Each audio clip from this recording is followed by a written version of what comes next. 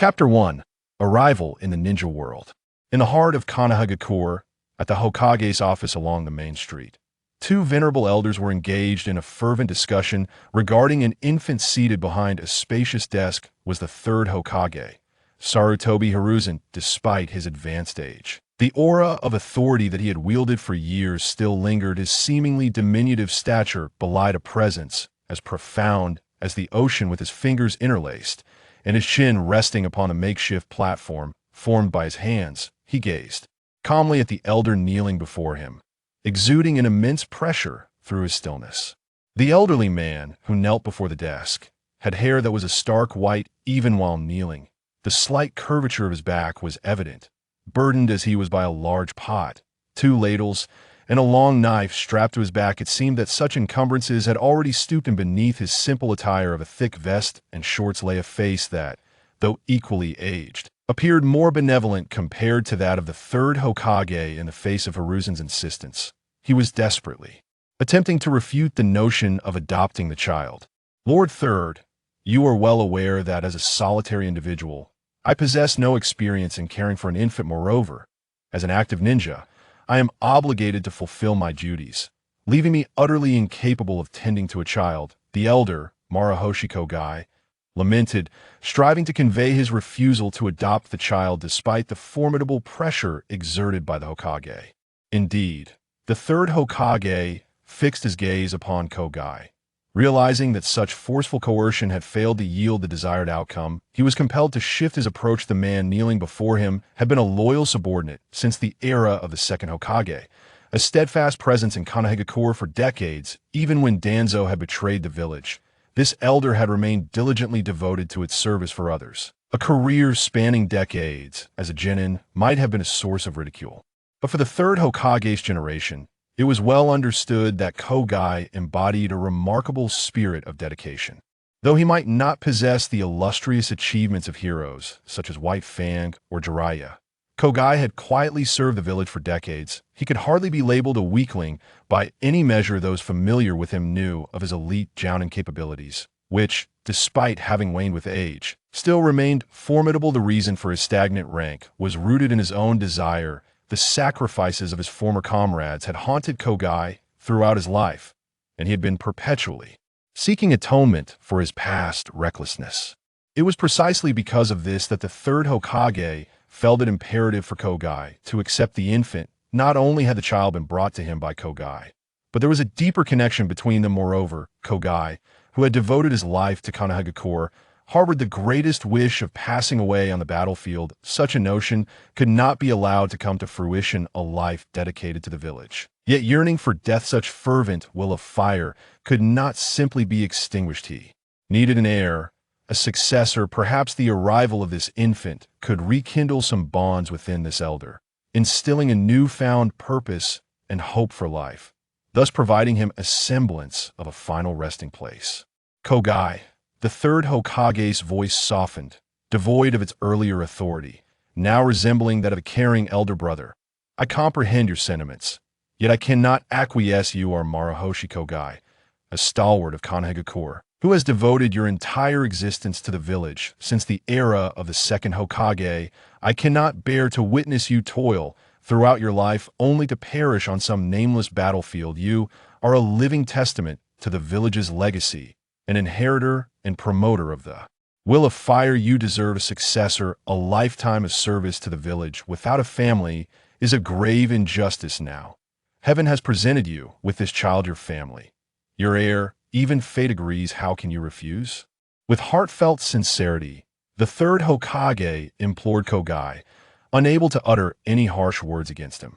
Yet Kogai understood the third's intentions and was grateful for his consideration. However, having navigated through decades of solitude amidst life and death, he had long made the decision to embrace a life devoid of familial ties. He recognized that he was not suited for the responsibilities that came with having a family with no possessions, a transient lifestyle, and the unpredictable nature of a ninja's existence. He believed it best not to burden anyone close to him with the pain that his life might entail. Objections lodged in his throat were abruptly interrupted by the rising third Hokage. Taking a deep puff from his pipe, The aroma of tobacco mingled with the swirling smoke provided a momentary lift to the third spirits. He had grown increasingly attached to the pipe over the years, a reflection of his waning vitality, and he could not help but acknowledge the passage of time.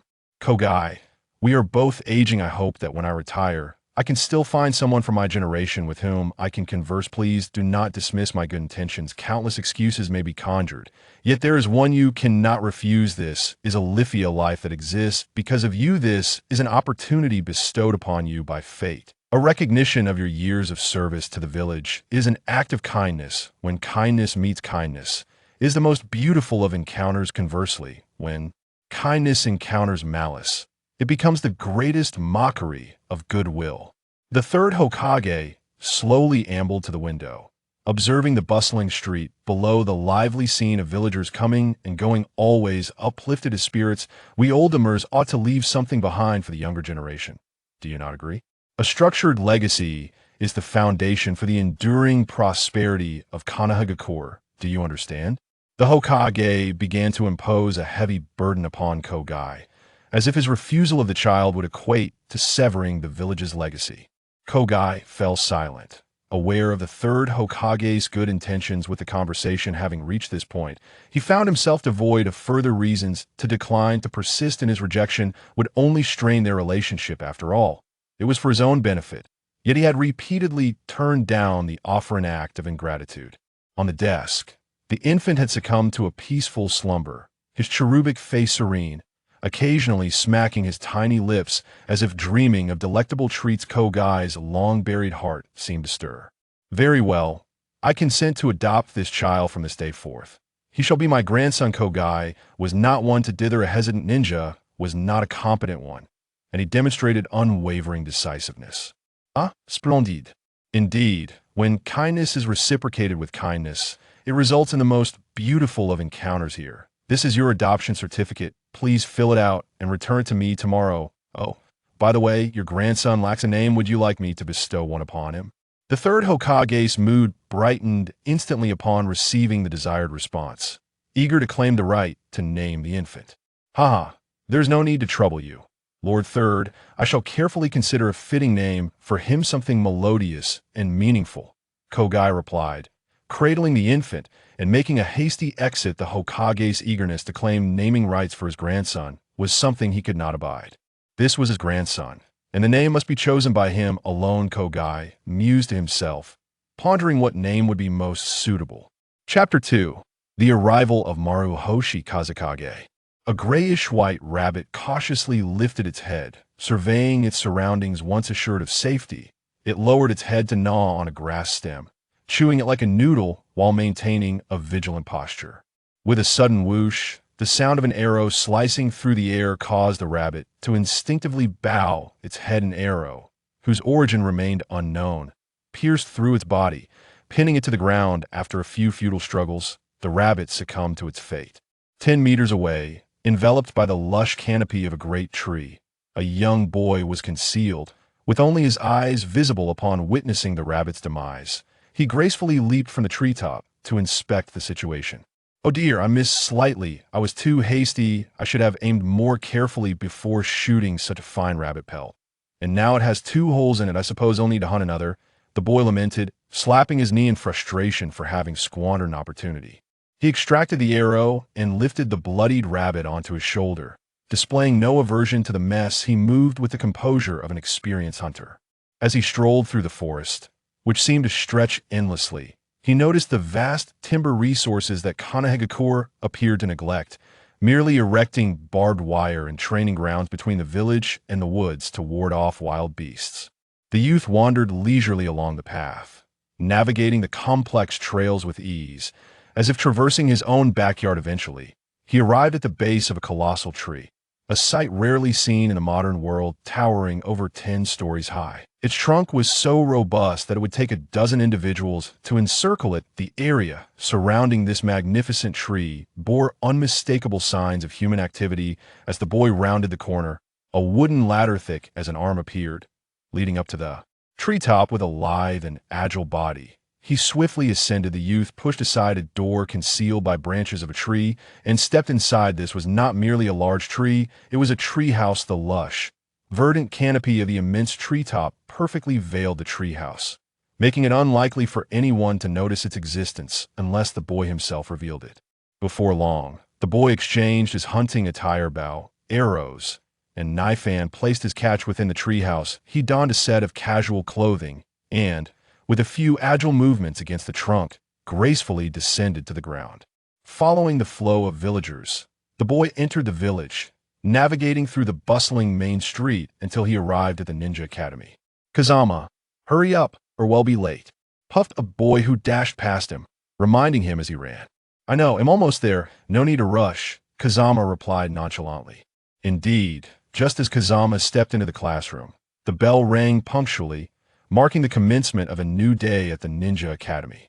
The boy's name was Kazama, full name Maruhoshi Kazama, an infant adopted years ago by Maruhoshi Kashin. 6 years had passed, and Kazama had matured into a young lad, now enrolled in the Ninja Academy. "Kazama, you enter the classroom just as the bell rang again. How do you manage that? Can you teach me?" The eager voice belonged to a familiar classmate, the very same who had rushed into the classroom earlier, reminding Kazama to hasten his pace. "Are you sure you want to learn? At your current pace, you barely manage to arrive on time. Do you really think you can master my timing?" Kazama rolled his eyes at the thought this classmate was always full of ideas after 2 lifetimes in school, accumulating nearly 20 years of experience. Mastering the art of punctuality was not something that could be easily acquired. Indeed, in his previous life, Kazama had blinked, and in the blink of an eye, 30 years had passed. Who knew which celestial being had intervened, allowing Kazama to awaken in this present world, one he had longed for in his past life, yet found utterly disheartening upon arrival. The world of Naruto had accompanied Kazama throughout his formative years. Although it was a Japanese anime not broadcast on television, he had diligently studied it during college, repeatedly revisiting notes. Logically, being familiar with the storyline should have alleviated Kazama's frustrations, yet the reality was that he felt vexed. Countless novels made it clear that traversing to another world necessitated some sort of advantageous ability. However, Kazama had none. The notion of possessing innate talents or skills was equally absent. It was often said that one's parents could possess boundless power, yet Kazama's lineage was shrouded in mystery, leaving him with no advantages whatsoever. The only solace he found was in the fact that, as an orphan, he had not perished in the wilderness, but had been taken in by his grandfather, Maruhoshi Kashin. As for the plot, he could care less, knowing the storyline would it lead to change or stagnation. If he altered events, it would invariably change the narrative, stripping him of foresight. Conversely, if he opted not to alter the storyline, how was he different from the myriad of Naruto viewers, merely experiencing the sorrow of the narrative firsthand? Having come to terms with the situation, Kazama found himself lamenting daily, yet reality remained unchanged, leaving him with no choice but to accept his fate. Like other children, he engaged in the mundane aspects of life, growing bit by bit with Kazama's enrollment in the Ninja Academy. Maruhoshi Kashin's childhood days had concluded, and Kazama's path as a ninja commenced. More often than not, he found himself isolated. To others, Kazama appeared to be a reticent individual in school. His theoretical performance was average, while his practical skills lagged behind, marking him as a somewhat talented ninja who could not fully realize his potential. Much like Irika in the Sea of Students, he was a mere shadow, scarcely noticeable. Was Kazama hiding his talents? Undeniably, he entertained such thoughts, yet it was still too early for him to conceal his prowess. He was already overshadowed by a group of more dominant peers. It must be acknowledged that there existed a faction of students who unabashedly flaunted their skills. They excelled in what the teachers taught, as well as in areas the teachers had not covered, effortlessly surpassing others and earning their reputation as geniuses. In the Hidden Leaf Village, it was a rare class that did not produce a few prodigies. The moniker of Cradle of Geniuses was not without merit, with such individuals claiming the title of genius. Kazama, a mere minor player, had to shelve his plans to conceal his burgeoning abilities, which had yet to see the light of day. It was often said that the world of Naruto was rife with conflict, and this was undeniably true even in the relatively peaceful Hidden Leaf Village. The seemingly tranquil ninja academy was filled with students brimming with aggression. Akin to wolf cubs, practical lessons were characterized by intense physical confrontations, and each student, full of vigor, had been selected for the academy based on superior physical capabilities. This reality posed a challenge for Kazama, whose spirit still resided in a time of peace. While his body had been thrust into this world dominated by power, the rigorous practical lessons became a means of escape for him. In times of peace, altercations were settled by seeking out teachers, or the police disputes were resolved in the same manner. And even unilateral beatings warranted intervention from authority figures. In a mere ninja academy, losing a fight necessitated a return engagement, and losing an argument demanded a rebuttal if one suffered a one-sided beating. They had to find an opportunity to retaliate, otherwise they would become the object of scorn and bullying. It was a misconception that children were devoid of malice and truth. Their cruelty could be starkly evident. Thus, after being pushed too far, Kazama grit his teeth, and at the cost of spending 3 days in the hospital nursing his injuries, managed to send a tormentor home in tears, bloodied and seeking comfort from their mother, finally regaining a measure of dignity. Kazama has finally extricated himself from the vicious cycle of bullying. Although others may claim he is inept in actual combat, none dare to provoke him intentionally. For once crossed, Kazama's ferocity would leave them utterly incapacitated. This very ferocity instinctively drives others to keep their distance, resulting in Kazama having few friends at school. He remains indifferent to this, for he much prefers the company of the erudite Marahoshi grandfather, where he can engage in unreserved conversations. He also enjoys shouldering his bow and arrow to hunt small game, consuming what he likes and donating the rest to the orphanage in Konoha, where the children are reasonably well behaved, especially towards the kind older brother who occasionally brings them gifts, calling him sweetly without ceasing. After 6 years, Kazama has become quite familiar with this world.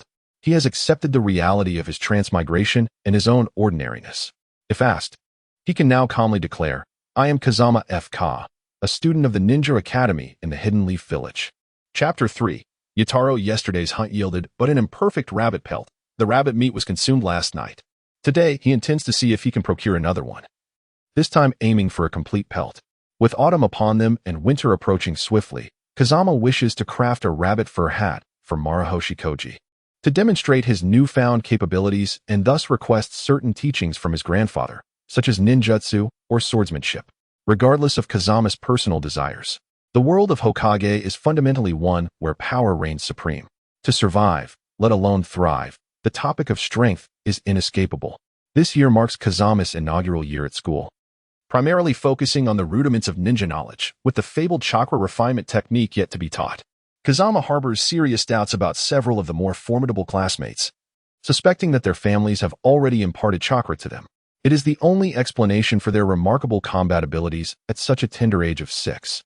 Determined not to lag behind, Kazama plans to seek private instruction from his grandfather, for next year's Ninja Academy promises to be even more challenging. As he steps forward, his gaze is directed ahead, yet his ears inadvertently catch a subtle rustling nearby. It seems to emanate from the large tree beside him. The tree's presence sends a chill down Kazama's spine. What creature had he overlooked, revealing itself only as he neared the trunk? Clearly, he had been deemed prey. Although merely 6 years old and not very large compared to humans, he is relatively sizable among the forest fauna. In the wild, an animal's size is crucial in determining its status as prey. Larger animals possess greater strength and hunting prowess, essential for sustaining their robust physiques. The only creatures capable of regarding Kazama as prey are bears, wild boars, tigers, leopards, and pythons, these formidable carnivores. Among them, only leopards and pythons can ascend trees, and the one that has stealthily approached him is unmistakably a serpent of the forest. Kazama is now not just sweating but trembling with fear. Of all creatures, he has the most dread for cold-blooded reptiles like snakes. Their mere presence sends shivers down his spine, and he often finds himself haunted by nightmares involving them. He is paralyzed with fear, unable to move, yet he knows he cannot remain still. He has but one chance to escape, and its success hinges solely upon his timing. If he hesitates too long, he will surely meet his demise. If he acts too soon, the python will have time to react, and he cannot guarantee he will evade its second strike. Taking a slow, deep breath, Kazama strives to calm himself. He must consolidate every strategy he can conceive to seize the opportunity for survival. 1, 2, 3. He counts down as he gradually rises, keeping his head stationary while his eyes scan for an escape route. As he finishes counting to 3, Kazama kicks the tree beside him with all his might, harnessing the recoil to propel himself sideways. Upon landing, he leans forward, executing a forward roll to dissipate the impact and create distance. As he completes the roll, he finds himself perfectly poised in a half squat, and without a moment's hesitation, he bolts forward with all his might. Kazama felt as though he had sprinted beyond his career's fastest record, with only the howling wind ringing in his ears. He could not spare a glance back until his stamina waned, his legs weakened, and his spirit faltered. At that moment, he would have lacked the strength to resist, even if he were thrown into the gaping maw of a python. Realizing he could no longer run, Kazama desired to turn and see what manner of serpent could hunt humans. The only information swirling in his mind regarding man-eating pythons came from Orochimaru's summoned beast, Manda. Struggling to move his body, he turned to look. To his relief, the brutal scene that could shatter his sanity did not materialize. Instead, he found only emptiness. What was happening? Had the python given up on its hunt? Kazama, baffled, noted that there were no signs of large creatures having slithered along the path he had taken. A python capable of preying on humans would undoubtedly be sizable, leaving traces of its presence, especially after moving with such swiftness. Yet, the reality was devoid of any evidence. From far to near, Kazama's vision revealed no tracks whatsoever. This peculiar situation suggested two possibilities.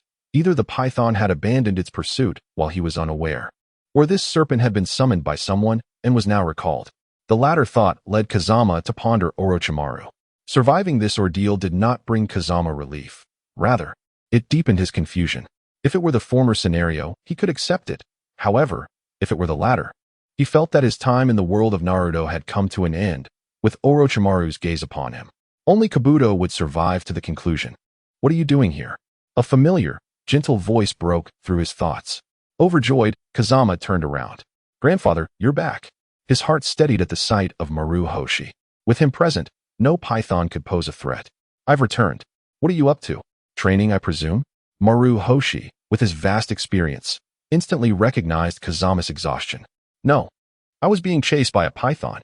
Kazama recounted his ordeal, finally clarifying his situation. Maru Hoshi's brow furrowed in concern.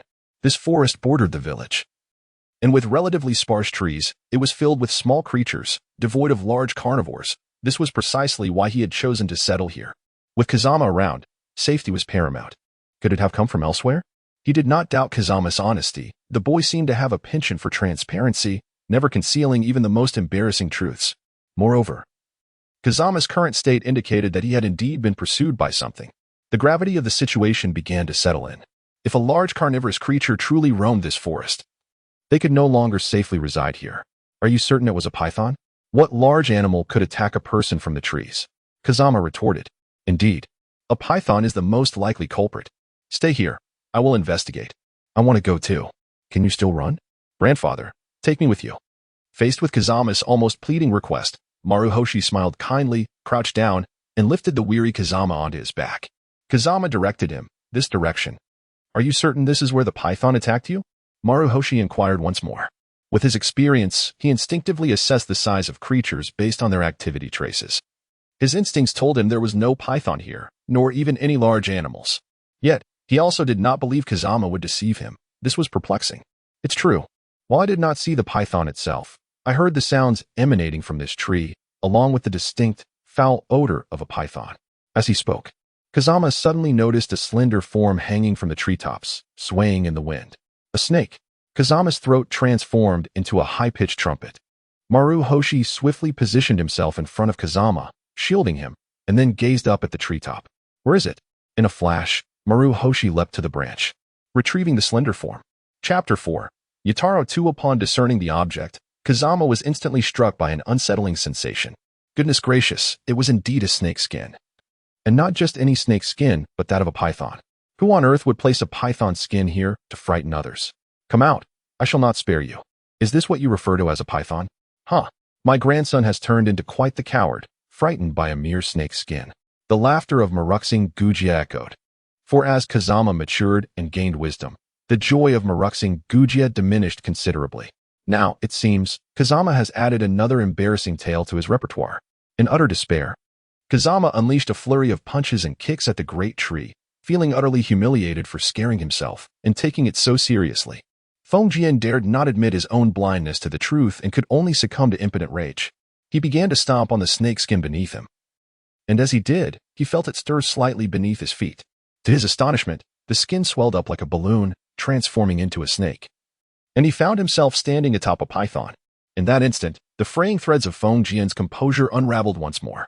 Suddenly, a pair of large hands gripped his shoulders with formidable strength, infusing him with a refreshing coolness that jolted him back to reality. Of course, with Grandpa around.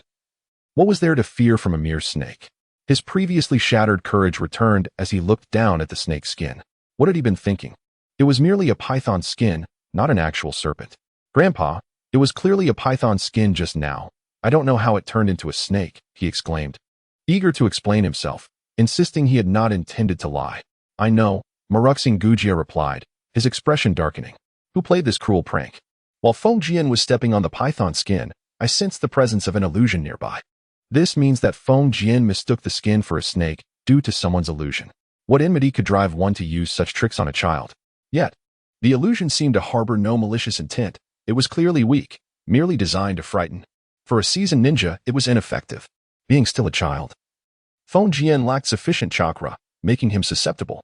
However, such a prank was excessive. One must never go too far in jest. For children can easily develop psychological scars from undue fright. Maruxing Gujie stood on high alert, determined to uncover the instigator of this mischief. How dare they bully his grandson in his presence as if he were a mere bystander? Today, he would teach this rogue a lesson. Even without sensing the presence of a ninja, his experience as a J-nin quickly led him to a clue. With a flick of his kunai, Feng Jian instinctively perceived a shadow flit past him, followed by the sound of a blade embedding itself into a tree behind him. Your presence has been detected. Will you not reveal yourself? Maruxing Gujie called out, feeling a slight chakra response emanating from the kunai's location, particularly vibrant at the moment it pierced the tree. Since you refuse to show yourself, I shall assist you. With that, Maruxing Gujie unsheathed his long sword and plunged it into the tree where the kunai had struck. After 2 attacks, the tree's bark shattered, revealing a hole the size of a bowl. Within, trembling in fear, a squirrel was ensnared by the sword. Its eyes rolled back in terror, and its little legs wet with fear. For a moment, Maruxing Gujie and Feng Jian exchanged glances, stunned. Ha ha ha, Maruxing Gujie chuckled awkwardly, scratching the back of his head. Ha ha ha, even the mighty Grandpa Maruxing Gujie can have his blunders. Feng Jian laughed uncontrollably. I can keep this incident to myself. But you must also not tell anyone about my fright. They reached a tacit agreement. That evening, outside Konoha village, in a treehouse illuminated by the campfire. The scene was heartwarming. After years of serving as a lower-ranking ninja, often playing the role of cook or errand runner in a team of higher-ranked ninjas, Gujie had become quite the culinary expert. As he himself put it, after doing this for so long, I might as well be a master chef. Though usually, it was just the two of them sharing tender moments. Today they welcomed a third member. Come on, don't be so stingy. Sure, I ruined your nest, but you scared me first. Besides, your nest was tiny. How about I build you a bigger one? You know, we humans are quite skilled at constructing houses. Feng Jian began to persuade. The little creature, sitting on a log as thick as an arm, appeared despondent, as if the sky had fallen, but only upon its home. How about this? Tomorrow, I'll help you gather your lost nuts. At last, the squirrel, Gigi, showed a flicker of response. Don't worry, I won't steal any. And I can even find you new nuts. Gigi, do you really think I would deceive you? Your forest is not that vast. I've explored what's far larger than yours. The nuts on the other side of the mountain are more plentiful and sweeter. Kazama resembled a child abductor, employing relentless persuasion. Gujie observed with a cheerful demeanor, neither supporting nor opposing the antics, for after all, it was merely a squirrel. Even with the possession of chakra and a modicum of illusionary talent, its potential was inherently limited. Achieving the rank of a lower ninja would be commendable, with the upper echelon being that of a middle ninja. If it could be tamed, it would be a boon. If not, there would be no significant loss. For Kazama, this was akin to a pet presented at his doorstep, endowed with innate gifts. Who said the ninja world could not indulge in the companionship of animals? The summoning techniques of the legendary 3 were a testament to that. Though unable to summon toads or snakes, entertaining a squirrel sufficed. How about the name Yataro?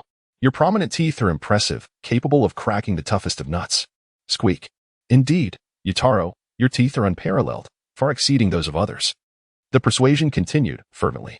A squirrel, even with chakra and a spark of intelligence, how much wisdom could it truly possess to grasp the underhanded machinations of humanity?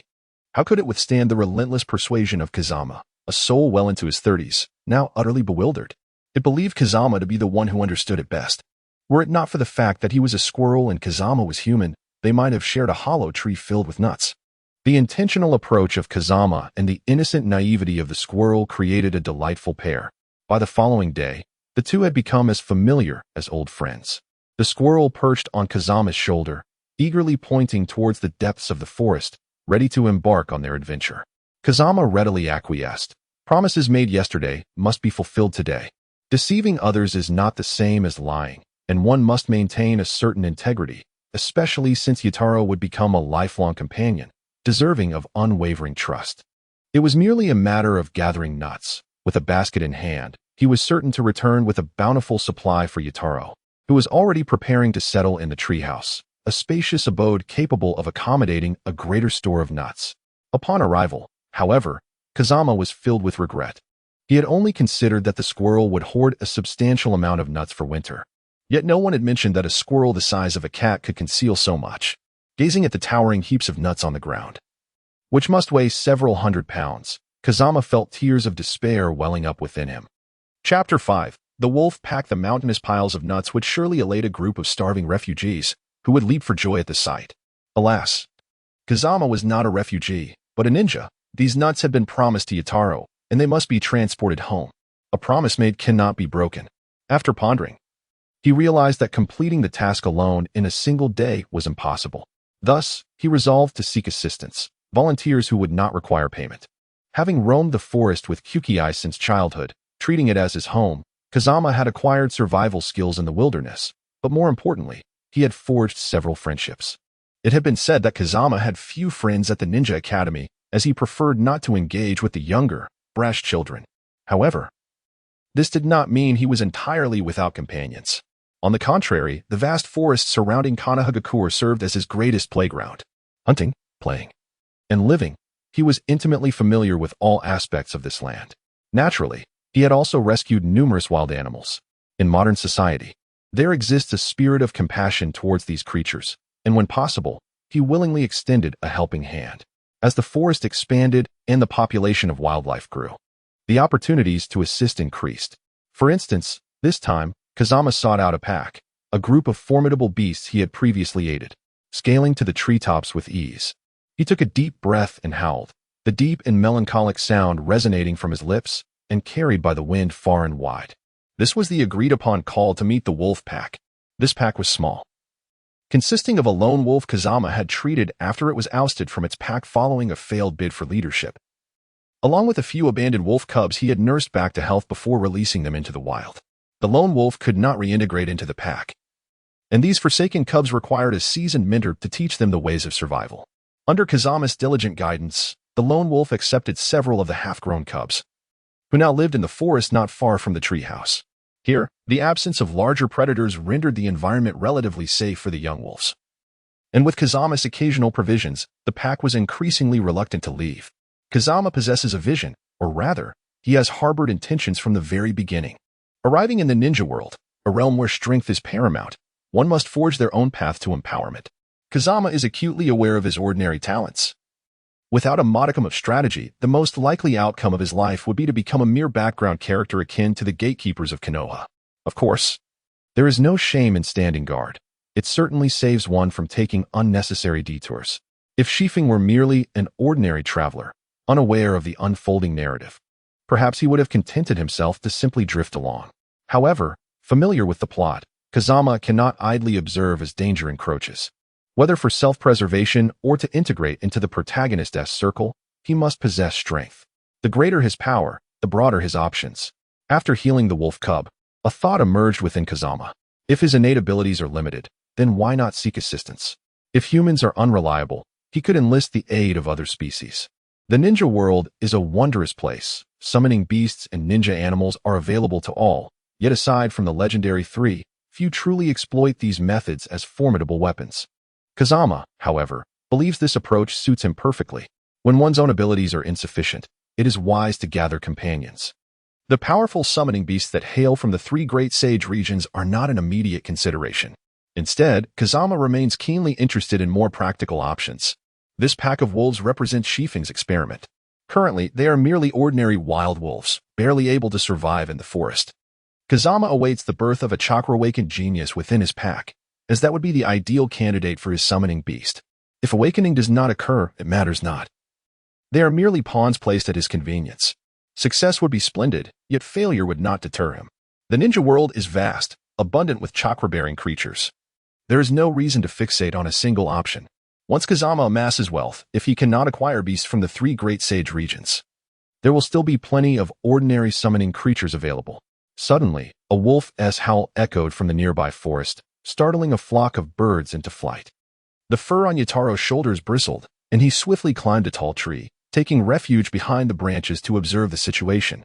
Yataro gestured animatedly, urging Kazama to leave quickly. Rest assured, they are allies I summoned for assistance. There is no danger, Kazama reassured him.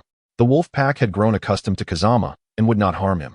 However, Yataro had only known Kazama for a night, and their trust still required time to solidify. It was imperative not to frighten Yataro. If you're uneasy, remain in the tree. If there is danger, flee, Kazama advised, not pressuring Yataro to descend. As a small creature, fleeing from danger is instinctual. Such behavior cannot be condemned. Soon, with the sound of howls drawing nearer, 6 wolves emerged before Kazama, 2 adults and 4 pups. The lead wolf was the solitary one who had lost the battle for the title of Wolf King, and the wounds on his body were still evident, a testament to the severity of his injuries. Thankfully, Kazama had healed him, and now he stood as the leader of this small pack. One-eyed, he called. A name derived from the injury that marred his face, affecting his eyelid and causing blood to flow profusely. Kazama initially feared he would become known as the One-Eyed Wolf. But after healing, the eye could open, and he was not as he seemed.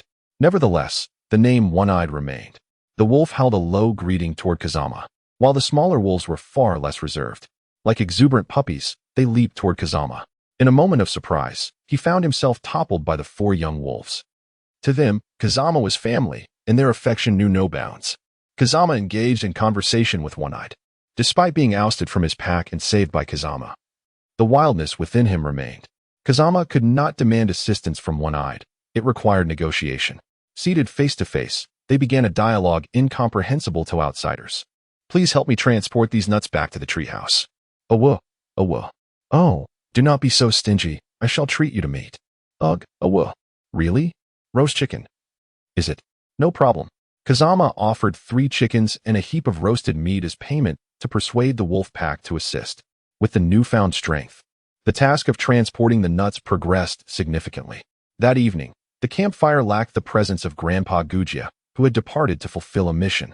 It was puzzling how a mere genin could be busier than a genin. Here, your roast chicken. Kazama tossed a whole chicken, crispy on the outside and still bloody on the inside, devoid of oil or salt, to One-Eyed, while tossing the undercooked meat to the other pups. It was not that Kazama lacked skill in roasting meat, nor was he miserly. When he first took them in, he was averse to offering them bloody fresh meat, fearing that cooked meat might pose health risks. Thus, he resorted to serving them half-cooked fare, only to discover they relished it, as long as they were content. Kazama had no inclination to sit with a pack of wolves feasting on raw meat. Chapter 6. Training today dawned bright and sunny. The previous day, the ninja school had concluded its holiday, granting Grandpa Gujia a rare few days of respite, an opportune moment to inquire about the long-desired training issues. Taking a deep breath and steeling his resolve, Kazama approached the elder with his request. Grandpa, I wish to train. Ah, the elder responded. As if he had merely heard the chirping of birds, his breakfast routine unchanged, displaying no emotional turbulence, as though he anticipated Kazama's words. He expected an immediate refusal, as training chakra at 6 years old was theoretically plausible but practically uncommon among the children at the ninja school. Only those from ninja clans had begun to engage with chakra at this age. The others remained at foundational levels, and it would be standard for them to begin chakra training the following year, once their bodies and spirits had matured further. It is indeed time. The children of the ninja clans have already started to learn chakra condensation before entering school. Your physique is average, which is why I delayed for half a year. Now, it is time to teach you the methods of chakra condensation. Tears streamed down Kazama's face as he realized the truth. "Old man, please clarify," he implored. "If I strengthened my body, wouldn't I have been able to cultivate chakra long ago? Must you speak in riddles? I thought you had some deeper considerations." "Sit tight and listen," the old man began. Chakra, in essence, is being well-versed in the narrative. Kazama understood the fundamental principles of chakra. However, familiarity with the theory did not equate to the ability to harness it. If that were the case, he wouldn't have needed to wait until now for the old man to impart his wisdom. There were profound intricacies involved. Even the slightest misunderstanding could lead to failure in chakra cultivation. First, clear your mind of distractions, devoid of desires and thoughts, and concentrate on your body, sensing both your physical and spiritual energies. At last, the old man revealed substantial insights. Once sensed, the energies must be gathered and blended. The distinct forces must intertwine, merging into a new energy that is chakra. Do not inquire about when the fusion is deemed successful. The moment you achieve it, your body will inform you. The old man's voice was steady and measured, resonating in Kazama's ears. As the words flowed, Kazama's thoughts gradually calmed, reaching a state of tranquility, until finally settling. His body felt like a transparent vessel, revealing the scattered energies within. The brain predominantly housed spiritual energy, while the rest of the body was filled with physical energy. As for how to unite the two, the old man spoke of intent. What is intent? Kazama understood it as his consciousness and thoughts. In essence, while maintaining a still body, he continuously commanded the two energies to draw near using his intent. The spiritual energy was somewhat sluggish but responsive, while the physical energy was far more vigorous, nearly disregarding Kazama's commands. Faced with this challenge, Kazama could only focus on the spiritual energy, repeatedly attempting to capture the physical energy. However, the sluggishness of the spiritual energy could not keep pace with the vivacious physical energy, resulting in repeated failures. What to do? The immobility of his body had already reduced the activity level of the physical energy. What more could he do? In a state of introspection, he gained clarity regarding the internal conditions of his body.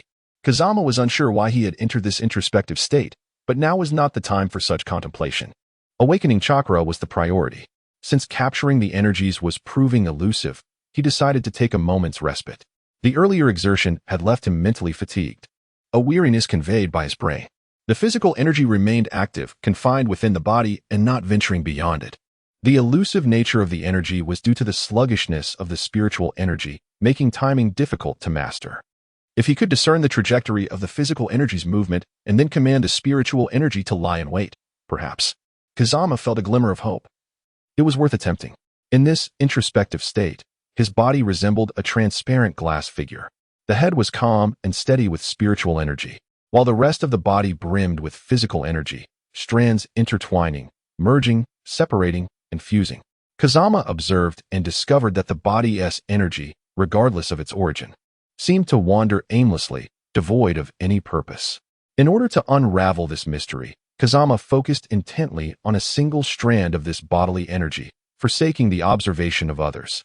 As he traversed, his consciousness finally grasped the essence of this enigmatic energy. Kazama seemed to have grasped that controlling the body's energy through thought does not necessitate the immediate command of the entire bodily energy. After all, the vastness of the body's energy pales in comparison to the power of thought. As he observed a strand of his bodily energy, his subconscious focus allowed him to more easily master this fragment of energy. It was akin to playing a game of snake, guiding this slender thread of energy to pursue other energies, until he sensed that this strand had grown sluggish and unresponsive. Suddenly, Kazama recalled that he was not merely playing a game, and promptly directed the energy to waver toward his head, ultimately colliding with the mental energy. Though the two types of energy initially seemed incompatible upon their encounter, the mental energy obediently enveloped the strand of bodily energy, which, under Kazama's control, refrained from any significant movements. They intertwined like dumplings, merging together. "How's it going? Any progress?" Kazama felt sore all over, as if he had been gaming all night. His mind a muddled mess, when he suddenly heard the elder's voice calling out. "Not bad, there's some advancement, but still no synthesis of chakra." Kazama clutched his head, wishing to relieve the pressure. "Progress is good. We shall continue tomorrow. Take care to rest these next few days and refrain from other activities." Observing Kazama's pained expression, Gu Jie smiled faintly, recalling that he too had endured similar trials in the past. Once this hurdle was surpassed, the subsequent challenges would come effortlessly. Kazama's innate talent, despite his own lack of confidence, allowed him to condense chakra within a day, marking him as a genius, albeit one who had evidently faltered. This method of awakening chakra could only be attempted for a maximum of 7 days. Failure to succeed by then would indicate a lack of inherent talent for chakra. The awakening of chakra indeed consumes both bodily and mental energy. Our daily lives also deplete these energies, but such consumption occurs unconsciously and dissipates naturally, with rest and sustenance aiding recovery. In contrast, awakening chakra is a conscious effort, akin to imposing a greater drain amidst the usual expenditures. Thus, Kazama experienced headaches and bodily aches. These were entirely normal phenomena. 7 days represented the utmost limit. Surpassing this time frame would render the replenishment of consumed mental and bodily energy through rest and nourishment nearly impossible, leading to a depletion of vitality. Chapter 7. Cultivation. The following day, invigorated, Kazama eagerly resumed his training. Logically, given the previous day's exhaustion, he should have felt lethargic. Yet this was a testament to the body's secrets. Bodily and mental energies continuously emit slowly. The body had acclimatized to this state, resulting in no adverse conditions. The sudden drain from the previous day had sent erroneous signals, prompting a rapid consumption of both energies, which now urgently required replenishment. What could have been a state of recovery was distorted by this miscommunication, leading to Kazama's heightened condition. This was akin to a blood draw. A slight loss of blood stimulates the body's hematopoietic functions. Similarly, the consumption of bodily and mental energies incited the body to automatically enhance its recuperative abilities. Armed with yesterday's experience, Kazama swiftly entered a focused state today. Eschewing the earlier reckless approach, he, like the day before, zeroed in on a strand of bodily energy, concentrating his thoughts upon it, mastering it, and directing it into the mental energy. The bodily energy that had been enveloped by the mental energy the previous day had now vanished without a trace, its whereabouts unknown, as it eluded detection in his introspective state. Having devised a method, Kazama felt no urgency. He proceeded methodically, controlling the bodily energy as it danced within the mental energy. The two intertwining and colliding, each contained within the other. Time slipped away unnoticed, and Kazama's mind began to dull. Suddenly, his body relaxed, akin to the feeling after intense exercise followed by a refreshing gulp of ice water, a wave of unparalleled comfort washing over him from head to toe. Though his head still throbbed and his body remained sore, this unexpected relief invigorated him. Within his introspective state, the mental and bodily energies, having intertwined countless times, had finally merged into a bluish flame. It was this very occurrence that allowed the body to acknowledge and accept the consumption of both energies, implying that from now on, whenever he summoned mental and bodily energy, they would naturally coalesce into chakra. Feng Jian opened his eyes and beamed at the elderly man. It has been accomplished. A smile graced the aged visage of Gu Jie, who was evidently pleased with Feng Jian's progress. After all, how many true geniuses could there be? If one were not a genius, could they truly claim to be his grandson? As long as one could become a ninja, they could serve the village. Whether or not they were a prodigy was of little consequence. First, have your meal. You have just gathered your chakra, and your body has undergone considerable strain. It is essential to replenish your nutrients and rest adequately. Once your body fully adapts to this expenditure, the process will become much easier. From here on, it is a matter of persistence. Remember to practice chakra gathering daily, as it will determine the quantity of chakra you possess in the future. It is of utmost importance. Understood. After savoring the delicious vegetable fish stew that had been simmering for who knows how long, a true masterpiece of the elder, Feng Jian, despite his heightened spirits, resolved to take a nap before proceeding further. Time swiftly passed, and half a year had gone by. Feng Jian's chakra training had never ceased. Within the ninja school, many classmates had awakened their chakra, gradually moving on to physical techniques, shuriken skills, foundational knowledge, traps, and disguises, courses that were a blend of theory and practical application. Indeed, it was only after awakening chakra that the curriculum became genuinely enriching for ninjas, having experienced the transformative era of information. Understanding these subjects was not particularly challenging for Feng Jian. However, he encountered a formidable obstacle in his studies of ninjutsu. This obstacle was none other than Maruxin Gu Jie, who was reluctant to impart ninjutsu to Feng Jian, asserting that he was still too young and needed to focus on honing his fundamentals rather than aspiring to lofty heights. This was a valid point, and Feng Jian found himself unable to refute it, ultimately resigning himself to accept it. Nevertheless, acceptance did not equate to relinquishing his pursuit of ninjutsu. Familiar with the original text, he was well aware of the cultivation techniques for wind release, which were clearly delineated in the narrative, although he lacked the shadow clone to assist him. Feng Jian was unwilling to wait any longer and decided to conduct his experiments immediately. The technique of wind release begins with the fundamental exercise of slicing through leaves. One must concentrate chakra in the palm, envisioning it to be sharper and thinner, and then instantaneously cut through the leaf. Leaves are abundant in the forest. Yet the notion of imagining chakra as sharper and thinner raises questions. Does this imply that mere visualization can manifest wind attributes? Is this merely a mystical concept? According to the original text, the essence of wind release is characterized by wind blades that are as sharp as a knife. Indeed, this is the predominant effect of most wind release techniques. Feng Jian attempted to test the leaves, only to discover that they remained as steadfast as an old dog and as resilient as iron under the cutting edge of chakra, showing no signs of damage whatsoever. It was evident that Feng Jian had yet to grasp the essence of wind-style chakra. After several attempts, the outcome remained unchanged.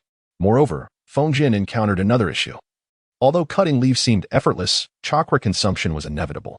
Even if the consumption was minimal, as a mere student of the Ninja Academy, how much chakra could he possibly possess?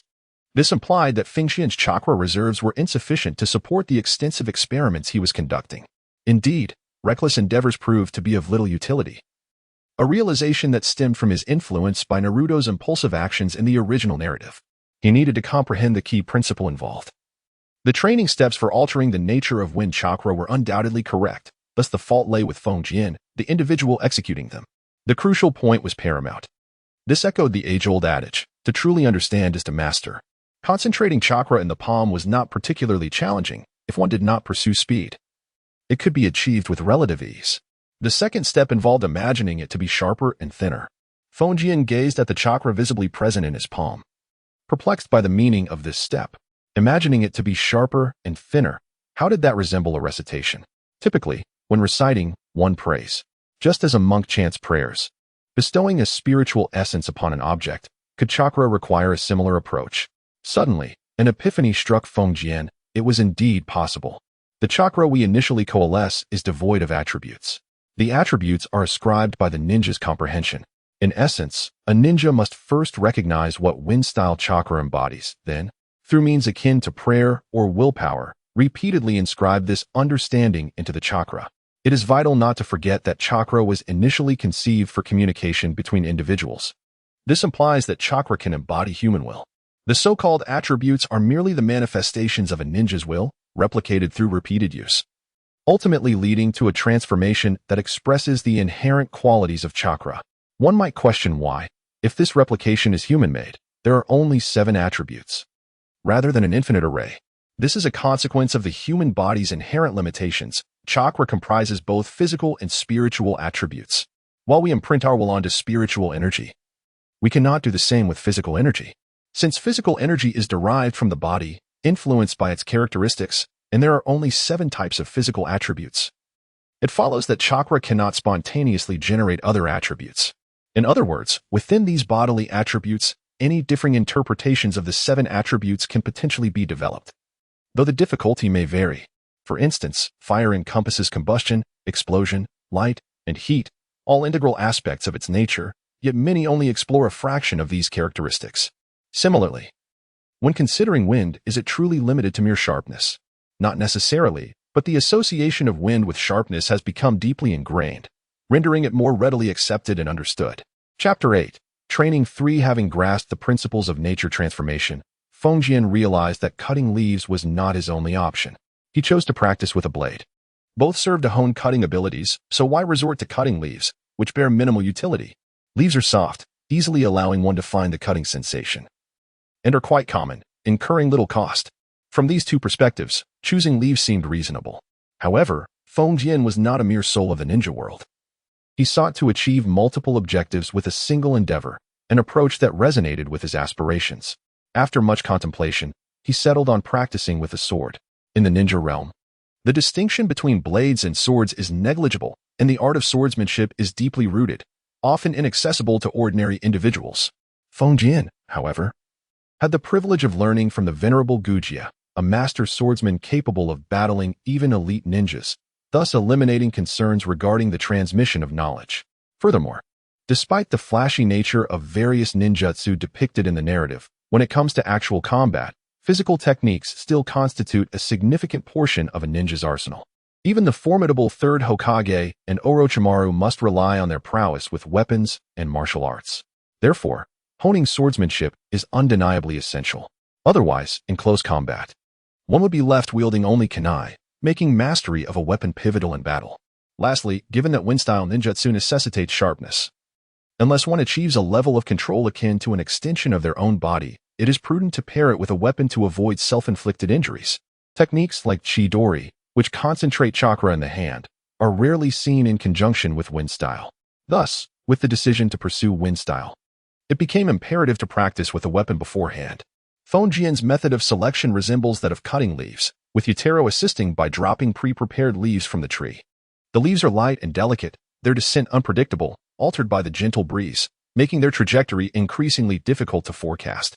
Meanwhile, the sword practitioner Fonjian wields a long, straight wooden sword, characterized by a thick spine and a thin blade, roughly the width of a palm and as long as an arm, practicing his strikes. The purpose of these swings is to sever the falling leaves. However, the wooden sword lacks sharpness, and even with the force of his strikes, it cannot cut through the leaves mid-air without the aid of chakra. This means that each slash from Fonjian must not only encompass speed, strength, and accuracy but also require the cooperation of chakra. The moment he can split a leaf in mid-air with a single stroke, his swordsmanship and wind techniques will be considered to have reached a minor mastery. In addition to sword practice, Fonjian must also hone his archery skills. From the moment he was able to move, he began training in this art. Initially, it was merely to acquire some hunting ability to enhance his meals, as the elderly Guje often embarked on missions, resulting in a sharp decline in the quality of Fonjian's food. Rather than complain, he resolved to be self-sufficient. The bow and arrow became his chosen tools, as there is nothing more exhilarating and practical than standing atop a tree, shooting down at prey. Traps could have been an alternative, yet at his tender age, Fonjian lacked the strength and skill to set up snares capable of capturing wild beasts. His seemingly playful choice evolved into his most effective means of attack. Armed with a bow, in a forest, he felt confident he could outmaneuver any of his peers from the ninja academy. Regrettably, this was but a fantasy. Nonetheless, it did not deter Fonjian from contemplating the bow and arrow as his primary weapon in the future. The ninja world's understanding of ranged ninjas was limited to the likes of the third Hokage, a formidable artillery-style ninja proficient in various long-range jutsu. The concept of sniping was virtually non-existent in the ninja realm, which granted Fonjian a realm of imagination and manipulation. Sniping tactics, rooted in the ultra-long-range strikes of modern weaponry, seemed unattainable with bows due to their limited range. However, as a modern individual, Fonjian pondered the existence of sniper crossbows and folding bows, capable of reaching ranges of up to a kilometer thanks to contemporary technology. Thus, executing assassinations through long-range sniping appeared feasible, silent, far-reaching, and powerful, a perfect solution. Moreover, the range of a bow easily exceeds that of most ninjutsu attacks, allowing Fonjian, when engaged in direct confrontation, to remain elusive while threatening his opponent from a distance. He understood the sensation of wielding a bow, knowing that as long as he was armed, he could maintain a safe distance while still posing a threat. The activation of ninjutsu, unless instantaneous, could never surpass the speed of an arrow. The process of drawing and releasing an arrow is inherently quicker than forming hand seals. Most crucially, while ninjutsu requires chakra, archery demands only a modicum of physical strength. Thus, the longer the battle continued without an immediate incapacitation of Fonjian, his probability of victory would markedly increase. With bows for ranged combat and swords for close quarters, the only element missing was a primary combat pet, culminating in the emergence of a perfect hunter. However, this is the ninja world, and perhaps Fonjian was slightly misaligned in his thinking. Nevertheless, the concept remained worth exploring.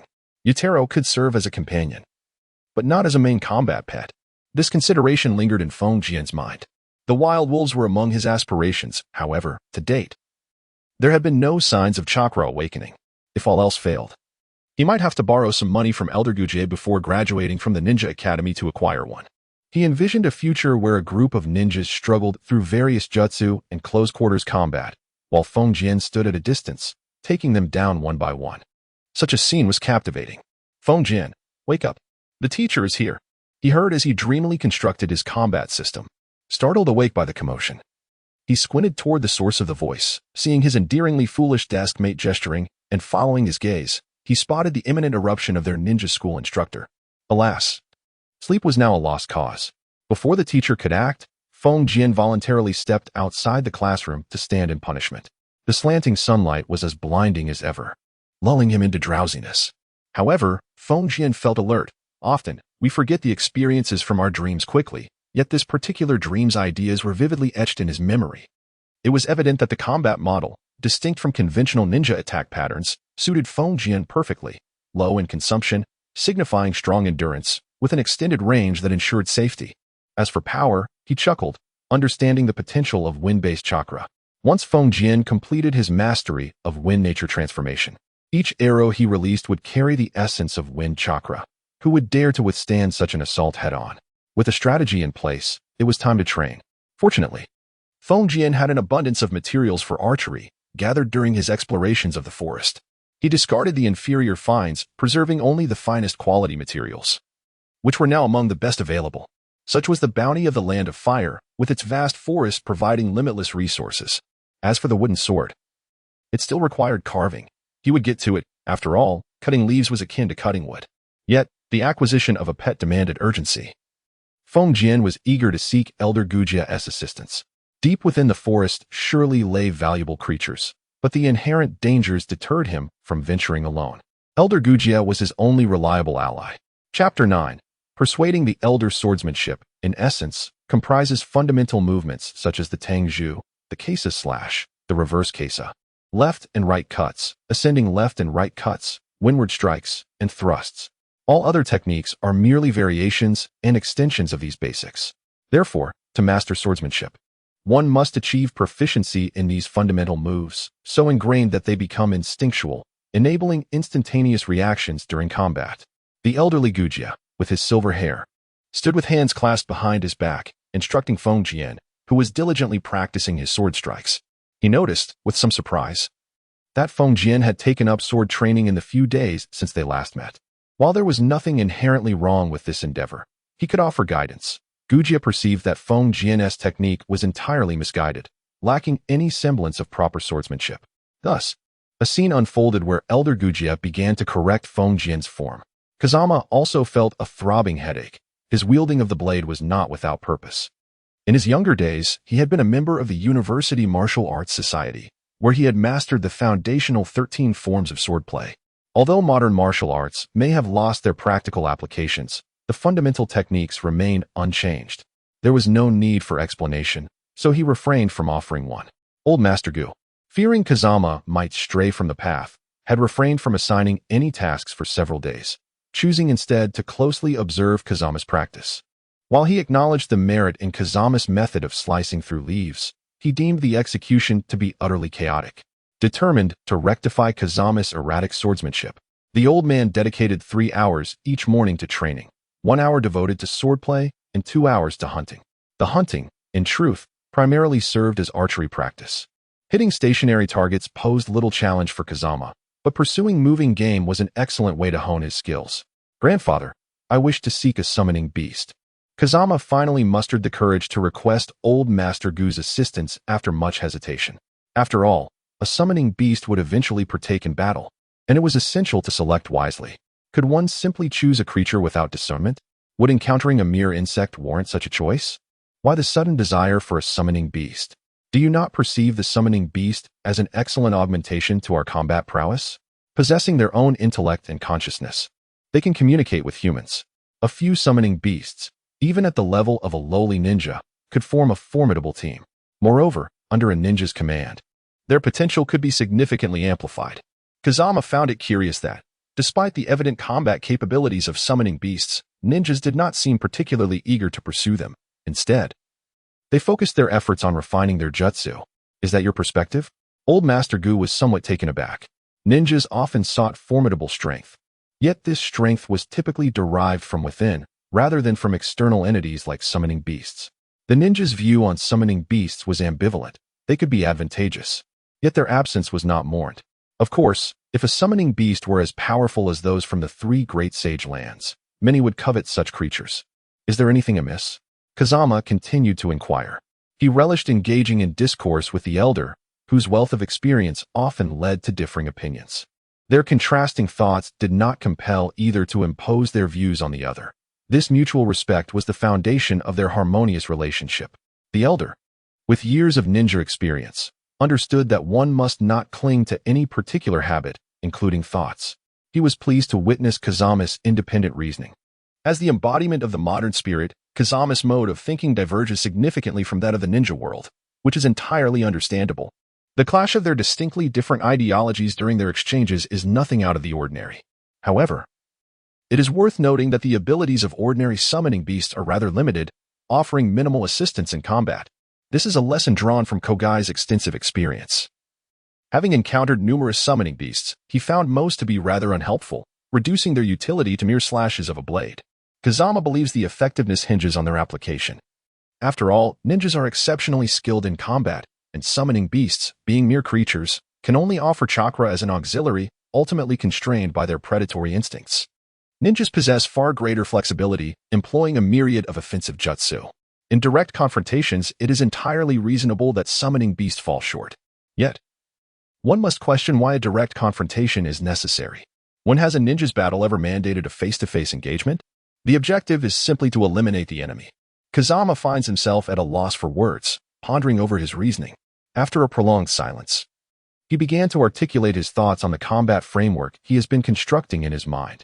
He concluded that the supportive role of summoning beasts in battle is indeed crucial. This realization, born from a thorough reevaluation, indicates that relying on summoning beasts as the primary combat force is impractical in a ninja's world. When summoning beasts are positioned as support, the matter becomes considerably simpler. Many ninjas have adopted this strategy of utilizing summoning beasts to assist in combat. What, then, is the difference? Kogai's wealth of experience once again stifles Kazama's musings, prompting him to reflect carefully on whether any flaws reside within his arguments. Of course there is a difference, Kazama attempts to assert, only to find himself unable to counter Kogai's perspective. No matter how one might twist and turn the argument, summoning beasts will always serve merely as supplementary combat power for ninjas, not as the main force. What difference does it make? Even if one could master the summoning beasts, it would ultimately be in service to the ninja's own prowess.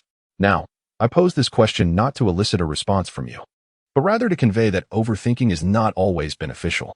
Sometimes, action speaks louder than words. If you believe you can make a difference, then go forth and prove it to me. Observing Kazama's look of frustration, Kogai refrained from pressing further with words that might pry open Kazama's inner thoughts. Instead, he chose to offer comfort, having already discerned that his grandson harbored many ideas yet lacked the proactive spirit to act upon them. This was unacceptable. The path of a ninja is not that of a politician, where talk often outweighs action. Do you not wish to summon beasts? Come, the forest beyond Konoha is vast, and we have little time to waste. Kogai began to gather his belongings. I have no objections to your wishes. What matters is your initiative. It is commendable to have ideas, but testing them is even more crucial. As your grandfather, what more can I do but support you? Kogai's smile radiated warmth.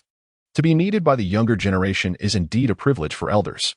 The forest outside Konoha was immense, nearly enveloped by trees.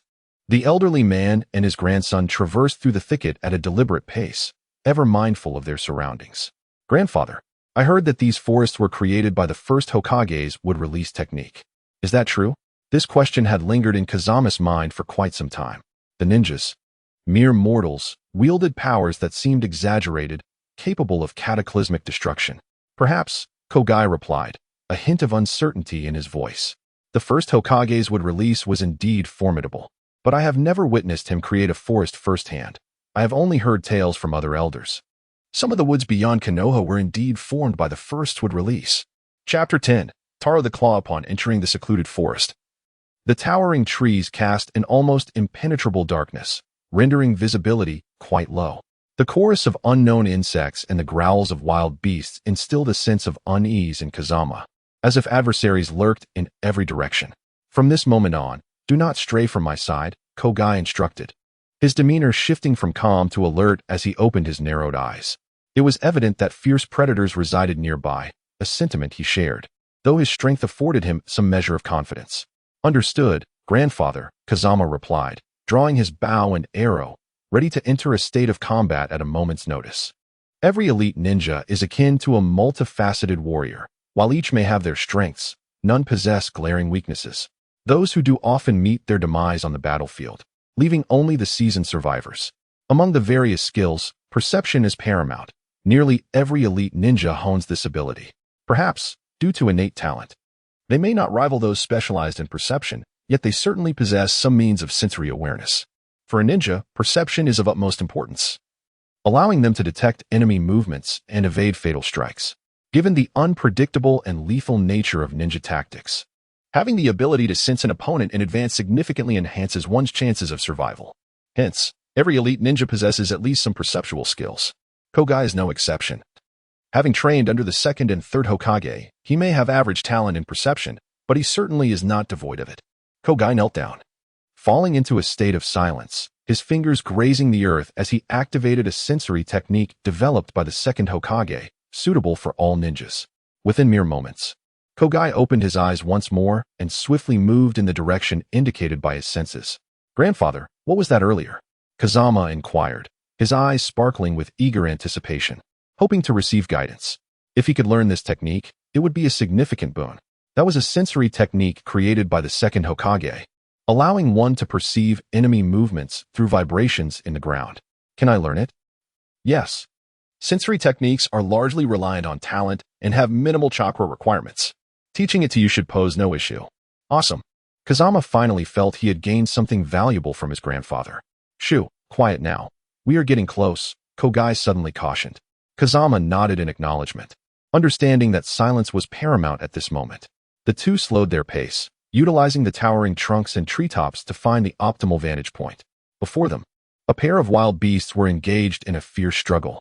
Oh, wait, it should be described as a one-sided torment. On one side, a lizard the size of a donkey, and on the other, a small, furry bear. The lizard, taking advantage of its size and strength, mercilessly bullied the already wounded bear. It appeared that the lizard's teeth were venomous, waiting for the bear to lose all resistance before relishing in a sumptuous lunch. "What do you think?" Kogai suddenly asked. "What do you mean?" Kazama replied, perplexed by the abrupt question. "What if these two beasts were summoning beasts?" Kogai suggested, assuming Kazama's silence indicated disdain. "Do not underestimate them. Both have awakened chakra.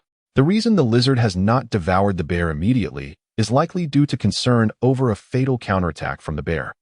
After all, this lizard swallows its prey whole. If the bear does not die instantly, it could inflict harm from within, leading to the lizard's demise. With such intelligence, combined with its chakra and venom, it could possess the combat prowess of a lower-ranked ninja. Even a mid-ranked ninja bitten by it would find themselves in dire straits. What do you think about considering this one?" Kogai expressed particular interest in the lizard. "And the other one?" Kazama shuddered at the sight of the lizard, recalling his deep-seated fear of snakes and similar cold-blooded creatures from his previous life, a phobia that had not diminished in this one. If given a choice, the lizard was not what Kazama desired. The other one, though slightly more appealing, appeared to be in a semi-adult state. While it had awakened its chakra, it possessed no useful techniques, and its speed and agility were inferior to that of the lizard, leaving it vulnerable to repeated mockery. Now, it had been poisoned severely and would soon become the lizard's meal. "I choose the little bear," Kazama declared, offering his decision. "All right, as long as you've made your choice." "A bear?" Gujie exclaimed in surprise, as he clearly regarded the lizard as the more advantageous option. After a moment's hesitation, Gujie refrained from further persuasion. Respecting Kazama's decision, he leapt down from the tree and swiftly activated the body flicker technique, drawing his long blade from behind him. With the technique, he executed a precise upward slash, the sharp blade slicing through the air with a dazzling flash. The moment the blade passed, the lizard's head was severed from its body. And by the time Gujie sheathed his sword, the lizard's head had fallen to the ground, its body splattering blood everywhere. The lizard, which Gujie had assessed to possess the strength of a lower ninja, had offered no resistance before being dispatched in one swift stroke. Despite his age, the old man's agility remained impressive. Meanwhile, the audience observed the little bear, who had succumbed to the lizard's venom, now lying helplessly on the ground. With the poison coursing through its veins, escape was impossible, and faced with such a formidable opponent, the bear truly seemed doomed.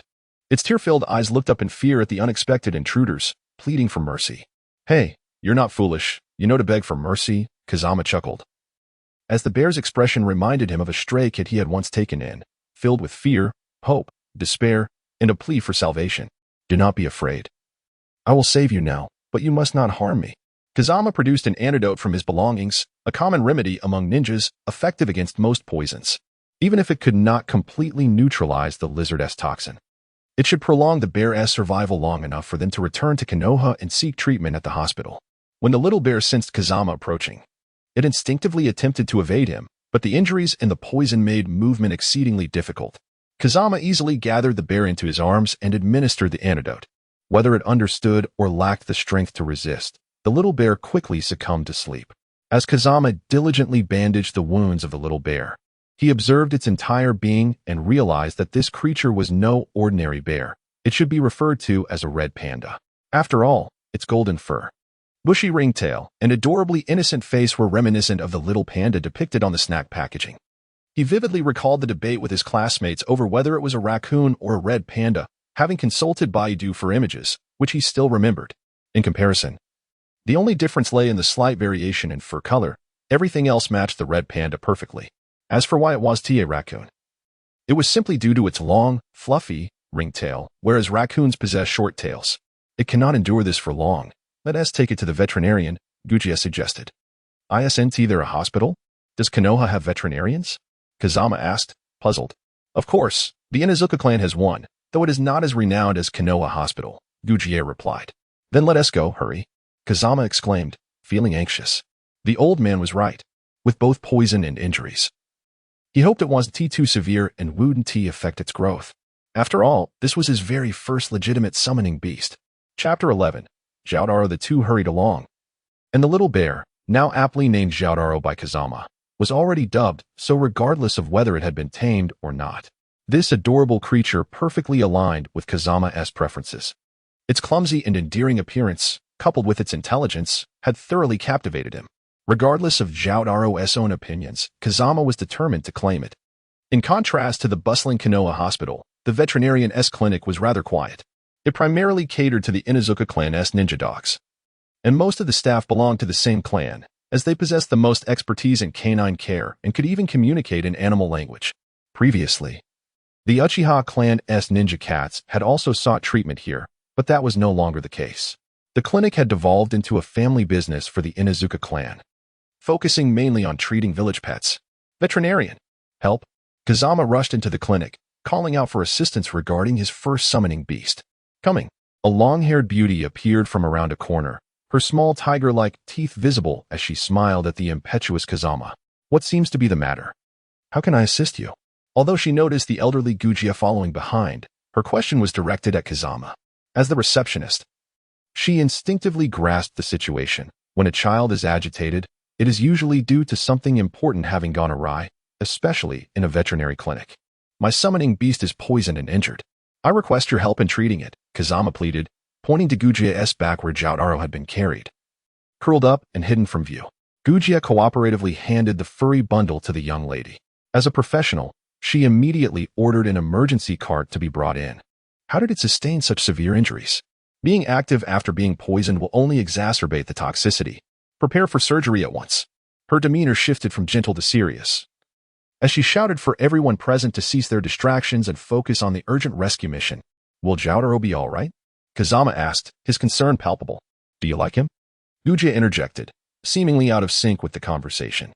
While Gugia was prepared to spare no expense to save the little red panda, now Zhaodaro, considering how fond his grandson was of the creature and its potential role in Kazama's future as a ninja, the two were not on the same wavelength. Professionals are indeed professionals.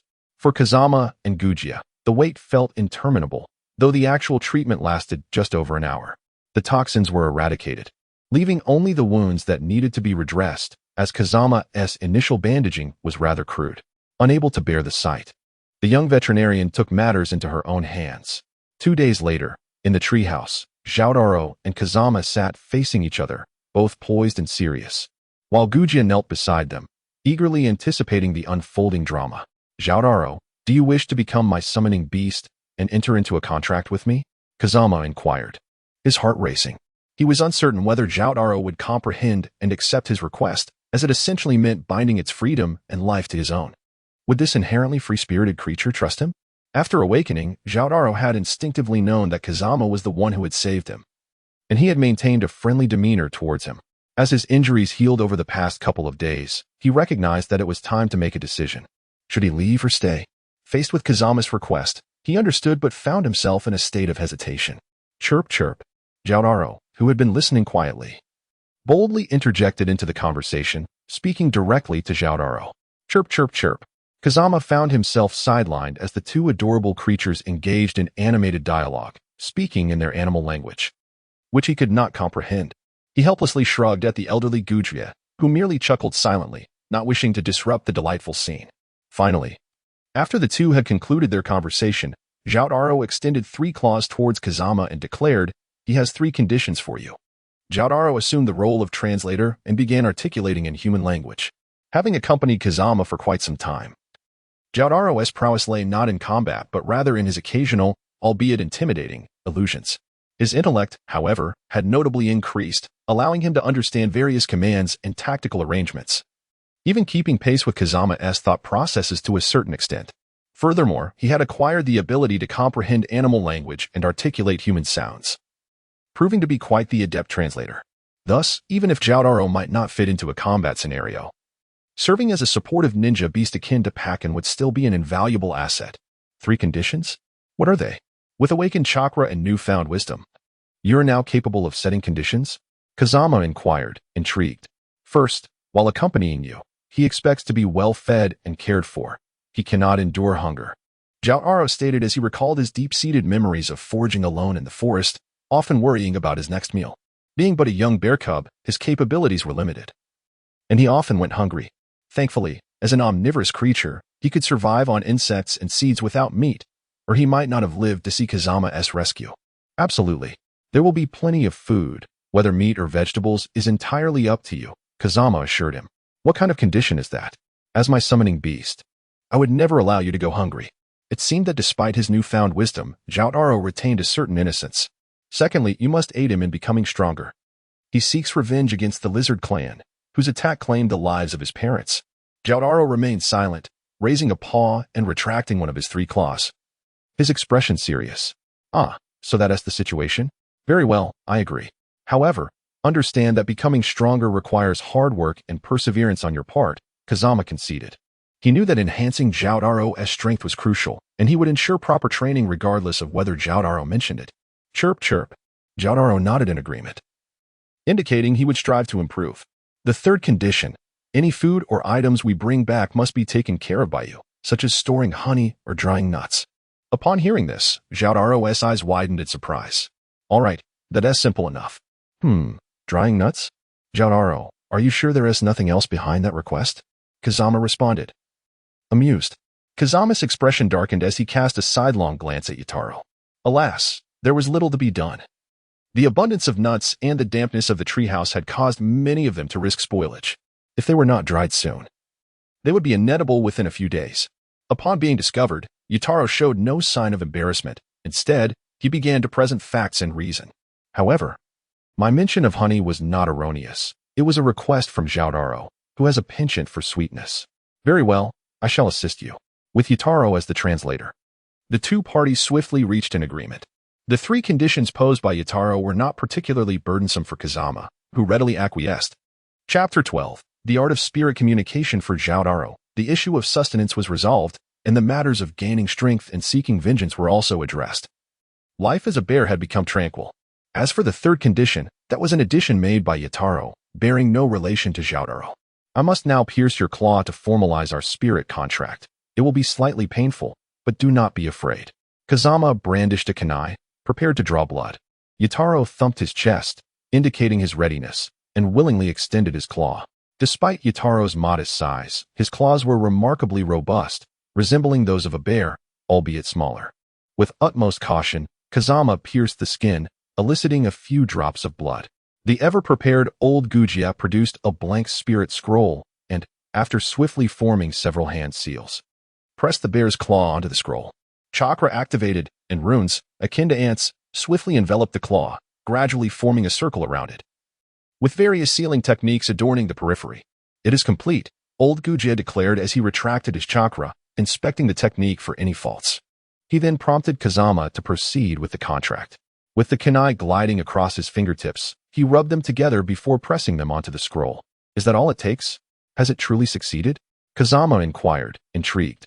"May I attempt it?" "Attempt what?" "The art of spirit communication." Old Gujie hesitated, glancing between Kazama and Zhaodaro, who was suckling at his claw. "Very well, give it a try." The hand seals for the art of spirit communication are as follows: Hai, Su, Yu, Shun, Wei. The technique itself is not particularly advanced. Even Naruto managed to successfully execute it on his first attempt in the original tale. The level of this technique is determined by the distance and size of the summoned creature in relation to the summoner. The greater the distance and the larger the creature, the more chakra consumed and the higher the level. For instance, when Naruto summoned the giant dog, he had to expend 9-tailed chakra on his first summon, indicating considerable consumption. The summoning technique of Kazama was quite straightforward, as Zhaodaro was nearby, small in size and influence, requiring little chakra. This conclusion was drawn by Gujie after assessing the chakra of both Zhaodaro and Kazama.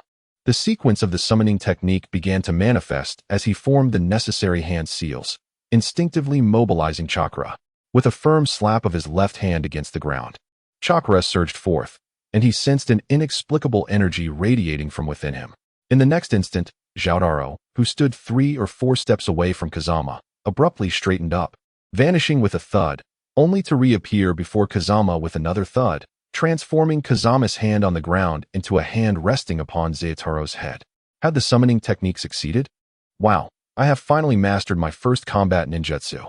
Kazama scooped up Zhaodaro, and they tumbled together. Squeak, squeak. Zhaodaro, flustered, pointed at the two rolling together, letting out a stream of nonsensical words, all the while exchanging unkind remarks. "Do you wish to join?" Kazama understood Zayataro's implication. "Grandfather?" Gujie nodded, leaving the summoning scroll on the ground and proceeding to repeat the earlier method once more. Zhaodaro joined the ranks of Kazama's summoned beasts. As the hours filled with activity, time slipped away unnoticed. Kazama's training was not relentless, yet it was undeniably fulfilling. Swordsmanship and archery were paramount in his cultivation, for they would serve as his primary means of offense in the future, and he could not afford to be lax. The remaining focus was on wind release, which troubled Kazama considerably. It was not that he had made no progress. Rather, he sensed progress, yet lacked the fervor for constant improvement. Each day brought slight advancements, but he could not seem to accelerate his growth. Each time he employed his sword techniques and archery, he occasionally experienced moments of enlightenment, a sudden clarity. However, in his wind release training, there was only the monotonous repetition of motions, swinging the sword instinctively infused with chakra, a skill he had mastered. Yet, he could never achieve the sharpness and cutting power that wind release demanded. Could it be that the method was flawed? That seemed unlikely, as he was merely slicing through leaves. By integrating swordsmanship into his technique, he should have been able to grasp the essence of sharpness more intuitively. The method was not at fault. It was simply a matter of lacking talent. Or perhaps this body was devoid of the innate aptitude for wind release. Kazama had never tested his chakra affinity, as chakra testing paper was rather expensive, and he hesitated to purchase it. Nevertheless, chakra attributes could be developed over time. Lacking a specific affinity merely meant a slower progression, yet development was still possible. Kazama was determined to pursue this idea. It would be best to possess a natural talent for wind release, but if not, he would cultivate it himself. Yet, the progress of development was far from satisfactory. Kazama pondered the nature of wind release, recognizing that its essence lies in its sharpness, akin to the edge of a blade. In the original text, Asuma instructs Naruto on the nature transformation of wind chakra, stating, "sharper, thinner." Such a description is deceptively simple. However, a thought suddenly struck Kazama. While chakra can indeed embody one's will, the intent it carries appears predominantly simplistic and singular. For instance, Gaara's sand embodies his mother's protective instinct, prioritizing his safety above all else. Similarly, with fire release, from the third Hokage down to ordinary shinobi, many variations exist. Yet each practitioner seems to command merely a singular transformation of this nature. It has never been observed that a ninja can execute 2 different nature transformations of the same elemental affinity. In other words, while chakra can possess diverse attributes, the nature transformations of differing attributes within a single individual must remain untainted and pure, reflecting on his own struggles with wind release. Kazama began to understand the underlying reason for his failures. Initially, he adhered to the narrative's guidance, sharper, thinner, and applied this to his sword, achieving a blade-like sharpness. Yet, in Kazama's heart, he believed that no ninjutsu of any attribute could be limited to a solitary nature transformation. It should encompass a spectrum of variations. This belief led to a flawed understanding of the nature transformation of wind release, resulting in an inability to convey mixed thoughts and thus failing to achieve a stable singular transformation. To manifest the nature transformation of wind release, Kazama realized that the thoughts he infused into his chakra must be both simple and pure. This necessitated a deep excavation of his innermost genuine intentions during practice, imprinting these thoughts into his very essence and onto his chakra. Only then would wind release materialize in its true form. Wind release? Were it not for anime? Who would know what wind release truly is? In other words, the so-called wind release is merely an interpretation presented by anime, not an understanding crafted by Kazama himself. Why pursue wind release? Because in close combat, the razor-sharp wind release can inflict damage akin to sword energy, and at a distance, it bestows formidable penetrating power to arrows. Were fire release capable of such characteristics, Kazama would have chosen to practice it instead. Chapter 13. Sparring in essence. What Kazama seeks is not wind release itself, but rather the kind of severing precision and unparalleled sharpness that it embodies. To put it simply, it is the ability to cleave through anything. Kazama feels he has grasped the essence of wind release within his heart. Applied to a blade, it cleaves cleanly. Applied to an arrow, it strikes with unyielding force.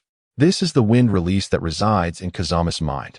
As he wielded the wooden sword, the floating leaves were swept away, failing to split as Kazama had envisioned. Instead, the leaves seemed to vanish entirely. It was only upon Taro's reminder that he realized a leaf had become lodged on the blade, having been partially severed but lacking the momentum to completely detach, thus remaining stuck on the wooden sword. With newfound clarity, Kazama's eyes sparkled. Indeed, he had unraveled his thoughts and pinpointed the crux of the matter. Addressing the issue directly was the correct path to his training. Naruto's headstrong and reckless approach was ill-suited for him.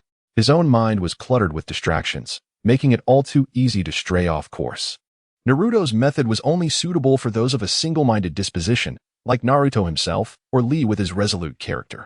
Time passed swiftly for Kazama at school, immersed in training. After a period of focused practice, he finally succeeded in mastering wind release. "Grandfather, shall we compare swordsmanship?" Kazama challenged Kogai. It is worth noting that Kazama seldom provoked the old man, lacking the strength to match him. Such provocations often invited a beating. After a few attempts, Kazama learned his lesson. Kogai smiled warmly at Kazama, his weathered face, lined with wrinkles, radiating kindness. "Very well, this will serve as a good assessment of your recent training." Kogai's teaching style was quite casual. When inspired, he would impart knowledge freely, but when uninterested, he would decisively refuse. Unless Kazama made a mistake, Kogai would seldom offer unsolicited advice. The only time he willingly taught Kazama was when Kazama struggled with his sword practice, when he forcefully imparted a set of fundamental sword techniques. At other times, he allowed matters to unfold as they would. Fortunately, Kazama proved to be diligent. While not relentless in his training, he was certainly committed. With the successful completion of his wind release training, he was eager to showcase his skills before Kogai, aiming to demonstrate his capacity to master ninjutsu and perhaps gain a bit of praise. After all, he had transformed the nature of wind release, yet lacked the actual ninjutsu to accompany it. With 2 or 3 years remaining until graduation from the Ninja Academy, Kazama was determined not to rely on mundane techniques post-graduation. He must seize the abundant time available to refine his ninjutsu. Once the protagonists emerged, their rapid advancement would leave an ordinary individual like himself trailing behind. The thought of being overshadowed by these younger generations was truly humiliating. "Grandfather, be careful," gripping a wooden sword that had long since been replaced multiple times. Kazama charged at his grandfather without hesitation, delivering a powerful diagonal strike from the upper left to the lower right. Kogai, holding a simple wooden stick he had casually picked up, effortlessly raised it to block Kazama's downward strike, easily absorbing the force. Kazama's strength, while formidable, still fell short in comparison to the old man's. Undeterred by the blocked strike, Kazama pressed on with his assault, executing the 13 techniques of swordplay. Having only utilized the chopping motion thus far, chop, slash, lift, hack, thrust, intercept, push, stab, glide, stir, break, point, and draw. The distinction between Japanese swordsmanship and the techniques Kazama employed lay primarily in the form of the blade. The most significant difference being that Chinese sword techniques are wielded with one hand, allowing for greater adaptability. Aware that his power was inferior to the old man's, Kazama opted to employ the single-handed techniques of Chinese swordsmanship. Kogai's gaze was sharp. He immediately recognized the differences between their styles, but remained silent. Since his grandson had not abandoned the notion of single-handed swordplay, he was willing to indulge Kazama's approach. The two exchanged blows, wooden sword clashing against wooden stick dozens of times. Kazama's offensive was predominant, while Kogai clearly maintained a defensive stance, seemingly evaluating his grandson's progress. Feng Jian, unrestrained, recognized that mastery of the blade is not solely dependent on practice. Practical experience plays an equally vital role. With such a formidable opponent in the elder, how could he let the opportunity slip by? With a fierce roar, he executed the 8 directions hidden blade technique, whose true essence lies in concealment, rendering the opponent unable to anticipate the direction of the strike. Having completed the demonstration of fundamental techniques, Feng Jian finally unveiled his signature moves, one of which he had mastered during his time in the University Martial Arts Club, the other being the 6-harmony swordplay. With techniques such as the forceful split of Mount Hua, Night Combat of the 8 Directions, and the Dragoness Pathblade, each distinctly diverging from the Elder's expectations. Feng Jian's skill illuminated the Elder's eyes, albeit with a touch of confusion. These were methods he had never taught Feng Jian.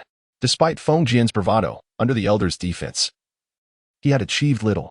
As the time to showcase his prowess arrived, the notions of hiding one's strength were irrelevant.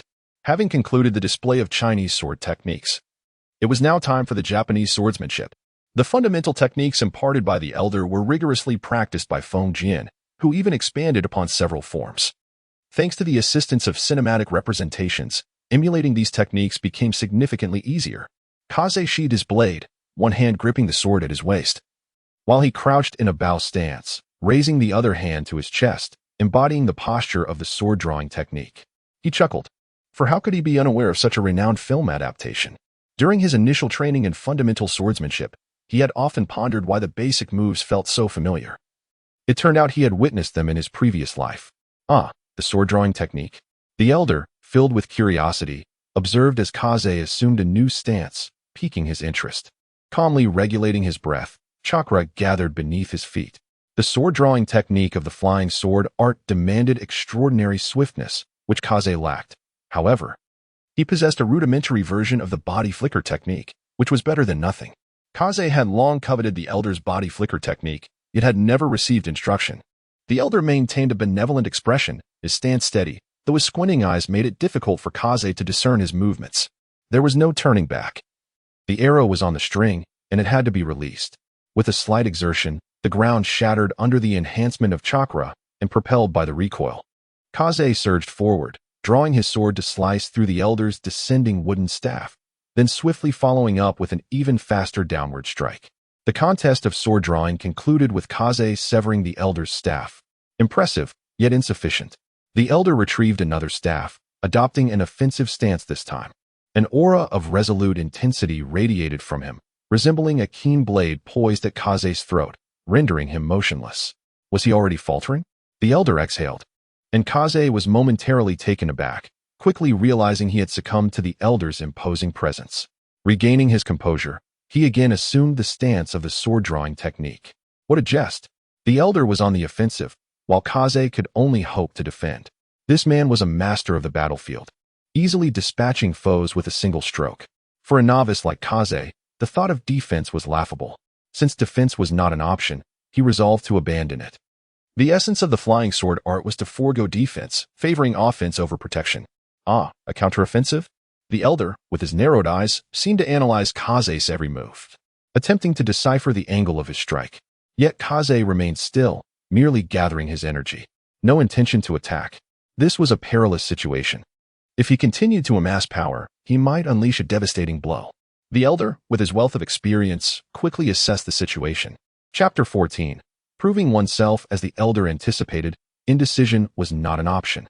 The longer Kaze continued to gather energy, the greater his amassed power would become, and the swifter his strike would be.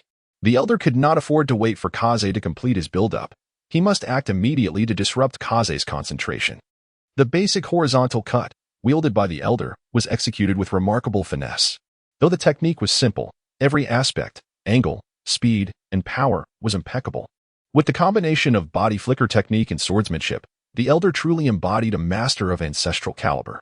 Kaze merely perceived a flash of cold steel before him, scarcely able to react in time. Nevertheless, the sensation of the wooden sword in his grasp elicited a smile. Flying sword technique, Twin Dragon's Flash. Uttering the name of the technique, darkness enveloped Kaze, causing him to collapse to the ground. This contest culminated with Kaze transcending his physical limits to execute the Twin Dragon's Flash, striking the elder to conclude the bout. When Kaze regained consciousness, several hours had elapsed. Reflecting on the moment, he recalled the elder's blade was exceedingly swift, so swift that Kaze had no time for contemplation or extraneous movements. The wooden sword, coupled with the scabbard, compelled him to instinctively wield the technique. In truth, Kaze had already lost, having relinquished control over his body and the sword. This illustrates the consequence of attempting techniques beyond one's physical capabilities due to an insufficient level of mastery. Had this been a battlefield, Kaze would have met a fatal end. Fortunately, it was merely a practice session against his grandfather.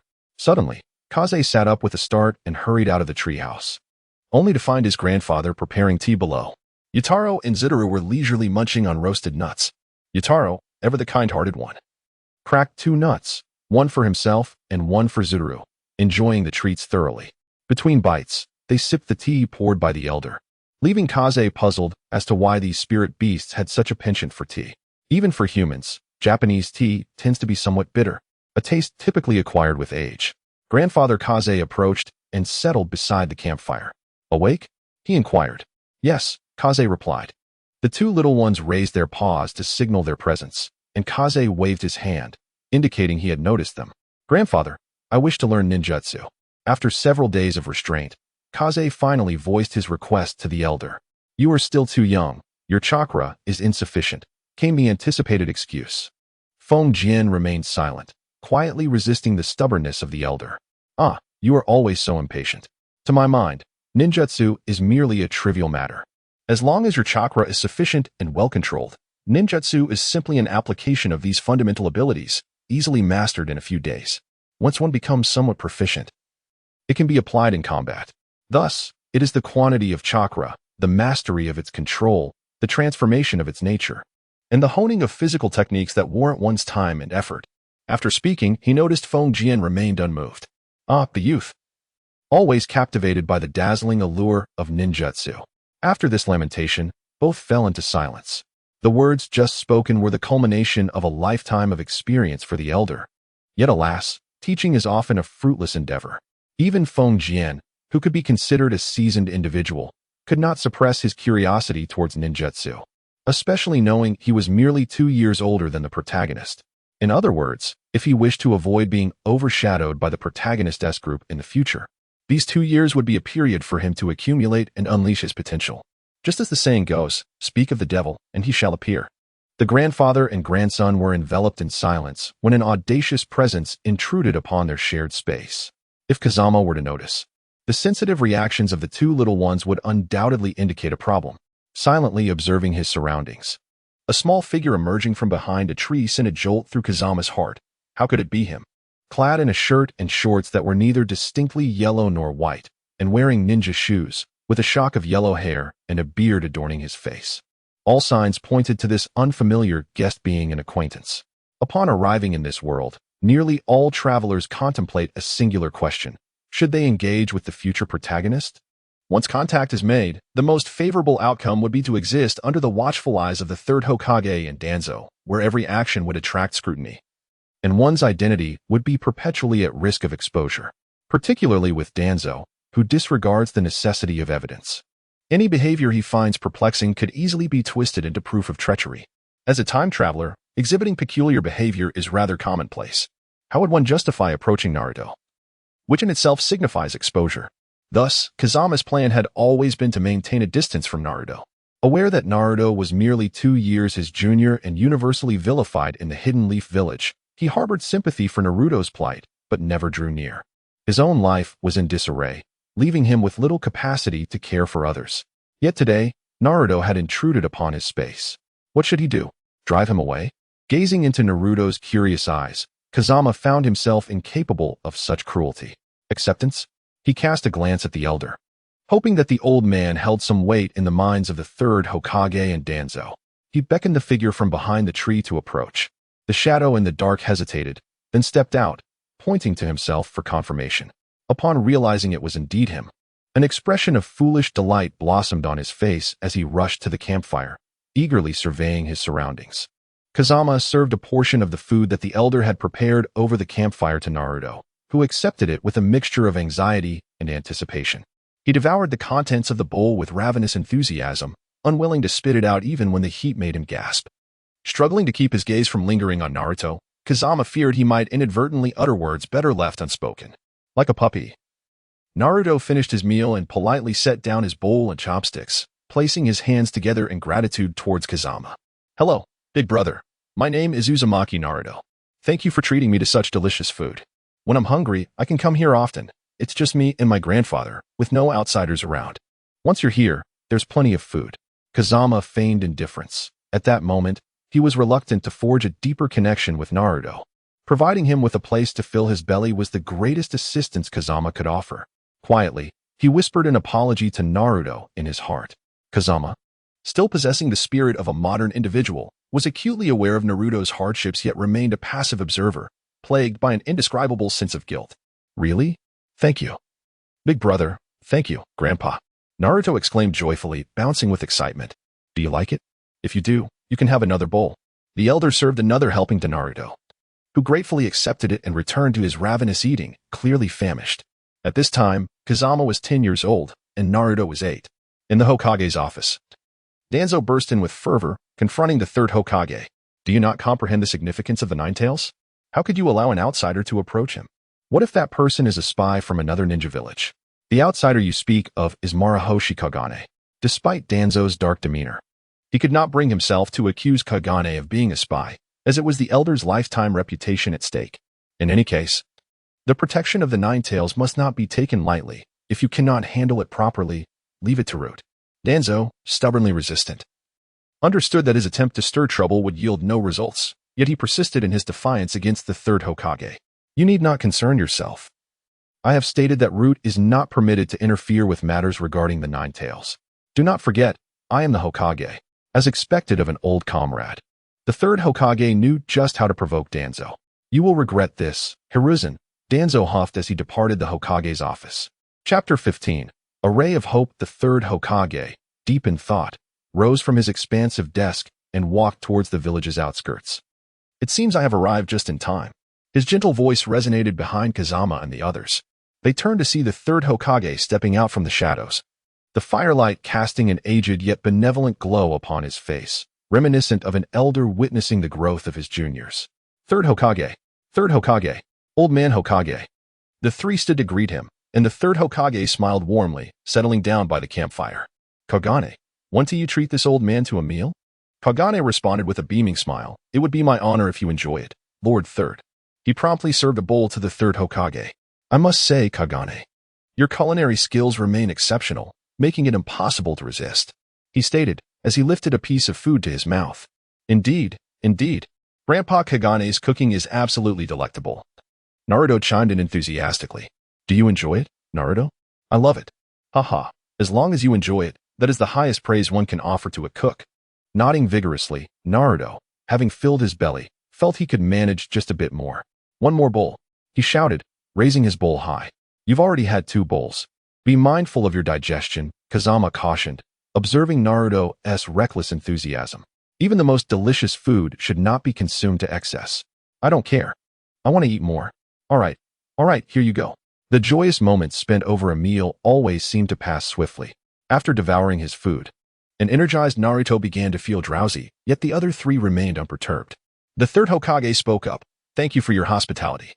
Kazama understood that something significant had transpired today, most likely concerning Naruto.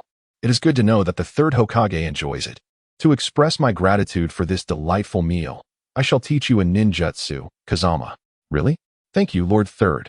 Kazama exclaimed, taken aback by this unexpected boon. The elder's efforts had seemingly faltered, but he had not anticipated this fortunate turn of events. The third Hokage, hands clasped behind his back, moved to an open space. Watch closely, Doton, Earth Clone Technique. With deliberate precision, The third Hokage formed hand seals, and from the ground, a humanoid clay figure gradually emerged, eventually resembling the third Hokage himself. Feng Jian observed closely from the side. The third Hokage deliberately slowed down the hand signs, ensuring that the earth clone technique was performed in its entirety without any simplification. At the level of the third Hokage, this ninjutsu could be executed with a mere clasp of the hands, rendering such meticulousness unnecessary. The reason for this deliberate pacing was to ensure that Feng Jian could comprehend the technique. Kazama certainly comprehended the goodwill of the third generation, observing with utmost seriousness. Have you understood clearly? Yes, I have. Well then, the next step is for you to engage in continuous practice. Should you encounter any confusion, you may seek guidance from your grandfather. The third generation imparted this gently, with no intention of further demonstration. I shall endeavor to practice diligently. Kazama proactively stepped aside to practice the newly acquired earth clone technique. He understood that the third Hokage had matters to discuss with the elder, intending to impart ninjutsu to him. Beyond expressing genuine gratitude for the hospitality, there was also an implicit desire to remove him from the immediate vicinity. The third, being a shrewd individual, never acted without purpose. Did my unilateral decision to teach Kazama ninjutsu disrupt your instruction? The third inquired. I planned to wait until Kazama's foundation was more solid before imparting ninjutsu to him, Gyuk replied candidly. The elders of their generation placed great importance on fundamentals. The fact that Kazama had yet to master a proper ninjutsu indicated Gyuk's intentions. The third's question was merely to dispel any doubts Gyuk might have harbored. Is it not normal for the youth to be filled with curiosity about ninjutsu? We were the same in our time. Simply lecturing them may not yield results. Perhaps we should teach him a few practical, low-level techniques to allow him to experience the challenges of training. Only through hardship will the youth learn their lessons. Only when they encounter difficulties will they know to turn back. Is this not more persuasive than mere words? Gyuk pondered deeply, realizing, perhaps the Hokage is indeed correct. Very well, enough of idle chatter. I am here primarily regarding Naruto. You are aware of his identity as the Nine Tails, correct? Gyuk remained silent, harboring resentment toward the villagers and the Hokage for their treatment of a child. Yet, feeling insignificant, he could only turn a blind eye. The villagers harbored too much malice towards him, and today, your hospitality allowed him to feel kindness after a long time. Naruto may visit often in the future. I hope you do not mind. The third Hokage? Gyuk questioned, perplexed. If there is concern for the Nine-Tails' safety, why allow him to come here? Regardless of how brutal and bloody the life of a ninja may be, we must retain our faith. Our unwavering sense of purpose stems from a pure place within ourselves that brings warmth and kindness, shielding our souls. The villagers' animosity towards Naruto is overwhelming. In the past, I offered him a measure of goodwill, and now he has found you. This is his fortune. I hope you do not refuse him. I understand now, Hokage. I will take care of Naruto from now on, Gyuk replied. The third donned his hat, leaving behind a remark before vanishing in an instant, leaving Naruto, who had fallen asleep like a little pig. Has the third Hokage left? Yes. How is your practice of earth release going? I have no direction. It seems I lack talent for ninjutsu. If only there were a means to test my aptitude, I could focus on studying the techniques I am best suited for. That would surely be more efficient. Unbeknownst to him, there was indeed a method to ascertain one's talent.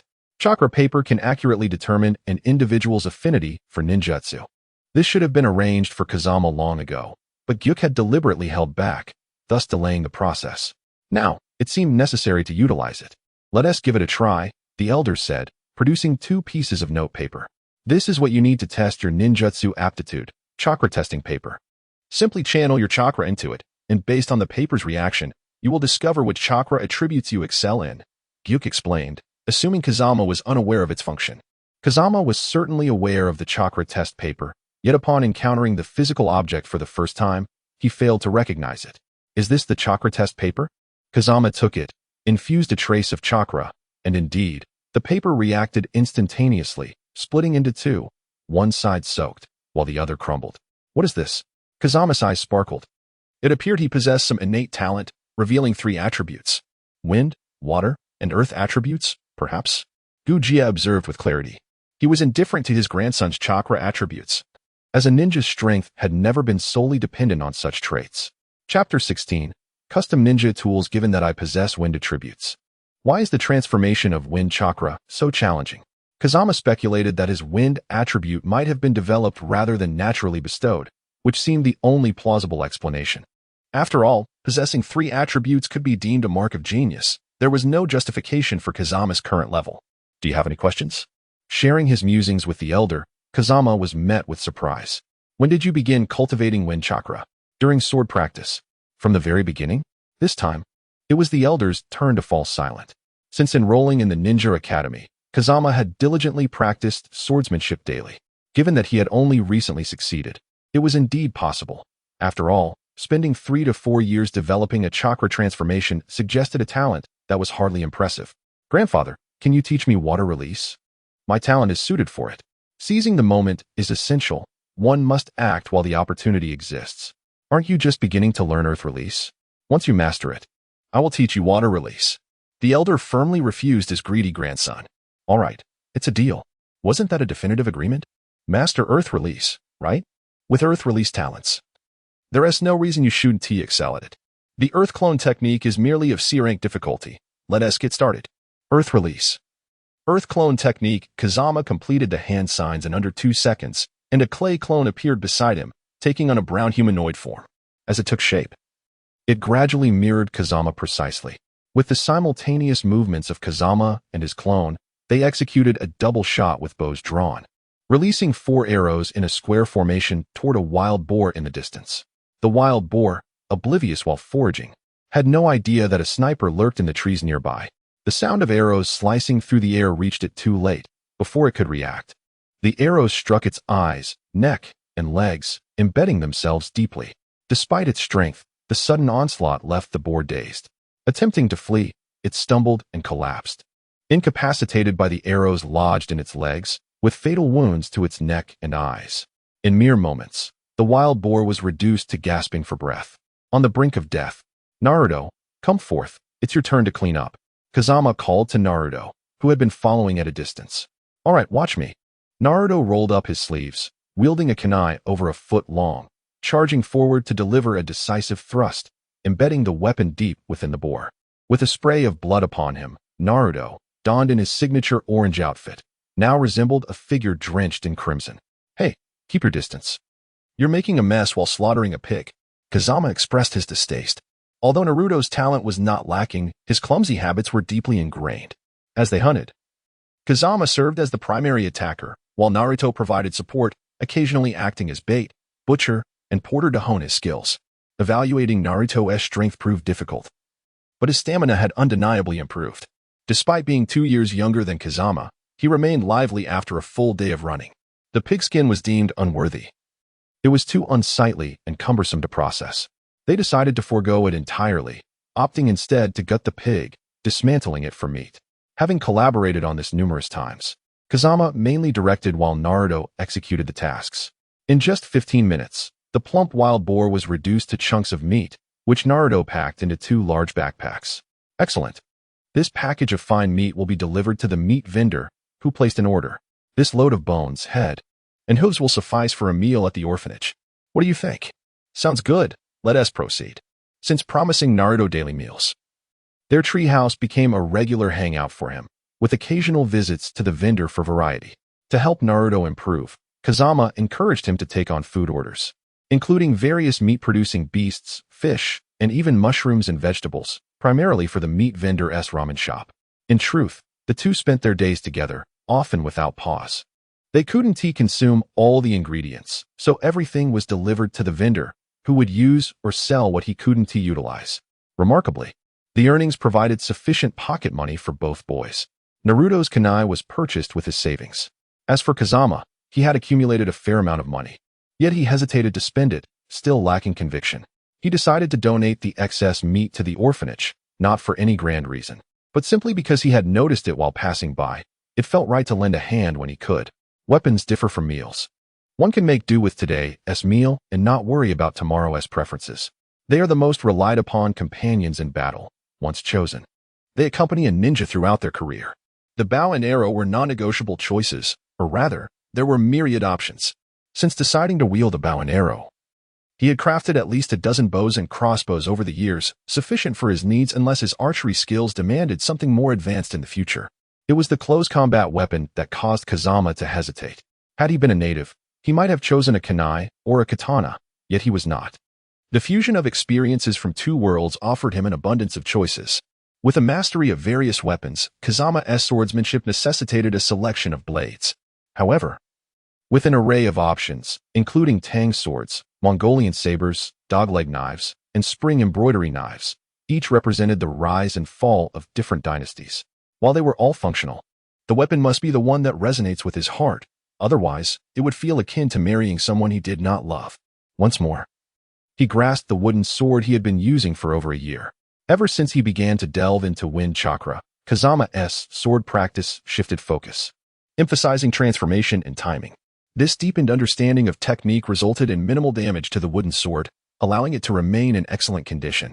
Gazing at the nearly pristine blade, glistening with sweat, he found his previous indecision somewhat amusing. Had he not already made an instinctive choice? Why overthink it? The most important factor was that the sword suited him best, irrespective of others' choices. After years of practicing sword techniques, his body had become intimately familiar with the dimensions and form of the wooden sword. In other words, the wooden sword was the most fitting blade for Kazama. While others might conquer challenges with mere fists, he found himself grappling with the choice of a weapon. So it was decided. Kazama selected the blade shape that resonated within his heart, opting for a wooden sword resembling the Tosa mountain knife. Using this wooden sword as a prototype, Kazama picked up a small knife used for carving arrow shafts, infusing it with wind chakra, and began to meticulously embellish it. The wooden sword, albeit rudimentary, required some refinement in its details. Chapter 17. The unexpected visitor. It proved that once a target was established, the execution phase often became the simplest part. One merely needed to advance forward. Unlike the Tosa mountain knife from the ninja world, after expending all his savings and waiting for half a month, Kazama finally acquired it. The knife featured a handle designed for optimal grip, wide enough for two hands. With a slightly thicker and broader pommel to prevent slipping, the pommel was detachable, concealing within it a wire saw and flint. The blade was crafted without intricate patterns, instead showcasing a simple yet aesthetically pleasing S-shape in bronze. The blade extended 2 feet in length, sharpened on one side, curved for effective cleaving, while the spine bore serrations, serving a dual purpose akin to that of a saw. The tip was designed to resemble a goose's wing, protruding slightly, with edges sharpened on both sides. Ideal for chopping and thrusting. Upon wielding the knife he had personally designed, Kazama was overwhelmed with affection for it. He repeatedly drew and sheathed the blade, occasionally swinging it about. Had it not been for the crowded shop, he might have indulged in a display of skill. With the blade in hand, Kazama returned to his treehouse, executing a series of techniques with great satisfaction. Squeak, squeak, whine, whine. The two little creatures protested, raising their paws in complaint. For Kazama had ventured out without taking them along, purchasing gifts solely for himself, which left them feeling neglected. Kazama was at a loss for words. He had not anticipated their sentiments. He genuinely wished to appease them, yet his pockets contained but a meager amount of money for food. Uncertain if it would suffice to satisfy their desires. Perhaps I should take them along, mused Kazama, when suddenly, old man Gujia poked his head out from the treehouse, remarking, "Since they will be your future companions, you—" But before he could finish, the haunting howl of a wolf pack echoed through the nearby forest. Kaze knelt down, extending a single hand to the ground, adopting a stance reminiscent of the ancient perception technique once employed by the venerable Gujia, the earth escape. This technique, rooted in the art of sensing vibrations transmitted through the earth, was learned from the esteemed elder Gujia, having diligently honed his mastery of earth escape. Kaze swiftly grasped this form of perception based on the vibrations generated by movement. Through the interpretation of these tremors, he discerned that several hundred meters away in the forest, wild beasts were charging toward him. The initial few moved with agility, albeit in a somewhat disordered manner, indicating a state of flight. In stark contrast, the heavy footfalls of the pursuers resonated in Kaze's perception like the booming of a drum, unmistakably vivid. The frequency of these vibrations suggested that the pursuers possessed considerable size and strength. Could it be a tiger, a wild boar, or perhaps a bear? These were the only creatures capable of posing a threat to the wolf pack under Kaze's protection, given the relatively scant numbers of the wolves. With a series of agile leaps, Kazama ascended to the treehouse, seizing his bow and arrow, poised for action. Regardless of the identity of the intruder threatening his companions, he felt compelled to intervene. The elevated vantage point of the treehouse rendered it an ideal location for archery. Indeed, mere moments later, a pack of wolves burst forth from the thicket, led by a battle-scarred one-eyed wolf accompanied by a few subordinates, charging directly towards the wooden shelter. Following closely behind was a colossal creature, its movements slow yet earth-shattering, uprooting trees with each step. As Kazama discerned the approaching figure, a gasp escaped his lips. An enormous silver bear, towering over 2 meters, with limbs as thick as tree branches. The tangled vines scattered at its feet appeared trivial, akin to mere popcorn and elastic bands, easily crushed under its formidable strength. Its seemingly cumbersome physique stood upright, utilizing its powerful hind legs to navigate, effortlessly clearing any obstruction with its robust forelimbs. Each stride of the bear equated to that of 2 adult men, explaining its ability to keep pace with the wolves despite its sluggish gait. Kazama found himself questioning whether his bow and arrow could inflict any harm upon such a behemoth. The wolves reached the treehouse, rallying around their leader, no longer fleeing, but rather preparing to confront the threat. With a sharp whistle, Kazama directed the wolves to encircle the giant bear, though their strategy was one of containment rather than confrontation. This formidable beast possessed immense strength, and a direct assault by the wolves would surely lead to their demise. They needed to adopt a strategy of retreat while seeking opportunities to strike, avoiding a reckless fight. Over the years, the wolves had honed their coordination with Kazama, forging a deep bond. Under his command, the pack moved with a newfound order, advancing and retreating in unison. Drawing his longbow, Kazama prepared for a decisive strike, replacing the arrowhead with a finely crafted iron-tipped armor-piercing cone, enveloped in a translucent blue chakra. The bowstring, taut and ready, awaited the wolves to lure the giant bear into position for a lethal shot.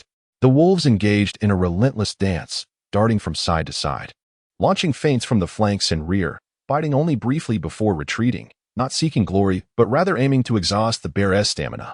Although bears are known to stand upright, this behavior is typically reserved for specific activities such as scratching against trees or fishing. However, this particular bear exhibited an unusual adaptability, standing tall even while pursuing its prey. Now, faced with an onslaught, its forelimbs were fully engaged, ready to counter the wolves' strikes, indicating a rather peculiar level of evolution in this creature.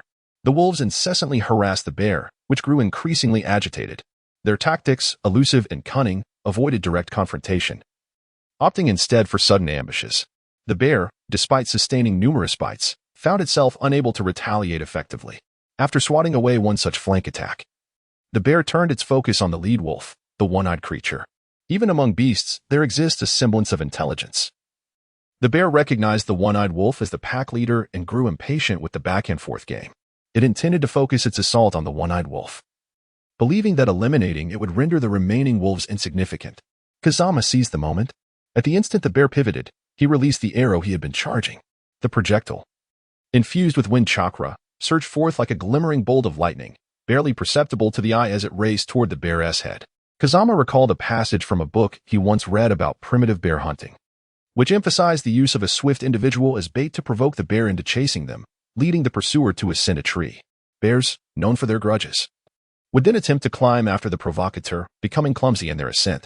This presented the opportune moment for a successful hunt. While conventional weapons might fail to deliver a fatal blow to a bear, a long arrow aimed at the ear could penetrate with deadly accuracy, exploiting a vulnerability that is typically nearly impossible to hit. A well-placed shot to the bear's brain would result in its demise within mere moments. Kaze's strategy hinges upon this very technique. With the enhancement of the wind attribute, the penetrating power of the long arrow is beyond doubt. Kaze has specifically tested the long arrows imbued with the wind attribute, capable of piercing through stone. The reason for awaiting the moment the colossal bear turns is solely for a decisive strike. The bear, robust and enormous, may withstand the arrow's penetration, yet it may not result in a swift demise. Instead, it could incite its fury, endangering the surrounding pack of wolves, an outcome Kaze wishes to avoid. As the bowstring vibrates like a thunderclap, the long arrow is loosed, striking through the bear's cranium. The bear's head resembles a plastic water bottle, while the arrow is akin to a heated iron rod, piercing through it and embedding itself in the ground not far away, shattering the earth upon impact. Contrary to expectations, blood does not spatter. The arrow's passage does not obliterate the bear's head, but rather pierces through it. The sheer velocity of the arrow prevents excessive blood from spilling forth. The bear stands as if ensnared by a binding spell, motionless, until a gentle breeze sweeps by, causing its massive form to collapse like a crumbling cliff, thundering to the ground. Only then does blood begin to seep outward. Chapter 18. Once more into the mountains, Kaze was quite pleased with his strike. Both the accuracy and timing were exemplary, embodying the essence of swift precision. Facing the colossal bear, even some Chunin would find it daunting, while a Genin would struggle to manage it. Yet, Kaze managed to land a fatal blow.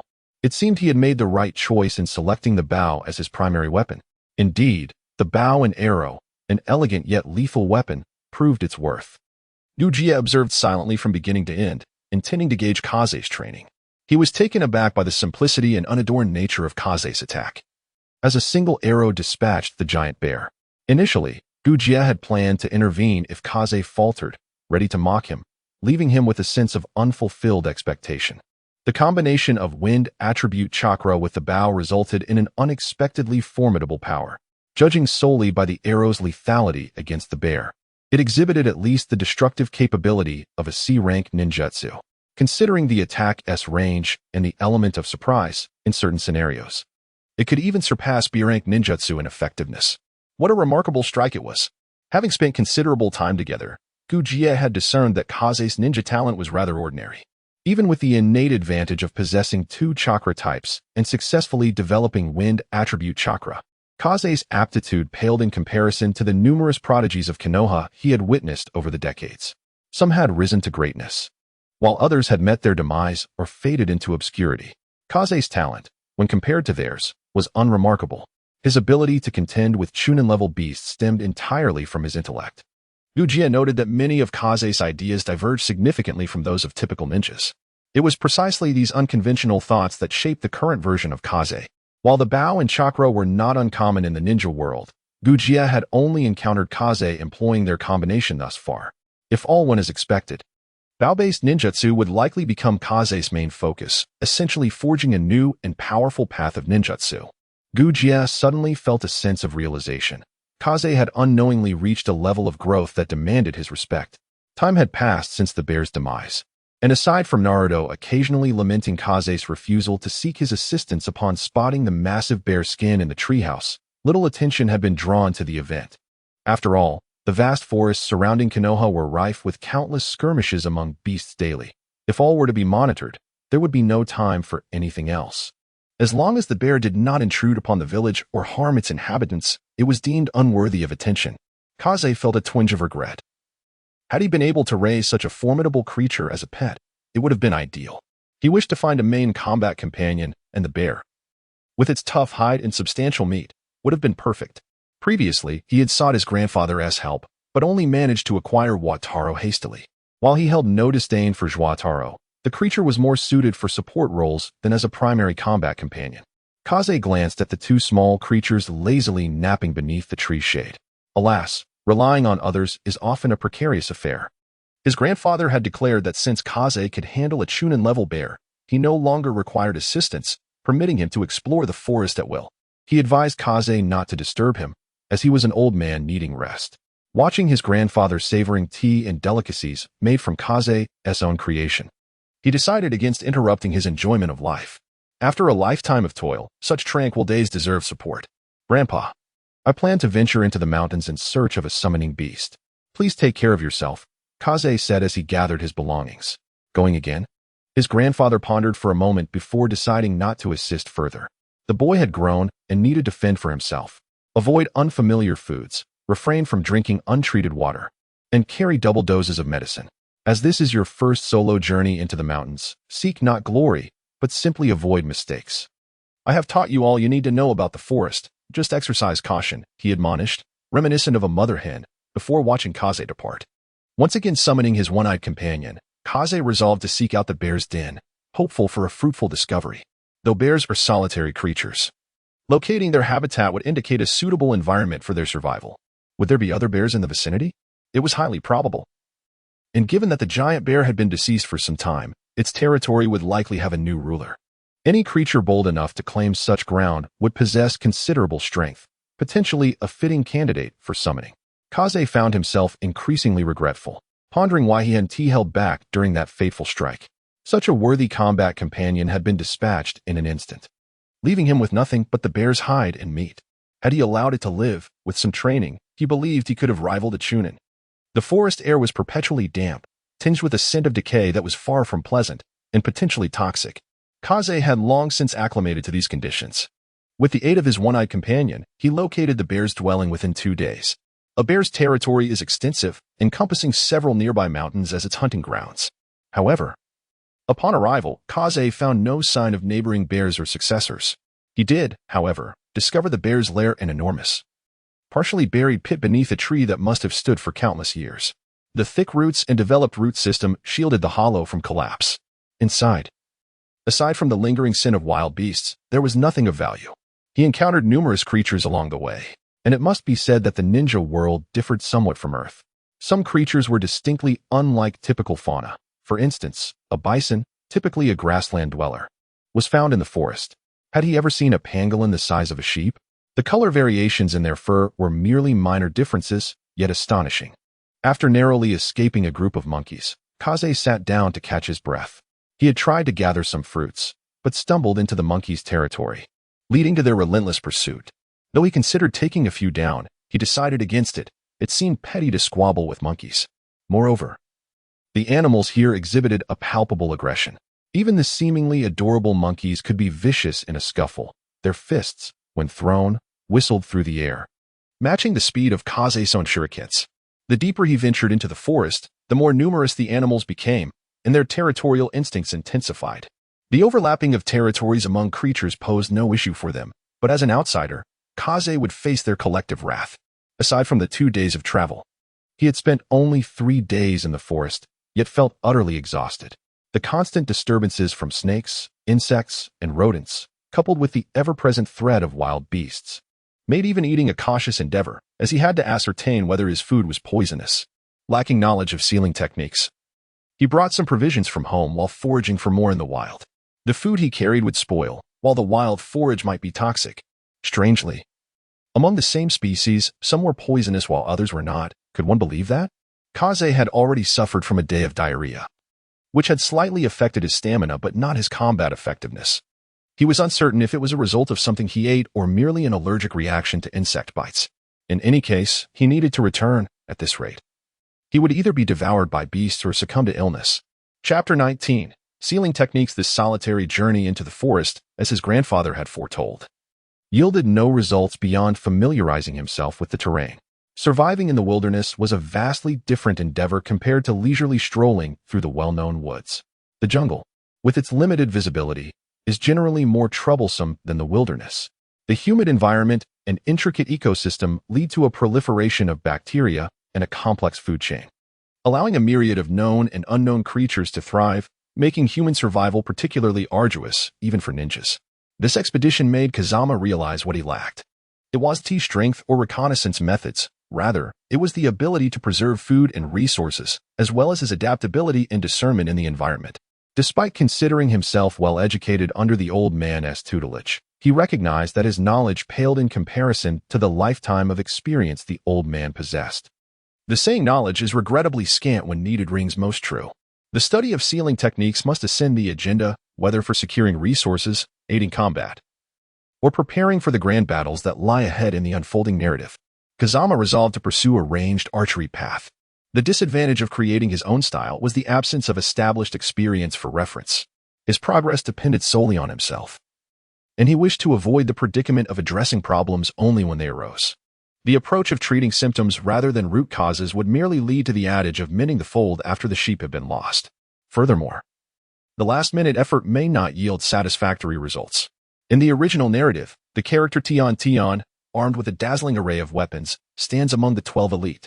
Without his sealing scrolls, Kazama was certain that Tion would be at best a low-level ninja. The sealing scrolls serve as a mobile repository and an inexhaustible supply of ammunition. For Kazama's archery, the benefits of resource storage and ammunition supply are substantial. While others might fret over the scarcity of arrows, Kazama could effortlessly arrange them through his sealing scrolls, a marked difference indeed. Moreover, upon deciding to adopt a ranged archery approach, this journey through the forest unveiled another shortcoming: the ability to conceal himself. Striking from the shadows at a critical moment could yield a devastating surprise attack. A direct arrow assault reveals one's intentions, allowing a ninja's reflexes and the arrow's flight speed to evade the attack, compounded by a variety of deceptive ninjutsu. To maximize the efficacy of his archery, an assassination-style sniping tactic was the most suitable for Kazama. However, sniping demands not only precision, but also the ability to remain concealed. A sniper who is discovered ceases to be a true sniper. Once spotted, the element of surprise is irrevocably lost. In the forest, the keenest senses often belong to wild beasts. In the brutal struggle for survival, every creature possesses its own philosophy of existence. Kazama's unguarded intrusion was akin to shining a light in the night, inviting danger. It is no wonder he frequently encountered various beasts in the forest. If Kazama could hone his ability to remain undetected, such stealth would undoubtedly become a nightmare for his adversaries. After all, traversing the landscape without knowing where a cold arrow might strike presents a fleeting defense, incapable of providing long-term security. The old man supported Kazama's pursuit of various ninjutsu knowledge, believing that acquiring additional skills would enhance his capabilities on the battlefield and improve his chances of survival.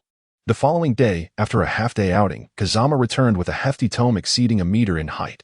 He was to study diligently, as mastering these texts would mark his entry into the world of sealing techniques. Kazama refrained from questioning the old man about the source of the books. Knowing his connections were extensive, diving into the literature, Kazama, not a prodigy in his previous life but a university graduate, possessed the ability to concentrate on his studies. He spent 3 days extracting the core themes from a stack of books, organizing them from the simplest to the most complex, and preparing for thorough reading. Given the foundational knowledge required for sealing techniques, it was evident that this discipline was governed by a strict set of logic and rules, necessitating time to grasp its intricacies. The treehouse became Kazama's sanctuary for study. Apart from his morning and evening practices, he immersed himself in the sea of knowledge, accompanied by his hefty volume. The complexity of sealing techniques lies in their multifaceted nature, encompassing language, mathematics, foreign languages, chakra theory, and cartography. This amalgamation of disciplines reflected the knowledge Kazama accumulated over his years of study, yet it still posed a challenge. In the ninja world, the value placed on knowledge indicated that mastering sealing techniques would largely depend on innate talent, highlighting its inherent difficulty. At the very least, those capable of learning sealing would undoubtedly possess a higher intellect than the majority. Kazama's average intelligence, coupled with the limited application of his previous knowledge, surprisingly proved beneficial in the ninja realm. While others might falter at certain junctures of sealing techniques due to knowledge gaps, Kazama encountered challenges primarily in interpretation. Given the cultural differences between the two worlds, for instance, ninjas would never delve into functions or advanced mathematics, even if such concepts existed. Only a minuscule fraction would comprehend them, rendering them impractical. Kazama had battled with mathematics since elementary school, culminating in calculus during his university years. "Stand still, you two. Don't move," Kazama instructed the two little ones. After dedicating considerable time to study, he was eager to showcase his progress. A series of illuminated formations emerged on the ground, manifesting numerous runes that, centered around Kazama, expanded outward in a conical shape, quickly enveloping the positions of the two little ones. Just as they attempted to move, they found themselves immobilized in place, unable to escape despite the absence of any visible barriers. Their bodies could only perform minor movements, stretching their arms or shaking their heads, yet they remained confined. Kazama smiled slightly. Indeed, sealing techniques are about confinement. This formation sealed the very space where the two little ones stood. As the technique took shape, it created a fixed area that perfectly matched the sealed objects, akin to a mold. Although the two could control their bodies, they were rendered immobile due to this principle. Of course, this was merely the most fundamental of formations, lacking any additional functionality beyond control, and required Kazama's constant presence to maintain its operation, imposing significant limitations. Nevertheless, achieving results is a positive sign, heralding a stream of forthcoming successes. At the very least, it indicated that Kazama had made his initial foray into sealing techniques. Chapter 20. The Sealing Scrolls. After 3 months of diligent study, Kazama's long-cherished sealing scroll has finally taken shape. While such scrolls are available on the market, their exorbitant prices render them impractical for ordinary shinobi. Should Kazama succeed in his research, even if he does not commercialize it for substantial profit, he will at least achieve the freedom to utilize sealing scrolls at will. The sealing scroll crafted by Kazama was quickly drawn onto a purchased, ordinary blank scroll, successfully creating a seal of a fist-sized space. After sealing a nut within, no further items could be accommodated. For a first attempt, it was satisfactory. On the second attempt, the spatial dimensions expanded to a square meter, a size sufficient for commercial sale. However, when Kazama attempted to store 2 bows and a bundle of arrows, the scroll exploded, leaving behind a void where the space had been. This incident startled Kazama profoundly. Upon careful consideration, he surmised that the expansion of space had diluted the runic power necessary for stabilization, resulting in the obliteration of the space.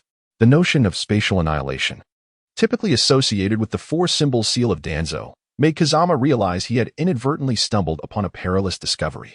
He resolved to exercise caution. Losing 2 bows and a bundle of arrows was trivial compared to the potential harm that could arise. Henceforth, he would ensure to leave ample room during the creation process. Ultimately, Kazama opted to design multiple sealing techniques on a single scroll, each with limited space. For instance, one scroll dedicated to bows would house several of his frequently used bows, the largest being a siege crossbow, intended for ultra-long-range targeting. This crossbow, sizable enough to occupy a space akin to a double bed, was equipped with pulleys, a scope, and other auxiliary apparatuses. Due to its dimensions, it could only be sealed in disassembled form. Fortunately, with increasing familiarity with sealing techniques, Kazama managed to enlarge the sealing space sufficiently to accommodate the disassembled parts of the sniper crossbow. The complexity of creating sealing scrolls must be acknowledged. As long as one has a basic understanding of sealing techniques, scrolls can be produced. The scroll's value is dictated by the sealing space and the number of uses it can withstand. The sealing space requires practice to master, while the durability of usage depends on the materials used. In contrast, the technique of crafting scrolls is not particularly rare within Konoha village, as mastering scroll creation does not entail the same complexity as other sealing arts. The failure of a scroll does not discriminate between seasoned veterans and novices. Success hinges on technique, experience, luck, and materials. Each element is indispensable. Kazama's skills were sufficient for personal use, yet selling them would likely result in a loss. The siege crossbow boasts the longest range but suffers from its size, slow firing rate, and relative inaccuracy, making precision shots challenging due to its bulk and the numerous influencing factors at ultra-long distances. It is best suited for collective warfare, targeting large formations without necessitating high accuracy, prioritizing range and power instead. Conversely, the sniper crossbow, being more compact and operable by a single individual, can shoot approximately a kilometer and is equipped with a winch and scope. Although it also has a slow firing rate, it suffices for sniping. As for commonly used weapons like the horn bow and short blade, Kazama kept them within reach, as retrieving items from a sealing scroll requires time. Carrying the horn bow and short blade ensures they are readily available for quick response combat. He prepared at least 2 of each weapon to avoid situations where a weapon might be damaged without a replacement. Kazama's reliance on long-range combat necessitated thorough preparation. Regarding arrows, he currently possessed only hunting arrows made from wolf fangs, favoring affordability. Additionally, there were ordinary arrows with iron tips and a limited supply of armor-piercing arrows with a 3-sided conical design. The hunting arrows were adequate for dealing with wildlife, but their effectiveness against ninjas remained uncertain, rendering them a contingency option. He had about 10 bundles of ordinary arrows, totaling around 1,000, and 100 or so armor-piercing arrows.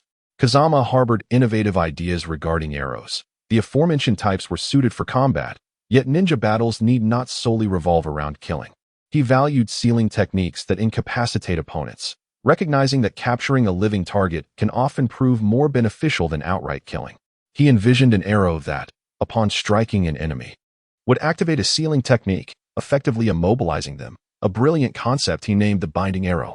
Additionally, he devised explosive arrows with detonating seals, hollow shafts filled with gas or smoke, referred to as smoke arrows. A few of each type were essential.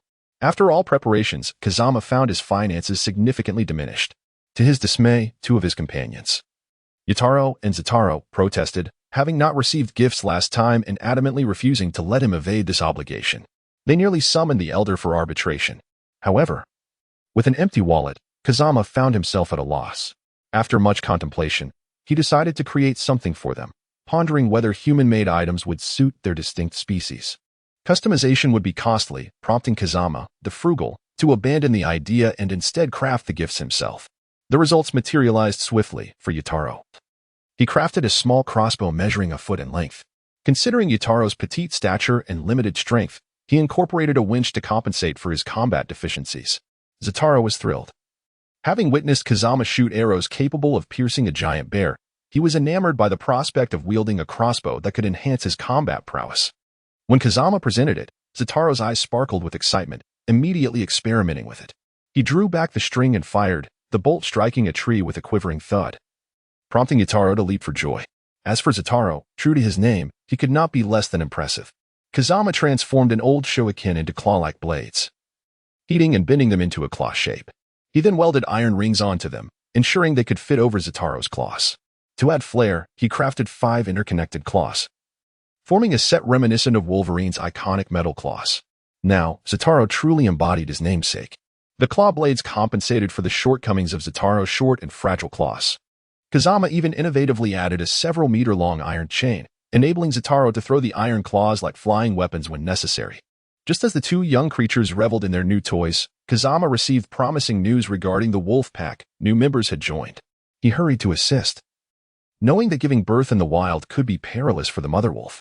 Contrary to his expectations, it was not the mother wolf giving birth, but rather new wolves joining the pack. The one-eyed wolf, assuming the mantle of alpha, had encountered another small group during its territorial patrol. Thanks to the ample food provided by Kazama, it had grown robust enough to intimidate the rival alpha, thus becoming the new wolf king. Consequently, the pack swelled to over a dozen members, still not a massive pack, but significantly stronger. Having accompanied Kazama for some time, the one-eyed wolf's wisdom had flourished, prompting it to invite Kazama to meet the new wolves. A dozen pairs of eyes bore down on Kazama, causing a chill to run down his spine. Retreating now would jeopardize his standing within the pack. Even the alpha could not protect the weaker members. In the wolf hierarchy, strength ruled. To attain a position among them, one must possess power. If Kazama faltered, it would be perceived as cowardice, likely leading to provocations from the other wolves. Feng Jian suppressed the unease in his heart and approached the one-eyed wolf with measured steps, facing him directly. The one-eyed wolf had ascended to the status of the alpha among the pack, and frivolity was no longer an option. As the wolf king, he commanded respect and dignity. Feng Jian regarded the one-eyed wolf as an equal. With a resounding howl, the one-eyed wolf summoned a mother wolf, who brought forth several wolf cubs, indicating that the one-eyed wolf understood Feng Jian's quest for talented wolves to serve as spirit beasts. Once, he himself was such a candidate, but he had failed to awaken his chakra and was thus overlooked. In a gesture of gratitude, the one-eyed wolf allowed Feng Jian to choose. The cubs had opened their eyes and were beginning to crawl, displaying signs of a harsh upbringing within the pack. They were weak and frail.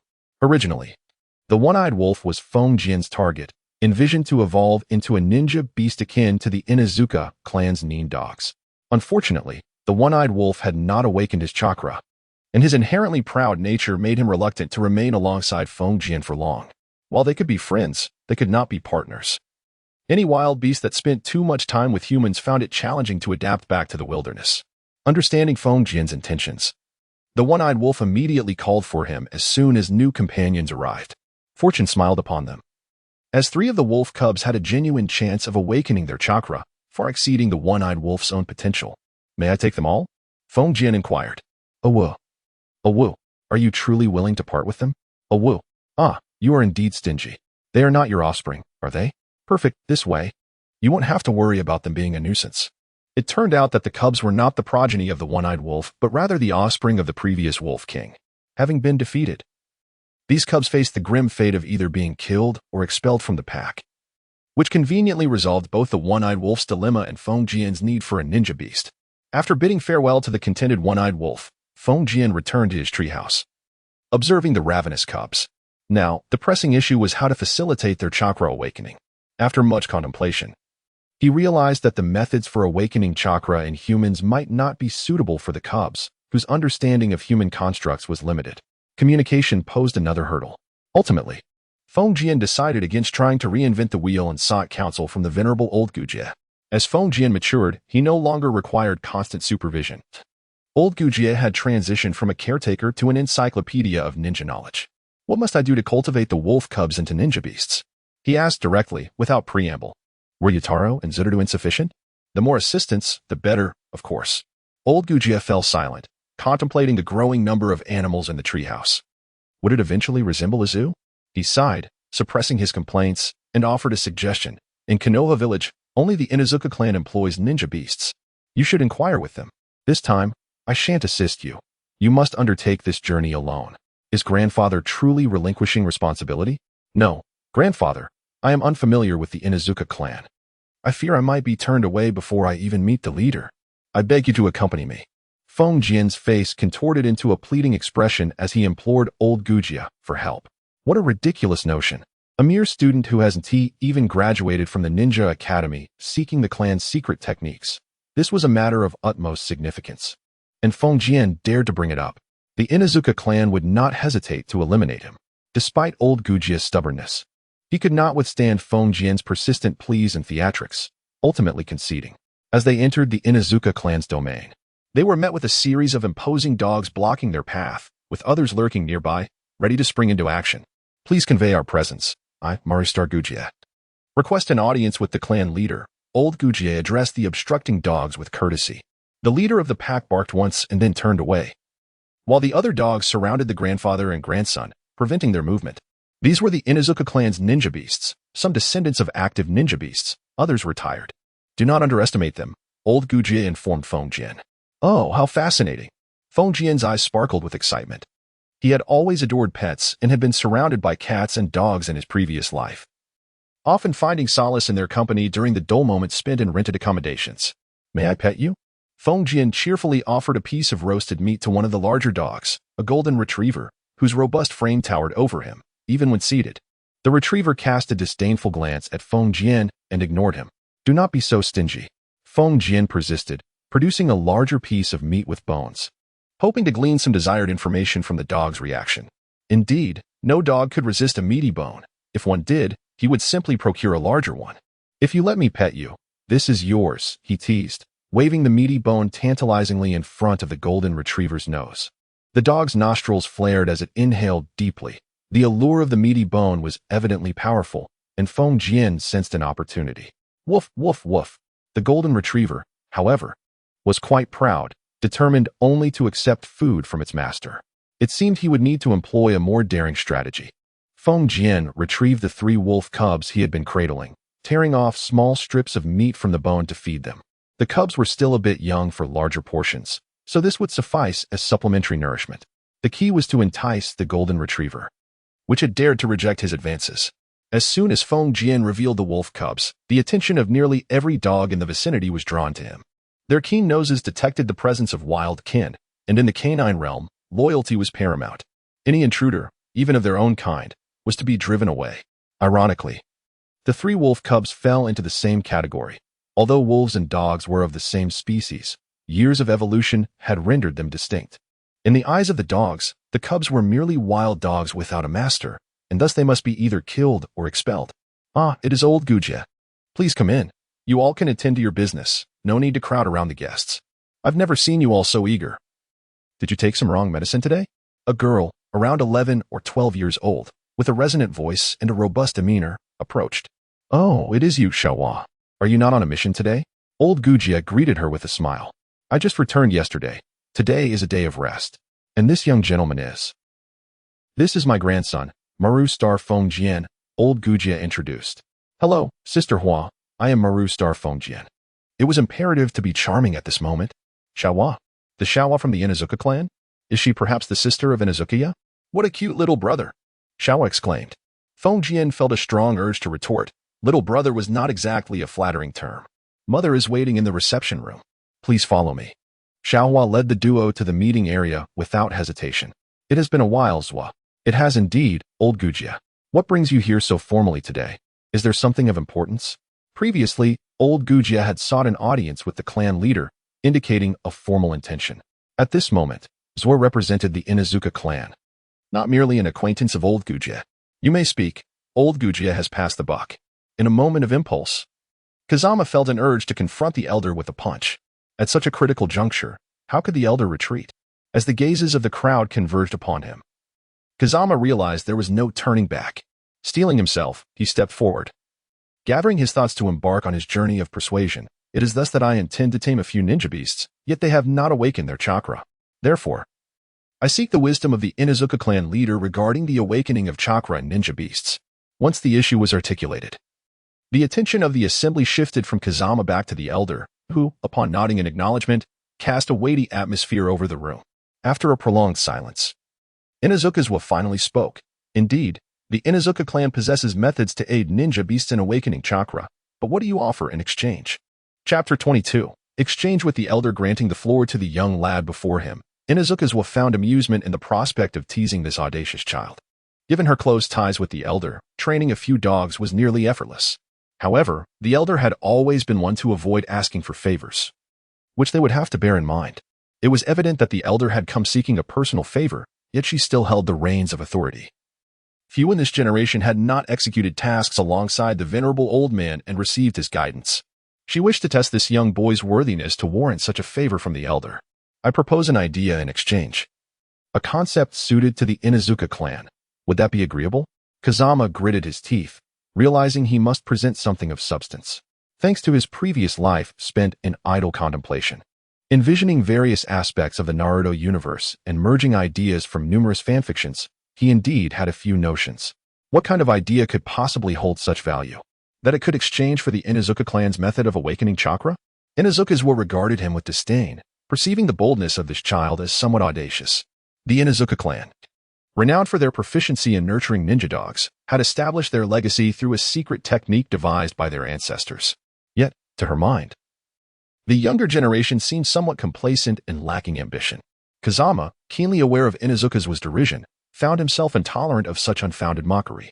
You have yet to hear my idea, and you mock me first? Am I indebted to you? Impudent! How dare you slander the Inazuka clan?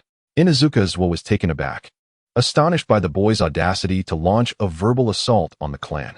Did I speak incorrectly? The Inazuka clan has persevered through the ages. What innovations have you contributed? Continually relying on the same strategy of man and dog collaboration? Is there nothing new? Have any shadow-level strongholds emerged?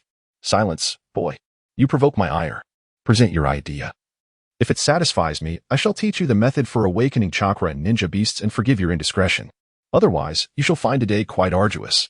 Inazuka's was determined to halt Kazama's words, fearing she might succumb to the urge to silence his insolent mouth with a slap. Kazama relished her volatile temperament. Her anger would lead to a loss of reason, creating vulnerabilities to exploit. However, he recognized that Inazuka's should not be treated as an adversary. Very well. Allow me to rephrase. The ancestors of the Inazuka clan have paved a path. However, regrettably, the younger generation has failed to expand upon it, perpetually retracing the steps of their forebears. This has resulted in the clan being confined by such limitations, hindering their ascent to greatness. Kazama's assertion was not unfounded. It stemmed from careful contemplation. Is this your idea? Inazuka's fist clenched tightly, ready to unleash her fury at any moment. In long-range combat, the key lies in keen observation. Inazuka's was teetering on the brink of eruption. It was prudent to refrain from further provocations. Kazama continued, Have I spoken in error? The ancestors of our clan established the path of man and dog collaboration. While it is not erroneous to follow in their footsteps, it should not be so rigidly enforced. Are all members of the Inazuka clan equally suited for this path? I find that hard to believe. Human talents vary significantly, and it is unreasonable to expect every individual to conform to a singular approach. This inflexible adherence stifles the potential of your clan members. Humph.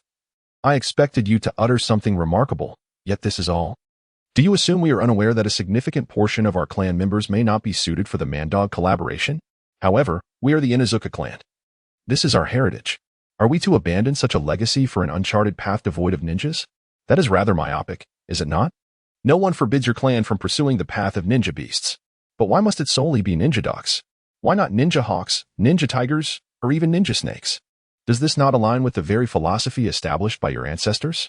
Why has no one ventured into those territories? I understand that one's energies are finite, compelling one to select a single type of ninja beast to nurture. Yet, in light of the evident unsuitability of many clan members, why not support them in forging their own paths? Ninja dogs do not necessarily possess an overwhelming advantage among all ninja beasts. Why has no one considered cultivating alternatives? This is the nature of humanity. When unthoughtful, one feels trapped, yet once a perspective shifts, the mind flourishes with possibilities. Indeed, it is perplexing that no one has thought to replicate the methods of their ancestors. Kazama's words plunged the assembly into silence, prompting introspection about their own journeys and when they had ceased to think, blindly following the path laid by their forebears. The long silent old man Gujiya watched the gathering with a smile. What is talent?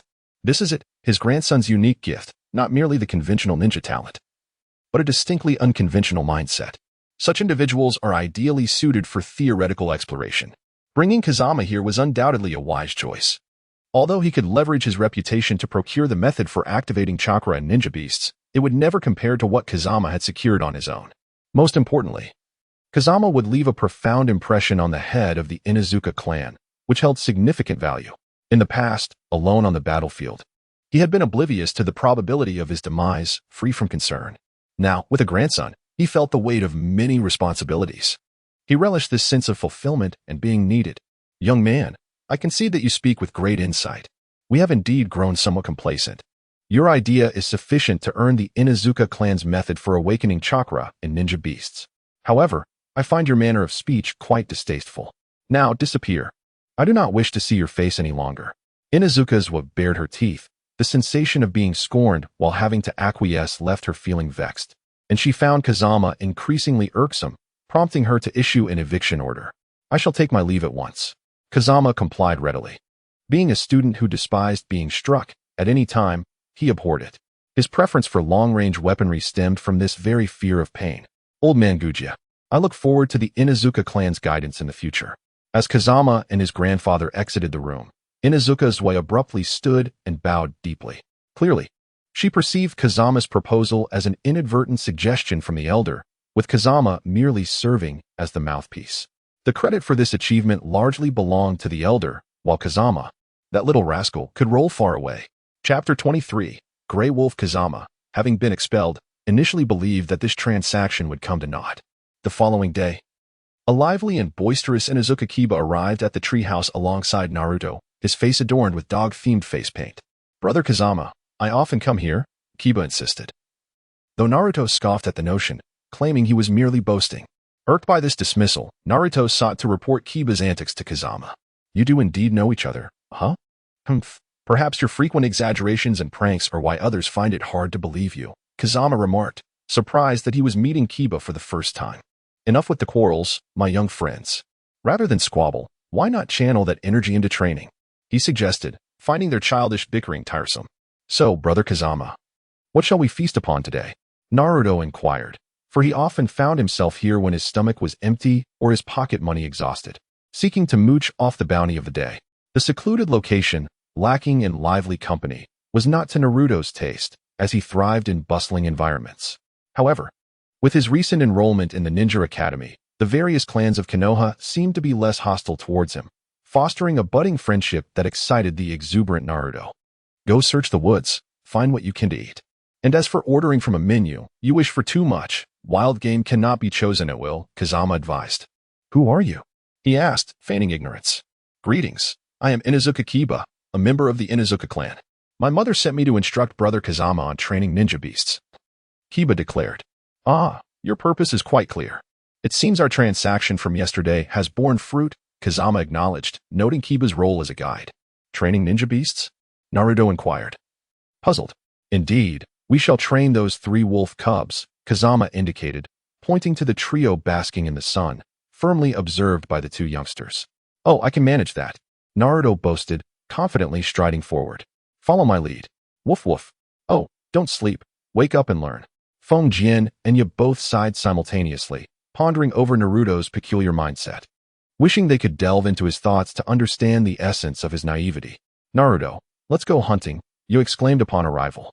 The trio, all students of the Ninja Academy, included Feng Jian, who was 2 years their senior, leading the younger 2. Yi took charge of tracking. And it must be said that even with a brief stint in school, Yi's keen sense of smell already bore the hallmarks of a human-like ninja dog.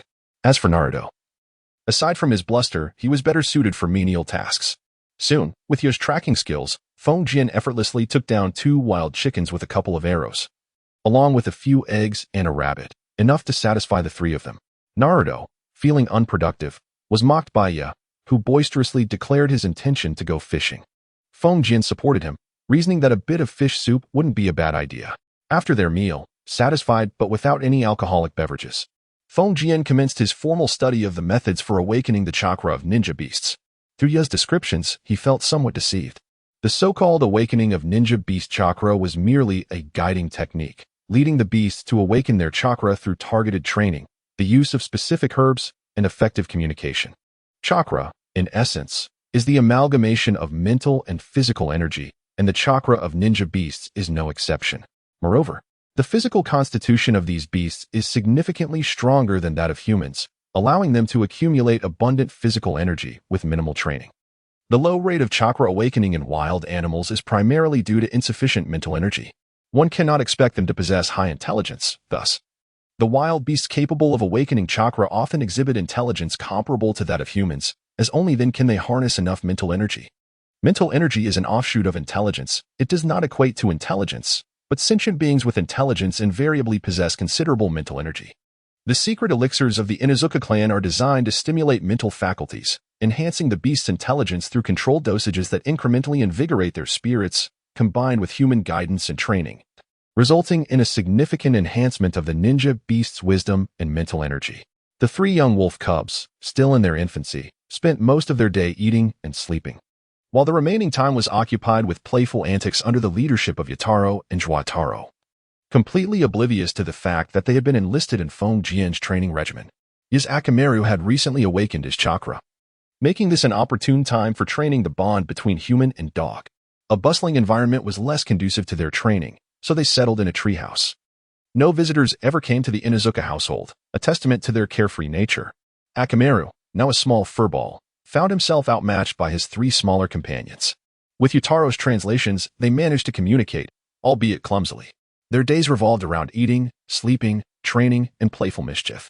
In essence, their training consisted of running, sniffing, and roughhousing.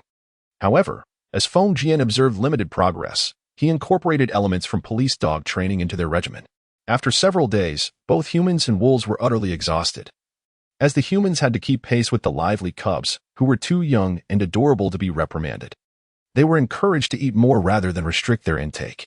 After half a month, the 3 cubs had visibly grown, with Akamaru, the smallest, losing his previous advantage. The energetic cubs proved to be quite a handful, and seeing his younger brother being bullied, Yutaro jumped into the fray. Joataro also wished to join, but his larger size rendered him unsuitable, leaving him to applaud from the sidelines. He was dissatisfied with the bullying of his Akamaru, and even if he couldn't join the fight, he cheered them on, urging them to unleash their skills. Yutaro, clever as he was, held his own in a 1-on-2 scenario, skillfully avoiding harm to the cubs while keeping them engaged.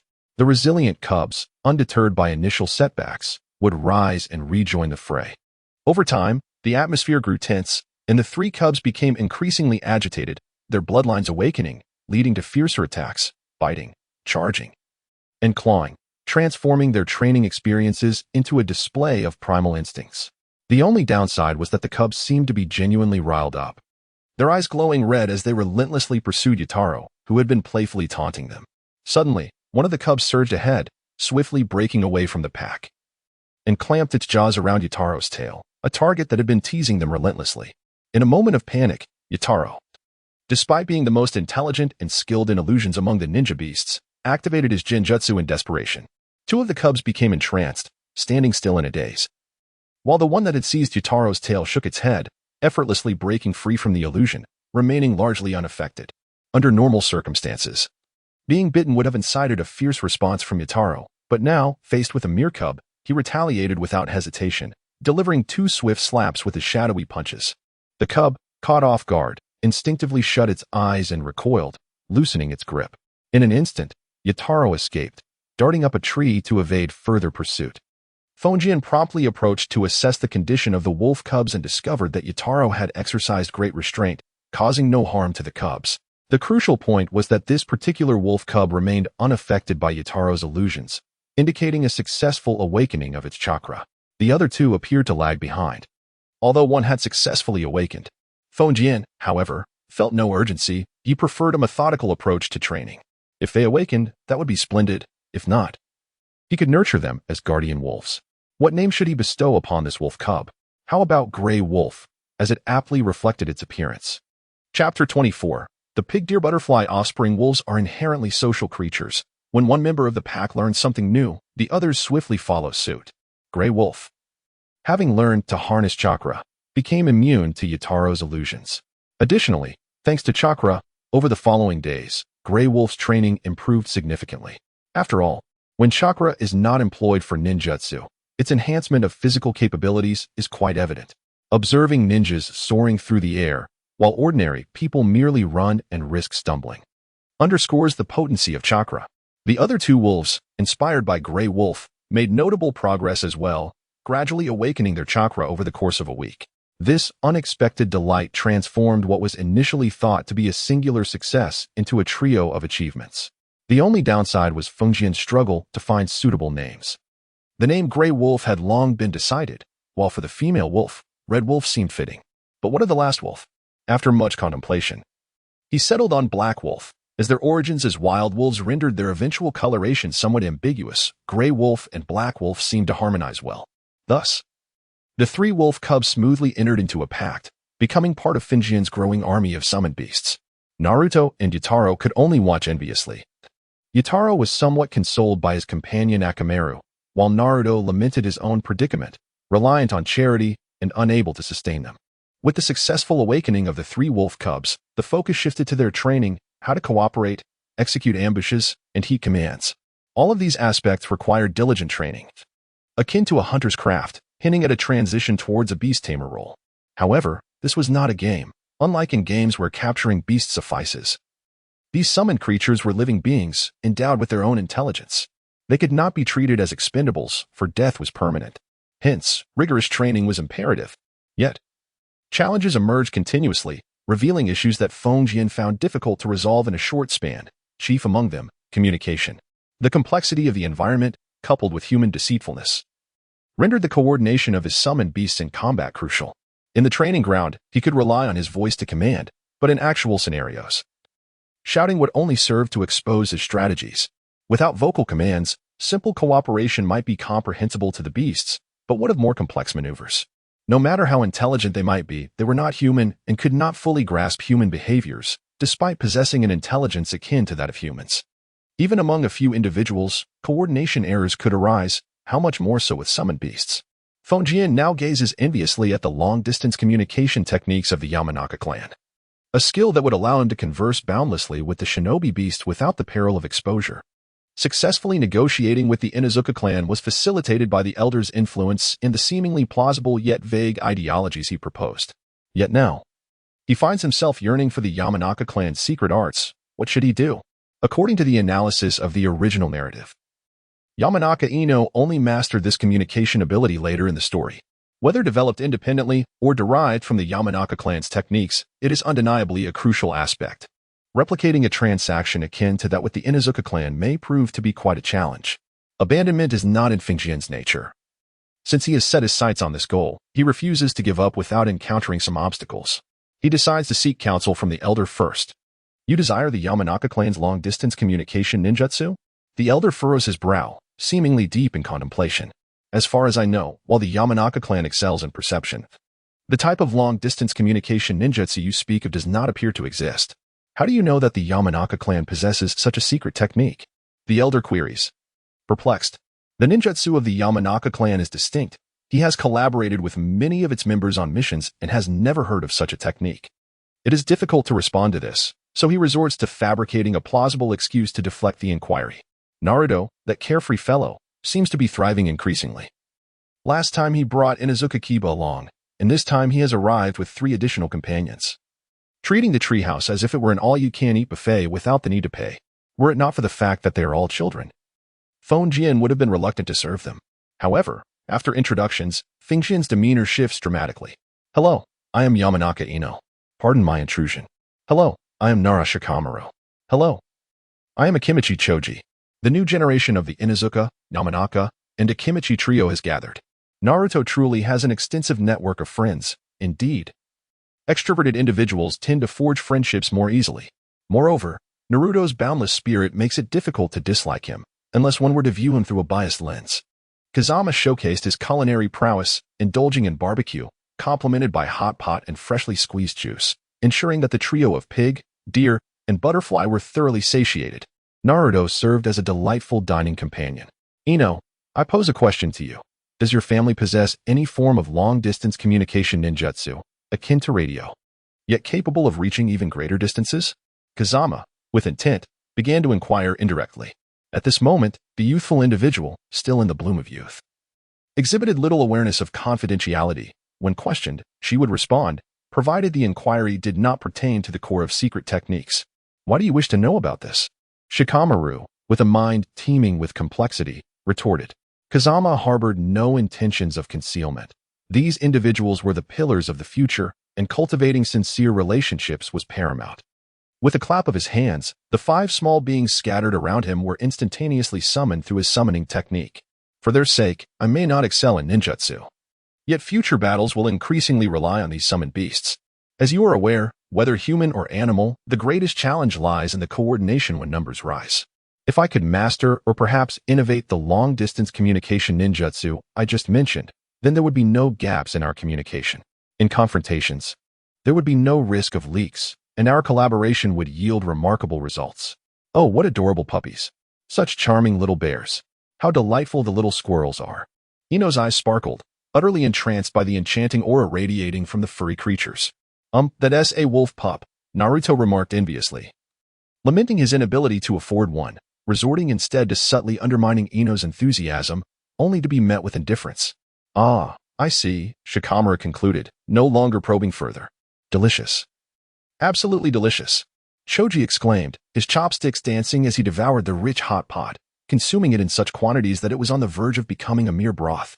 Chapter 25. The plan falls apart. Kaze believed that inviting the 3 members of the Inuzuka clan to dine would merely constitute a friendly gesture among good friends. To his surprise, a few days later, both he and the esteemed elder, Kuka, received a formal invitation from the Yamashiro clan. The elder was bewildered, and Kaze was equally perplexed. Nevertheless, considering the honor of being invited by such a prominent family in Konoha, they decided to accept the invitation without hesitation. Upon their arrival at the Yamashiro clan's estate, it was evident that despite the clan's humble standing in the martial world of ninjas, their unique approach had enabled them to thrive. The Yamashiro clan, though not numerous, resided in a spacious, well-maintained courtyard adorned with various flowers and plants that filled the air with delightful fragrances. It became apparent that the clan leader's wife operated a flower shop, confirming their affinity for nature's beauty. Welcome, Grandpa Kuka and Brother Kaze, to our home, greeted Ino, who was unusually composed as she welcomed them. Oh, it is you. Ino, here, have some honeysuckle tea. It will enhance your beauty, Kaze offered. He wasn't accustomed to gift-giving, and the elder had little to present, so he resorted to offering some herbal tea he had collected. Kaze had prepared the tea to counteract the heat from the grilled meat they had eaten earlier. Welcome. Grandpa Kuka, Yamashiro Hachi, also came forth to greet them. Here, it is worth noting that Ino addressed the elder as Grandpa, a term of respect from the younger generation towards their elders, which reflects the nuances of their familial hierarchy. Hachi, being of the same generation as the 3rd Hokage, also respectfully referred to Kuka as Grandpa. After exchanging pleasantries, which Kaze found somewhat awkward as he observed the formalities, they finally sat down for a meal. The culinary delights of Japan were savored, though Kaze only managed a few bites, knowing he would need to eat again later. Once the meal concluded, tea was served, and the atmosphere became more congenial, signaling the time to discuss the main matter at hand. Grandpa Kuka, the purpose of today's invitation for you and Kaze is, Hachi began, revealing that Kaze had inquired about a ninjutsu capable of long-distance communication. While the Yamashiro clan lacked such a technique, it was indeed well-suited for their capabilities. If it had been anyone else making the suggestion, the clan might have taken advantage of the idea without hesitation, but since it was Kuka's grandson, Kaze, they felt it deserved a formal approach. This was an opportunity to strengthen their ties, as all 3 clans, Inuzuka, Nara, and Akimichi, had shared many missions under Kuka's leadership over the years. The bonds formed through such experiences were invaluable, and Kaze's creative suggestion was worthy of nurturing. Kuka chuckled, realizing it was merely a child's idea and not warranting such grand gestures, yet he graciously accepted the praise for his grandson. Indeed, the creativity is evident. Why had we not considered it ourselves? This reveals the gap in our thinking.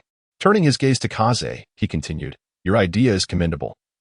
And although the Yamashiro clan has yet to develop a similar technique, we are willing to share this ninjutsu with you, if you agree. To Kaze's astonishment, Hachi was genuinely offering not only a development team but also shared results. Really? Thank you for your generosity, Uncle Hachi. Kaze exclaimed, rising in gratitude. Kuko recognized the underlying intention of Hachi's offer to foster a closer relationship with Kaze and felt no aversion to it.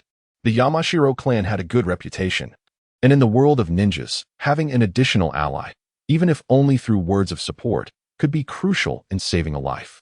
With the backing of 3 clans, Kaze's future as a ninja would undoubtedly be more promising, a fortunate turn of events. After further discussions confirmed there was nothing amiss, the grandfather and grandson prepared to take their leave. Do take Ino along to play more often, Ino's mother gently suggested to Kaze. Her kind words made Kaze feel at ease, and he nodded enthusiastically, his innocent demeanor causing Ino's mother to stifle a laugh. While the encounter with the Yamashiro clan was positive, Kaze's team issues remained unresolved, and the likelihood of a quick solution seemed slim. Faced with this predicament, Kaze reluctantly turned to his backup plan. Radio communication, indeed, reminiscent of the equipment used by Team 7 during their cat retrieval mission, could facilitate short-range communications. Its drawbacks included a lack of water resistance and limited range, but for the time being, it sufficed. It was amusing how the technological capabilities in the world of ninjas seemed skewed. While radios and computers existed, transportation still relied on horse-drawn carriages and the ninja's own legs, with bicycles being non-existent. After spending a considerable sum, Kaze acquired an advanced radio, which boasted durability, extended communication range, and minimal interference, wholly depleting his wallet. Ironically, Kaze had earned this money alongside Naruto. Although his earnings surpassed Naruto's, he frequently found himself broke, while Naruto, with minimal expenses, never faced financial woes. With no rent, loans, or significant expenses, save for the occasional instant noodles and milk, Naruto's frugal lifestyle often left Kaze feeling financially strained in comparison. Earn money, Kaze lamented, feeling the pressure as he longed for the tactical vests that the Grey Wolf siblings coveted but which he could not afford. He spent the day in frustration as the siblings flaunted their gear. With no other options, Kaze resolved to focus on earning. Report your locations, he instructed, crouching atop a tree while camouflaging himself with a piece of fabric, sending commands through his radio. 1 o'clock direction, estimated to arrive at point 3 in 10 seconds. Yataro's voice crackled through. Woo. The prey has arrived, Grey Wolf announced. Woo. Red Wolf reminded us to maintain stealth. The prey's compatibility is high, noted Black Wolf. Woo. I'll target its ears. They're quite chewy, Yataro declared. Ready the traps. The prey is approaching, Claude Teru added. Teru, stay concealed. We must be spotted by the wild boar. Grey Wolf will lure the prey to point 3. Everyone else, gather at point 3, Kaze commanded. The radio buzzed with the sounds of affirmations from all members. At the 3rd location mentioned by Kazama, Zayatara wiped away non-existent beads of sweat from his brow, panting slightly as he plopped down on the treetop. Beneath him lay a freshly dug pit, filled with stakes the length of his calves and the thickness of eggs, covered by a thin layer of earth-colored cloth. To obscure any traces, he had scattered a few leaves atop, creating a flawless concealment. Ever since he mastered the art of earth transformation, this task of digging pits had become his responsibility. He wished he could simply perch atop the tree like Yataru and keep watch, but alas, his weight was too much for the treetop to bear. And he was not alone in possessing the ability to burrow into the earth. Did one necessarily have to dig if they could manipulate the soil? His nails had grown dull from the labor, and though he was reluctant to use his iron claws for the task, he had no choice but to rely on his paws. At least they could regenerate. If all else failed, he would have to innovate a new earth technique, one that directly utilized chakra to control the soil, forming a pit with ease. He decided to name it Earth Release, Pitfall. Chapter 26, Combined Training. Grey Wolf, now disheveled and dusty, found himself in a predicament. He was but a young wolf cub, yet was tasked with the perilous duty of luring wild boars. Was it a fault to be swift? Why should speed make him a bait? Hadn't he seen how robust and formidable the wild boars appeared? A inertia from one could result in broken bones. Yet, that accursed group, including his master Kazama, unanimously agreed to this plan. Who could explain to him why these wild boars, so stout and powerful, could also sprint with such agility? Once more, he executed a sudden stop to evade the boar's eager advance, not daring to slow down even slightly as he continued his frantic dash towards the 3rd location. The boar, emboldened by its strength, charged like a furious tank, disregarding all obstacles in its path as if they were inconsequential. The 3rd location was in sight, and Grey Wolf summoned his last reserves of strength, channeling all his chakra to propel his body to its utmost speed. Fixing his gaze on the marker, he exerted force in his hind legs and leaped into the air, soaring over the designated spot. Enhanced by chakra, his young wolf form exhibited remarkable agility and swiftness. The wild boar, however, was undeterred. Offended by Grey Wolf, it was determined to trample him. No matter how high he jumped, it would charge forward, intent on goring him. If it failed to strike him, it would consider it a loss. What was the use of leaping high? The boar thought as it prepared to charge with its tusks ready to upend him. With limited jumping ability, the boar could only rush forward. But suddenly it lost its footing, its forelegs giving way as its front half plummeted downwards, propelled by its own momentum. This inertia, however, did not aid its forward rush but instead directed it straight into the ground. The boar, due to the sudden drop, performed an involuntary somersault before crashing violently into the pit. Weighing several hundred pounds, the boar collided with the sharpened stakes protruding from the pit. Its anguished cries echoed through the wilderness, startling flocks of birds into flight. Attempting to struggle, the wooden stakes, embedded deep within its flesh, ensnared it tightly. And every movement elicited waves of excruciating pain. The wild boar was now trapped, with no hope of escape. Kazama sheathed his bow and arrows, satisfied. The plan was executed flawlessly, and he had not needed to resort to his final safeguard. Feng Jian and the spirit beasts observed the struggles of the wild boar in the pit, showing not the slightest discomfort. The 3 wolf cubs were already contemplating which part of the pig to consume. The pig's ears were negligible, hardly substantial enough to be considered more than an appetizer. Who will deliver the final blow? Feng Jian inquired, as he sought to hone the finishing abilities of the spirit beasts. For they would inevitably face the battlefield and must possess the means to kill. The most proficient among them was Sujitaro, whose iron claws struck with precision and swiftness. However, it was not his turn to act today, yet Taro also demonstrated commendable skill with the crossbow. Adeptly firing an arrow and swiftly following up with another if the first proved insufficient. The 3 half-grown cubs exchanged uncertain glances, at a loss for action. Their current lethality was indeed limited. Their wolfish fangs, while capable of tearing flesh, struggled against the tough hide of the wild boar, and crucially, the beast was still alive, unwilling to comply with their attempts to bite. Ultimately, it was Grey Wolf who stepped forward, though he too was uncertain how to deliver the coup de grâce to the wild boar, as the elder of the other 2. He felt compelled to take the initiative. Kazama could perceive their helplessness. How much lethality could one expect from half-grown wolf cubs? However, it is imperative to possess the means. Practice must be diligently undertaken. While one may not have the skills at present, surrendering the pursuit of practice is simply not an option. Whether by biting with their mouths or tearing with their claws, the necessity to learn how to incapacitate one's target is paramount. The cubs need not worry about sustenance, for hunting offers assistance, resulting in the 3 cubs lacking much of the wild instinct typical of wolves. All 3 of you, come together. Kazama has no time for idle chatter. You are all Karami, so how much longer can you afford to delay? The helpless cubs adjusted the pitfall, first removing the surrounding, and used wooden spikes to avoid injuring themselves. Then, they directed their attention to the rear of a pig, commencing practice on their teeth.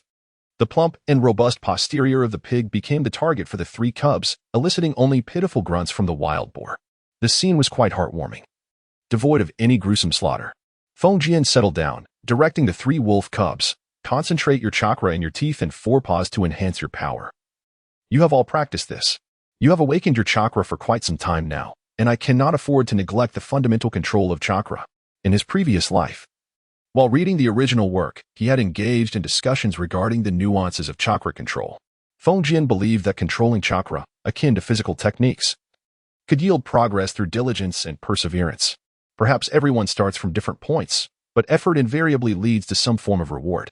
After all, Naruto, who struggled with basic body techniques, managed to learn the advanced chakra control required for the Rasengan. This stands as undeniable proof. At present, the young ones may not have mastered this skill, but Feng Jian remained unperturbed. Physical techniques and chakra control are foundational abilities worth a lifetime of exploration, necessitating the accumulation of time. Just like now, if one attempt fails, then 2, and with repeated trials, success will ultimately be achieved. Futile, unable to await further guidance from Feng Jian, braced himself to give it a try. It turned out to be less taxing than he had anticipated. If only he could muster chakra without retreating, that would be splendid. However, accustomed as he was to using all 4 legs in unison, it proved challenging. With chakra infused in his forepaws, he swiped at the pig's rear. Aside from eliciting a few yelps, the pig's posterior remained largely unscathed. It became increasingly evident that Hutai chakra was still too rudimentary. While it somewhat amplified the strength of his paws, it did not enhance their sharpness. This was something he could not teach. He would have to figure it out on his own. The sound of claws tearing into pigskin echoed, as the wild boar cried out in agony until it could no longer withstand its grievous wounds and succumbed. The pig's backside was now a tattered mess, one must admit. Feng Jian's training was remarkably realistic and rather gruesome. He leapt down into the pit, retrieving a scroll to package the wild boar. There was no time to clean up here, as it might attract other ferocious beasts. He could attend to that back at the treehouse. The three wolf cubs' forepaws and jaws were swollen from excessive exertion, causing them some injury. However, it was of little consequence as they would recover after a good rest. With no need for medicine. After all, every young creature goes through a phase of tearing apart and chewing through a few pairs of shoes. Feng Jian was merely preparing them in advance to prevent future mishaps. Hunting was not solely a means for Feng Jian to earn a living. It had transformed into a form of training for the summoning beasts, with the forest serving as their training ground. Today's exercise involved catching fish, yes. Standing atop the water to catch fish. The aspect of climbing trees had not been thoroughly practiced, but Feng Jian was already well versed in it. Thus, it was time to practice wading through water. The summoning beasts also needed to train. In future battles, they would either be on land or on water, making this an essential lesson. Climbing trees was simple, and after becoming familiar with wading, it posed no significant challenge for Feng Jian. The difficulty lay with the summoning beasts, as human experience did not necessarily apply to them. Feng Jian's insights on cultivation could only be regarded as suggestions. The rest they would have to discover on their own. Chapter 27. Untitled days slipped away quietly in a fulfilling and orderly regimen of training. In the blink of an eye, Feng Jian had turned 12. And tomorrow marked the final day of his time at the Ninja Academy. Indeed, Feng Jian was about to graduate. Today, however, he refrained from training, instead engaging in a solemn and serious bath and change of clothes, followed by a period of quiet contemplation. The long-anticipated ninja career was on the horizon, causing his heart to race with excitement, making it difficult for him to settle down for practice. He decided to grant himself a day of respite, allowing ample time to reflect on his impending ninja journey. For many other students at the academy, becoming a ninja represented a status above others, encompassing strength, wealth, and prestige. Among other accolades, Kazama is a seasoned individual, or rather, his experiences of traversing between worlds have imbued him with a unique perspective shaped by the clash of cultures. Having perused the original text, Kazama understands that the world of Naruto is steeped in sorrow and darkness. War, slaughter, hunger, disease, natural disasters, and man-made calamities abound. Even the seemingly peaceful reign of the 5 great shinobi villages, in Kazama's eyes, is merely a lull before the storm, akin to a group of combatants pausing to catch their breath before resuming their fierce struggle. This world resembles a chaotic era, where human life holds less value than that of a dog. Ninjas are mere instruments of death, and soon, he too will embark upon this path.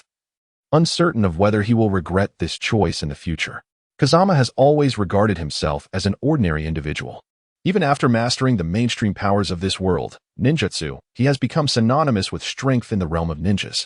All of this has been for the sake of survival. If given the choice, he desires to live a life that is better, freer, and more comfortable. Thus, he chose the bow and arrow as his primary weapon, avoiding the brutality of close combat where lives are at stake. When he feels elated, he can shoot a couple of arrows. When discontented, he can swiftly retreat. This unspoken thought encapsulates Kazama's true sentiments. If possible, he would prefer a mundane job that provides a stable income to support a family, meandering through life without ambition. Alas, this is the world of ninjas, where even the most formidable of shadows dare not assert they will survive until the next year. It turns out that the languid existence he once lived in a past life is what he yearns for the most.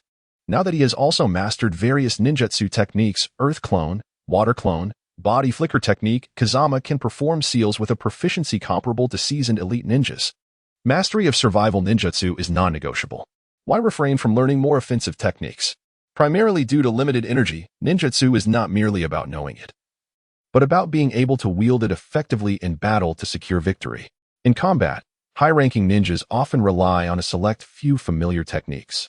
The third Hokage, renowned as the doctor of ninjutsu, may have knowledge of thousands of techniques, yet he frequently resorts to the familiar fire release and earth release.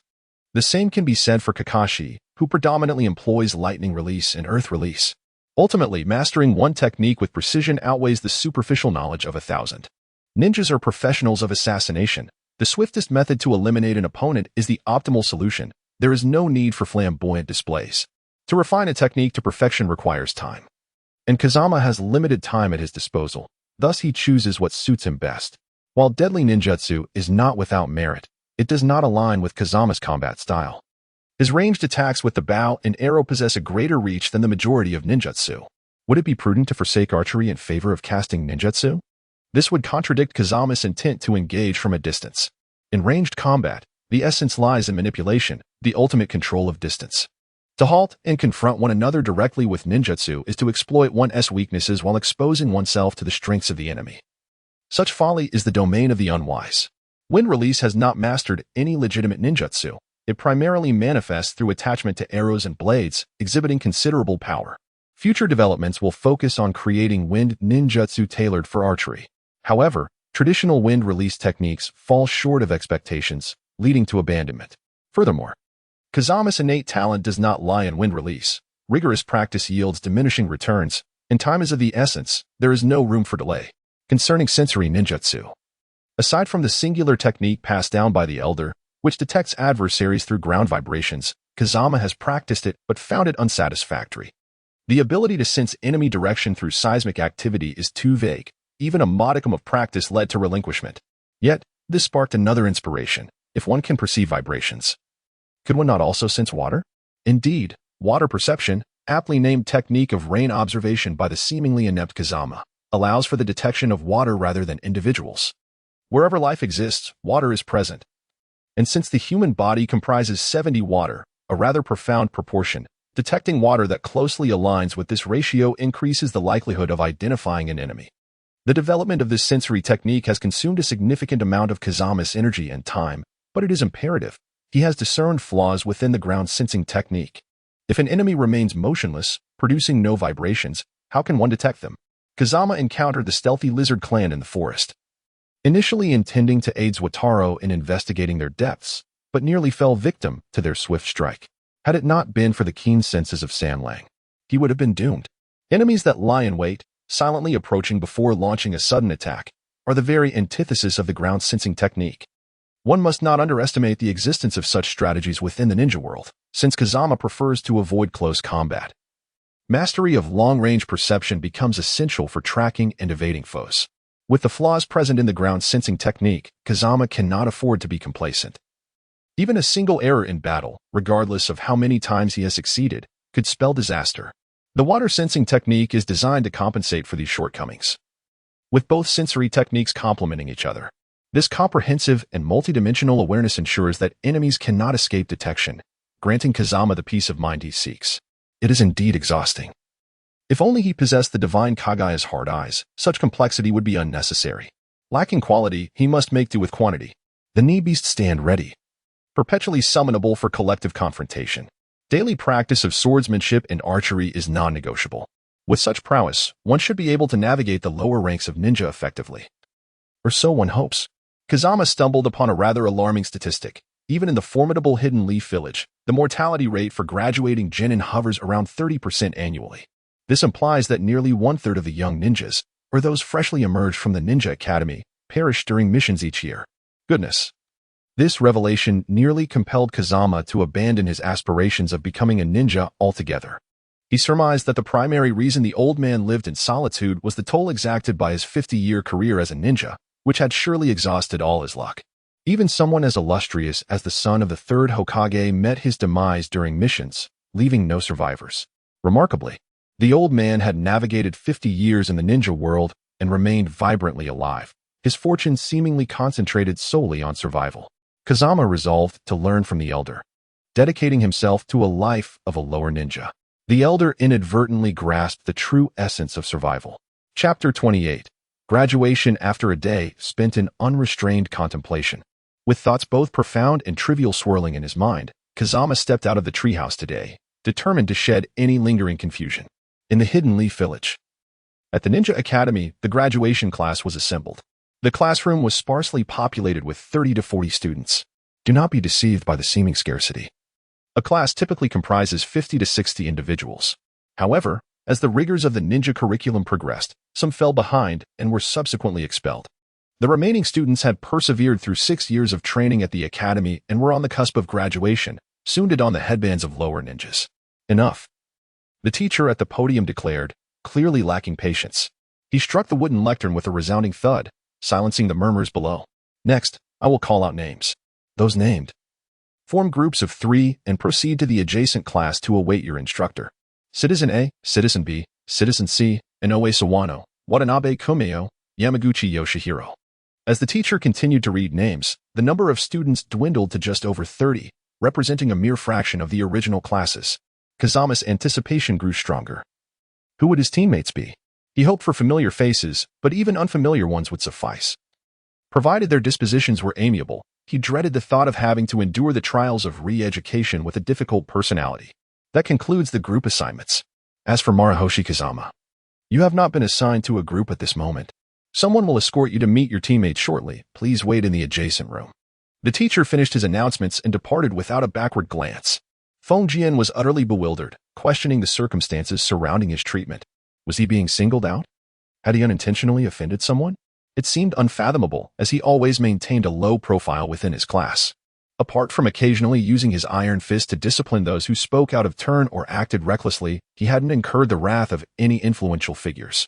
His class was merely a group of ordinary students. It was the neighboring class that truly housed the prodigies. There were no notable families in his class. So why was he left all alone? One person in a class? It was feasible, but perplexing nonetheless. Unable to comprehend the situation, Feng Jian chose to abandon his thoughts. Reasoning that even if he were the sole remaining student, the tasks assigned to him as a lower-ranked ninja could still be accomplished. The waiting period was the most agonizing. Feng Jian detested making others wait and loathed waiting on others even more. Just as he teetered on the brink of slumber, his head nearly resting on the desk, a serious-looking man with a scarred mouth and a sword entered the classroom. Ignoring the gazes of the students, he addressed the room. Who is Maruxing Feng Jian? Step forward and accompany me. Startled by the mention of his name, Feng Jian sprang to attention, catching sight of the agile ninja at the podium. The ninja, having received no response, inquired once more, "Is there no one?" It appeared that the information within the classroom did not align with his expectations. "I am Maruxing Feng Jian," he quickly announced, eager not to keep this formidable figure waiting. Feng Jian recognized this efficient ninja as Baiyun Zhao Jian, a companion of the old master in the narrative, renowned for his mastery of wind techniques and swordsmanship. His vacuum sword technique was remarkably powerful, capable of facing dozens of the rock ninja village's forces head-on, allowing the lower-ranked ninjas, Maruxing Gu Jie and Uzumaki Naruto, a chance to escape. Baiyun Zhao Jian was a paragon of both strength and character, an elite upper-ranked ninja. As a traditional ninja, Baiyun Zhao Jian felt a twinge of disappointment at Feng Jian's appearance, marked by sleepiness and sluggishness, traits unbecoming of a ninja. However, his composed demeanor prevented him from forming judgments based solely on first impressions. Suppressing his disappointment, he turned to lead the way. "Follow me. I will introduce you to your teammates."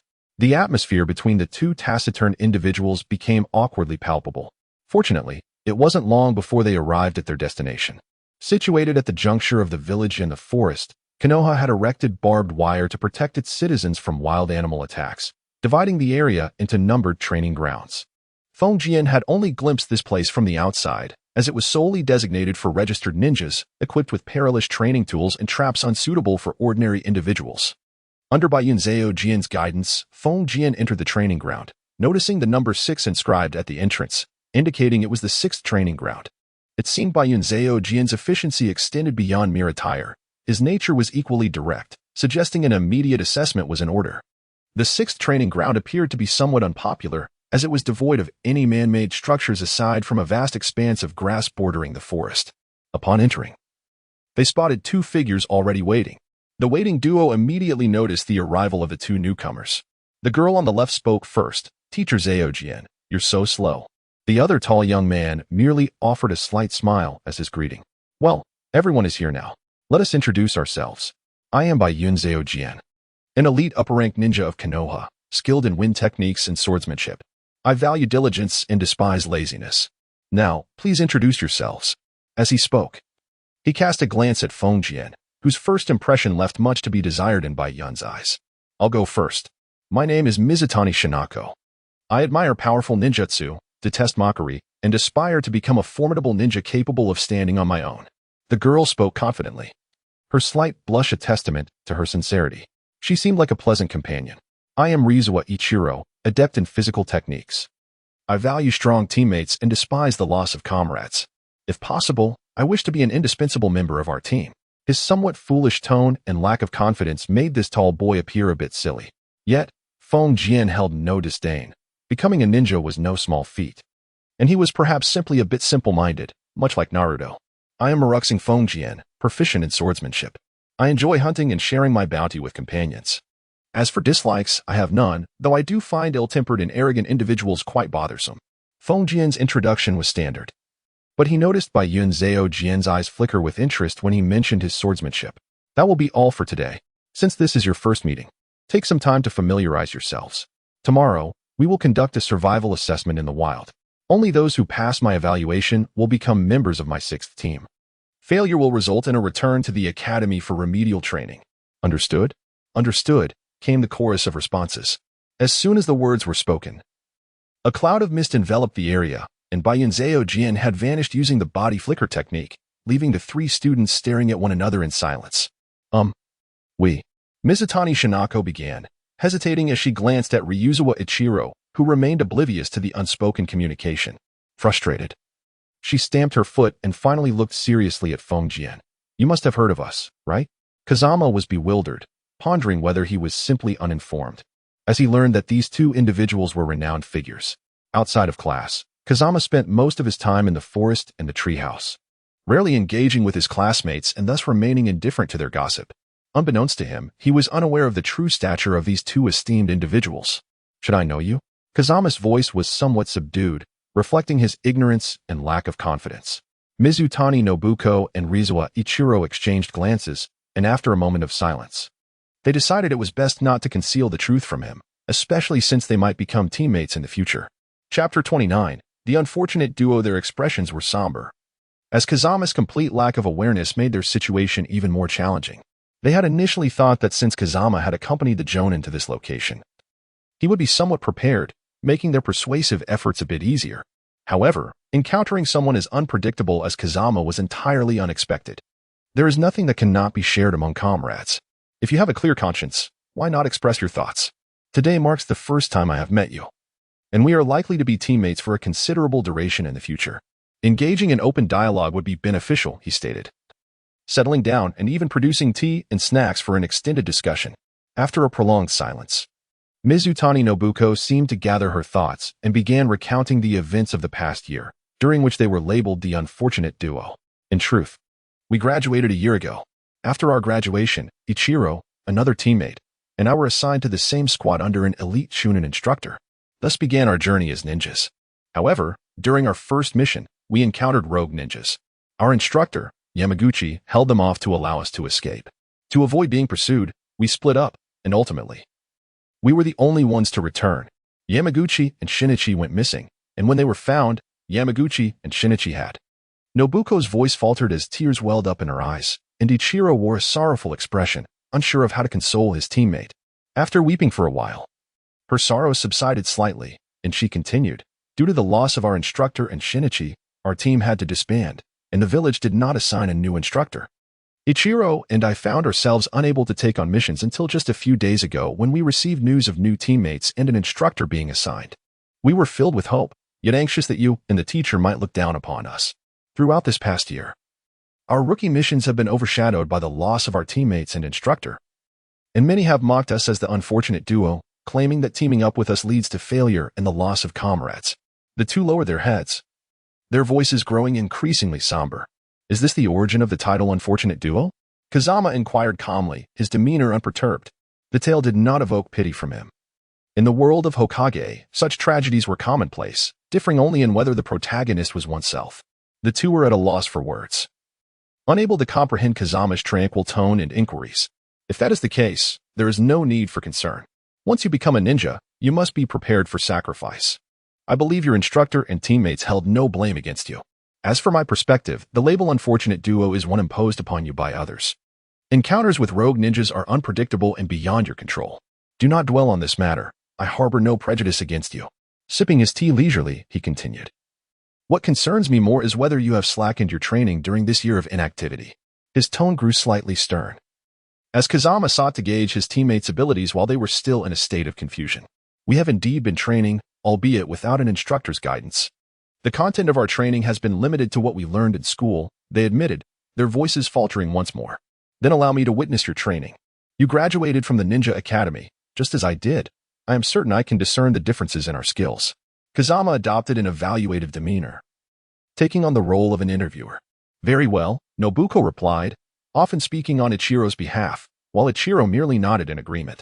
To begin, they demonstrated their throwing techniques. Nobuko took the lead and designated a tree trunk 10 paces away as a target, casually drawing circles on it. With a kunai in her left hand and shuriken in her right, she executed a swift cross pattern in front of her. The sounds of slicing air punctuating the atmosphere as her projectile struck the target with precision. Seeing that all her thrown weapons had found their mark, she exhaled a sigh of relief, feeling the pressure of performing under scrutiny, even though throwing techniques were her daily practice. Kazamiya's evaluation is as follows. It is standard, akin to a textbook example, almost as if meticulously crafted stroke by stroke from a manual of throwing techniques. One can discern the immense effort that has been exerted. However, the direction is somewhat skewed. No matter how much hard work is invested, it proves futile. As a fundamental skill, how can throwing techniques be so rigidly standard? Such standards are designed for novices, intended to facilitate learning and guidance. Having graduated from a ninja academy, it is rather comical to see such a mechanical approach. It is evident that one is merely a beginner. In the realm of battle, throwing techniques must either be stealthy, ferocious, or spontaneous. Never can they be merely standard. Otherwise, once the posture is assumed, it becomes apparent what technique one intends to employ, effectively handing the opponent a wealth of information. Kazama did not break the silence, but merely gestured for Long Zei Ichiro to continue. The burly Ichiro exhibited a rather brutish throwing technique. The shuriken in his hand resembled a mere knife, while the kunai appeared as though they were toys crafted from tin. With a powerful swing of his arm, he launched the concealed weapons, producing a piercing shriek as they sliced through the air. The distant target was struck repeatedly, and the final few kunai struck with such precision that they knocked several of Shinzi's weapons from their place. Almost every sharp tip of the throwing stars embedded itself deeply into the tree trunk. After finishing his throws, Ichiro sheepishly apologized to Shinzi for dislodging her equipment. His assessment was straightforward yet effective. Though it lacked finesse, it proved to be a remarkably useful technique, emphasizing the notion that sheer strength could yield remarkable results. Few dared to confront the projectiles unleashed by Ichiro's skill. Ichiro's throwing technique is quite formidable, Kazama remarked. If only he could enhance the speed of his arm movement in the initial phase. Kazama applauded this earnest giant, believing that individuals of such honest disposition deserved encouragement. This elicited a silent chuckle from Ichiro as he scratched the back of his head. Next came the physical combat. Kazama stepped forward as their opponent, inviting anyone to take him on. It was the most direct method to gauge the effectiveness of one's martial arts. Shinzi, ever competitive, stepped up first. The two formed their stances, and Kazama signaled for her to initiate the attack. True to form, she executed textbook-perfect punches and kicks, demonstrating average strength but commendable speed. They exchanged blows for over 10 rounds until Shinzi exhausted her repertoire of techniques.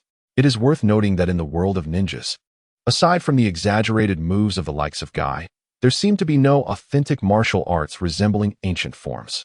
Kazama had pondered emulating the ancient techniques of his forebears, but ultimately abandoned the idea after realizing that the martial arts he was learning were merely superficial. The essence of martial arts, cultivating strength and inner energy, seemed a lofty ideal reserved for idle dreams. Soon, the previously aggressive Shinzi began to tire, her movements losing their sharpness, prompting Kazama to call a halt. Ichiro, the giant, refrained from immediately engaging, compelling Kazama to take him seriously. This fellow was merely a year older than Kazama, yet he towered over him, his visible muscles showcasing strength without bulk. Chapter 30. The unfortunate duo. Come on, Kazama said, taking a brief respite to recover his stamina before facing Ichiro's challenge anew. As soon as they clashed, the immense resistance generated by their arms forced Kazama to abandon his previous approach of directly confronting Shinzi. Instead, he adopted a strategy of dodging, redirecting, and maintaining distance. Surprisingly, this only exhilarated Ichiro further. Over the past year, he and Shinzi had felt neglected. Even though he was of a sincere nature, the criticism weighed heavily on him. While Shinzi could vent her frustrations to him, Ichiro, being less articulate, bottled up his feelings, channeling his frustrations into physical exertion. Exhaustion would eventually lead him to sleep, momentarily alleviating his sadness, a coping mechanism that allowed him to forget his emotional burdens. Today's sparring with Kazama provided him with a refreshing experience. Kazama's defensive style allowed Ichiro to gauge the strength of his ally. For the lonely Ichiro, Kazama proved to be a worthy opponent. Not only could he withstand Ichiro's punches, but he could also endure for an extended duration, even allowing Ichiro to land a few hits.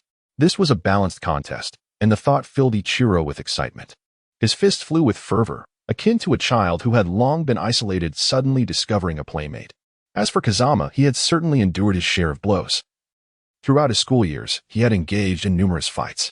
However, he had never faced a situation as frustrating as today's encounter. Even when contending with the likes of Old Man Kage, the exchanges were never this relentless or aggressive. Ichiro, in his fervor, paid little heed to restraint. Intent on enjoying the thrill of the fight, reluctantly, Kazama felt his chakra surge, enveloping his hands in water-based chakra, providing a degree of resistance against the collisions. However, this was not the ultimate aim. Ever since he had learned that water was one of his innate chakra affinities, he had contemplated the transformative properties of water. The common notions of water pressure, impact, and flow were too mundane. To wield sufficient power, adequate chakra supply was essential. Reflecting on the original work, the ninjas who excelled in water release techniques were of considerable chakra caliber. One was the second Hokage, and the other, Kisame Hoshigaki, both of whom possessed immense reserves. Kazama questioned his own chakra aptitude, realizing that he needed to explore unique aspects of water release. Two particular water techniques from the original work piqued Kazama's interest. One was the water release technique employed by the Konoha 8 Gates, which could transform water into a highly adhesive substance, allowing one to ensnare Naruto as if he were a rodent. The other was a special water technique that could condense moisture from the air into a magnifying glass, focusing sunlight into concentrated beams capable of scorching enemies while enabling mobility in midair. Both techniques were appealing, and Kazama aspired to master them. So far, he had only learned to transform ordinary water into a sticky, glue-like substance, which he adeptly combined with the water release technique. He had yet to learn the technique requiring close-range release, as it did not align with his preference for long-distance combat. Now, this technique proved suitable against the rampaging brute. After a few more collisions, Ichiro found himself ensnared in a sticky, syrup-like substance that limited his movements. Kazama continued to unleash this water technique, effectively wrapping Ichiro until he resembled a ball, with only his head protruding, creating a rather amusing sight. Ichiro struggled against the increasing stickiness, ultimately conceding defeat. I must say, Ichiro, your martial arts are commendable, though your adaptability could use some improvement. With that, Kazama manipulated the water technique, dissolving the substance that had encased Ichiro. Hastily rising, Ichiro felt the discomfort of being trapped, unable to break free or escape the increasingly tight grip. Observing Ichiro receive praise once more, Shinzi's mood darkened, for she had yet to receive a single compliment. Finally, it was time for ninjutsu. Let me witness your techniques. Any ninjutsu will suffice. There are no restrictions on type. Engaging Ichiro in close combat marked Kazama's greatest folly of the day, for he would undoubtedly wake up to numerous bruises come morning. In terms of ninjutsu, Shinzi felt confident, especially when compared to Ichiro. Taking a deep breath, she swiftly formed hand seals and completed the basic shadow clone technique in an instant, summoning a dozen identical copies of herself. Following this, she executed the transformation technique, transforming both the clones and herself into Kazama, achieving an impressively lifelike imitation. Lastly, she performed the substitution technique, executing the 5 seals in a second and swapping with a nearby tree stump. Kazama's evaluation was quite favorable. The hand sealing speed was rapid, and the release was stable. Aside from the simplicity of the ninjutsu, there were no other flaws. This performance would undoubtedly earn high marks among graduates. Unfortunately, they had already graduated a year ago, and such a level could no longer be deemed impressive. Ultimately, they still lacked the guidance of a teacher.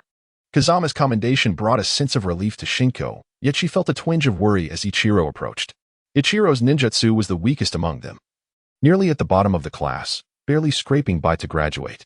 I'm not proficient in ninjutsu, Ichiro mumbled hesitantly, causing Kazama to feel anxious for him. Suppressing his concern.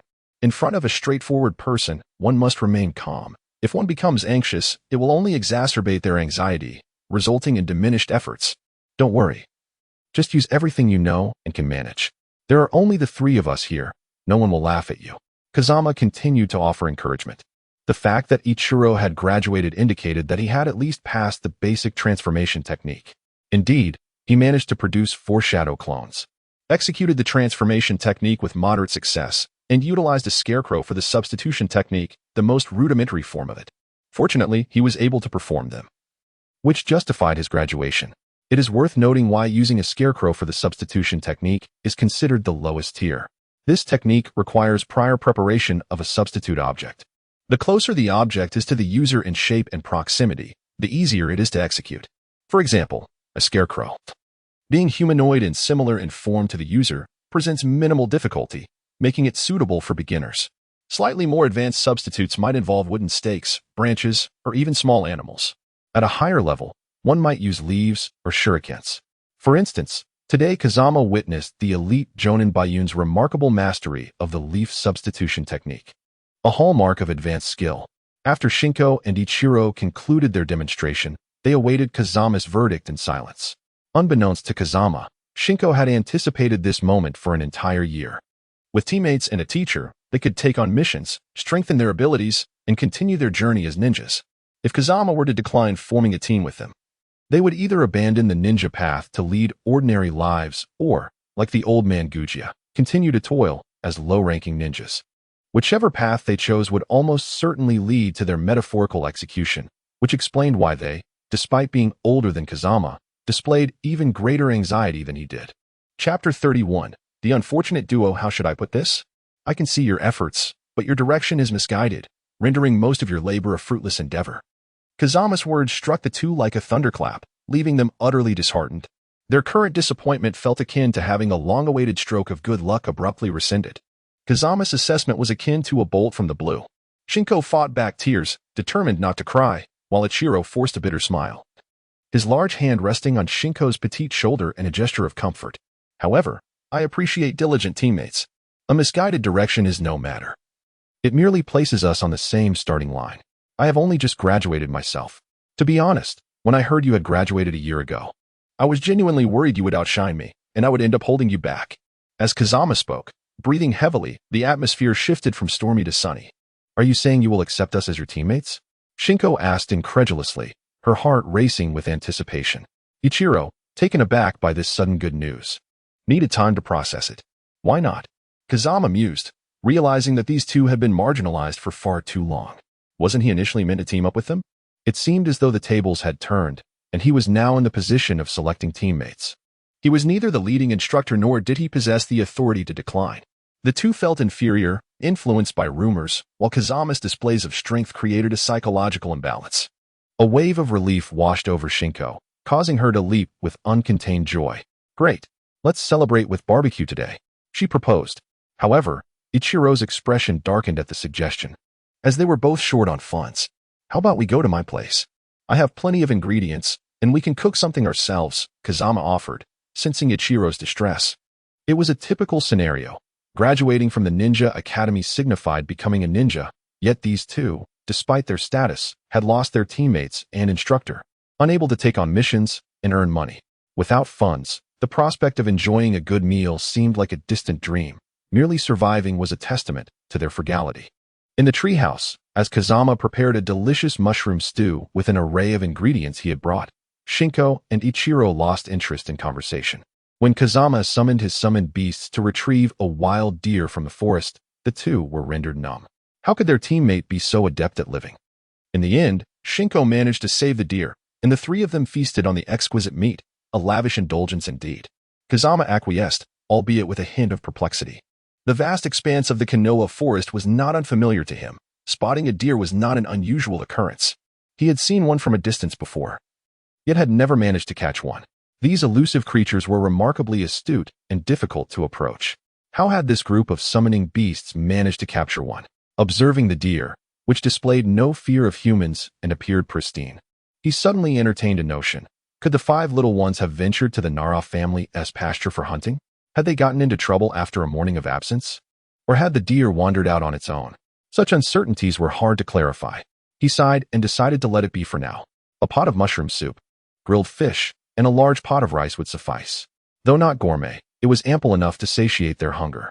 Shinko and Ikaru devoured their meal with abandon, exhibiting poor table manners. Yet, this could be excused. From their conversation, Kazama learned that both were orphans, albeit with the fortunate background of being genuine residents of Konoha. Their parents had passed away during their schooling years, leaving behind a modest inheritance that allowed them to complete their ninja academy education without being sent to an orphanage. However, since their graduation a year ago, they had received no missions, and their inheritance had been depleted. As registered ninjas, they were ineligible for orphan allowances, rendering them entirely reliant on the scant knowledge of ninjutsu they had acquired at the academy to barely fill their stomachs. It was rare to encounter ninjas in such dire straits. Ikaru, now revitalized, expressed his newfound exuberance after a hearty meal, becoming increasingly talkative. His previous reticence stemmed not only from his struggle to articulate thoughts clearly but also from the ridicule of others. In the treehouse, where there were no outsiders, Kazama and Shinko offered no mockery, allowing him to lower his defenses. Indeed, tomorrow they would embark on a mission to earn their commissions. Shinko nodded in agreement. And although their conversations seemed disjointed, they had grown accustomed to such exchanges. Perhaps it may not be as straightforward as we think, Kazama interjected, unable to hold back his skepticism. I've heard that every team leader conducts evaluations before missions. Those who pass proceed with the team, while those who fail are sent back to the academy for remediation. Did you not undergo any evaluation? Kazama found it curious that they seemed oblivious to this information. Wait, there's an evaluation? Shinko exclaimed, clearly unaware, while Ikaru shook his head in confusion. Was this a unique arrangement of their team leader? Kazama recollected that the evaluations for the 12 ninja warriors varied, arriving at this conclusion with some effort. Is it true that failing means being sent back to the academy for remediation? Shinko could hardly believe it. They had already delayed for a year. If they were sent back, they would have to graduate alongside classmates 3 years their junior. The thought filled her with despair. There was absolutely no way she could endure such a fate. Ikaru, we absolutely cannot face remediation, or it would be the end for us. In a frenzy, Shinko grasped Ikaru's shoulder and shook him vigorously. Ikaru, slightly dazed, nodded in agreement. Still trying to comprehend the gravity of the situation, he needed a moment to process such a serious issue. Noticing Ikaru's sluggish response, Shinko turned back to Kazama. Kazama, you wouldn't want to face remediation either, would you? Is there any way to pass the evaluation? Observing Shinko with her hands clasped in earnest supplication, Kazama silently applauded her performance. It was heartfelt and deserving of encouragement. To the best of my knowledge, the so-called evaluation is essentially a survival exercise, likely conducted by the team leader to gauge our abilities and personalities. As for the standards employed by substitute teachers, that remains uncertain. Different individuals have varying criteria. Some emphasize fundamentals, others focus on talent, and still others assess team cohesion. Is it really that complex? So, do we need to defeat the teacher? Kaze had a sneer on his lips, pondering the audacity of 3 freshly graduated genin believing they could defeat an elite jonin. Was it a sign of self-worth or a mere underestimation of Konoha's elite? Defeating a substitute teacher was an unrealistic aspiration. Just consider the instructors at the Ninja Academy. Could they hope to triumph over them? Certainly not. Our leading teacher is an elite jonin, capable of overcoming 10 academy instructors without breaking a sweat. It is impossible to convey just how formidable a jonin truly is. One can only use the academy instructors as a benchmark, an understanding that his 2 companions could grasp. Wow, does that mean we are destined to be eliminated? One of them exclaimed. Not necessarily, Kaze countered. If we were to lose to the substitute jonin, then students from the academy would have no hope of becoming ninjas at all. I believe our confrontation with the teachers should demonstrate our strength and potential, showcasing traits worthy of their recognition. If we meet these criteria, even in defeat, we could still pass the assessment. I see. But how should we proceed? It feels like we need to confront the teachers directly. They are incredibly strong. One casual jutsu from them would send us sprawling. The young girl interjected. You're overthinking this. Without using jutsu, just a single punch would knock us out. Exactly, which is why we must showcase ourselves as much as possible. We cannot afford to be taken down in one blow. The longer we can last, the better. If we can make it difficult for the teacher, causing them some trouble, that would be ideal. So, let us employ any means at our disposal. Do not fear injuring the teacher. An elite jonin cannot be harmed by mere genin. So there's no need to hold back. To showcase ourselves as much as we can, the girl's mind raced with possibilities. She had already tried to guide her 2 companions, uncertain if they understood. Kaze, unfamiliar with the jonin by Inzouchin, only knew him to be an elite jonin with a composed and serious demeanor, a teammate of the elder Gujie. Kaze had no intel on how he managed his students, so he could only encourage his companions to think creatively and seek opportunities to stand out. As for Kaze himself, he felt little concern. Becoming a genin was sufficient. Should he be sent back, he would contentedly retreat to the treehouse to train for another year. After all, an additional year of training could only enhance his strength. By the way, tomorrow's assessment will take place at Training Ground 6. We have the time, place, and people sorted. This aligns with some battle cases the teacher shared with me. Perhaps we can utilize some of those strategies? Yukiko, with her sharp intellect, had absorbed the textbook material thoroughly, despite the previous teacher's lack of instruction. Ichiro, well, we can't rely on him for strategic thinking, Kaze mused. Think of what tactics we can employ. Traps. We can prepare traps at Training Ground 6, Yukiko proposed. You mentioned we needn't worry about injuring the teacher, so we can go all out. Everything the teacher has taught us can be applied. If only we had some offensive jutsu, Yukiko sighed after a long contemplation, ultimately only arriving at the idea of setting traps. Jutsu cannot be mastered overnight. You can arm yourselves. Fighting barehanded versus wielding weapons is an entirely different concept, Kaze reminded them, aiming to bolster their combat capabilities. Right, weapons. Yukiko clapped her hands together in realization. But we have no money. Dejection had become a constant state for the two. Follow me, Kaze said, unable to bear their despair. For the sake of tomorrow's survival exercise, he decided to make a financial sacrifice. They arrived at a ninja equipment store, owned by the wealthy Tintin's family, whose fortune stemmed not from being a ninja clan, but from commerce. Tintin's parents were businesspeople operating in the capital of the Fire Country, and their wealth was overwhelming. It was no wonder Tintin indulged in extravagant ninja gear. This store in Konoha was the Tintin family's new venture, as Tintin was about to graduate, paving the way for the first female ninja in her family. Choose wisely. I'll lend you the money. Kaze, though financially constrained, still had some savings for emergencies and was prepared to use them to equip his companions. The array of ninja tools dazzled Yukiko and Ichiro, leaving them indecisive amidst the overwhelming selection. Each of you should take 2 large shuriken, 1 for backup, 3 small shuriken each, 5 kunai, explosive tags. Kaze observed their indecisiveness and felt a twinge of frustration, akin to country folk entering a bustling city without a clue. It was regrettable to see ninjas reduced to this state, unaware of the true value of their skills. He equipped Ichiro with a sturdy iron staff. Suddenly, an idea struck him. Ichiro, robust and strong, would be the ideal candidate for a frontal assault, yet wielding large shuriken would not suit him. A heavy weapon like a staff would be far more appropriate, easy to swing even without prior training. After a thorough shopping spree, Kaze's savings were depleted, but his companions slowly amassed their gear. He pulled out 2 spare radios, which he had initially purchased for the store's staff. They would serve a purpose now. Tomorrow, during the battle, we will use these to maintain communication and enhance our coordination. Now, let us return to the treehouse and devise our battle plan. Agreed. Unbeknownst to Bayun Zhaochen, the Jonin who had only met the students yesterday, a comprehensive combat strategy had already been laid out for him. Even if he were to learn of it, it would matter little. As a Jonin, if 3 freshly graduated students could defeat him merely based on a battle plan, he wouldn't have survived this long.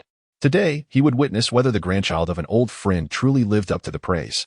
As for the other 2, he had already assessed their character and deemed them inconsequential during his year-long hiatus. Their ability to maintain training during this period indicated diligence, and graduating from the academy suggested they possessed talent. Thus, he would fill the gap left by their previous teacher, believing that this unfortunate duo could finally emerge from the shadows. After all, it would be poor form to merely observe the offspring of an old friend without any action. As for Kaze, today's assessment would center around him. Although his old friend had mentioned Kaze's decent talent, Bayun Zhaochen needed to verify this with his own eyes. Should Kaze indeed show promise, he would invest in his training. If not, he would speak honestly about his lack of potential. Being a ninja was not the only path, and Bayun Zhaochen understood this well. At Training Ground 6, Yukiko and Ichiro sat upright beneath a towering tree, its shade protecting them from the harsh sun. Kaze lounged a few steps behind them, appearing languid and disinterested. Bayun Zhaochen lurked nearby, having observed the trio for some time, finding their behavior aligned with Kaze's predictions about their personalities. Indeed, Kazama's languor is not a fade but a genuine disposition, and the laid-back Kazama is surprisingly referred to as talented by an old friend. After all, to a grandfather, even the most unremarkable grandson is seen as a prodigy. The sun has risen high in the sky, and the 3 individuals gathered at the 6th training ground since 7 in the morning have endured over 3 hours of waiting. enough to unsettle these inexperienced youngsters. This is the first lesson of the morning. A ninja must always maintain patience. Chapter 33, Survival Exercise to the Sun. Free from the morning mist, now hangs prominently, marking the commencement of the day, casting away the remnants of the previous night's coolness. After waiting for more than 2 hours, Ichiro and Nobuko are indeed becoming impatient. Yet, having awaited this moment for a year, they understand they are not in a position to complain. Whether they become competent ninjas rests upon the judgment of others. To Ichiro and Nobuko, it is merely a matter of a teacher being late. As long as the teacher does not disdain them, they can wait for a day. What is a little more time? Leaning languidly against a tree, Kazama is actually receiving information from Yutaro. In order to surprise Hakuyun in the morning, Kazama has revealed all his cards. He summoned the 5 little ones early, scattered throughout the surrounding woods, seemingly dispersed like wild beasts, yet this area is their watch zone. Kazama does nothing. He is acutely aware of how many living beings are present. That grand elite jonin, Hakuyun, can easily evade the detection of 3 chunin with a mere concealment, which is a gross underestimation of their capabilities.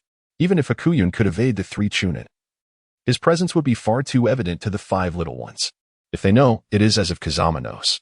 By now, they must be nearing the brink of impatience from the wait. Once the sun rises a bit higher and the temperature climbs, sapping more of their energy, it will be time to test them. Hakuyun has already devised a strategy. Ichiro and Nobuko are still sitting upright. Their patience has already pleased him. His only dissatisfaction lies with Kazama, who is nearly dozing off against the tree, exhibiting a lack of a ninja's alertness. He decides to teach Kazama a lesson soon. Do not be overly tense. Excessive rigidity in your muscles and spirit will drain your energy. If this continues, by the time the evaluation begins, you will have exhausted most of your stamina and spirit. How will you perform then? Stand up, walk around, relax your body and mind. Adjust your state, and feel free to eat and drink something. Kazama wishes to subtly remind his companions without directly alerting them, fearing they may not play their roles convincingly. Thus, he resorts to this method of suggestion, as he will need their assistance during the evaluation. Is that so? I didn't realize I was getting tense. Nobuko replies, feeling embarrassed. The anticipation of the long-awaited outcome today fills him with worry and anxiety, emotions swirling within him. Ichiro, get up and move around, Nobuko advises. All right. Ichiro responds, rising and playfully swinging a metal rod before hoisting it onto his shoulder, reluctant to set it down. Just as Hakuyun is about to reveal himself, he is drawn in by the movements of his 2 subordinates, abruptly halting the execution of his body flicker technique, initially thinking he had been discovered, only to realize they are merely stretching. Hakuyun's plan to reveal himself is thwarted, and observing the trio on the grass now replenishing their water and food supplies, he fears their strategy of conserving energy may also falter. He suddenly feels a wave of irritation, an emotion arising from disrupted plans and the deviation from his intended course, which is all too common in a ninja's life. A fleeting thought allows him to suppress this irritation. Since psychological warfare is futile, Hakuyun decides to reveal himself without further delay. A gentle breeze rustles through, and as the trio is eating, a sudden burst of white mist erupts behind them, and Hakuyun's figure materializes unexpectedly. The abrupt appearance of Hakuyun instantly alerts the trio. Kazama swiftly draws his blade, holding it defensively across his chest, assuming a guarded stance. Ichiro grips the metal rod, while Nobuko, quick to react, wields a large kunai like a short sword, positioning himself to protect Kazama's flank. Relax, it's me, Hakuyun begins, intending to startle his students, but their swift reactions create an awkward atmosphere, compelling him to explain. Teacher Hakuyun, please don't appear suddenly behind me. I might instinctively retaliate. Kazama expresses, revealing his concern for unexpected threats that encroach upon his safety, as he has always positioned himself as a ranged combatant, wary of adversaries breaching his safe distance. Now that everyone is present, let us commence the evaluation. Your task is to combine your strengths and attempt to bring me down. Do not hesitate to employ any means necessary. Shuriken, explosive tags, or any lethal methods are permissible. I wish to see if you are prepared to become ninjas, he declares, ignoring Kazama's quips and announcing the evaluation details. Let us begin, Hakuyun proclaims, raising his hand, and the atmosphere instantly becomes tense. Ichiro and Nobuko spring into action, with Ichiro leading the charge, swinging the metal rod in close proximity, while Nobuko, with one hand wielding the large kunai, launches shuriken with a spin, producing a whirring sound as they arc towards Hakuyun. Hakuyun is momentarily taken aback, according to his expectations, upon announcing the start of the evaluation. These three Chunin should have immediately distanced themselves to hide and seek opportunities. Instead, his announcement has become their signal to initiate an attack, an unexpected maneuver. Nobuko's shuriken, striking first, aims directly at Hakuyun's vital points. However, such an assault cannot harm him. He merely sidesteps, dodging two of them, and casually catches one, sending the last one flying. The shuriken attacks are effortlessly neutralized under his deft movements. In the next moment, Ichiro's metal rod comes hurtling towards him. Raising the hand that holds the shuriken, Hakuyun attempts to block Ichiro's strike with it. Here, Hakuyun displays a degree of bravado, even as a Chunin. Ichiro's strength combined with the metal rod's heft is considerable. The clang of metal resonates as Hakuyun withdraws the hand holding the shuriken. With his other hand, he produces a kunai, pressing down against the rod that has been deflected by their initial clash. Meanwhile, the shuriken has vanished somewhere unknown, and the hand behind his back trembles slightly under the pressure of Ichiro's strike, prompting him to use his other hand for support. Nobuko does not remain idle. Ichiro's assault is evident and must not waver, yet seizing the moment when Ichiro's maneuver concludes, he thrusts the large kunai straight towards Hakuyun's throat, showing no intention of holding back. Yesterday, Kazama had mentioned that they could not injure a jonin, so there is no need to restrain themselves. Showcasing their skills is the priority. Hakuyun sidesteps, internally admiring Nobuko's timing skills, forcing him to evade, missing the initial stab. Nobuko swiftly transitions from a thrust to a sweeping strike, aiming again for Hakuyun's neck. Hakuyun is compelled to raise the kunai that is suppressing Ichiro's rod to block Nobuko's decapitating blow. However, this allows Ichiro to break free, swinging the metal rod once more in a powerful arc, forcing Hakuyun to retreat and create distance. Chapter 34, Survival Exercise 3. The aggressive onslaught from Ichiro and Nobuko causes Hakuyun some discomfort. Facing two fierce Chunin armed with weapons without employing ninjutsu or lethal techniques leaves him momentarily at a loss for an effective strategy. Reluctantly retreating from battle, he unsheathed his sword. As a ninja renowned for his swordsmanship, wielding the long blade transformed his aura entirely. Faced with the onslaught of two adversaries, his response became significantly more manageable. Ikira's iron staff, formidable and heavy, appeared crude under the pressure of his long sword. Its brutal, forceful swings revealed too many flaws. A mere glancing touch caused the staff to falter, allowing him to slice upwards, ready to make contact with Ikira's weapon. Confronted with the threat of the long sword, Ikira had no choice but to relinquish his staff and retreat to preserve his life. A single maneuver had disarmed Ikira, proving his prowess as an elite jonin of Konoha. In an attempt to break the encirclement, Shinji rushed in, but with Ikira's staff abandoned, he could only brace himself against the oncoming strikes. Utilizing a large kunai as a makeshift short blade, Shinji provided Ikira with a momentary opportunity to escape the fray. Without his weapon, Ikira's intimidation factor diminished considerably. However, his honest nature reminded him of the strategy he had devised to entangle the teacher, preventing him from targeting the other two.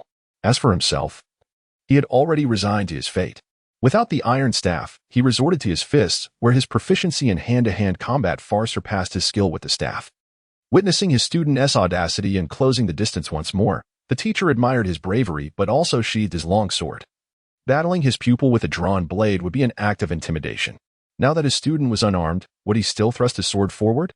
He wished to observe Ikira's martial techniques. The two engaged once more, with Ikira's raw strength giving him an advantage. His movements were straightforward and powerful. Early on, the teacher had approached with a mindset of testing, not evading, absorbing Ikira's punches to gauge the extent of his martial foundation. Had he faced a peer or someone weaker, Ikira could have exploited his superior strength to bully the feeble. However, in the present, the teacher's strength equaled that of Ikira, while his speed and technique surpassed it. After exchanging several blows, Ikira found himself unable to keep up, ultimately receiving a devastating kick that sent him flying. Shinji, anxious on the sidelines, felt powerless to intervene. Their entanglement left no room for his shuriken skills to shine. In close combat, Ikira was no match for him, and any attempt to assist would only lead to disaster. With Ikira now airborne, he swiftly launched his prepared shuriken to cover his retreat. These shuriken posed no threat to a jonin, yet the few accompanying slips of paper gave him pause, not out of fear, but due to his experience. The presence of paper among the shuriken indicated a high probability of explosive tags, and charging blindly could easily result in collateral damage. He believed the limits of these two had already been tested, rendering a pursuit unnecessary. Capturing them alive was secondary, for he doubted they could pose any further trouble. Aikir and Shinji, believing they had successfully deceived their teacher, attempted to assist Aikir in retreating into the woods. Do you underestimate the Jonin? The teacher appeared behind them, catching Shinji off guard. Although the kunai he wielded alongside the shuriken gave him pause, years of battlefield experience quickly allowed him to discern the nature of the paper. There was no ignition. Explosive tags required activation to be effective. Unless triggered manually, they would not detonate, and these two lacked any intent to ignite them. Such thoughts flitted through his mind, and he swiftly concluded this was a ruse. Engaging in such petty tactics against a Jonin would earn no mercy. Thus unfolded the previous scene, as the teacher activated his body flicker technique. Appearing almost instantaneously behind the two, he delivered a punch, toppling them to the ground and efficiently binding them like parcels, placing them beneath a tree. They would be future subordinates. He could not treat them harshly. Bayun, the teacher, acknowledged the efforts of these two. However, his dissatisfaction with Kazama morphed into disappointment. Observing his companions valiantly fighting while he fled, he questioned how such a person could be deemed a competent ally. No, he was not even worthy of the title of ninja. Those who abandon their comrades in pursuit of survival are unworthy of forgiveness. Old friend, forgive me. Your grandson is not worth your sacrifices. With a face etched in frost, the teacher stepped into the woods, determined to teach Kazama a lesson. The forest near the grassland was not overly dense. One could feel the external winds flowing through, contrasting the coolness within the woods with the warmth of the sun outside. Yet this slight chill could not extinguish the fury burning in the teacher's heart. The sounds of slicing through the air suddenly pierced the atmosphere, jolting the teacher back to awareness, prompting him to instinctively sidestep behind a tree. He witnessed 3 shuriken embed themselves forcefully in the trunk. They were aware of setting traps along their escape route. Unfortunately for them, these tactics were futile against him, revealing their path of flight. Though angered, the teacher's mind swiftly calmed upon recalling the earlier trap activation. Noticing no new traps had been triggered, he cautiously emerged from behind the tree. Aware that there might be more traps lurking within the woods, he proceeded with utmost care. Suddenly, the familiar sound of whistling air returned, causing the teacher to furrow his brow. Employing the same tactic, he used the tree trunk as a shield against the attack. Yet this time, luck was not on his side. As he ducked under the tree, it felt as though Pandora's box had been opened, strings, mechanisms, and the cacophony of nature erupted into chaos. The serene forest was shattered as indiscriminate traps unleashed a barrage of attacks. The tree that had once concealed him was now half destroyed, trembling under the onslaught. The teacher found himself in a precarious situation. He had anticipated triggering traps. Yet due to his strength, he had not been overly concerned. He had been cautious, confident that his movements posed no risk of activation. The only plausible explanation was that someone had deliberately set off the traps, targeting him specifically. This relentless onslaught of traps, without any defensive ninjutsu, proved to be a significant headache. Caught off guard, he realized he was indeed being treated as an enemy. If the earlier teacher had been filled with rage, he now embodied calmness. The imminent threat from the traps had thrust him into a state of war preparedness, where only cold logic prevailed, almost bordering on ruthlessness. Since the traps were controlled by someone, and with only the 2 bound individuals and himself present, along with the missing Kazama, the identity of the trap's instigator was all too apparent. Let me see what skills you possess. Unbeknownst to him, the teacher's assessment of Kazama had shifted from lethargy and disappointment to a burgeoning expectation, marking a significant transformation. Chapter 35, Survival Exercise 4. Feng Jian nestled beneath a grand tree, concealing his form with a headset adorning his ears. Do not make any unnecessary movements. Merely disguise yourselves as ordinary creatures. Should we be discovered, one word, run. If all else fails, contact me through our pact, and I shall employ my summoning techniques to assist you. The headset crackled with the cacophony of distressed animals. Bayun perched atop the treetops, having endured 2 waves of surprise traps, now found himself with a throbbing headache. His keen senses assured him that no humans lurked within the surrounding woods. Yet the traps had been inexplicably triggered, exhibiting an alarming precision. Once activated, they unleashed indiscriminate attacks akin to a cleansing storm, leaving him, a wind ninja, beleaguered. For wind techniques are not renowned for their defensive prowess. He trusted his instincts, honed through years of rigorous training as a ninja. Had he erred, he would not have survived thus far. Since he had not erred, it raised a disquieting possibility. Could it be that the triggers were not the work of humans? This notion startled him, prompting a renewed focus on sensing not for humans, but for living beings. Indeed, several animals materialized within his perception. Though he could not pinpoint the exact creatures involved, it mattered little. They were mere beasts, easily dealt with. He pondered whether Feng Jian would feel a pang of sorrow upon discovering that the carefully nurtured summoning beasts were so effortlessly dispatched by him. Then he spotted the first one. Activating his body flicker technique, he propelled himself swiftly through the trees, and before long, a wolf appeared before him. You, he thought. Recognizing it as Feng Jian's summoned beast, for the tactical vest it wore was unmistakable. Yet, before he could revel in his discovery, the wolf vanished before his very eyes. Indeed, it had vanished. Bayan gritted his teeth. Is that summoning technique at play? Kaze raised his hand and struck the ground, and with a resounding thud, the sandwolf appeared before him, looking utterly bewildered, as if questioning the sudden summoning. No need to feign innocence. Being discovered is part of the game. He patted the wolf's head, offering a moment of solace. It must be noted that the larger the wolf's head, the more difficult it became to stroke. Its fur had grown increasingly coarse and bristly. Hey, report on teacher Asaka's position, as well as everyone else's, Kaze whispered into his earpiece.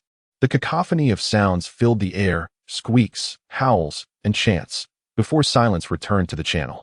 All right, let us proceed according to plan. The traps in the forest should still be sufficient for several waves of bombardment. Remain vigilant regarding his movements. Report immediately if he slips from your sight. After a brief moment of static, the channel was clear. Let us go save our comrades. From the earlier communication, it was evident that teacher Asaka had distanced himself from the training grounds, making this the perfect opportunity for rescue. Kaze was not one to abandon his companions. After maneuvering around the perimeter, he utilized earth techniques to bypass the barbed wire set as a warning and returned from Training Ground 7 to Training Ground 6. Shinko and Ichiro were resting in the shade of a tree, their eyes closed. How are you two faring? Kaze inquired.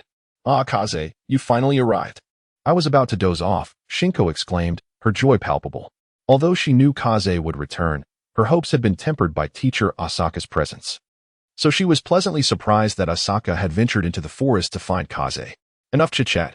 Let us unbind you first. Stretch your limbs and put on your earpieces. The individual phase has concluded, and now we shall engage in our group battle. Understood, the two replied in unison. This was the plan agreed upon yesterday. Ichiro and Shinko would take the lead, showcasing their abilities, while Kaze would delve into the forest to set traps and distance himself from the three engaged in combat, thereby avoiding a collective defeat. When teacher Asaka was inevitably compelled to pursue Kaze into the woods, Kaze would employ the traps to stall Asaka, while he circled back to rescue the two, ultimately reuniting the trio. In the subsequent group battle, Kaze would remain concealed, leaving the direct confrontation to Ichiro and Shinko, who would cling to Asaka like adhesive. As this was merely an assessment and not a fight to the death, at most, Asaka could deliver a sound thrashing. Kaze's role was to seize opportunities and launch surprise attacks. Among the three, only he possessed the capability to injure Asaka, while the others could only offer support. Even if captured, Ichiro and Shinko had no need for concern. Kaze would be vigilant and timely in their rescue. For the plan hinged on the principle that as long as Kaze remained unscathed, their team would endure. Should Kaze falter, their group battle would inevitably end in defeat. In the forest, after enduring yet another wave of comprehensive bombardment, Asaka stumbled back, realizing that his reckless incursions would only result in repeated assaults. His objective was not to test the strength of the traps, but to confront Kaze. Having not located his target, he felt it futile to waste time here. Furthermore, he had been away from the grassy field for some time. If he were Kaze, he would surely attempt to rescue his comrades. There was no need for him to enter the forest. Guarding the captured comrades would force Kaze to confront him. He realized that he had unwittingly allowed Kaze's actions to cloud his judgment. Clearly, Kaze was the type of astute ninja who enjoyed mentally ensnaring others, and he had inadvertently fallen into a trap of his own making. Upon returning to the grassy field, he found it deserted and recognized that he had miscalculated. He suspected that Kaze had anticipated his return. Now, he would not initiate an assault. He remained visible while his three subordinates lurked in the shadows. Any action would be under the watchful eyes of his subordinates, and with Kaze present, it would be easy to be led astray, resulting in a series of traps and countermeasures. With the strength of an upper ninja, a direct approach was indeed the most prudent course of action. Asaka's reasoning was sound. Meanwhile, in the forest, Kaze, equipped with numerous reconnaissance techniques, had already discerned that the teacher had retreated from the grassy field. With no further actions forthcoming, Kaze simply awaited the unfolding events. What should we do? Kaze, it seems the teacher isn't falling for it, Shinko remarked, observing the traps set with a sense of futility. No worries. He may be stationary, but we can still act. The traps beneath the grass remain unutilized. Let us apply some pressure on the teacher. Ichiro, see if you can draw it back, and Shinko, assist him in aiming. Taking the Ingron longbow handed to him by Kaze, Ichiro found it effortless to draw back the bowstring. The arrow was set without any resistance, achieving a perfect arch excellent. In a moment, you two will advance and enter range. Ichiro, draw the bow, and Shinko, guide him in releasing the arrow. With preparations complete, Kaze sank into the earth. Employing techniques that even Naruto mastered, Kaze had no reason not to, especially since he was skilled in earth manipulation. The rationale for using tunneling to depart was twofold. Firstly, to conceal his movement and avoid revealing his target, and secondly, to confuse Ichiro and Shinko regarding his whereabouts. After all, once combat commenced, this location would likely be the first place teacher Asaka discovered. Should Asaka resort to coercion or deception, there was a risk that they might inadvertently divulge vital information. Chapter 36. Survival Exercise 5. Despite the rudimentary plan formed just yesterday, the trio's synergy was still lacking, and they managed to relay their intentions, marking their completion of the planned steps. Since Ichiro and Shinko were the visible bait to draw teacher Asaka's attention, the primary offensive would rest upon Kaze's shoulders. Navigating through the earth at a 90-degree angle, Kaze concealed himself diagonally from Ichiro and Shinko. Prepare, aim, and once ready, fire, Kaze instructed through the earpiece, coordinating Ichiro and Shinko's actions. Received, they responded in unison. Asaka had been waiting for quite some time, but the anticipated assault from his three subordinates never came, leaving him somewhat vexed. According to his past experiences, these young individuals should have been clamoring to defeat him, eager to rush forward and land a few punches. Why then were they displaying such remarkable patience? Maintaining a single posture for too long often led to distraction, as was the case for Asaka now. Suddenly, he felt a jolt of instinctive alertness. The unmistakable sensation of being targeted struck him as an arrow sliced through the air. Due to the forest's cover, the arrow was nearly upon him, a mere 10 meters away, before he even registered its presence. In the blink of an eye, the projectile was upon him. True to his seasoned status as an upper ninja, he still found a sliver of time to evade, deftly sidestepping the arrow, which then quivered as it embedded itself into the ground behind him. Asaka felt fortunate that the archer had not concealed their intent. The instinctual targeting had granted him precious moments to react. Had the arrow been loosed from within 10 paces without prior warning, he might have avoided a critical hit. But it was unlikely he would have evaded as effortlessly as he did now. What a perilous strike. Asaka's interest was piqued. He had initially thought his subordinates had exhausted their repertoire, yet they had unveiled a new tactic, and he found himself looking forward to the unfolding events. However, treating a teacher with such ferocity necessitates a lesson. The trajectory of the arrows is unmistakably clear, revealing the archer's position. Today, I shall impart another lesson. In the instant of taking flight, I suddenly halted again, the sensation of being targeted resurfacing, and the direction shifted. What is happening? There is more than one archer. The feeling of being locked onto persisted, yet no arrows were loosed, indicating that the archer was holding their fire. Perhaps to force me into a defensive stance while granting their companion time to reposition. Alas, while the strategy was commendable, it was all too apparent. A ninja must not be judged by conventional wisdom, thus, I invoked the art of shadow clones. As an elite J-nin, the ability to create shadow clones is an inherent skill, only contingent on the necessity of the situation. Here, my subordinates plainly aim to exhaust my resources. Yet I shall reveal a glimpse of my prowess. Alas, Aikir and Nobuko must swiftly relocate. The teacher's shadow clone is pursuing them. Kazama must also retreat.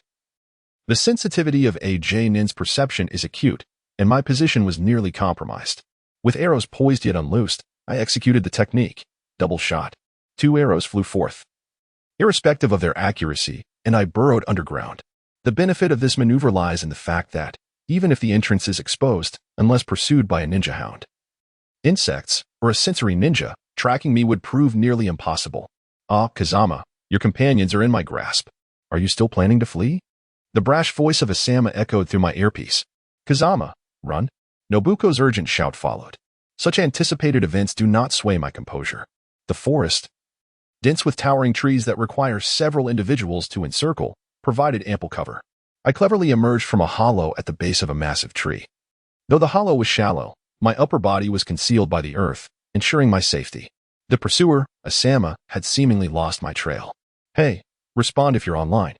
The earpiece issued another command. Ziataro was the first to reply. Kazama. Hal X3, the wolf siblings are present. Anan and Joataro indicated their presence as well. Can you ascertain Asama's location? The shadow clone confirms, currently guarding Aikir and Nobuko. I can sense the direction of the real body, though the precise location remains uncertain. The gray wolf, red wolf, and sand wolf are making their way here, while Taro and Joataro continue their surveillance. After relaying these instructions, I pressed my hands together and raised my index and middle fingers, ninjutsu, rain observation technique.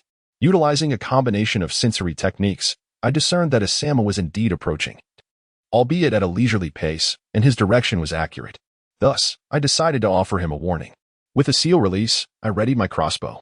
The low height of the tree hollow necessitated that I lie prone to utilize the crossbow effectively. My entire body nestled in the softened earth, camouflaged by tree roots, provided perfect concealment and defense. I activated the rain observation technique once more, and in my heightened awareness, Asama's figure became increasingly distinct as he drew nearer. After all, a human form amidst the forest was quite rare. I aimed at that direction, adjusting for angle, trajectory, and humidity, meticulously prepared for the moment Asama would reveal himself. From my vantage point, the instant he appeared, I would pull the trigger, allowing the bolt to traverse 300 meters with assured precision and power.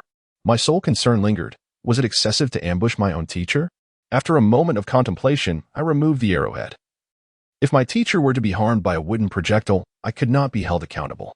As Asama approached, I could hear the crunch of leaves beneath his steps. Do not be surprised. This is a forest, and the ground is strewn with foliage that cannot be easily avoided.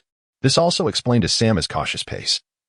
The sounds of leaves crunching underfoot served both as my protection and a source of trouble for him. Climbing trees? Certainly. But one might think that leaping through the branches would not stir up noise, and in the air, one lacks control over their body. Faced with my crossbow, evasion would be futile. He could only endure. I steadied my breath, narrowed my eyes, and placed my fingers on the trigger, poised for action. Meanwhile, Asama Bayun, upon entering this area, had been instinctively alerted to danger, though the nature of the threat remained unknown. As he took a step forward, the dry twigs and leaves beneath him emitted a reluctant crackle. Ironically, these distractions masked the sounds of my bowstring and impending arrow. By the time the arrow whistled through the air, it was too late for him to evade. He raised his arm to shield his chest, only to have the arrow collide violently with his forearm, causing him to stagger. Gasping, Bayun inhaled sharply. The pain radiating from his forearm suggested muscle tearing, and he presumed a fracture in the bone. Yet, why had the arrow not penetrated his arm? With such force, it should have easily pierced through. Retreating behind a tree to assess the arrow that had fallen nearby, he discovered that it bore no arrowhead. Had I shown restraint? Bayun couldn't help but smile wryly. Despite all his reasoning, he had underestimated Kazama. Such tactics, effective against lower-ranked ninjas, could easily succeed against even a CH Nin, yet here he was, a J Nin. Caught off guard. Chapter 37. Survival Exercise 6. Finding a bandage. He wrapped his swollen forearm and let it dangle against his chest. Bayun stood, this time without caution, drawing his blade from its sheath.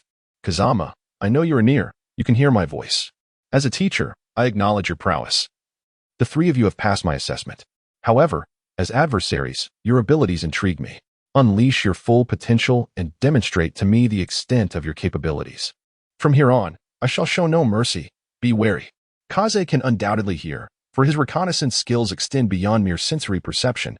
He is equipped with 3 physical enhancements. The three-headed wolf has already conveyed the morning's remarks through the earpiece. What a farce, an elite jonin who cannot afford to lose. Is this a targeted assault? Very well. Just wait. I shall not rest until you are utterly humiliated. My name is Maruxin Kaze. Bayun's morning taunts have driven Kaze to the brink of madness.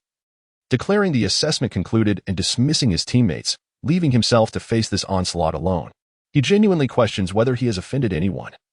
Reflecting that aside from being struck by a crossbow bolt moments ago, there seems to be no other interaction. This targeting feels utterly inexplicable. Not reacting? Bayun furrows his brow. Having expected some form of response to his call. With a blade in hand, Even if it is not his dominant one, he feels a surge of confidence. Unabashedly climbing a tree to advance toward the direction from which the crossbow bolt was fired.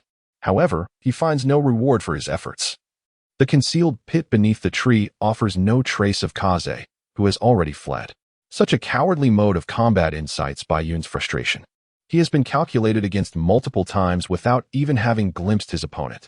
Even the most patient and composed of individuals cannot withstand Kaze's incessant provocation. Wind release, vacuum blade.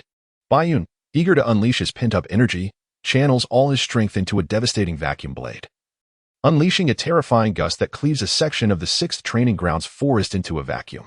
With the trees no longer providing cover, he wonders how Kaze will evade detection.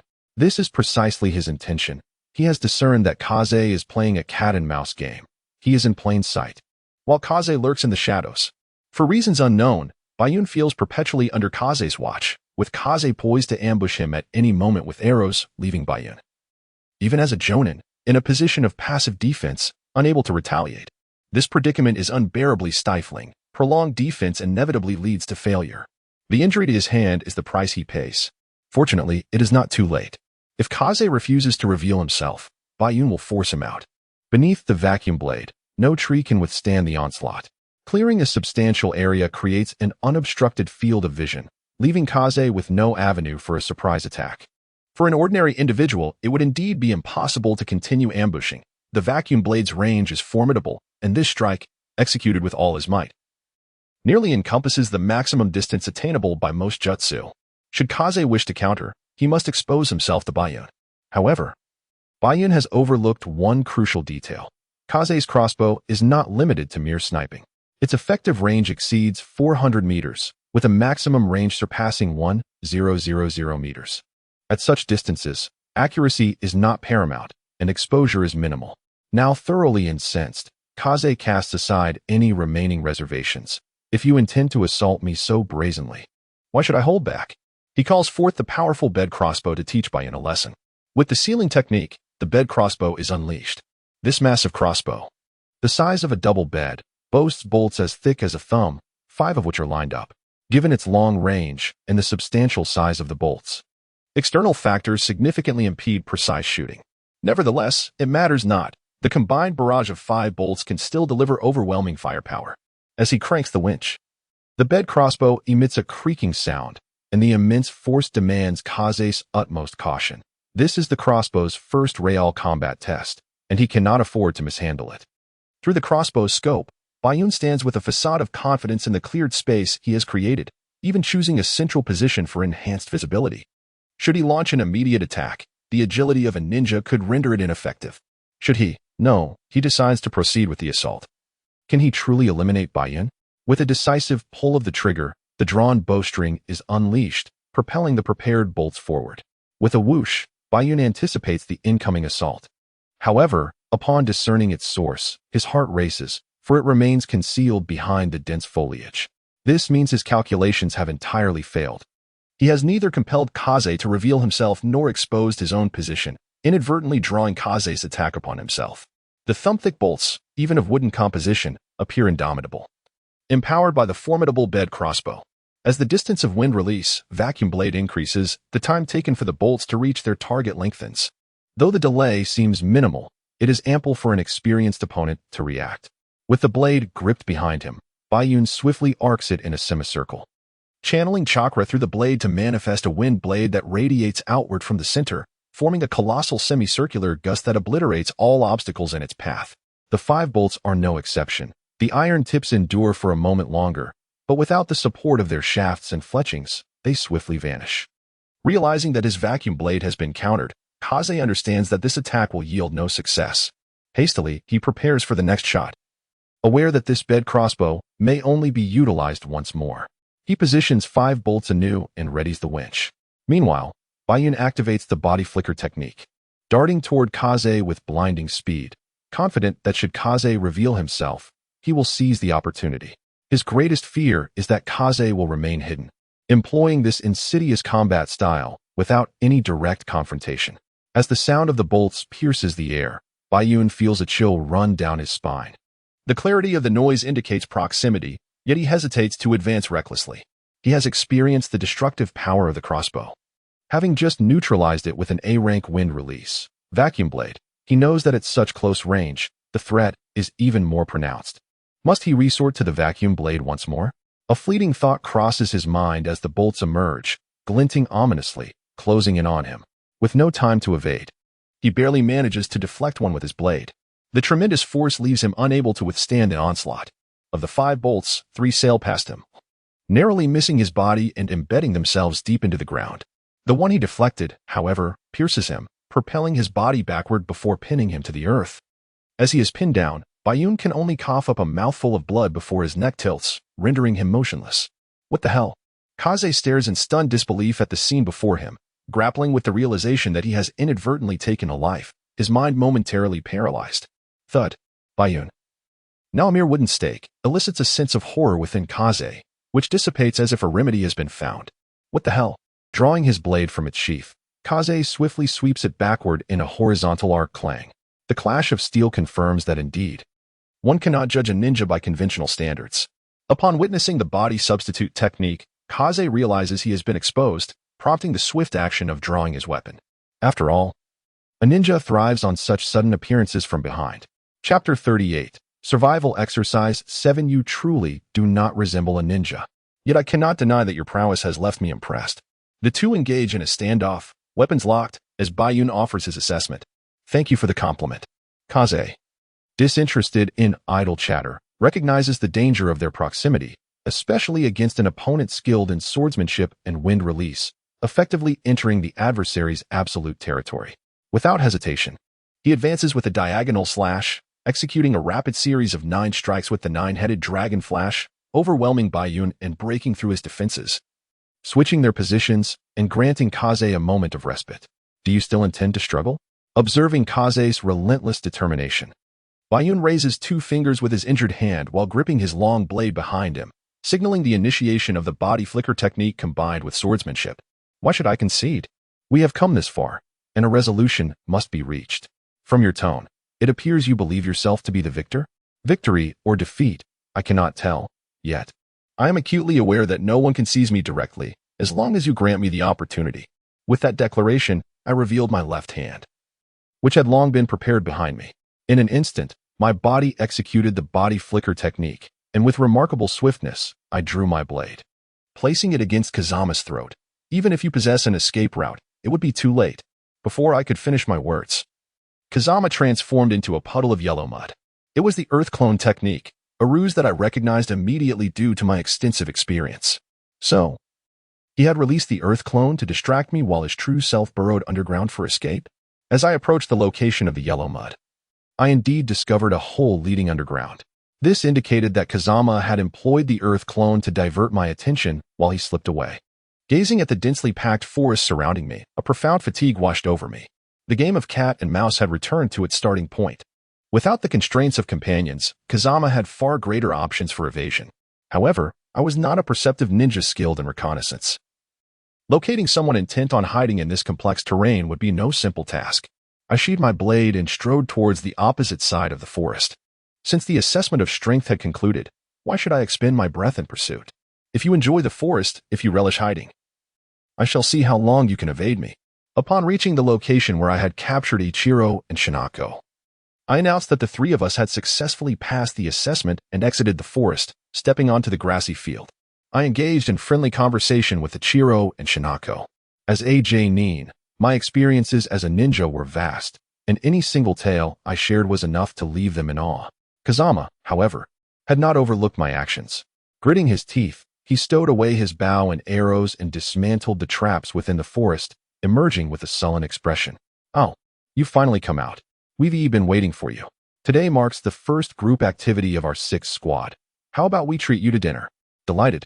Shinako bounced with excitement. Ichiro remained silent, but his cheerful demeanor betrayed his mood. Only Kazama wore a frosty expression. Anyone who had been outmaneuvered time and again would feel the sting of frustration when, at last resolved to retaliate, the opponent declares the game over. The sensation of striking air is insufferably vexing. I decline. With a sharp thrust, he drove a kunai into the grass, triggering a cacophony of sounds as various traps, poison smoke, and pitfalls sprung to life before us. My eyes widened in shock. There was still a considerable number of traps yet to be activated. These three had evidently prepared for this, waiting for me to walk right into their snare. Finally, I understood why I had faced such calamities today. Observing my handiwork, Shinako shyly smiled at me before retreating behind Ichiro. Let us meet at a Kimichi's barbecue restaurant, shall we? Any objections? None, they chorused. Kazama, you should join us. It's free meat, after all. After a long morning, it's the perfect opportunity to replenish your energy. Shinako eagerly played the role of negotiator. Fine, I'll go. But I intend to feast until I am full. Not an issue. I can certainly cover the cost of your barbecue, I replied nonchalantly. Though I was left feeling disheartened after footing the bill that evening. Who would have imagined that Kazama would arrive with his entire entourage? 4 of them gorging themselves. Ichiro had a larger appetite, but when Kazama summoned 3-headed wolves, a little panda, and a squirrel, the rate at which the meat disappeared was enough to cause me distress. Oh, what an adorable squirrel! Shinako exclaimed, refusing to let go of Yutaro. Ichiro, though not immediately snatching one for himself. Couldn't he resist stroking the fur atop Yutaro's head? Are these all your summoned beasts? I marveled, realizing that, in my opinion, good summoning beasts are a rare find, while the inferior ones hold little value. Thus, despite my Jainin prowess, I had yet to acquire a summoning beast. Indeed, they serve as my eyes and ears. Now it made sense. I had wondered why he always seemed aware of my movements, as if under constant surveillance. It was these creatures conveying information. Kazama's use of summoning beasts opened my eyes. They need not possess great strength. Gathering intelligence could also suffice. They are not merely for information gathering. Yutaro, introduce yourself. Hello. My name is Yutaro. I excel in illusions and have a fondness for crossbows and nuts. Upon hearing Kazama call him, Yutaro leaped onto the table and introduced himself with flair. Wow, he can talk. Hi, I'm Mizuki Shinako. Ah, hello there, miss. Yutaro's front teeth gleamed in a smile. You can perform illusions? Of course. Show us one? That may not be appropriate, don't be shy. Just one? All right. Just one, but no more. With an air of seriousness, Yutaro clasped his claws together, then unleashed a burst of chakra. Shinako froze, her body trembling as if she had seen something terrifying, and then she screamed, a snake. As expected, the old tricks never fade. And while the routine might be a bit stale, Yutaro's illusion had indeed improved. Previously effective only on ordinary individuals, it now worked even on someone like Shinako, who was inexperienced with illusions, a notable advancement. Seeing the illusion take effect, Yutaro proudly thumped his chest before jumping onto Shinako's shoulder, pressing his paw against her head to dispel the illusion. Shinako, still shaken, looked around, relieved to find herself back to normal. He can dispel illusions too? As a seasoned ninja, I quickly grasped Yutaro's utility. Direct combat ninjas despise stealthy abilities like illusions, which are difficult to guard against and can pose life-threatening risks if not noticed. I had invested considerable effort into countering illusions in the past. However, Yutaro's presence offered a different solution. One need not solely rely on oneself to combat illusions. Raising a pet could suffice. Reflecting on the hardships endured and glancing at the jubilant companions enjoying the barbecue, I felt a flicker of renewed hope in my eyes. Chapter 39. Mission: The barbecue gathering concluded amidst the satisfied cheers of all, leaving me, burdened with grievances, to settle the bill as I exited. Remember, we officially commence our mission tomorrow at 8 a.m. in the mission hall, I announced, disregarding my teammates, who continued to chatter excitedly. I had no desire to linger here. My wallet and heart were both lamenting, weeping in unison. Understood, they replied in unison. Early the next morning, having gathered my belongings, Kazama set out. Or rather, Kazama had little to prepare. Weapons and ninja tools were typically carried at all times. Today was merely the first mission, consisting of simple tasks like finding cats, dogs, and weeding, none of which required leaving the village, necessitating minimal preparation. Just a few commonly used scrolls would suffice. If one were to identify the busiest department in Konoha village, it would undoubtedly be the mission hall, where hundreds, if not thousands, of ninjas congregate daily to accept missions and earn commissions. Most of these are Ch-nin and Genin, while J-nin typically undertake A-rank or even S-rank missions, which involve confidentiality and are not announced in such an open setting as the mission hall. This led to the mission hall resembling a bustling marketplace, devoid of the good fortune depicted in the story, where the Hokage personally attended to Kakashi's team, assigning D-rank missions. Oh, perhaps there is, after all. The treatment of the protagonist is quite evident. Clearly, Kazama is not, nor is his team. The spacious hall features multiple windowsills, each indicating the level of tasks available, reminiscent of a bank counter design. "Good morning, everyone. You're late, Kazama," Tsukiko couldn't help but retort.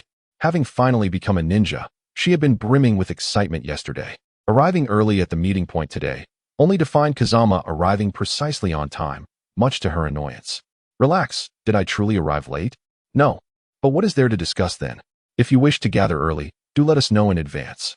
Kazama maintained a cheerful demeanor, adhering to his principle of avoiding disputes with the ladies, opting instead for reasoning and facts. Tsukiko's face reddened in frustration. "All right, enough of the bickering.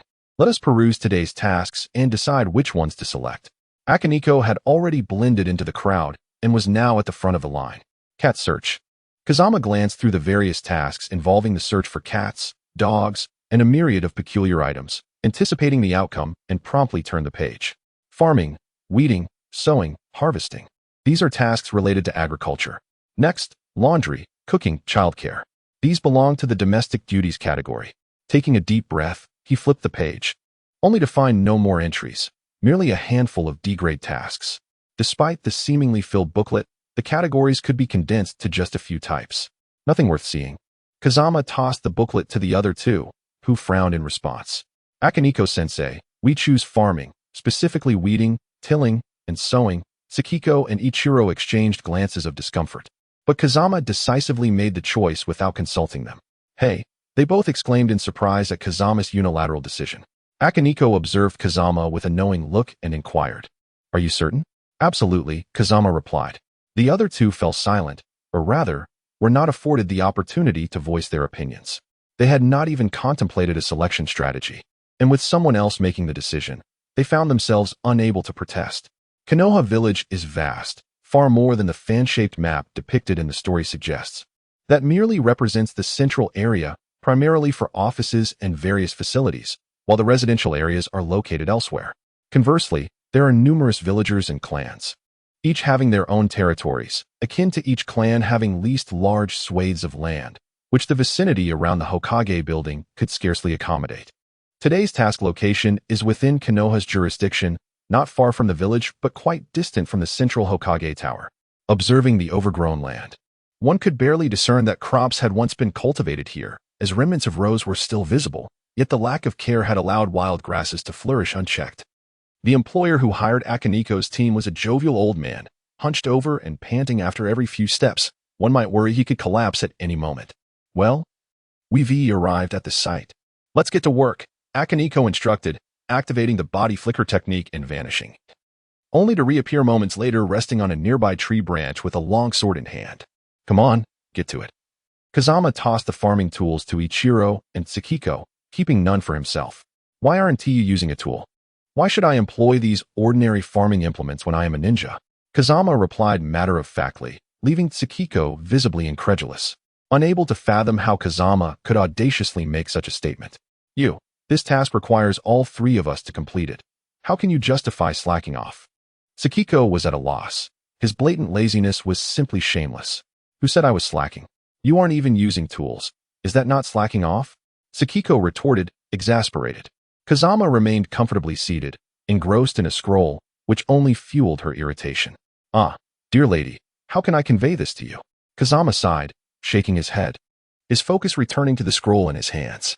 In the distance, Akaniko observed this exchange. Following yesterday's battle, Kazama's unconventional behavior led him to withhold judgment for the moment, waiting to assess Kazama's actions upon the completion of today's tasks. While Tsukiko and Kazama exchanged barbs, Ichiro, the diligent one, had already begun digging with his hoe. Having been immersed in agricultural labor since childhood, he found this task straightforward, with no difficulty whatsoever. From afar, Ichiro appeared more like a farmer than a ninja. Tsukiko, meanwhile, murmured to herself, struggling with the arduous task of digging, which demanded significant physical strength and stamina, making it less than friendly for a girl. Ichiro, robust and experienced, managed well, but Tsukiko found herself quickly exhausted, drenched in sweat and gasping for breath. At this point, Ichiro had already completed more than half of his work, whereas she had barely managed a third. Meanwhile, Kazama continued to nonchalantly peruse his scroll, inciting Tsukiko's growing ire. Frustrated, she tossed her hoe aside and approached Kazama once more. "There is so much land here. Even if Ichiro and I handle the bulk of it, you must contribute as well. Are you truly planning to do nothing? Do not worry.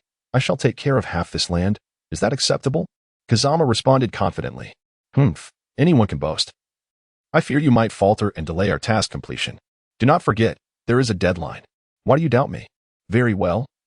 Allow me to demonstrate what a true ninja is capable of. Chapter 40. Like a ninja, Feng Jian rolled up the scroll, recalling the hand seals and the flow of chakra in his mind. Although still somewhat inexperienced, he felt confident that it would suffice in this context. Earth release, earth wave.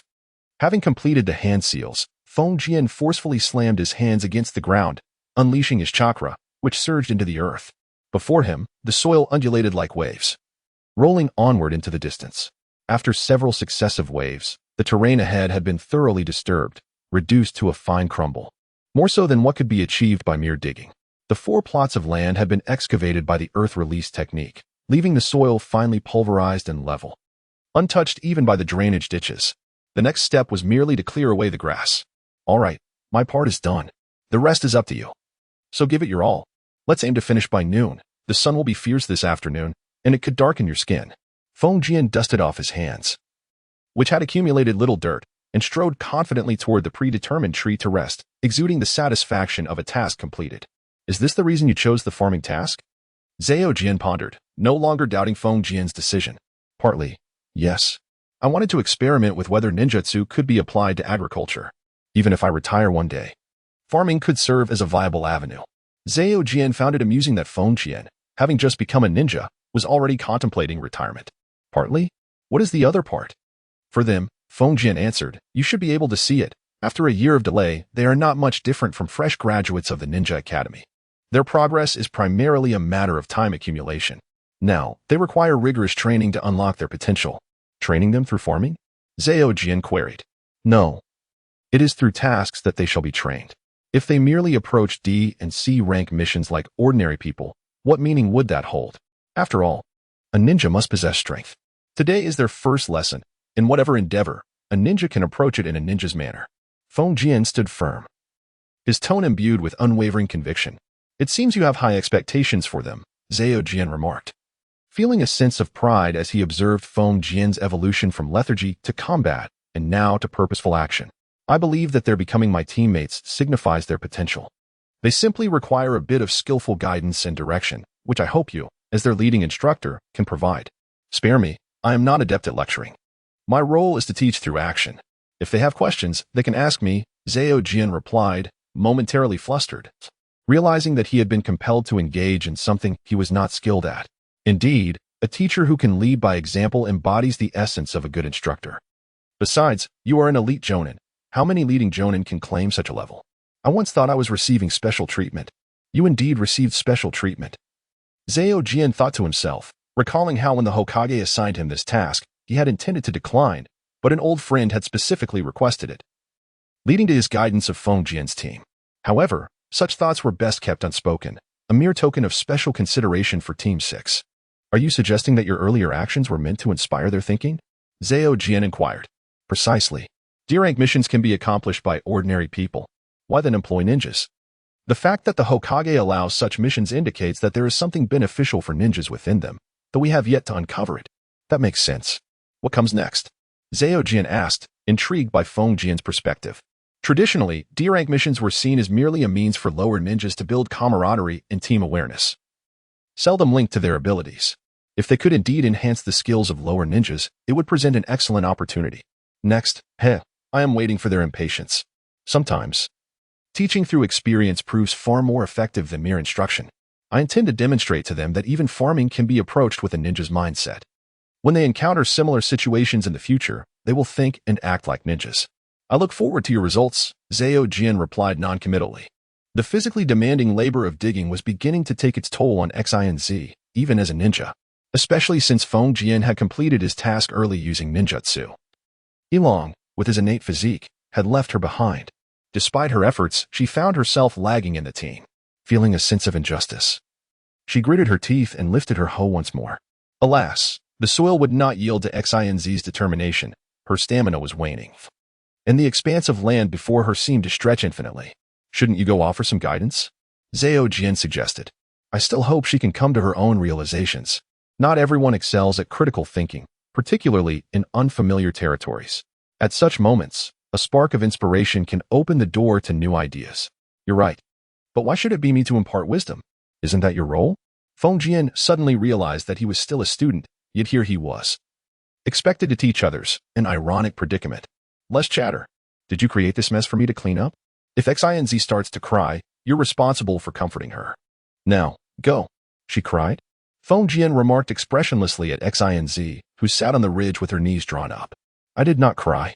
I was just resting. Xinz protested defensively.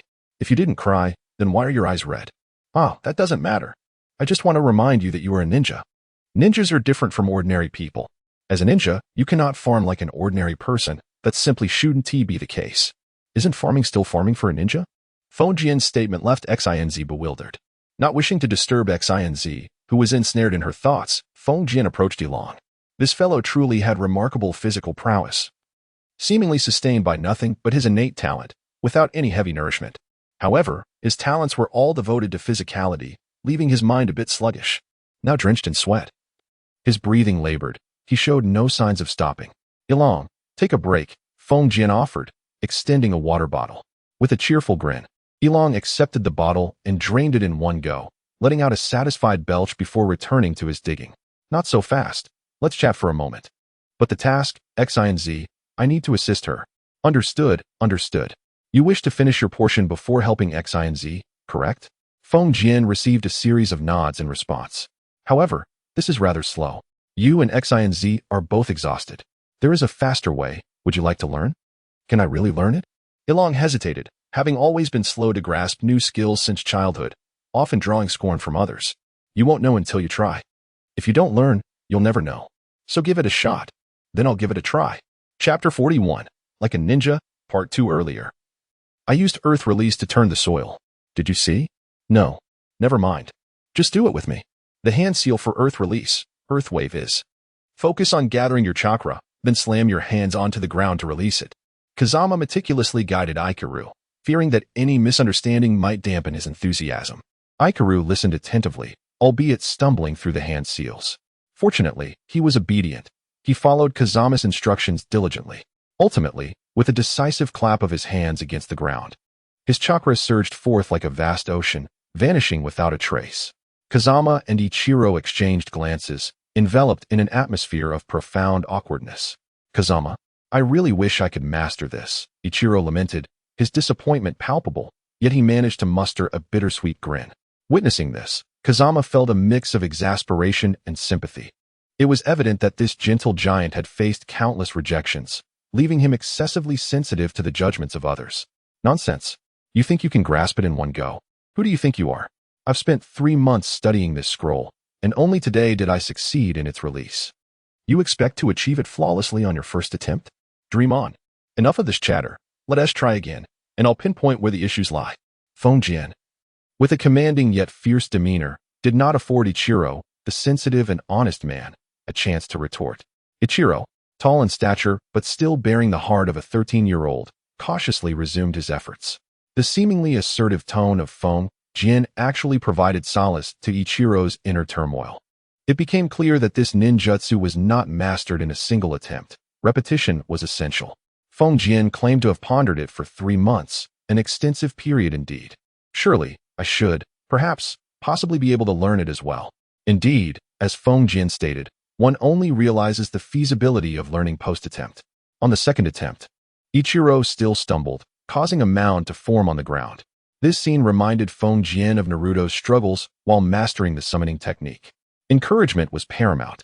They could not afford to lose heart, especially since progress was indeed evident. As Ichiro continued to the third attempt, the mound grew larger. By the fourth and fifth attempts, after more than 10 rounds, Ichiro was drenched in sweat, the mound size signifying marked improvement for him. All right, enough. Your chakra is nearly depleted. Do not forcefully gather chakra anymore, as it may affect your health. Drink some water, have a snack, and take a break before finishing the rest of the digging. Upon returning to the tree, Zhao Jin cheerfully observed Feng Jian in silence. Ichiro, robust and possessing decent stamina, lacked a bit in agility, leaving uncertainty about his ability to master the earth release technique. Tomorrow, he would procure chakra paper for testing. Chakra paper? Leave it to me. I'll definitely bring it tomorrow, Zhao Jian promised with a smile. Having done nothing, he felt elated that his most concerning student had made progress.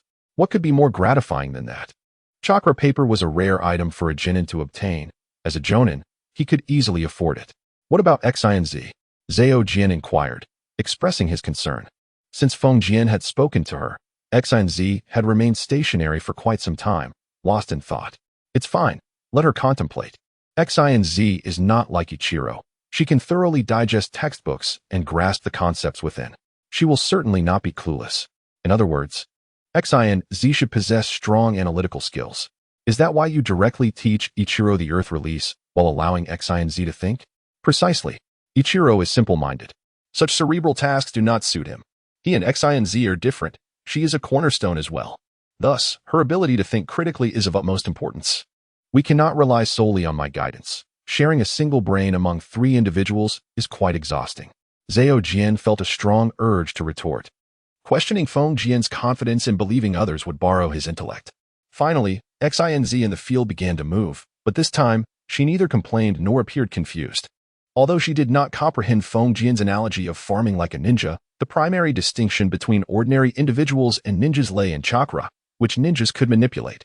Thus, as the hoe rested in Xinz's hands, it gradually enveloped in a visible layer of pale blue chakra. As she forcefully struck the ground, the hoe, empowered by chakra, penetrated the earth effortlessly, uprooting a considerable clump of soil. Effective. It seemed Xinz had uncovered a secret, and her subsequent movements became increasingly fluid and precise. Each swing of the hoe lifting substantial amounts of dirt. It appeared she had achieved insight. Feng Jian silently grinned. Yet, would she be able to sustain such efforts with her chakra? Zhao Jian paused, then articulated the potential drawbacks of her approach. You will soon discover that. Feng Jian replied confidently. Oh, I thought you might feel disheartened. To Zhao Jian, Xinz's actions did not seem to represent significant advancement. That is merely your perception. In truth, Xinz's ability to utilize chakra for tasks is my objective this time. Zhao Jian fell silent, contemplating Feng Jian's words. How useful could using chakra for tasks be? Would it merely expedite task completion? No, the deficiency of a Jinin lay in their foundation. Frequent chakra usage indirectly honed chakra skills. Different tasks would demand varied techniques. In essence, diverse tasks equated to diverse chakra training techniques. Zhao Jian gasped, realizing the profundity of Feng Jian's thoughts. Even he, a Jonin, was struggling to keep pace with the reasoning. This realization left Zhao Jian feeling a sense of urgency. His students were steadily improving, leaving him to question his own relevance as an instructor, even if he was not particularly adept at teaching. He ought to possess noteworthy experience and knowledge. If his students posed questions he could not answer, the embarrassment would be monumental. His face pale. Zhao Jian envisioned the days of leisurely leading a team fading away. He too needed to rise to the challenge. After a moment of contemplation, he found no clear direction on how to guide his students. Feng Jian, since you have such ideas, do you have any suggestions? Zhao Jian thought clearly.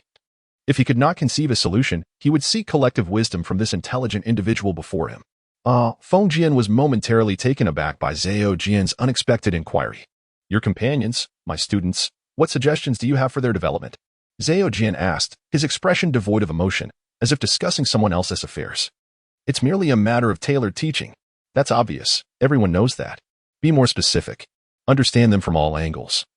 And then apply your experience to devise a unique path for their progress. More vague statements. Yesterday's battle was merely me testing your limits. I am well aware of your capabilities.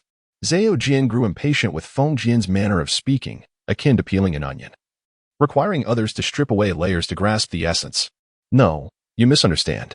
For example, do you know your students' chakra attributes? Are you aware of their chakra talents? Do you know their physical conditions? Strength, speed, endurance, reflexes, etc. We are all from common families, which inevitably limits our innate talents. This necessitates your deeper understanding beyond surface appearances. Then, you can expand your discoveries onto us. Chapter 42. The task continues. The conversation with Feng Jian echoed in Zhao Jian's mind. He comprehended every word, yet had never contemplated this direction before. His previous guiding teacher had merely offered direction during actions, never explaining the rationale. Thus, he had relied on his efforts and talents to reach his current status. Though it appeared he was exceptionally gifted, he had remained muddled, failing to clarify his path. In the fields, Ichiro and Xinz were utterly exhausted.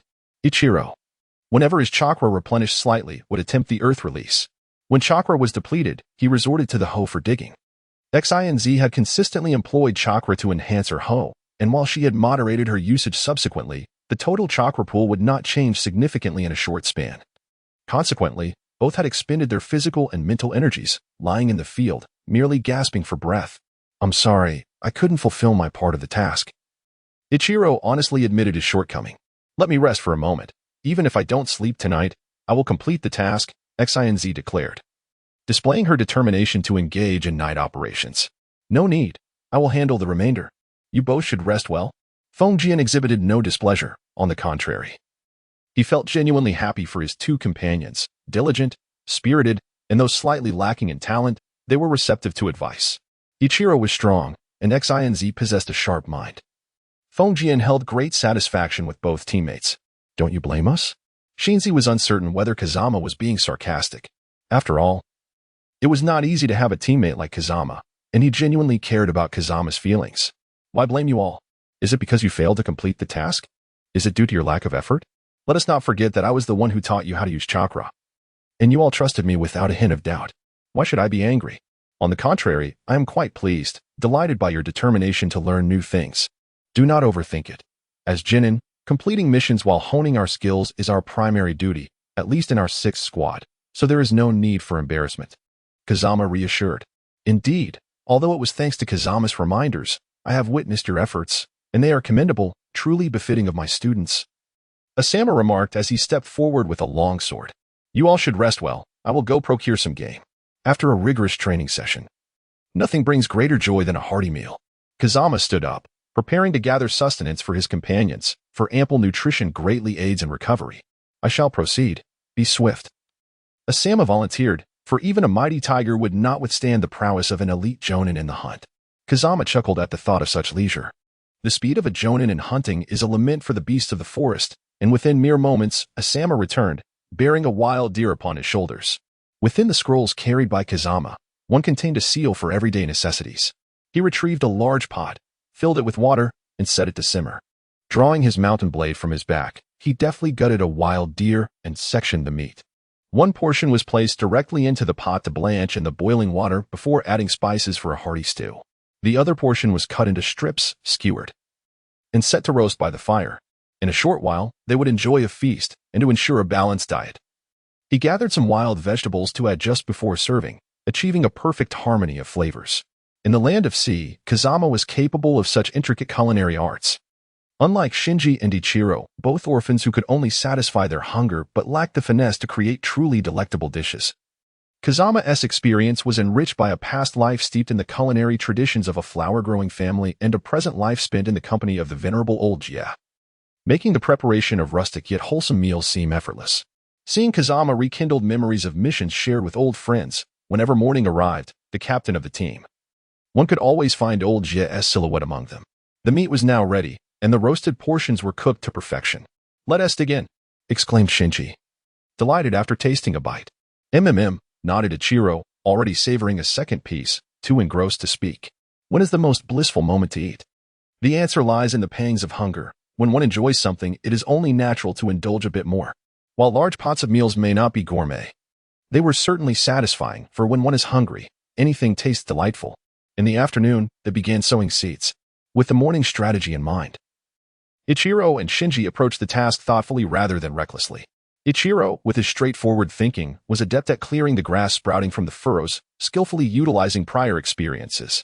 He found a gnarled branch and used it like a rake to sweep away the weeds that had no roots to cling to, discarding them as refuse.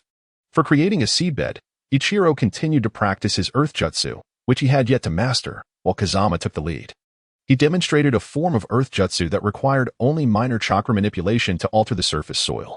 As for sowing, Shinji had an inspired idea.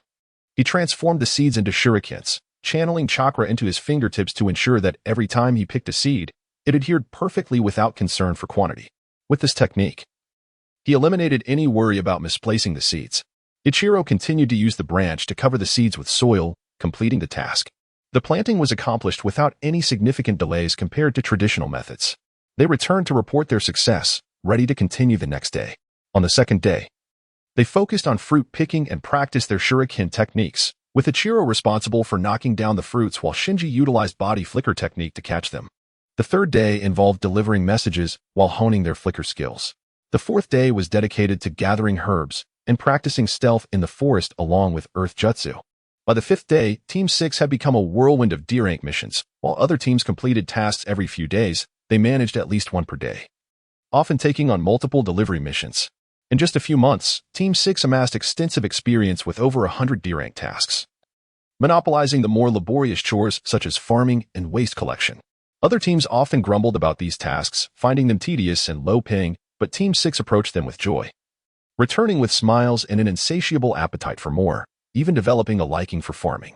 Ichiro and Shinji earned hundreds to thousands of ryo daily, which filled their pockets. Following Kazama's advice, Ichiro ordered a custom-made octagonal iron staff. This staff, rather than being forged from solid iron, was constructed from 8 triangular prisms assembled sequentially, bound with steel wire to ensure a seamless, robust structure. This design balanced quality with a degree of flexibility, perfect for Ichiro, who specialized in staff techniques. A wooden stick was too light and ineffective. The iron staff's weight was just right, albeit a bit too rigid. Shinji, after much deliberation, ultimately chose a knife, a decision reached through discussions with Kazama. Her quick, decisive nature was well suited for wielding a blade, and she opted for a design that featured a blood groove along the spine, a double-edged front, and a curved, elongated shape reminiscent of a beautifully crafted spring blade. With her newly acquired flicker technique and Kazama's sword drawing technique, she could slice through tree trunks as thick as a thigh with ease. The fierce elegance of her swordsmanship resembled the precision of a sword maiden, embodying both grace and lethality. Chapter 43, C-Rank Missions in Konoha Village. Missions are classified into 4 tiers. The early morning team had spent months engaged exclusively in D-rank tasks, meant to provide novices with experience.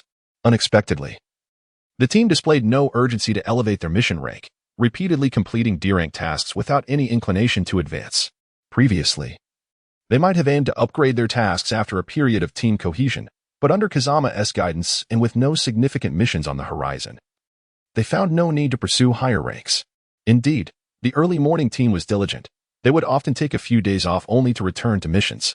Recently, however, these months had been the most leisurely for them. After completing their daily tasks, they took on supervisory roles, providing guidance when inspired and indulging in long naps when not. Observing their progress brought them joy, and they relished the accolades from their teammates, while also enjoying half of the rewards for the tasks completed. Such comfort was unparalleled. Despite feeling a twinge of guilt over their relaxed approach during this period, the thought of Kazama's advice lingered, accumulating task experience, continuing with D-rank missions, balancing training with work, and steadily building both strength and wealth was undoubtedly a wise course. Thus, while lamenting and shedding tears over their leisurely days, this was perhaps the greatest dilemma they faced.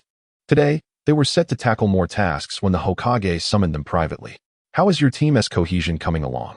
The third Hokage inquired with a gentle smile, his voice warm yet authoritative. "Report to you, Lord Hokage. All team members are working diligently and have made significant strides compared to before." This was the honest truth from the early morning team. A few months may seem short, but for others with exceptional talent, progress was inevitable. For Team 6, however, every advancement was earned through sheer effort, which was the source of their pride. "Oh, it seems you are quite satisfied with your students." The third Hokage replied with his characteristic warmth. The village lacked for lower-ranked ninjas, but truly gifted individuals who could rise to the level of Jonin were rare, either a few prodigies or the scions of prominent clans. The Hokage was well aware of the early morning team's members. In his view, none possessed the innate talent to become independent ninjas. The formation of the team was partly because Kazama was the only one without companions among his graduating peers, and also due to his poor reputation among classmates. Moreover, he aimed to cultivate another Marahoshi Kogetsu. The more individuals like him that emerged, the more stable Konoha would become, free from the ambitions of opportunists. 3 orphans banding together had the potential to grow into exemplary figures, setting a standard for commoner ninjas. This pursuit had been ongoing. Examples such as Jiraiya and the 4th Hokage, Minato Namikaze, were all descendants of commoners, untainted by clan entanglements. Their ascendance ensured that clan offspring could no longer monopolize the upper echelons of Konoha. A path has been carved for the common folk. While Kazama and his companions are merely among the myriad successors chosen by the 3rd Hokage, I have perused the mission records of the morning squad, and the employer's appraisal of your performance is commendable. Furthermore, your frequency of executing tasks has notably increased over the past few months. Might it be time to elevate the difficulty of your assignments? Only through ample experience can formidable ninjas be forged. The third's intention is unequivocal, having completed sufficient D-rank missions. It is time to advance to a higher level, no more dawdling in D-rank tasks. Indeed, from this day forth, the morning squad shall apply to undertake C-rank missions. Ah, that is the spirit. Youth should be brimming with vigor. C-rank missions can be claimed at the mission hall. I shall not specify. You may choose for yourselves, starting with simpler tasks, and do be mindful of your safety. Yes, thank you for your concern, Lord Hokage. The languid demeanor that had developed over the past few months vanished, and Morning's expression returned to the serious countenance I first encountered months prior. Upon receiving the third Hokage's directive, the morning squad is now authorized to undertake C-rank missions. Yoshiko leapt in joy, yet did not join in the celebration, creating an undeniably awkward atmosphere. Did I say something amiss? Do you recall why we initially accepted D-rank missions? For training. Precisely, for the purpose of honing our skills. However, now that we are to embark on C-rank missions, are you aware of what they entail? C-rank missions are. Ichiro kindly interjected.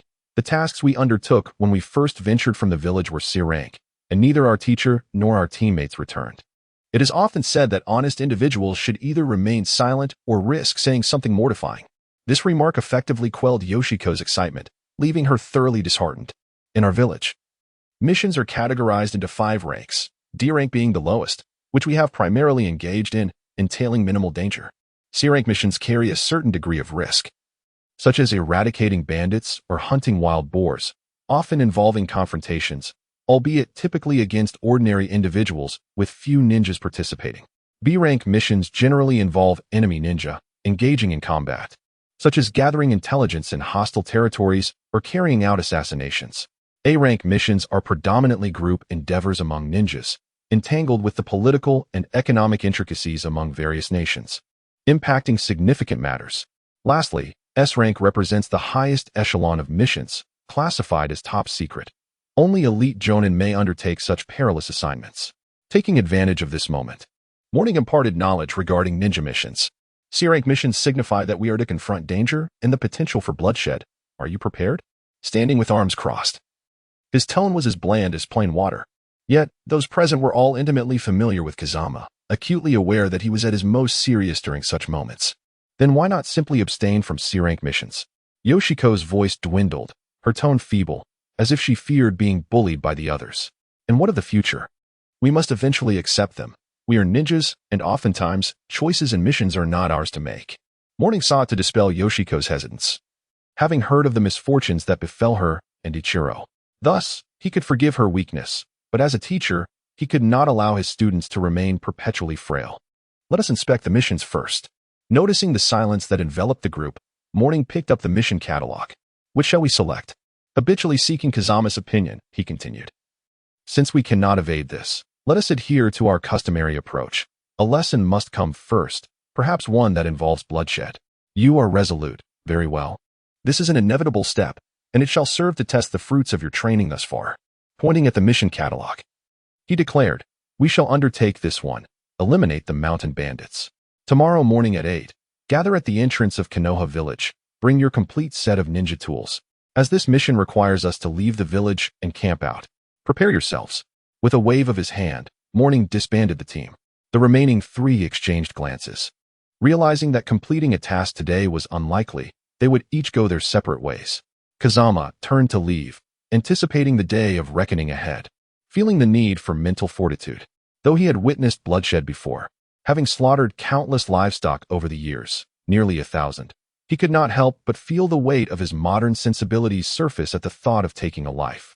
In a world where human lives are deemed less valuable than grass, he found himself grappling with the morality of his actions. Startled by his own thoughts, he hastily dismissed them, knowing they could ultimately lead to his downfall.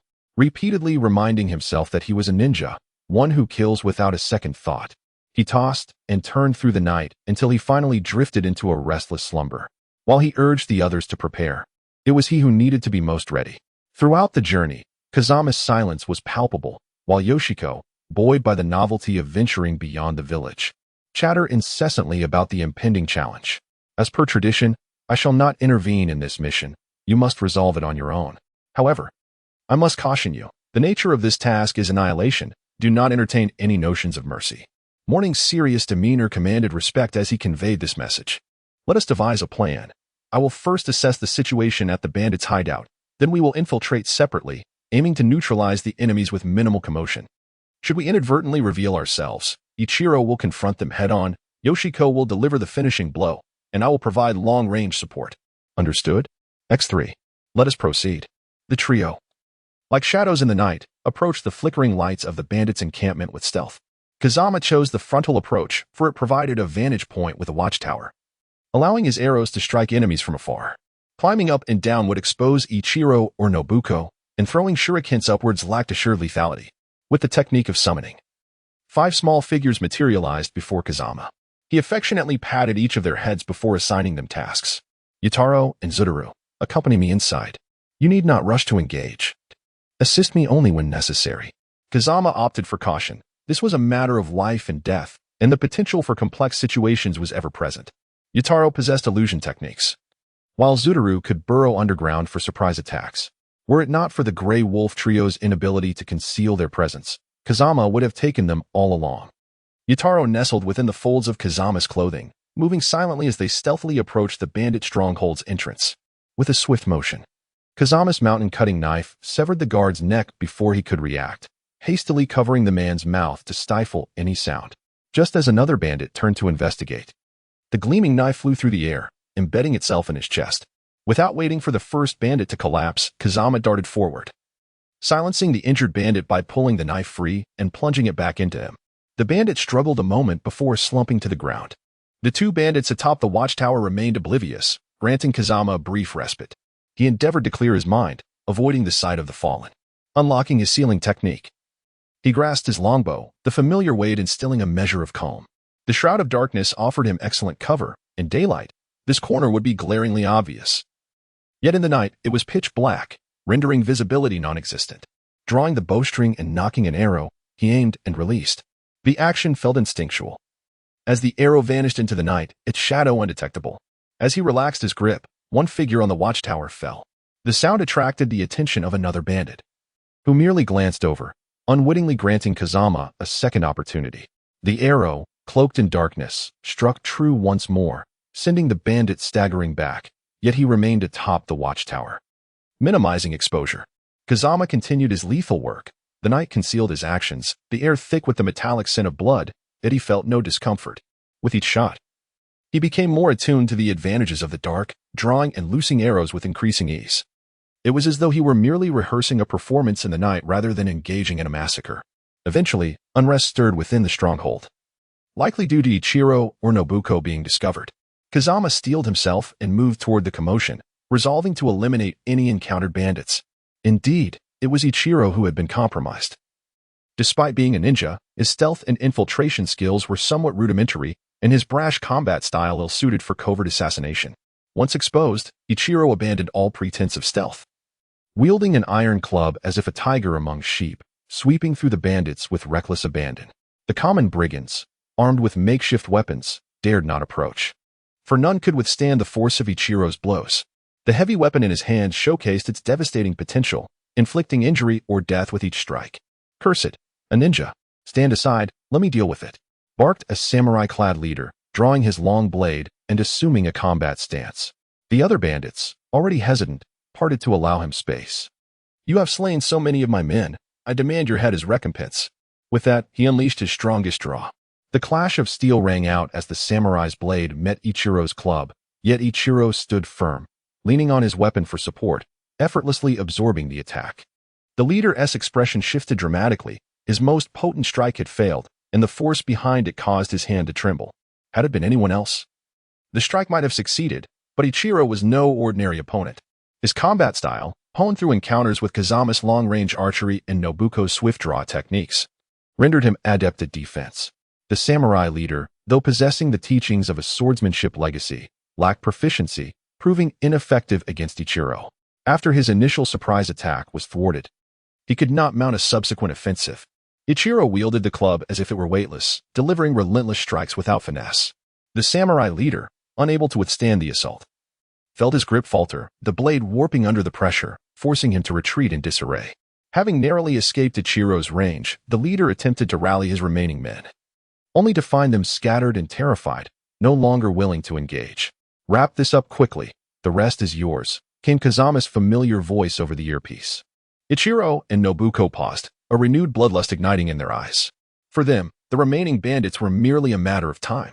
From a distance, Kazama had observed the unfolding scene and, through the earpiece, urged his companions to expedite their efforts, moving toward the leader's quarters. "Murder without looting is the greatest folly. I care not for how others may act. I am no wealthy individual, and a poor man cannot afford such indulgences." Chapter 45, Aftermath. I can't go on. "It's all Kazama's fault for dragging this until morning. We could have burned it all last night," Nobuko complained weakly, leaning against a tree. "Don't shift the blame. If you had the will, you wouldn't have agreed. Now that you have, you must own it.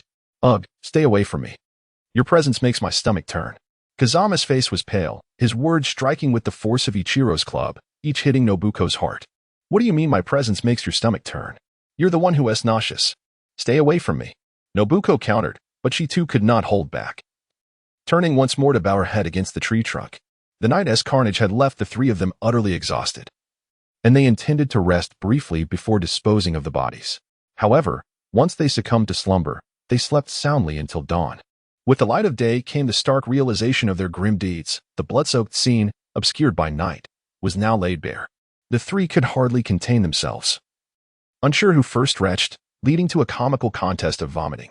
"I thought you were tougher. Turns out it was all an act," Kazama chuckled softly in the early light, though it was a gentle laugh, for it was the first time they truly felt the weight of battle, a far cry from the detached notion of killing without consequence.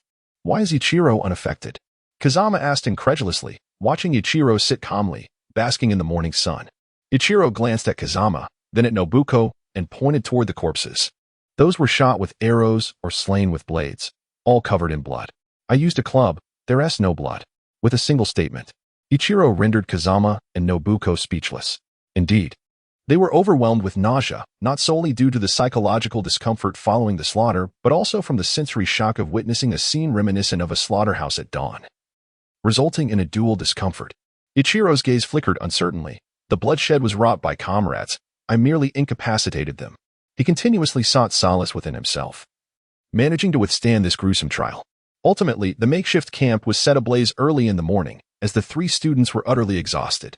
"Now, let us divide the spoils. Over 3 million ryo in cash, a box filled with various jewels and precious artifacts, for exquisite samurai swords, and a manual on sword techniques. Let us deliberate on the division." Kazama could be avaricious, yet he would never indulge alone if there were shares to be had. Wow, so much money. The eyes of his two companions sparkled. After months of undertaking tasks, excluding daily expenses, they had scarcely amassed over 100,000 ryo. 3 million ryo was an astronomical sum for them. Although they all gazed greedily, an unspoken understanding kept them silent. In the end, Kazama took charge. The funds would be apportioned with 900,000 ryo to their mentor, and the remaining 1 million ryo would be shared among the three of them, each receiving 700,000 ryo. The jewels and swords were beyond their means to sell, so they would have to rely on their mentor to dispose of them in the black market, with the proceeds to be redistributed. As for the sword technique manual, what else could they do but keep it? Among their quartet, 3 wielded swords. Such a legacy was invaluable, and the more, the better. Kazama decreed that the technique manual would be retained, flipping through a few pages before ultimately handing it to Nobuko. The art of Aido did not align with Kazama's style. With the mission accomplished, the group returned to the village to report their task completion and collect nearly double the commission of a D-grade task. As it was a C-grade mission, they were granted an additional 3 days of leave. The next day, the two of them gathered in the treehouse with unspoken agreement. "What brings you here? Don't you know how to spend your holiday?" Kazama inquired with a hint of impatience. Anyone roused from slumber would likely harbor a touch of morning grumpiness. "Honestly, I have no idea how to spend it," Ichiro replied with an honest smile. For the past few months, he had been so fatigued that he would fall asleep the moment he lay down, awakening only to begin another task.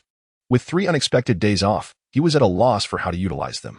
In his mind, he contemplated taking on several D-grade tasks to earn money while honing his skills. Nobuko disagreed, asserting that D-grade missions consume too much time and energy.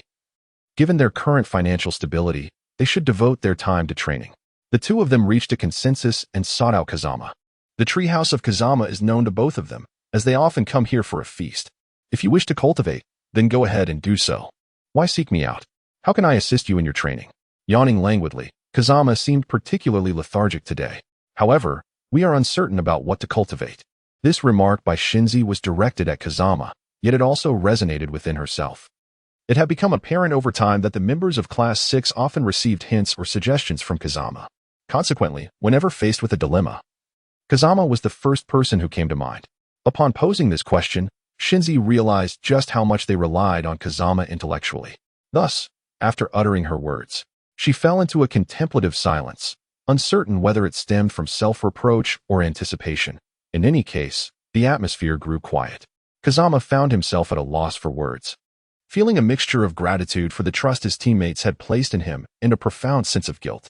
Many of the seemingly reasonable suggestions stemmed from his own thoughts, which may not have been suitable for his two companions, leading to a situation where some ideas felt imposed upon them.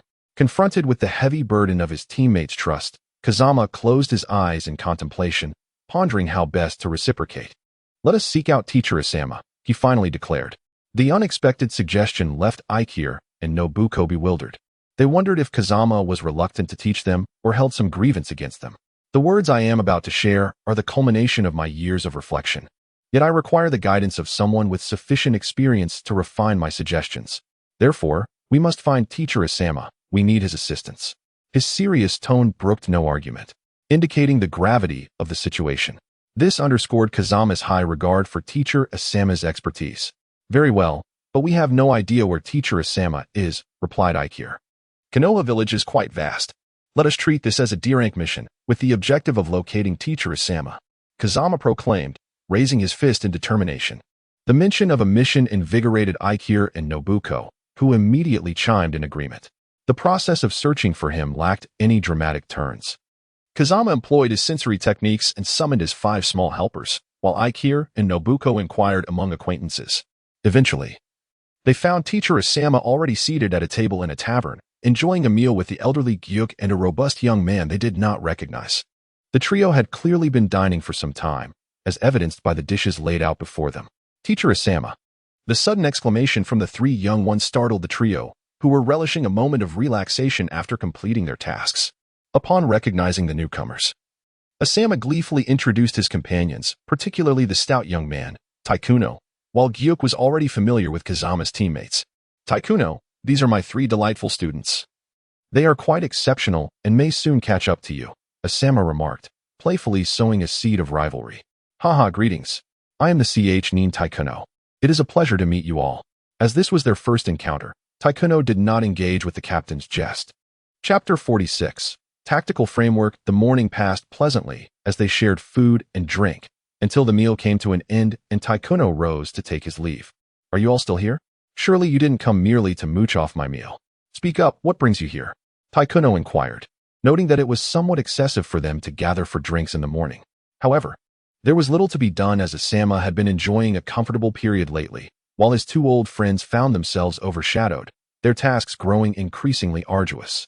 They seized the opportunity to strengthen their bonds. "Please, Gyuk, do not rush off just yet. This matter requires your experienced insight," Kazama interjected, halting the elderly man who was preparing to continue with his tasks.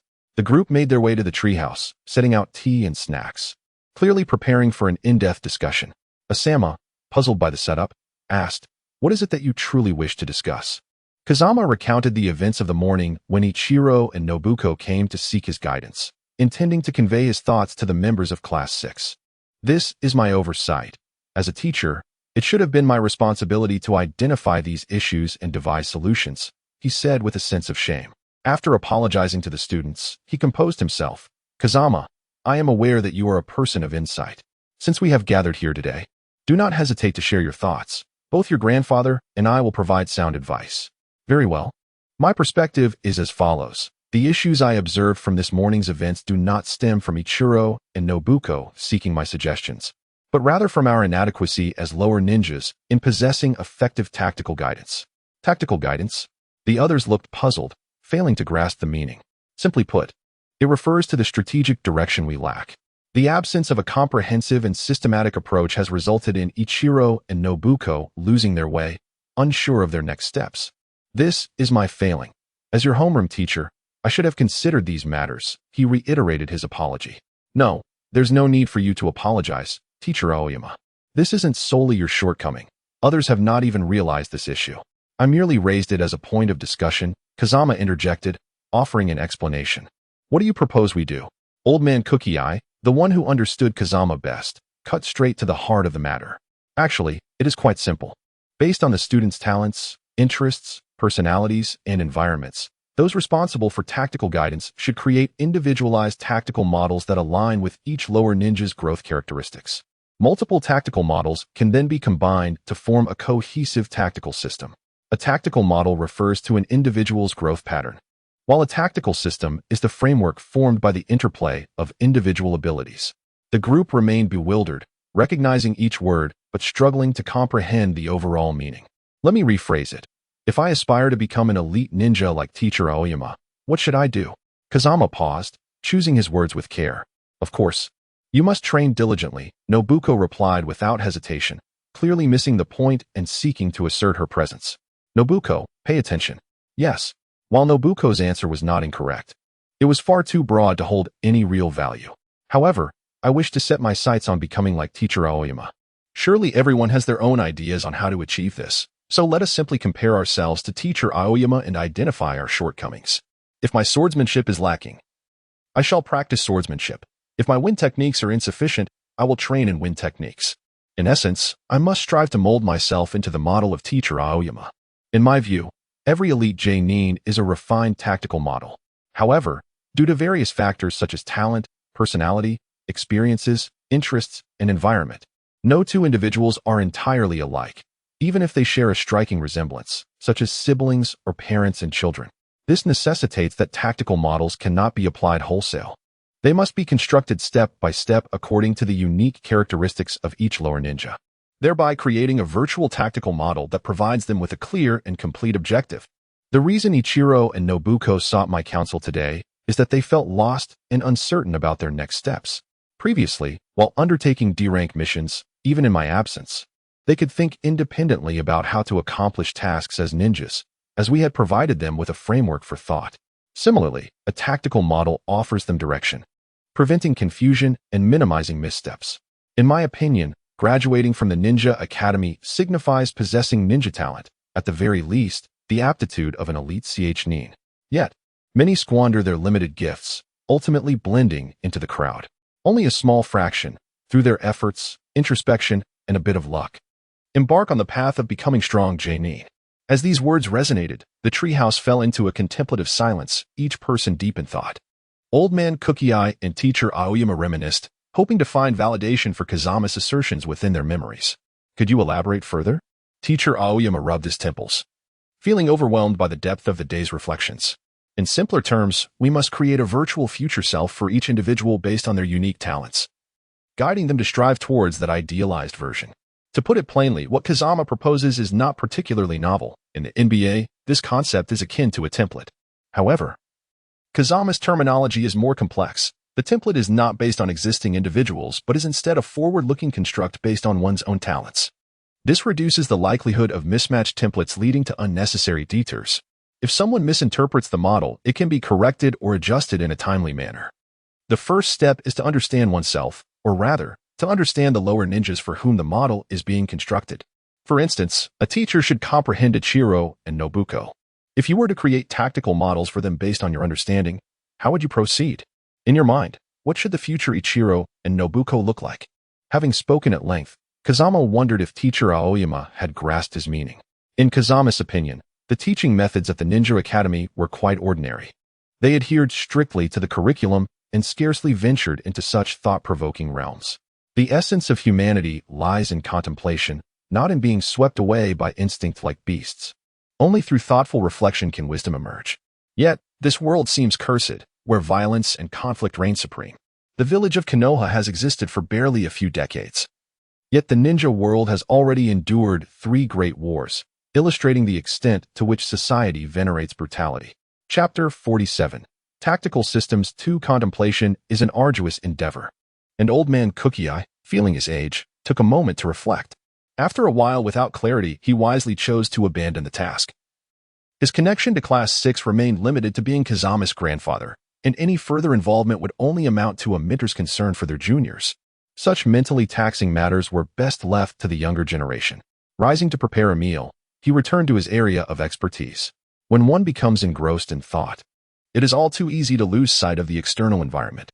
The impact of today's discussion weighed heavily on teacher Aoyama. Such deep, all-consuming contemplation had been absent for many years. However, simply thinking does not guarantee results. Most conclusions arise from subjective judgments made under known circumstances. The less one knows, the more complex the situation becomes, rendering sound judgment increasingly difficult. Teacher Aoyama's meticulous and responsible nature prevented him from casually addressing the so-called tactical models that pertained to the futures of his two students. The result was a spiral of thoughts that grew increasingly chaotic, ultimately leading to a realization of having achieved nothing. It was not until Kazama presented him with a bowl of fish soup that Aoyama, with reddened eyes and prominent veins on his forehead, clutched Kazama's arm as if grasping a lifeline. Tell me what I should do. I cannot envision what Ichiro and Nobuko will become in the future. I cannot even predict what they will be like tomorrow. They are my students, and I should not be contemplating their futures at this moment. The earnest nature of his character often led him to become ensnared in certain matters, a tendency colloquially referred to as overthinking. I know what must be done, but first, you must remain our teacher. If you were to falter, Class 6 would likely face dissolution. In the early morning of this state, I truly feared he might not emerge. So I hastily pulled back. Who dares to bring me down?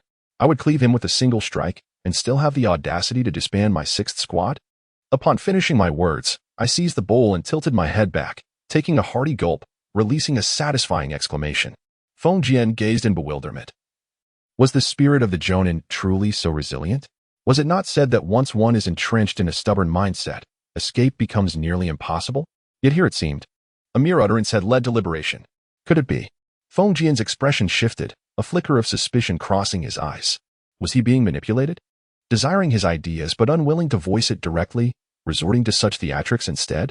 The crux of the matter was that he had unwittingly consented to this charade. In a moment of frustration, he felt an urge to slap himself for his own indiscretion. Subsequently, Feng Jian found himself rather disheartened, realizing he had been outmaneuvered. Yet still compelled to contribute ideas. What a predicament this was.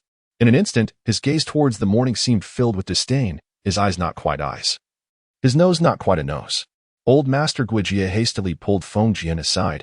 How could his own comrade, his grandson, treat him with such disdain? The elder, steeped in tradition, found this behavior utterly unacceptable. Feng Jian recounted the events, and the old man chuckled, remarking that your thoughts were not something you wished to express from the outset. Now, having merely played a trick, you find yourself aggrieved and blame others? It is your own folly. Furthermore, when it concerns your two companions, how could you keep such things hidden? Ultimately, it must be revealed, since it must be spoken. What harm is there in letting the morning's trickery ensnare you once? If he is taken from you, he must repay in kind. Relationships thrive on reciprocity. Given the nature of the morning, a calculated maneuver might leave him feeling perturbed. Therefore, do not take it to heart. The old man, as always, spoke words of wisdom that broadened Feng Jian's perspective. The significance of interpersonal relationships is paramount. Years ago, the old man navigated the Inuzuka and Yamanaka clans with Feng Jian. And now is the time for him to cultivate his own connections. Why then, should he act petty? Bowing respectfully to the old man, Feng Jian expressed his gratitude for the guidance and returned to the crowd, invigorated. Feasting and revelry are eternally significant pursuits in life. Just moments ago, the group had been languishing, but after enjoying the old man's hearty stew, they brimmed with vitality. Seated with utmost seriousness, if we consider Feng Jian's previous suggestions as reasonable. Today, he presented an innovation that required his full commitment and understanding. Continuing the earlier discussion, you mentioned you knew how to proceed. Could you elaborate? Indeed. This is not a mere figment of my imagination, but a conclusion drawn from my own experiences. My grandfather and I resided on the edge of a forest, undisturbed by others, which afforded me ample time for contemplation. Initially, my objective was to procure game since my grandfather often undertook missions, while he provided for our needs. There were times I found little desire for the food he left behind. Thus, I chose to hunt like him, but being small in stature, I pondered how I could capture game. Bows and crossbows became my preferred instruments, and to conserve energy, I even outfitted my crossbow with a winch. Presenting the small crossbow I had gifted to Yataro, I affirmed my past endeavors. With the crossbow, I successfully caught my first prey, which instilled in me a sense of confidence. Thereafter, I began to study archery. As I grew, I transitioned to using a bow, for it offered a swifter rate of fire compared to the slower reloading of the crossbow. My time at the Ninja Academy was not idyllic. I felt the fierce rivalry among classmates and the heavy atmosphere of animosity. I preferred the freedom of hunting and gathering in the forest. It was only when I used my bow to save the one-eyed individual that I found composure amidst a pack of wolves. From my perch in the trees, the wolves could not reach me, allowing me to eliminate them with ease. I discovered my path to strength, archery, which required minimal chakra expenditure. Devoid of complex hand seals and chakra theories, merely drawing the bow and releasing the arrow sufficed. The range of my arrows rivaled that of ninjutsu. And in terms of lethality, arrows kill as effectively as ninjutsu, with no distinction in their purpose. From that point forward, my entire focus revolved around the way of the bow. I studied earth and water techniques to better adapt to terrain, confuse adversaries, and facilitate my escape. I developed sensory ninjutsu to detect enemies and maintain distance. Contracting summoning beast was essential for drawing fire and assistance when necessary. Even my swordsmanship was a contingency, ensuring that should I find myself in close quarters, I would not be defenseless. My vision for the future is to sense foes in any situation, maintaining distance so that they cannot approach, while I can engage them from afar. I aspire to be a long-range assassin ninja. When Feng Jian articulated his ambitions, the morning was not surprised. After months of interaction, he had long discerned Feng Jian's behavioral patterns, and this revelation only clarified his understanding. One cannot deny that Feng Jian's path of bow and arrow assassination is viable. He had seen those bows and crossbows, which undoubtedly pose a threat to Chunin. And given that Feng Jian is currently a genin, his assassination capabilities will undoubtedly grow more formidable and clandestine as he ascends to Chunin or even Jonin. Chapter 48. Reporting having conveyed so much, you should now comprehend that to establish a tactical model, one must possess a core, which is determined by Ichiro and Nobuko themselves. My core is archery. Your core is wind release and swordsmanship. The old man's core is water release, swordsmanship, and illusion techniques. This core must align with their inherent talents and possess sufficient potential for growth. Surrounding this core, we must shape tactical models that incorporate their personalities, thoughts, environments, and various conditions. After a lengthy contemplation, the morning voiced his concerns. What if the core is incorrectly identified? How can we ensure they adhere to this model? What if they stray from the path? This is the essence of dialogue, rather than Feng Jian speaking alone while others merely echo. The morning's insights were astute. Each individual's development is influenced by myriad factors. Thus, this core must be fundamental, capable of functioning even if priorities shift in the future. For instance, you, teacher, may have initially focused on swordsmanship, but as you progressed to Chunin and Jonin, it undoubtedly became wind release. Can you assert that swordsmanship is no longer valuable? Quite the contrary, it is precisely swordsmanship that laid the foundation for your subsequent mastery of wind release. I believe I grasp your meaning. This core is not overly complex. The three ninja arts, ninjutsu, taijutsu, and genjutsu, we can approach from these three aspects. The morning fully understood Feng Jian's intent and began to formulate his reflections. Indeed, that is the essence of it.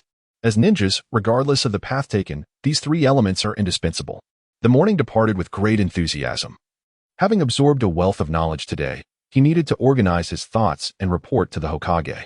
In the third Hokage's office, a large crystal ball was prominently displayed on the desk, with the third Hokage holding it with both hands, engaged in some unknown activity, though he wore a radiant smile. Suddenly, a knock echoed from outside, causing the third Hokage to cast a sidelong glance, momentarily irritated at the interruption. But he quickly concealed his emotions as the crystal ball was tucked away into a drawer, presenting a composed facade of diligent work. Enter. Hokage-sama. Please take a look at this report. The morning had succinctly organized the discussions from earlier and compiled them into a report to present to the third Hokage. Oh, today Team 6 should be resting. The mission report was submitted yesterday, was it not? Why another report? The third Hokage muttered, yet took the report and began to read. As he delved deeper into the report, his brows furrowed until he reached its conclusion. Lighting his pipe, he took a deep draw. Is this method proposed by Feng Jian? What is your perspective? After a prolonged silence, the third Hokage inquired. It is quite thought-provoking and possesses the potential for realization. Yet this approach is unsuitable for prodigies or those from established clans, as they have the resources and foresight to envision their futures, even if they lack clarity. Their elders will plan for them. It is only fitting for individuals like Ichiro and Nobuko, who lack lineage and possess ordinary talents. In their case, the absence of guidance leads to confusion. At this moment, the morning had regained his usual composure, neither arrogant nor impatient. There is a distinct lack of reliability when it comes to interacting with Kazama. Indeed, in his presence, he exhibits a rather limited display of wisdom and intellect, resembling more a battle-hardened, yet theoretically uninformed teacher whose words often come across as clumsy. This persona serves as his disguise, particularly after Kazama demonstrates a modicum of insight. Should the teacher reveal any signs of weakness, how could the students possibly express themselves? While projecting an image of omnipotence may bolster the teacher's authoritative presence, it inadvertently constrains the student's critical thinking. He is indeed seasoned by experience, yet he is far from being a fool. It must be acknowledged that those who ascend to the ranks of elite jonin are either exceptionally gifted or possess an astute intellect. The one type that cannot prevail in such a realm is the fool. Undoubtedly, the suggestions offered are of significant merit. The third Hokage has provided his assessment. Recognizing the inherent value of this report, yet he is also acutely aware of the challenges involved in its implementation, much like the medical ninja system proposed by Tsunade. The current manpower in Konoha is insufficient to realize such an initiative.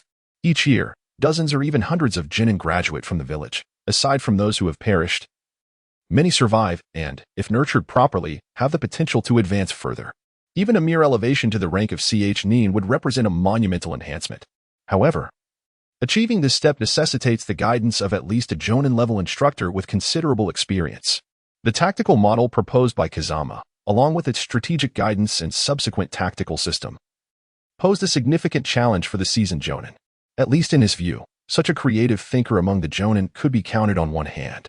Many jonin possess commendable strength, yet when it comes to mentoring students, they often fall short of the teachers in the academy, who at least have a wealth of theoretical knowledge. Assigning them to guide students might result in detrimental outcomes unless the students are inherently gifted. This is especially true for individuals like Asaka, who, despite their self-awareness, struggle to articulate their limitations. They are ill-suited for teaching.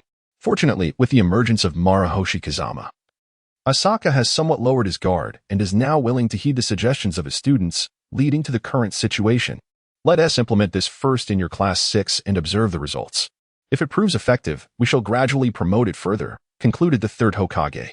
With this decision made, Asaka withdrew, while the third fell into contemplation. Judging by the report, Kazama's innovative ideas were not only creative but also particularly suitable for instructing newcomers.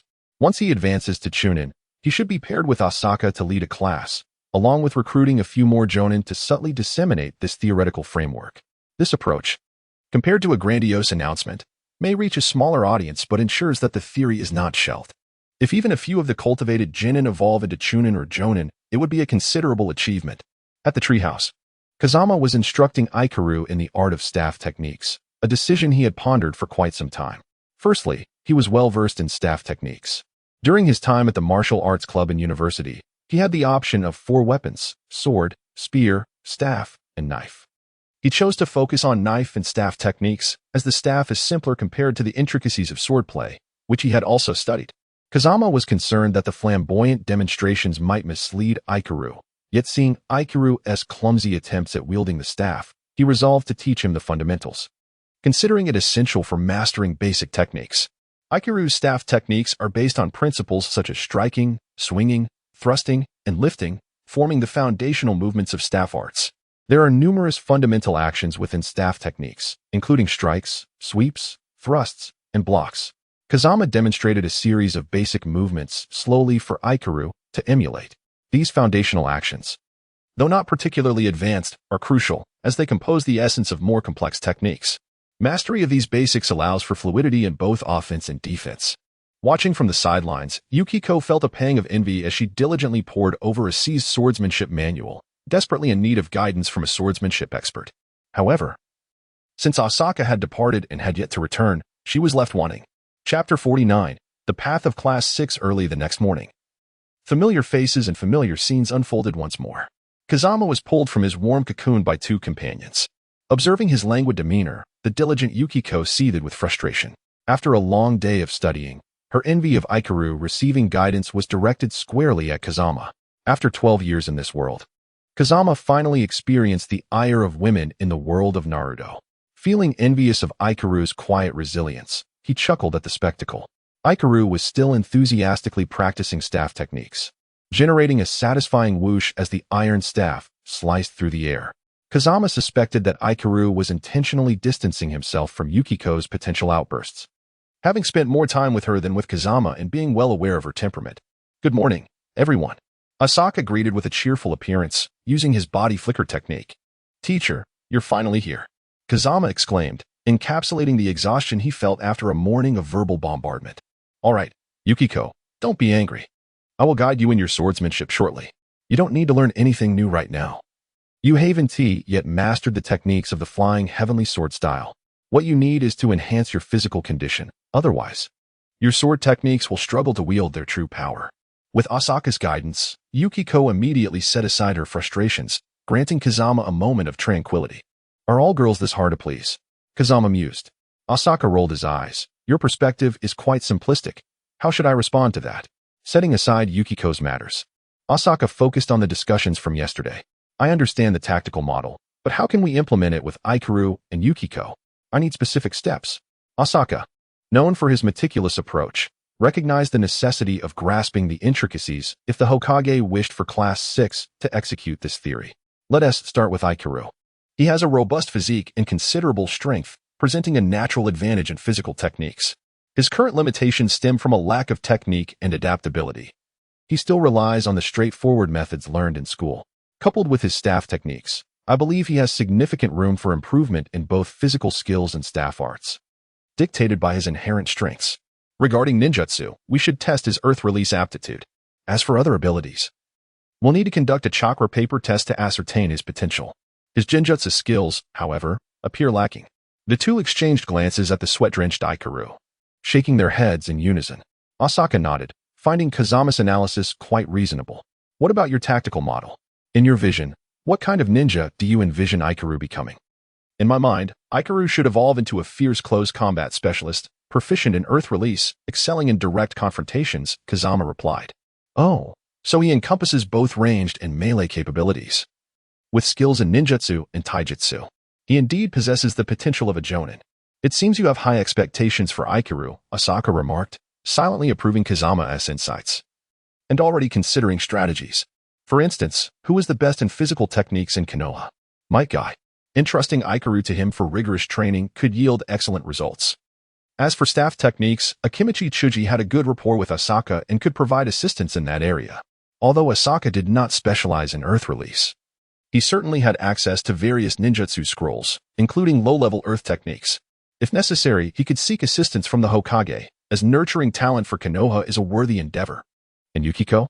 Asaka inquired. Yukiko was the crux of the matter. Ikaru's strengths and weaknesses were evident, and understanding him would allow for a clear path forward. However, Yukiko was more complex. Her keen interest in swordsmanship was apparent, yet her physical prowess lagged behind, and she had not demonstrated any notable aptitude for ninjutsu. Of course, this was partly due to her teacher's lack of instruction. As for genjutsu, so far, she had not shown any significant talent. Thus, identifying her innate abilities was the most challenging step. Difficult as it may be, we must proceed. Let us first test their chakra affinities. This was a promise I made to them, Asaka said, unfazed by Kazama's inability to pinpoint Yukiko's characteristics. He patted Kazama's shoulder and produced the chakra paper he had prepared earlier. "Come over, you two. Let us test your chakra." "Wow, is this the chakra paper? It looks quite ordinary, just like a sticky note," Kazama remarked. "It is made from a plant highly sensitive to chakra, and it reacts differently based on the chakra's attributes. When chakra causes it to split, lightning chakra creates wrinkles, fire chakra ignites, water chakra dampens, and earth chakra shatters." Each person took a piece of chakra paper, infusing it with their chakra to discern their respective chakra attributes based on the paper's reaction. The trio, all eyes fixed on Kazama, awaited his demonstration. "What are you looking at? I've never used it before. Isn't curiosity a valid reason to try?" Kazama rolled his eyes, knowing well his chakra attributes. However, among the three of them, it felt unnecessary to reveal his prowess, as such displays could invite envy rather than camaraderie. as chakra was infused into the paper. It responded dramatically, first splitting in two, then one piece crumbling to dust while the other became damp and pliable. The results were clear and decisive: wind, water, and earth. Kazama, surprisingly, possessed innate mastery over 3 elemental attributes, drawing admiration from his companions. Would he explain that his wind affinity was a result of years of dedicated training? Certainly not. A subtle display of talent would only enhance his standing within the group without needing further justification. Ichiro, it's your turn, Kazama prompted, with Kazama's example set. Ichiro understood what was expected. As he infused his chakra into the paper, it gradually shattered completely, revealing no additional attributes. Ichiro, your chakra is solely of the earth attribute. He scratched the back of his head and chuckled, exhibiting no signs of disappointment, only the joy of recognizing his own potential. Ichiro's amiable nature was indeed endearing. He was uncompetitive, honest, and resilient, traits that fostered a harmonious environment, unlike those who might sulk or project their frustrations onto others. Yukiko, it's your turn, Kazama called. Following suit, Yukiko infused her chakra into the paper, which gradually became soaked before igniting unexpectedly, startling her. Ah, Yukiko possesses both water and fire attributes, quite impressive, Azuma remarked. Though a glance exchanged between Kazama and Azuma revealed concern. In simple terms, while possessing dual attributes was commendable, neither suited swordsmanship. And Yukiko's chakra performance thus far had been lackluster, complicating her tactical development.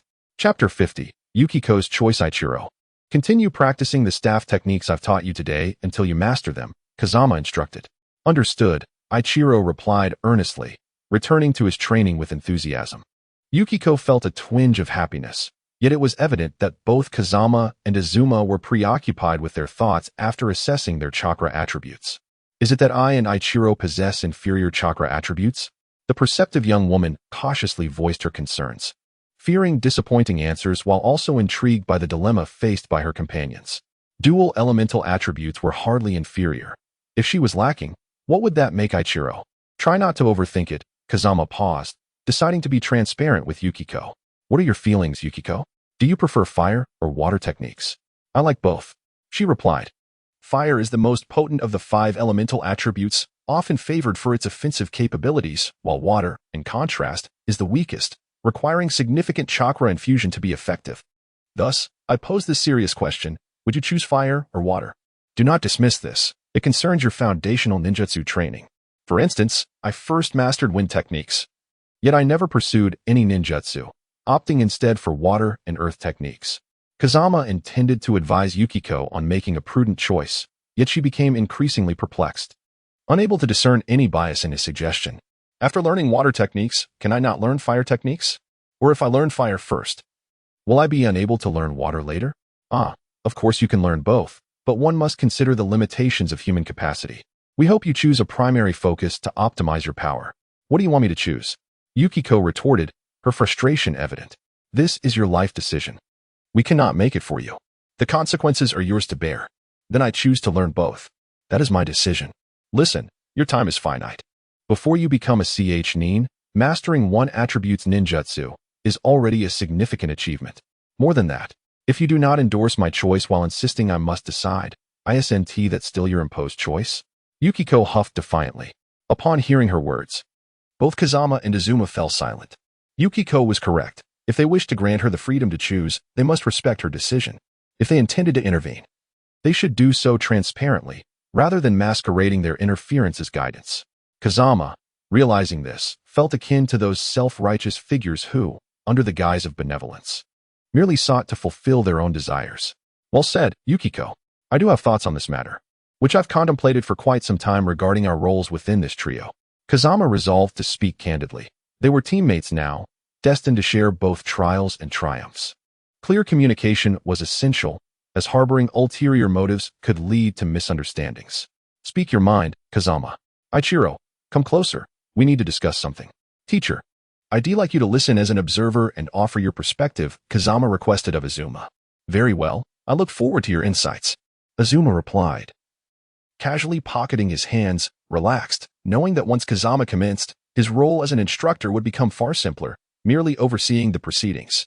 Once Ichiro was settled, Kazama organized his thoughts. From the moment our team was formed, I recognize that our individual talents might not suffice for us to advance significantly.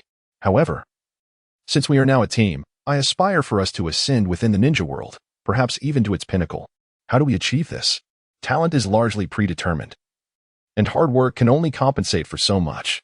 Fortunately, we have a successful example in our village, the Inuzuka, Nara, and Akimichi clans. I believe Azuma-sensei is well acquainted with them. Azuma nodded, stroking his chin as he educated the two novice students. The Inuzuka, Nara, and Akimichi clans form a formidable alliance. They have historically worked in tandem, compensating for each other's shortcomings to create an effective battle formation known as the Inuzuka-Nara-Akimichi formation. Precisely.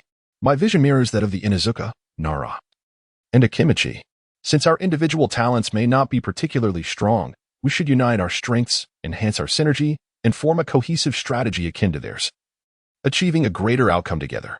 I understand that individually, any one of them might not stand out, yet together, they exhibit remarkable prowess. Why should we attempt the same? Moreover, I believe our abilities align quite harmoniously. Ichiro's staff technique and earth release may seem unremarkable at first glance, yet they are perfectly suited for direct combat and defense. Meanwhile, Shinko's speed and swordsmanship lend themselves to a swift guerrilla fighting style, complemented by my ranged attacks. The only element we currently lack is a unifying force to bring our trio together, a commander who can control the battlefield. In the context of the boar, deer, butterfly formations, this role is ideally filled by the Nara clan, known for their superior intellect. Among the three of us, I can provide guidance, however. My abilities are not suited for on-the-ground control as my archery requires distance from the enemy to be effective. Thus, the remaining options are Ichiro and Shinko, with Shinko being the most fitting candidate. If you were to learn water release, you could become the linchpin of our team, significantly enhancing our tactical prowess. Coincidentally, I am aware of a water release technique that is particularly effective for controlling the battlefield. Kaze's demeanor is quite sinister. The technique Water Prison was originally developed by him for personal control, but he found its attack range overly limited and ill-suited to his archery, leading him to abandon it without proper practice. Now, when he attempts it, it appears rather lackluster. As a seasoned jonin, I can immediately recognize this ninjutsu, which was inspired by the sight of the gatekeepers enjoying candy, resulting in the creation of this unique water release that indeed lends itself well to battlefield control. Ichiro's eyes widen as he hastily retreats from the puddle on the ground, recalling how it had hindered him during a physical confrontation. Shinko, having only witnessed it once during Ichiro's duel with Kaze, is now intrigued to see it up close. You may touch it to get a sense of its texture. Chapter 51. Shinko's choice. Ichiro vigorously shakes his head at Shinko, signaling her not to try it. Yet, unable to resist, she extends her hand into the viscous liquid, which feels akin to a high-concentration glue. When she withdraws her hand, she realizes it is not merely glue but a robust adhesive clinging to her with an unwavering grip. Water Prison. Release. The properties of the water prison gradually transform, its stickiness dissipating until it becomes ordinary water. How do you find this ninjutsu? A masterful control technique. Once an enemy is ensnared, breaking free becomes an arduous task. Any foe caught within its grasp, whether struck by Ichiro's staff, your swift blade, or my arrows, will face a devastating blow. A brilliant strategy, I acknowledge. Understanding the profound impact this ninjutsu could have on Team 6, it is undoubtedly their most fitting core technique. I have a concern. If this ninjutsu creates such a sticky substance, won't we also risk becoming ensnared? After all, Ichiro and I may need to engage in close combat. Shinko points out the tactical flaw. Of course, there is a solution. By channeling chakra to the soles of your feet, you can walk upon the surface of the water without becoming trapped. You have all practiced this, right? Kaze demonstrates once more, standing upon the surface while enveloping his feet in chakra. With this protective barrier, one is unlikely to become immobilized. Won't such an obvious method be detected by the enemy? If they can replicate it on the fly, wouldn't that render the technique ineffective? Shinko's critical thinking shines through, addressing a valid concern. That depends on one's mastery of water release. The greater your understanding, the better your control over the water you create. While the enemy may attempt to imitate, you can manage your own creation. Even if they can cloak their feet in chakra, can they cover their entire bodies? A mere splash of water upon an adversary can activate the water prison just the same. Such minor issues have long been anticipated. Indeed, the execution of a ninjutsu does not conclude upon its release. Many techniques carry residual effects. For instance, the stickiness of water prison allows for manipulation and minor reshaping of the water itself. Kaze's words resonate with me, inspiring a thought. If water release practitioners can control water, could wind release practitioners control the wind? This notion stirs a wave of creativity within me. Then I shall choose water release, Shinko declares without hesitation. Is it so easy to persuade you? Kaze had prepared a multitude of arguments. In truth, I possess little knowledge of water or fire release. Nor do I have a distinct preference. Since water release seems more beneficial for Team 6, it is entirely reasonable for me to pursue it. Fire release can always be learned later. Shinko's reasoning is impeccable, leaving Kaze and me momentarily speechless. Very well, I shall teach you water release. As for fire release, let our teacher prepare it for you. Once you are ready, it will be at your disposal. Indeed, I will have fire release ready at any time, I affirm. Actually, I have another suggestion. Of course, it is merely a suggestion, and it will test the breadth of our teacher's collection. What more do you have? Can you not express your suggestion in one breath? Your heavy breathing is rather irksome, you know? I retake my seat, slightly exasperated. Among the 5 great shinobi countries, which excels in swordsmanship? Without a doubt, the Land of Water. They boast a lineage of 7 legendary ninja blades. And each generation of their wielders carries a resounding title, the 7 Ninja Swordsmen. The Land of Water is renowned for its water release and swordsmanship. Teacher, do you know of any ninjutsu that combines water release with sword techniques? My ulterior motives are laid bare. I have indeed set my sights on the silent killing technique and the mist concealment technique. Are you referring to the mist concealment technique? That technique requires the silent killing technique to be effective, but Shinko seems to lack sensory perception for ninjutsu. She may not, but I do. We are a unified trio, and my skills are as valid as theirs. Such a practical ninjutsu could hardly be stymied by the issue of perception. Well, you have indeed stumped me.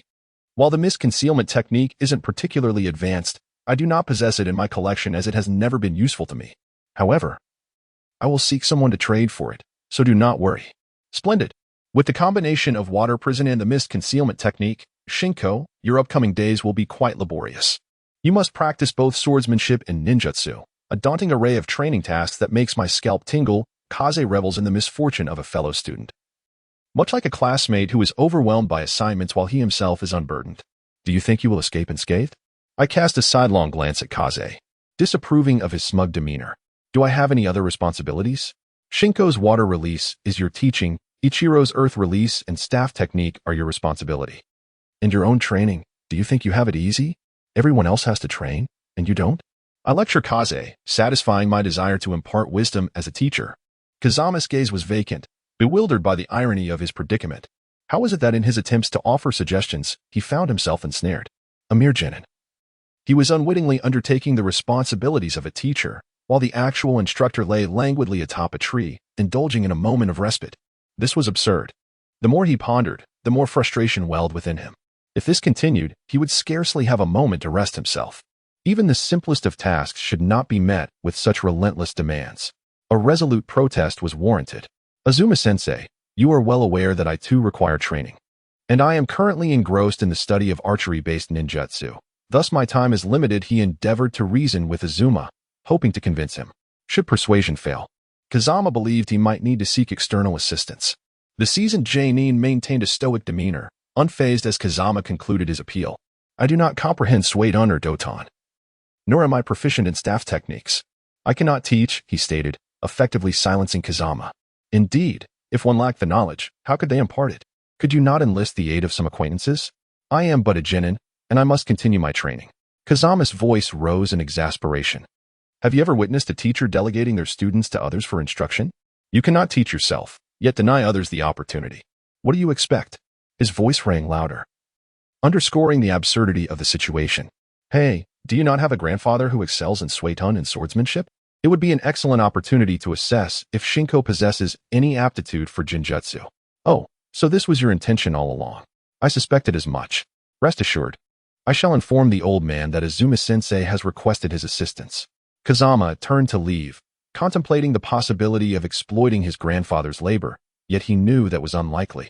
He would prefer his grandfather to remain at ease. Wait, come back. That was not my intention. Could you not approach Koji in your own capacity? Azuma murmured, watching as Kazama walked away. Chapter 52. A new mission. Since the commencement of C-rank missions, Team 6 had been alternating between C-rank and D-rank tasks. Each time a mission was assigned, They would first peruse the options, seeking any particularly noteworthy C-rank assignments. They opted for missions that were clearly defined in danger, yet diverse in content, to accumulate experience. This was a precautionary measure to avoid encounters similar to those experienced by Kakashi's team, who, despite undertaking a simple escort mission, faced J-level threats. Frankly, had Kakashi's team not been the protagonists, annihilation would have been a likely outcome. As for the D-rank missions, the old approach remained unchanged. For Team 6, the most pragmatic use of resources was to combine task completion with training. The astute Shinko had devised a strategy to tackle 3 D-rank missions simultaneously, gathering medicinal herbs, hunting, and sourcing food supplies. During the hunt, they could also collect herbs, and the game caught could be delivered to clients as food provisions, thus achieving multiple objectives in one endeavor. Today, Team 6 gathered once more to embark on a C-rank escort mission, specifically tasked with escorting a merchant caravan. Many of these merchants were not locals of Konoha, but hailed from various regions of the Fire Country and even from other nations. They engaged in trade, appearing modest in scale, yet their business had flourished over numerous exchanges. The rationale for hiring ninjas for protection was that Konoha was the final destination for their trade journey. And as they prepared to return home, their wealth was at its peak, rendering them prime targets for bandits. The remuneration for a C-rank mission sufficed to ensure their safety along the route, making it a cost-effective measure. Konoha, being a hub of prosperity second only to the capital, was abundant in resources. The merchants aimed to transport Konoha's wealth back to their homeland for substantial profit. Soon enough, the caravan was fully assembled, with several large carts laden with goods, drawn by horses as they slowly departed through the village gates. The escort mission for Team 6 was officially underway. Under the circumstances of travel, training was not particularly feasible. Yet, was Kazama an ordinary individual? In such a scenario, the lack of suitable training conditions presented an excellent opportunity for skill enhancement. For instance, Shinko was dismounted from the cart, standing on a sheet of white paper, while maintaining his combat techniques. He adeptly executed the body flicker technique coupled with the draw technique without allowing the paper beneath him to falter, striving to keep it intact, a rather demanding training regimen. This encompassed training in swordsmanship, the body flicker technique, chakra control, and even a segment dedicated to the nature transformation of Sueton. Hence the necessity of placing a sheet of paper beneath his feet, an exercise aimed at honing the stickiness of chakra. As the stickiness became ingrained within Shinko, his conviction would be preserved by the chakra, allowing him to eventually complete the nature transformation of Sueton with minimal effort. All of this theoretical foundation stemmed from Kazama's contemplation. He believed that chakra could serve as a vessel for one's convictions. The challenge lay in transferring the sticky properties of Sueton chakra, which was the primary task before him, hence the need to maintain the paper intact while simultaneously executing the techniques. The training involving the body flicker technique and swordsmanship could easily distract him from the task at hand. Ultimately, Shinko decided to abandon the paper due to its rapid consumption and opted for readily available leaves instead. Aikir, on the other hand, had a simpler approach, focusing on physical training and stamina enhancement. Nothing could exercise his endurance more than pulling a cart. His good-natured disposition made him an instant favorite among the caravan members, as he bore no airs of a ninja and readily lent a hand whenever issues arose. Kazama and Asama smiled warmly, observing that everyone possesses their own philosophy of existence. Since Aikiru has managed to integrate seamlessly with the caravan members, it is indeed a positive development. Should he become a bit more vivacious, cheerful, and inclined to engage in conversation, it would be a delightful surprise. Fonjian encountered a formidable dilemma after proposing a triad strategy and experimenting with a composite formation. The issue arose from Ichiro's close-range combat, Shinko's guerrilla tactics, and his own role as a marksman. This necessitated that Fonjian, being the furthest attacker, ensure a high level of precision to avoid harming Ichiro and Shinko, who were positioned for mid-range engagements. Their unpredictable movements further complicated matters, as Fonjian's long-range strikes had to accommodate their positioning. Despite the swift flight of his arrows, the quick agility of the ninjas posed a significant threat, rendering his aim precarious and potentially endangering his comrades. To resolve this conundrum, he could either predict the ninja's movements or ensure his shots would strike true. However, prediction was unreliable. It could succeed once, but attempting it multiple times was a gamble, especially given the inherently unpredictable nature of ninjas. Thus, he was left with the only option of enhancing his accuracy, drawing inspiration from his experiences as an archer, particularly from the game's hunter role. He recalled that the game's archers had a direct lock-on mechanism, eliminating the possibility of missed shots. He pondered how to adapt this concept within the realm of ninjas. Controlling the arrows? Setting aside the feasibility of such control. The arrow's speed and distance would hinder this approach, leading him to abandon the idea. Absolute precision, who could guarantee that? Feng felt trapped in a cul-de-sac. Realizing the improbability of his aspirations, he had never heard of such a possibility in the ninja world. However, a flicker of memory surfaced. In the later stages of the original storyline, a resurrected ninja from the village of Cloud, who wielded magnetism, could transfer magnetic forces through attacks, ensuring that their weapons would always strike true due to the magnetic attachment to their foes. Magnetism? Magnetic release? He wasn't certain, but the idea was worth exploring. The first step was to experiment with the forces of attraction. His only thought was to employ sealing techniques. When faced with uncertainty, one turns to sealing techniques. This wasn't capriciousness. Sealing techniques were profoundly intricate, applicable to virtually any domain. Whether the issue could be resolved depended on his mastery of the sealing arts rather than their potential effectiveness. He began by creating two seals that could attract each other. This was relatively simple. Even an apprentice could accomplish it. The ability to adhere was one of the most fundamental aspects of sealing techniques. Most seals required contact to function. Thus, the ability to attract was a foundational skill. Upon testing, he found two sheets inscribed with basic runes clung to each other tenaciously, impossible to tear apart. However, the limitation was that the range of attraction was minimal, effective only within approximately 10 centimeters. This presented a pathway forward. The next phase involved enhancing the attraction range. If he could expand this capacity, then once the rune was imprinted on an enemy and another attached to an arrow, upon release, the two would draw together within the designated proximity, ensuring the arrow struck its target. An elegant solution indeed. Chapter 53. In ambush, the theoretical framework was sound, and the practical application seemed manageable. The primary challenge lay in execution. After all, attracting runes were not as easily acquired as silver. Others would not simply allow them to be affixed to their bodies. Consequently, Feng needed to devise a method to apply the attracting runes onto his adversaries, which posed a fresh dilemma. The simplest and most direct route was through close combat, where physical contact was inevitable. The moment contact was made, he could inscribe the attracting rune upon the enemy, thus resolving the issue. The crux, however, was that Feng was not a close combat enthusiast.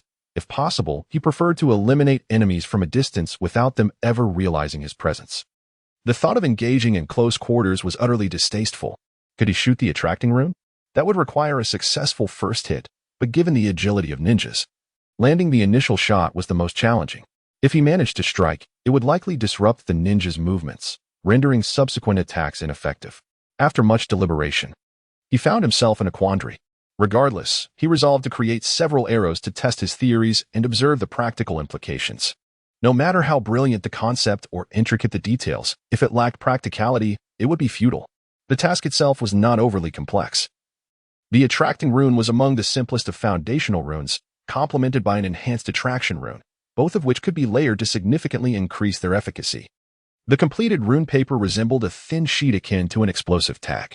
A simple application onto an arrow shaft sufficed. He distributed the remaining rune papers to Shinko and Ichiro, advising them to affix them to their weapons, as in close combat, the runes would likely adhere to their adversaries. Suddenly, the howls of the wolf echoed through the earpiece, signaling the approach of strangers. Shadowlong and his two siblings were on perimeter watch, their agile forms and keen senses making them the ideal scouts for their long journey. To conserve their stamina, the three wolves took turns on watch. Team 6. We have unidentified individuals approaching, Feng communicated through the earpiece. Ichiro feigned rest atop the vehicle, sipping water and nibbling on food while remaining alert. Shinko busily darted back and forth as usual. Soon, the strangers mentioned by Shadowlong appeared, a group of displaced persons, their vacant gazes and emaciated bodies moving with little energy. The merchant convoy approached to gather information, learning that heavy rains had caused landslides that buried their village, destroying homes and food supplies, forcing them to wander in search of sustenance. The group expressed their sympathy, offering some food before continuing their journey. Occasionally, they spotted one or two straggling displaced persons along the route. Some knelt in supplication upon seeing the convoy, while others ignored them entirely, their eyes fixed with intent. That evening, the merchant caravan set up camp, and aside from a few displaced individuals, there were no unusual occurrences. On the second and third days, nothing remarkable transpired. And Feng should have felt relieved, yet an unsettling intuition gnawed at him. Even during the early morning, he sensed something amiss, but despite scrutinizing the surroundings, no clues emerged. He could only proceed cautiously, step by step. On the fourth day, amid the monotony of the journey, the alert howls of Hong Tiling pierced the air. His tone conveyed urgency, indicating a perceived threat from the approaching strangers. Before Feng Jian could analyze the situation further, the summoning contract surged within him. He quickly slapped the ground, activating the summoning technique, bringing Hong Tiling before him. What is it? Asuka's body flickered, appearing at Feng Jian's side in an instant. Hong Tiling sensed the approach of someone who instilled fear within him, suggesting that the newcomers were likely ninjas. Feng Jian relayed the information gathered by Hong Tiling. Team 6. Remain vigilant. The caravan's leader approached us. We need to discuss countermeasures. Asuka, accustomed to such scenarios, remained composed and promptly organized a strategy. The caravan halted, aware of the powerful strangers nearing them. Surely they cannot be your allies? Asuka inquired. The caravan leader shook his head vehemently. They were a band of merchants. And aside from those who had departed from their village, the rest remained within the convoy. In the desolate wilds, how could they possibly have allies? If they're not friends, then they are foes. The path ahead may harbor unknown dangers. To prevent any losses to the caravan, we should scout ahead, Feng Jian declared. Understood. We shall comply, esteemed ninja. The caravan leader merely nods, for they are ordinary folk, and in the presence of a ninja, submission is the surest path to survival, especially amidst the uncertainties of peril. Now, let us allocate our tasks. I shall venture ahead to scout the path and eliminate any threats. You are to safeguard the caravan and signal me when necessary. The orders were given in the early morning. As the morning technique dissipated, the members of the 6th Squad exchanged glances, then dispersed in various directions. Aikir remained atop the highest cargo cart, this time not consuming food but wielding a staff in vigilance, as it was the only action he could undertake. Shinko positioned herself at the rear of the caravan, blending into the shadows, nearly invisible unless one paid close attention. As for Kazama, the moment he slipped from view, he activated the earth release and burrowed underground, emerging in a forest adjacent to the mainland. This forest, though less dense than that surrounding the Hidden Leaf village, was abundant with weeds and tangled debris, providing an excellent cover for concealment. The summoning technique was employed, bringing forth all 5 of his small companions. The 3 wolves roamed nearby, with Kuza digging a tunnel and Tora crouching beside Kazama, ever vigilant as an observer. A distant explosion echoed, the sounds of battle indicating that their morning instructor had encountered a formidable foe. The 6th Squad, at the pinnacle of their abilities, stood ready to engage in combat at any moment. Aikir, how fares your solidification technique? Kazama inquired. Your elevated position makes you susceptible to ambush. Guard your vital points and do not hesitate to expend chakra. Your safety is paramount. Kazama did not afford Aikir a moment to respond, emphasizing the gravity of the situation. It seemed they were on the brink of an arduous battle, leaving no room for error. Aikir, lacking in adaptability, could only receive such instruction. In truth, Kazama felt an inexplicable tension, a nervousness that compelled him to speak to alleviate his anxiety. Kazama, can you sense the enemy? Remaining passive for too long will inevitably lead to our downfall. After an initial panic, Shinko regained her composure and began directing Kazama. Wait a moment. I shall sense them forthwith. Were it not for his need to remain concealed, Kazama would have chastised himself for forgetting his identity as a sensing ninja. He alternated between the technique of rain observation and technique of earth sensing, flooding his mind with a myriad of images and sensations, akin to spending an entire day immersed in books, leaving him feeling dizzy and overwhelmed. As he shared the interpreted information, Aikir, there is someone hiding 70 meters to your left. Remain vigilant. Shinko added. There are individuals on both sides, 150 meters to the left and another 43 meters to the right. Their chakra levels are comparable to ours. They are likely lower-ranked ninjas, presumably a small squad. Thus, it seems that our instructor is facing their leading teacher. Chapter 54. A proactive assault. Kaze is now drenched in cold sweat. Earlier, during the task assignment, he had intended to propose that the 3 of them undertake the reconnaissance mission. Out of respect for their teacher, Asama, he refrained from voicing his objections in public, only to realize now how astutely correct Asama's decision had been. Thankfully, he chose not to speak against it. Had they faced the formidable ninjas from another village, what would their chances of survival have been? The thought sends shivers down his spine. In the future, Kaze resolves to refrain from interjecting during such tactical deployments.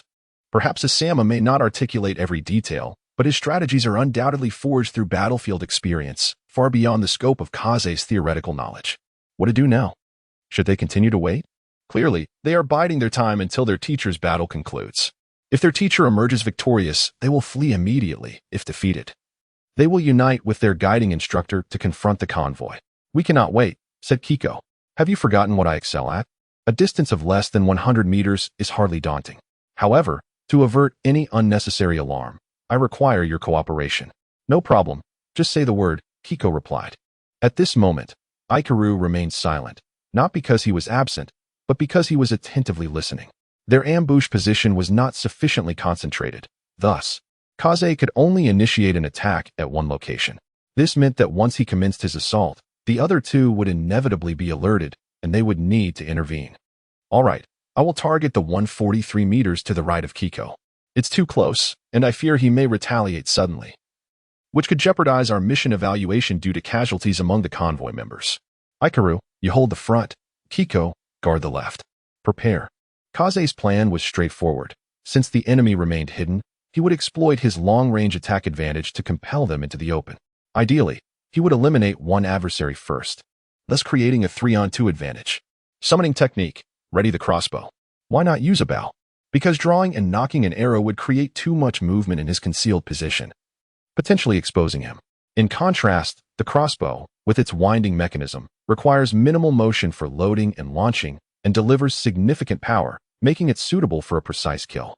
Determined to strike decisively, Kaze held nothing back this time. The crossbow bolt, imbued with wind chakra, shimmered with a pale blue aura. The distance did not exceed 100 meters, eliminating concerns about external environmental factors. Even the tree trunks concealing their enemies would succumb to the destructive force of the wind-enhanced crossbow bolt. Ready. 1, 2, 3, fire. Kaze murmured. This was not his first time using a crossbow for lethal purposes, yet he had seemingly developed a habit of muttering to himself, barely aware of his words. With a pull of the trigger, the mechanism clicked, and the bowstring emitted a chilling hum as the bolt was released instantaneously. The trajectory of the bolt was nearly imperceptible to the naked eye, and moments later, a distant tree trunk exploded into splinters, enveloped in a crimson mist. With the technique sense of the earth, Kaze's heightened awareness detected the slightest disturbances in the air. Any sound of breath would reveal the enemy's position. The blood mist illustrated the devastating impact of the wind-infused bolt. It had undoubtedly injured the target. The tremors created by the technique indicated the adversary was grievously wounded, teetering on the brink of unconsciousness or death. Suddenly, Kiko's voice crackled through the earpiece. As anticipated, Kaze's bolt had compromised the concealment of the other two, who now recognized their exposure.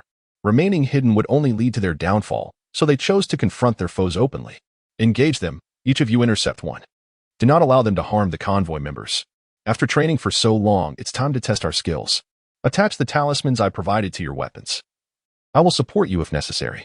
Understood, Kiko replied, as Ikaru charged forward, wielding an iron rod.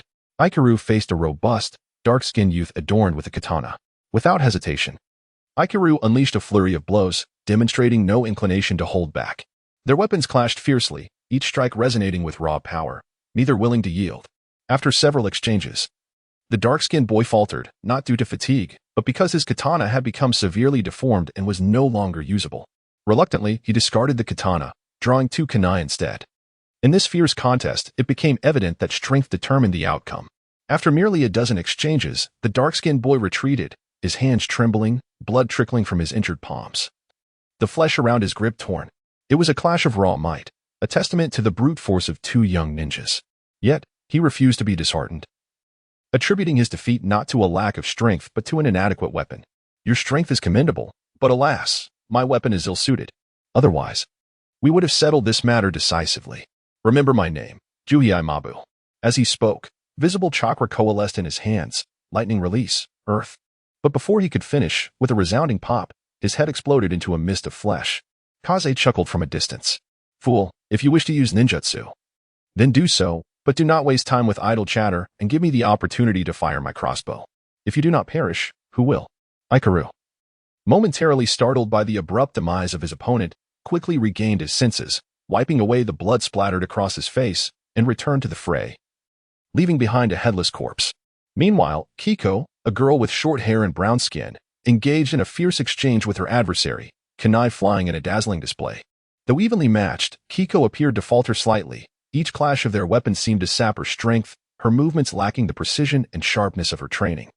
It was lightning release at play, conducting electricity through the iron kunai. How novel. Of course, iron conducts electricity. Each collision transferred minute electric currents to Kiko, akin to a therapeutic shock with every strike. It was no wonder she appeared fatigued. Kiko's chakra was water-based, providing no counter to lightning release and possibly exacerbating its conductivity. What to do? Kaze pondered. He could intervene directly, but after spending considerable time with Kiko, he understood her tenacious nature. She would not request assistance unless in dire peril. He hesitated, fearing that an impulsive act might lead to resentment. Conductivity and insulation, yes. If he could prevent the electrical current from reaching Kiko's body, that would be the solution. Kiko, wrap the handle of your kunai with paper. Kaze called out. Kiko, quick to respond, rummaged through her supplies for the remaining sheets of paper, utilizing her chakra to envelop the handle before launching back into the fray against the brown-skinned kunoichi. Chapter 55, Conclusion. After several exchanges. Free from the debilitating effects of the electrical shocks, Kiko's mastery of her blade flourished, showcasing the culmination of her months of training. With a powerful draw, she sent her opponent flying. She sheathed her blade, adopting the stance of the flying heaven sword style, one hand raised before her. This was the initiation of the Godspeed draw, merging the instantaneous movement of the body flicker technique with the unparalleled swiftness of the flying heaven sword style. She prepared to deliver a decisive blow. In a nearly instantaneous flash, Shinko sheathed her blade, leaving behind a figure marked by lingering terror. The two kunai, shattered and broken, fell to the ground, and the female ninja succumbed to her wounds, collapsing limply as blood spread beneath her. Shinko is magnificent, praised Ichiro, echoing the words learned from the garrulous Kazama. Shinko exudes dominance, added a peeping male teacher. The scene was one of awe. Shinko, once part of a misfortunate duo and now a member of Class 6, had developed the prowess to face a ninja alone. Rising with a cool and confident demeanor after sheathed her sword, she left her companions with a proud silhouette. However, her moment of glory was fleeting, as Kazama's teasing voice shattered her composure, prompting Shinko to turn back with a fierce glare, ready to reprimand him for interrupting her triumph. After a brief bout of playful scuffling, the group began to assess the battle. Firstly, they had encountered an enemy of Jainin rank, skilled in lightning techniques, whose defeat had taken considerable effort. Upon turning back, they noted that Class 6 had already engaged the adversaries, and Kazama decided to observe their progress. Their training over the past 6 months had evidently borne fruit.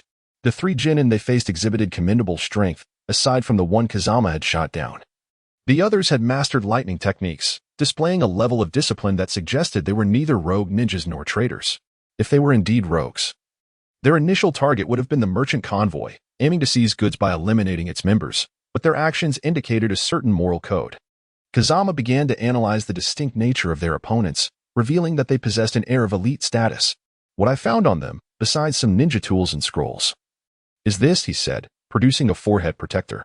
Shinko's eyes widened in recognition. Is this a symbol of the Cloud Village? She inquired, uncertain. Indeed, Kazama confirmed. So, they are ninjas from the Cloud Village. I have killed a ninja from one of the 5 great shinobi villages? Shinko was astonished, struggling to comprehend her achievement. Yes, Shinko. You are indeed formidable, Kazama's teasing voice echoed once more, eliciting an indignant glare from her. I have already sealed the body of the Jainin. Upon our return to the village, we will uncover the truth. I will also notify the village to handle the subsequent matters. For now, let us continue our mission. Hey! Kazama exclaimed. Wait, we still need to collect our spoils. Shinko and Ichiro hurried to follow him. The first Cloud Village ninja, struck down by a crossbow bolt, was unearthed by Kazama from beneath a tree trunk. No wonder he had fled after being shot. A gaping wound the size of a head marred his abdomen, and his body was rendered unrecognizable, his internal organs completely obliterated. With the fallen trunk atop him, his demise was absolute. There were no spoils to be found, as the crossbow bolt had obliterated his equipment. Only a few deformed and shattered shuriken remained scattered around. Kazama, what are you doing? Why are you rummaging through the corpse? It's so disgusting, Shinko protested, her chance for revenge against Kazama momentarily forgotten. First and foremost, this is our loot. Why let it rot here when it can serve us? Even if it's just some shuriken and kunai, we would have had to purchase them. Saving even a little is worthwhile. Kazama pocketed a bloodied, misshapen kunai and moved on to the next area. Secondly, aren't you interested in their lightning techniques?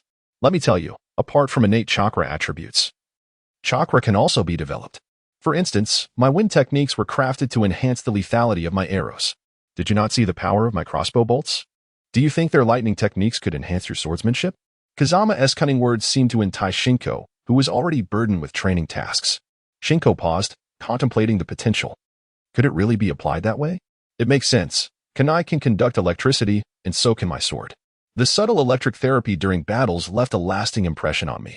Look, water techniques enhance your control, fire techniques amplify your range, and lightning techniques bolster your close combat and swordsmanship. If you master all three, you will become a versatile and formidable female ninja without any weaknesses. Unlike our teacher, who only knows wind techniques, you will possess the strength and confidence of a superior J-nin. Once you attain that rank, you will be the strongest female ninja beneath the three shinobi. Kazama's words continued to weave a spell of allure around her. Shinko's eyes shimmered with determination. Clearly captivated by Kazama's vision of strength and power, the aspiration to become a powerful ninja had always been her singular belief, and now Kazama laid the path before her. It was irresistible. She had no time to dissect the flaws in his rhetoric. I will search that corpse, she declared. Shaking off her reverie and moving towards the Cloud Village ninja she had bisected. Kazama, aren't you being a bit excessive?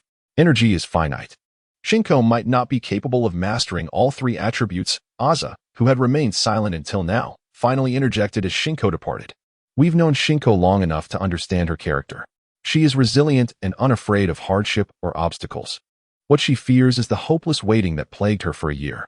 I merely illuminate the path ahead for her. It is not mandatory for her to reach those heights. Given her intelligence, she will undoubtedly excel within her capabilities. We must trust in her. Aza fell silent, a bitter smile crossing his lips after a moment. Perhaps you are right. It seems I am indeed ill-suited to be a teacher. No, if you are unfit to teach. How have we grown? You simply need to reacquaint yourself with the mindset of a teacher. With a few more classes, you would undoubtedly become the finest instructor. Kazama's words were a mixture of truth and jest. Aza was undoubtedly powerful, but his skills in rhetoric and instruction left much to be desired. He required a quick-witted student to aid him, utilizing his J-nin experience to facilitate communication between teacher and student. Only then could his strengths truly shine. To embody the principle of leading by example and to adopt an unwavering commitment to each student, one cannot truly be deemed a poor teacher.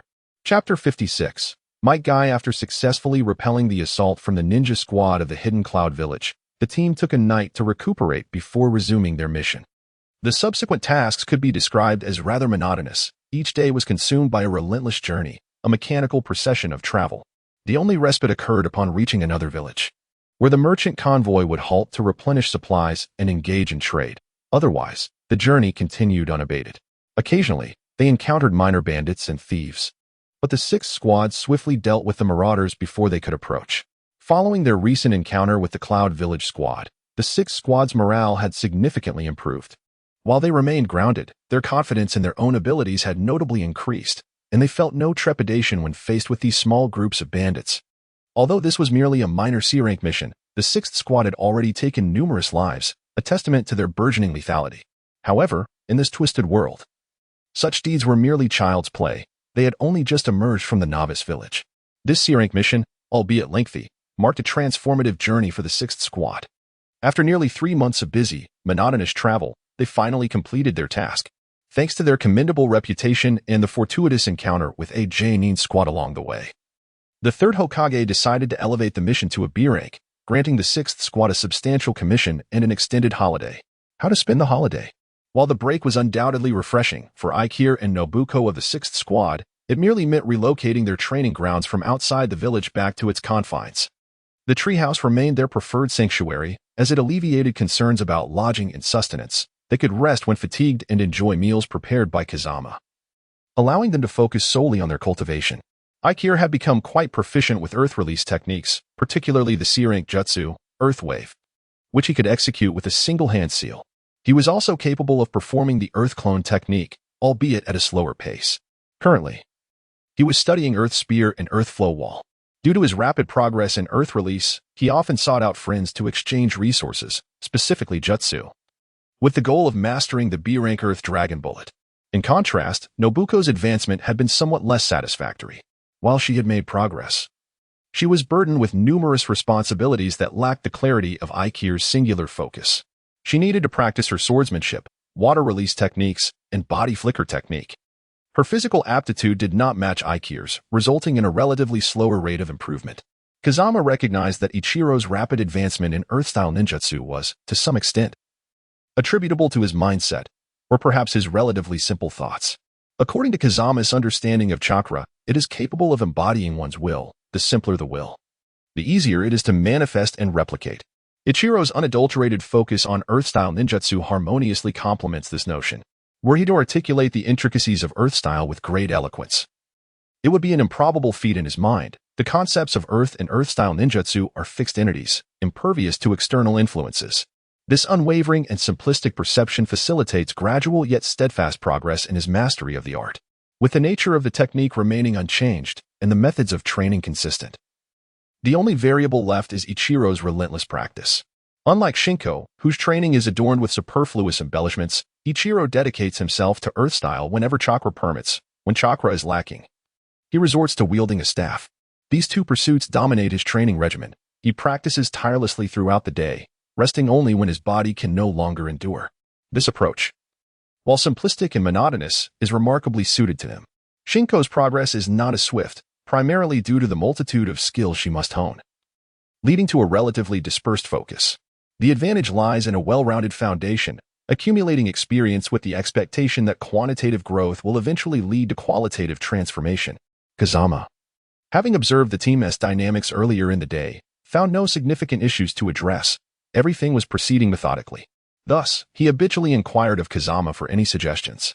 "I have no recommendations," Kazama replied without lifting his gaze, engrossed in the crafting of arrows. He aspired to create a greater variety of arrows to suit diverse tactical needs and environmental conditions. Currently, he possessed 3 fundamental types of arrows: wolf-tooth arrows for hunting, fine iron arrows for everyday use, and armor-piercing arrows for engagements against adversaries with defenses or obstacles. He also experimented with specialized arrows, explosive arrows containing detonating seals, and tracking arrows embedded with adhesive runes. He felt there remained untapped potential for further innovation and continued to explore new possibilities. However, the strength of Team 6 may not suffice to compete in the upcoming Chunin exams. Kazama furrowed his brow, as he harbored a strong desire for his students to participate in the exams, viewing it as a testament to his teaching prowess. Upon hearing about the Chunin exam, Kazama paused his actions, feeling the need for a serious discussion with his instructor. The foundation of their 6th squad was far from satisfactory, and it seemed rather hasty to participate in the Chunin exam at this juncture. "Teacher, since you discern that our strength is insufficient for the Chunin exam, why not forego this round?" "Forego?" The instructor's expression shifted from concern to confusion, and then to realization. "The title of Chunin is merely a label. If we possess the requisite strength, what is there to fear about claiming it? Participating without adequate ability raises the question of whether we can even achieve a commendable result. Even if we were to attain the title of Chunin by some means, does that truly render us competent?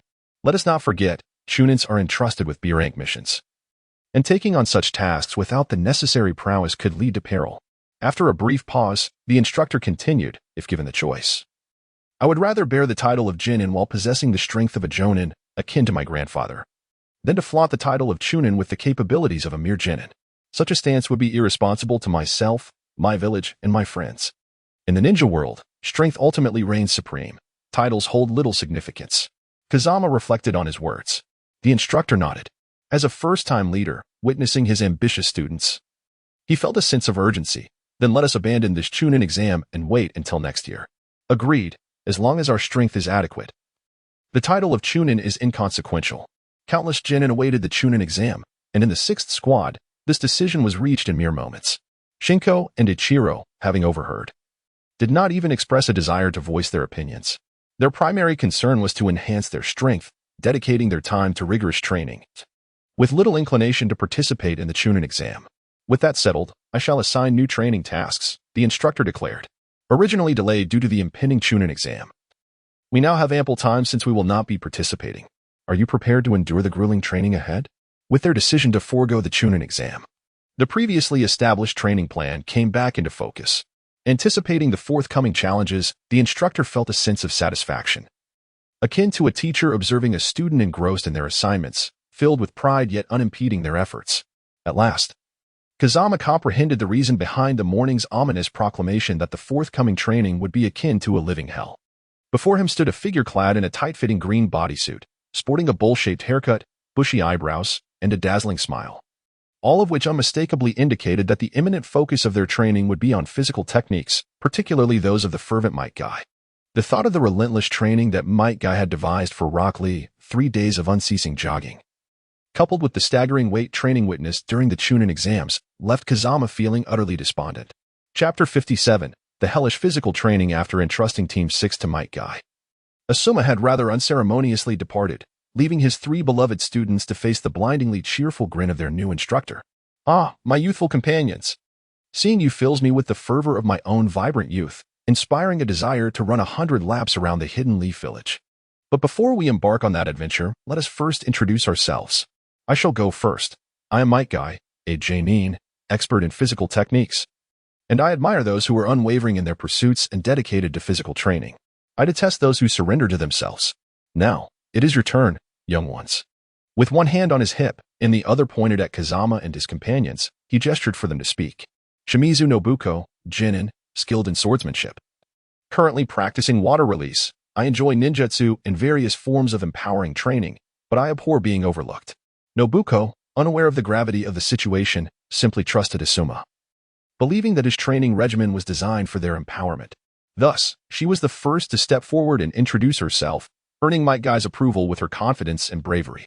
Ryuza Ikaru, Jinin, proficient in earth release and physical techniques, I relish training alongside my comrades and sharing meals, but I disdain solitude. Ikaru's earnest self-introduction lacked any remarkable flair. Marahoshi Kazama, Jinin, adept in archery, I take pleasure in hunting and sharing my spoils with companions, yet I detest prey that escapes. With their introductions concluded, Might Guy declared, "Now, let us commence our invigorating morning run. Keep pace with me, young ones." With that, he dashed ahead. The 3 stood frozen, exchanging glances of uncertainty. "What do we do? Should we follow? Run. I hope we can endure," Kazama replied, too weary to ponder. Exercising alongside Guy seemed a futile endeavor. Conserving energy for the run was wiser. "All right."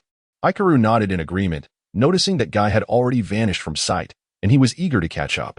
Thus, the trio set off in pursuit. Alas, Guy's speed was beyond their reach. They could scarcely catch a glimpse of him on the flat terrain. Despite their struggles, they completed a lap around the village, panting heavily and drenched in sweat, the metallic taste of exhaustion filling their mouths as their chests heaved like bellows. "Ah, young ones, is this all you can muster after just one lap?" Guy's voice emerged from nowhere as he jogged in place, mocking them. "This will not do. As ninjas, physical stamina is one of your most crucial foundational abilities. Adequate endurance ensures the continuity of your combat, even in the face of chakra depletion. Physical techniques can help maintain your composure. So do not overthink it, continue running. Do not give up." Guy invigorated them with his fervent exhortation before resuming his run. The 3 struggled to rise and continued their already faltering steps. Finally, after what felt like an arduous crawl, they completed their second lap around the village. "Young ones, I have gleaned some insight into your strengths. Today marks your first day, a mere acclimatization.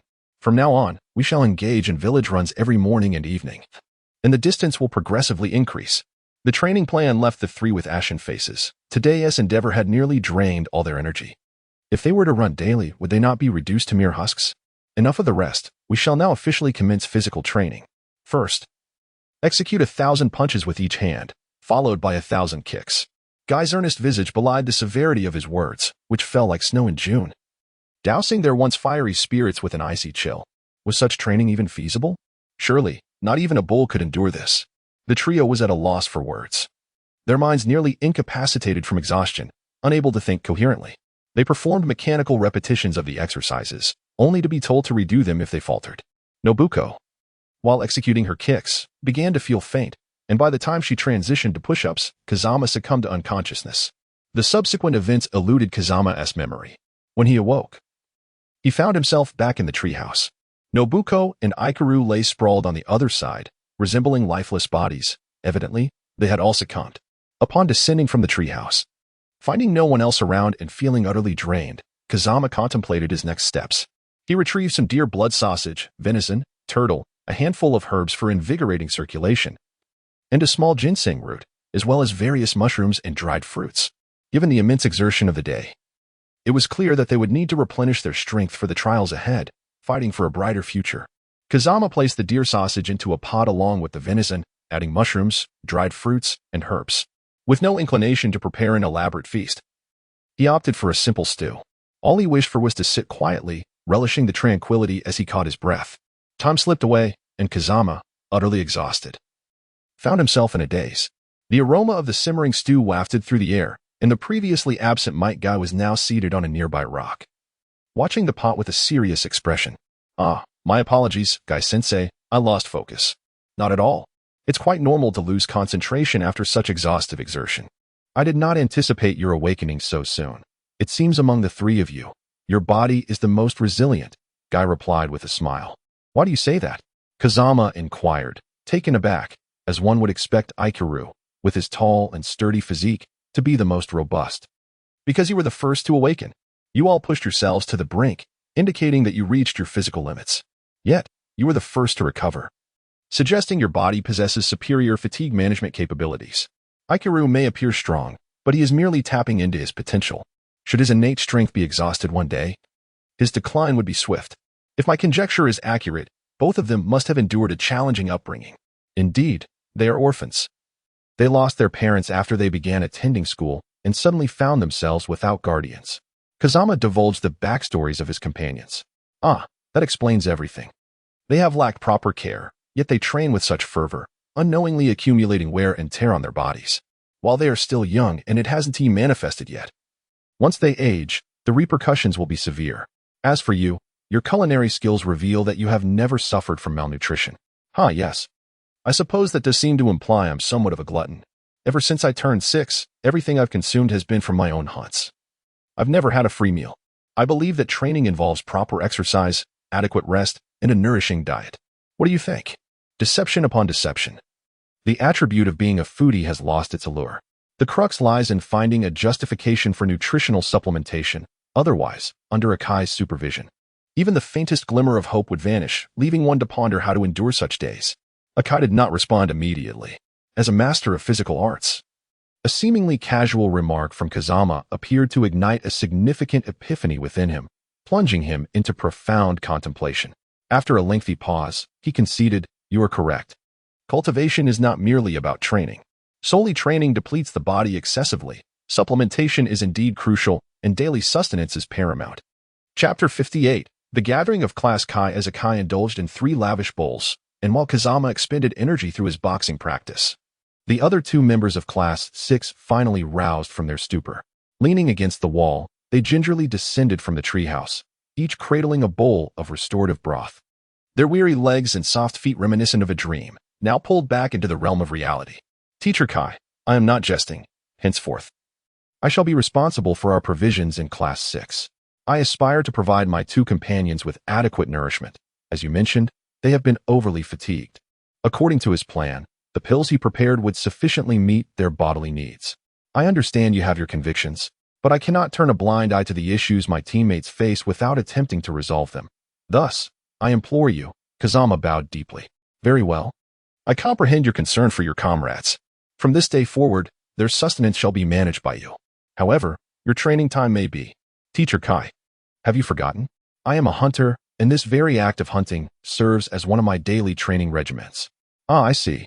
Akai's expression shifted to one of understanding. Having persuaded Akai, Kazama finally secured a brief respite. Akai's training was notoriously brutal. On the very first day, he had pushed individuals to the brink of unconsciousness. How could one endure such a regimen in the days to come?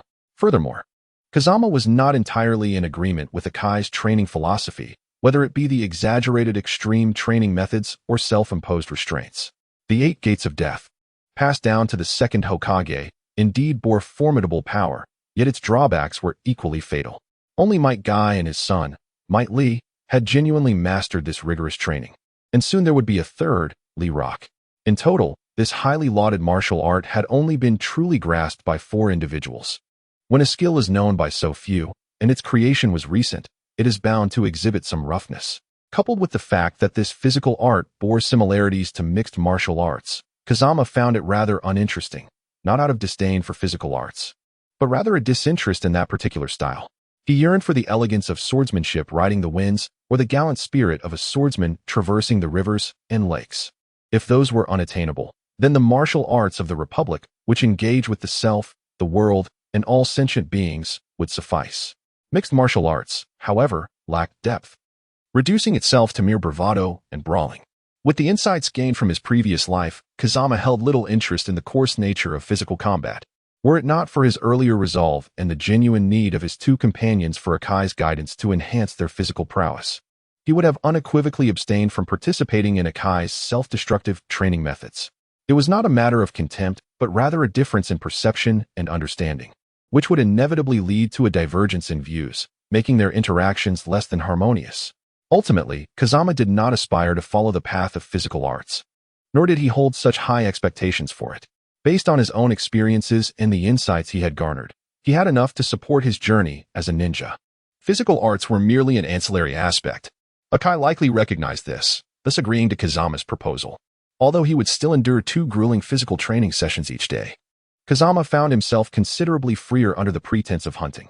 For the sake of his 2 companions, he poured forth his lifelong knowledge into an array of stews and broths, ensuring that whatever was necessary for nourishment was provided. Within a mere month of relentless training, Ikaru and Nobuko had not lost a single pound.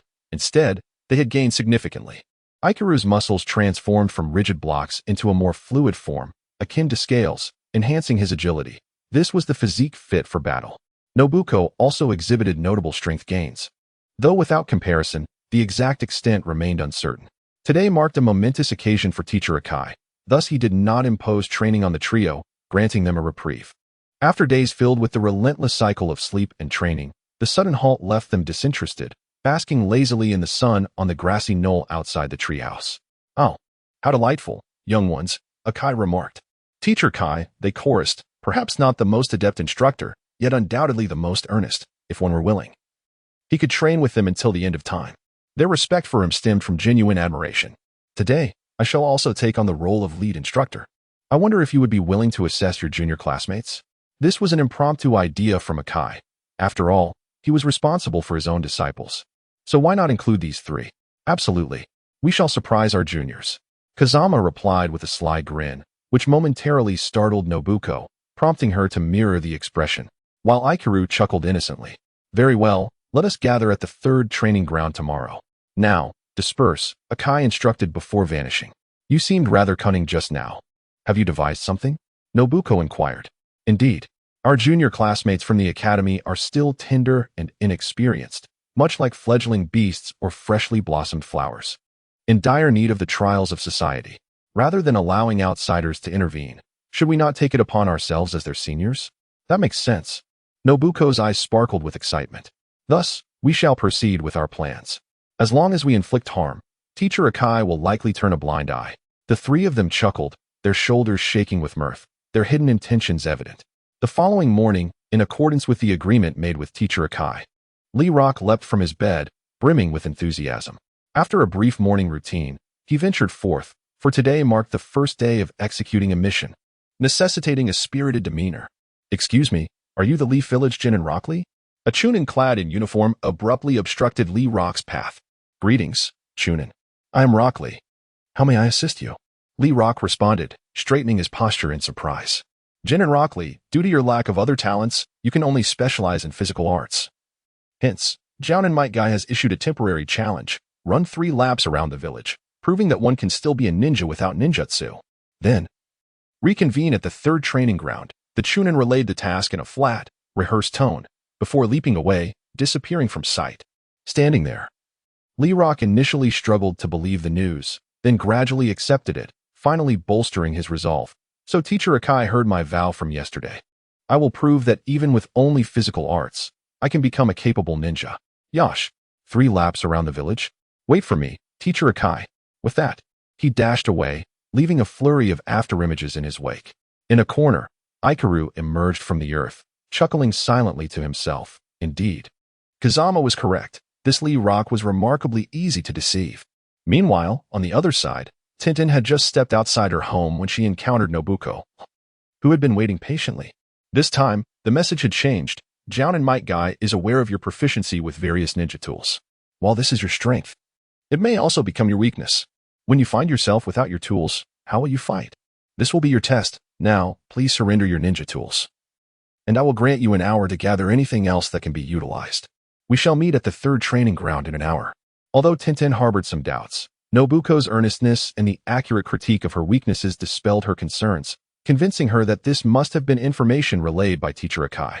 Unbeknownst to him, as he turned away, a smile of mirth spread across Shinzi's face.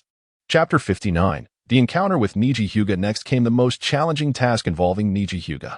Kazama did not approach the Hyuga residence directly. Instead, he leaned against a tree trunk, evidently awaiting a certain action, which easily caught Niji Hyuga's attention. He was a genius of the Hyuga clan, albeit from the branch family, and it was his duty to protect the main family, regardless of his personal inclinations. The appearance of a stranger near the Hyuga residence could hardly fail to arouse suspicion regarding his motives. Their gazes met, yet neither spoke first. After a considerable pause, Niji, pressed for time to attend the third squad assembly, broke the silence. I see from your forehead protector that you are a ninja from Konoha, yet I do not recognize you. Therefore, please state your intentions. Otherwise, I shall regard you as an enemy and expel you. Kazama clapped his hands mockingly, finding the arrogant demeanor of such a prominent family quite off-putting. Thus, he decided to dispense with any pretense and speak plainly. Niji Hyuga? I am Niji Hyuga. And you are? I am Kazama Marahoshi, a former student of your substitute teacher. Here today with a singular purpose, to assess whether you possess the potential to be a student of Gai-sensei. Kazama presented himself as an ardent admirer of Might Gai, here to evaluate Niji's abilities.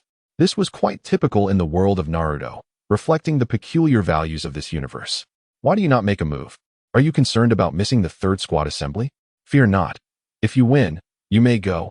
If you lose, there would be no need to attend. And you can repeat your studies at the Ninja Academy. Kazama found himself at a disadvantage. Niji was astute and not easily deceived, especially with the Byakugan in play, which rendered any trickery impossible. It would be far simpler to engage in a straightforward confrontation, especially considering Niji's earlier arrogance, which made Kazama feel compelled to humble him. Niji gritted his teeth, clearly reluctant to engage in a brawl here, yet unable to leave without a fight. Very well, let us proceed. From your appearance, you seem to be a mere genin. I shall show you the disparity between genius and mediocrity. With that, he assumed the stance of the gentle fist, veins protruding around his eyes as he activated his Byakugan, showing no intention of holding back. Engaging in mere banter is pointless. Genius is not just a claim. Let me witness your true capabilities. Kazama made no move to close the distance, well aware of the gentle fist's potency and not foolish enough to approach recklessly. With no intention of using arrows, such weapons suited long-range attacks or ambushes. This one-on-one confrontation rendered any advantage of surprise moot, particularly against the Byakugan-wielding Hyuga. This was Kazama's vulnerability. Once exposed, his advantage in stealth dissipated, and in direct combat, he found himself lacking in methods compared to the prowess of his opponent. With a swift motion, he threw 2 kunai and 3 shuriken, but before they could reach Niji, Kazama slammed his hands onto the ground, invoking Earth-style, Earth Wave. The ground surged forth like waves, advancing towards Niji. Niji, drawing a kunai to intercept Kazama's kunai assault, found himself with little room to evade the ensuing Earth technique. The entire ground was engulfed in the Earth waves, leaving him no choice but to retreat hastily, escaping the area of effect. As the distance between them widened, Niji found himself stripped of offensive options, reduced solely to evasion. What is the matter, genius of the Hyuga clan? You seem reduced to leaping about like a monkey, avoiding confrontation. Where is your pride? Where are your abilities? Kazama felt somewhat outmatched. Facing the Byakugan presented its own set of challenges. One could not rely on deceitful tactics. Only direct combat remained. Yet how much chakra did he possess? How many jutsu could he employ in an all-out assault? Damn it, I cannot even get close. This person clearly understands the capabilities of the Byakugan and gentle fist, making it impossible for me to approach. Niji refrained from retorting, for Kazama spoke the truth. However, he held on to his pride, believing that given the opportunity, he could land a few strikes on Kazama. Out of tricks? Very well, I shall make my move. Earth-style, Earth clone technique. Kazama refrained from insulting Niji directly, yet his words were sharp enough to pierce Niji's pride. Summoning 2 Earth clones, one immediately crouched down, preparing to employ the earth technique while the other stood guard against Niji's potential counterattack. Kazama, using the cover of his clones, burrowed underground, emerging beside Niji with a mountain cleaver aimed at his calf. Do you truly believe you can fool me while I am under the watchful eye of the Byakugan? Niji stepped back to evade the strike aimed at his leg, swiftly shifting his gentle fist technique to strike Kazama. You dare to send your true self to launch a sneak attack? I have been pondering how to approach you. Are you ready to face the wrath of my gentle fist? Kazama's persistent initial strikes had already infuriated Niji, and now that he seized an opportunity, his words flowed as freely as his strikes. Kaze is not one to indulge. Your gentle fist is formidable, yet I wield a blade. If you dare, extend your fingers and witness whether I shall cleave you asunder. With my mountain-splitting knife, I aim to strike at Niji's outstretched finger. Niji's eyes flickered. The gentle fist of the Hyuga clan is honed over years of relentless practice, capable of striking wood without inflicting pain. Yet, it is flesh and blood that stands before the edge of a blade. Clearly, confronted with my descending knife, he swiftly altered his approach, evading the chop and targeting my wrist instead, seeking to incapacitate me and seize my weapon. Forewarned, I retracted my strike and retaliated, the presence of a blade in hand extending my reach far beyond that of an unarmed opponent. After several exchanges, I grasped this truth, deliberately creating distance. With the long knife, I could reach Niji, while his gentle fist found it challenging to breach my defenses, significantly reducing the threat. Niji soon recognized his predicament, facing a weapon he could not counter, while the range of his gentle fist was limited. Reluctantly, he drew shuriken, preparing to block the oncoming assault of my knife. With the shuriken in play, the distance between us diminished, and after trading blows, neither gained a significant advantage. I decisively retreated, sheathing my knife. In such a scenario, the most suitable technique was, of course, the art of drawing the sword. My drawing technique combined the swift strikes of Iato and the breathtaking speed of the flying sword style, wielding immense power. Although I only practiced the latter, it did not deter me from using it against Niji. Are you ready? The next move shall determine our fates. A manic smile spread across my face, a bloodthirsty madness taking hold. The pressure on Niji escalated. He had felt this sensation only from the clan leader and a few elders, akin to being locked in the gaze of the Byakugan, knowing that the next strike could claim his life. Now he experienced it anew, compounded by the fact that I wielded the drawing technique, a concept familiar to those of clan lineage. Even if unpracticed, they had certainly heard of it, renowned for its speed. The drawing technique eschews defense, channeling all one's strength into a single decisive strike, a desperate gamble. Whether he could withstand it was a thought he had no time to contemplate. With shuriken crossed before him, he assumed a defensive stance. The drawing cut unleashed, chakra erupted beneath my feet, and the body flicker technique propelled me forward like an arrow. Our forms brushed past each other. The clang of metal echoed, and Niji fell to his knees, blood staining his hands as he clutched his abdomen. Chapter 60. Unspoken suffering. The drawing technique, aside from its swiftness, or tremendous force, even the back of the blade was formidable enough to deform the shuriken in his hands, causing his grip to falter and the blade to slice into his unprotected belly. Fortunately, the shuriken absorbed much of the impact. As the back of the blade struck, 2/3 of its force dissipated. Nonetheless, this was no trivial matter. The unguarded abdomen bore the concentrated force, enough to upheave him entirely. It seems you are not as strong as you imagined. Niji's greatest flaw lay in his arrogance, perpetually speaking of destiny and talent. Perhaps today's defeat would ground him in reality. The excruciating pain in his abdomen nearly rendered him unconscious. Yet, through sheer willpower and the last vestiges of rationality, he endured, maintaining his awareness. Standing was out of the question, and in the face of my taunts, he could only grit his teeth in silence. Do not be disheartened. Look over there. I gestured towards Niji's side, then pointed at the 2 earth clones he had summoned. Niji's gaze followed my finger, his eyes widening in horror. Under the control of the earth clones, the ground revealed sharp blades, the very tools I had cast aside, now stealthily buried beneath the surface by my clones' earth techniques. Should one step upon them, they would pierce through flesh. Furthermore, another clone sustained the operation of the earth wave, concealing the actions of the other. In such a close-range ambush, should a ninja sustain an injury to their foot, they would become a target, and Niji, oblivious to the subtle changes beneath him, rendered his Byakugan futile. Do you still believe your defeat is unjust? How? How did you manage to evade my Byakugan's gaze? Niji was incredulous. The Byakugan had always been his most trusted tool and the source of his strength. He could scarcely believe it had failed him so utterly. I did not evade.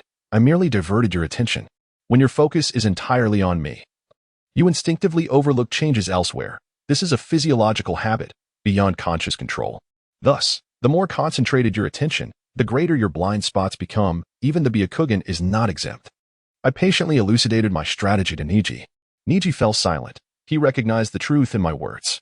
Once locked in, facing the relentless drawing technique allowed him no room for distraction.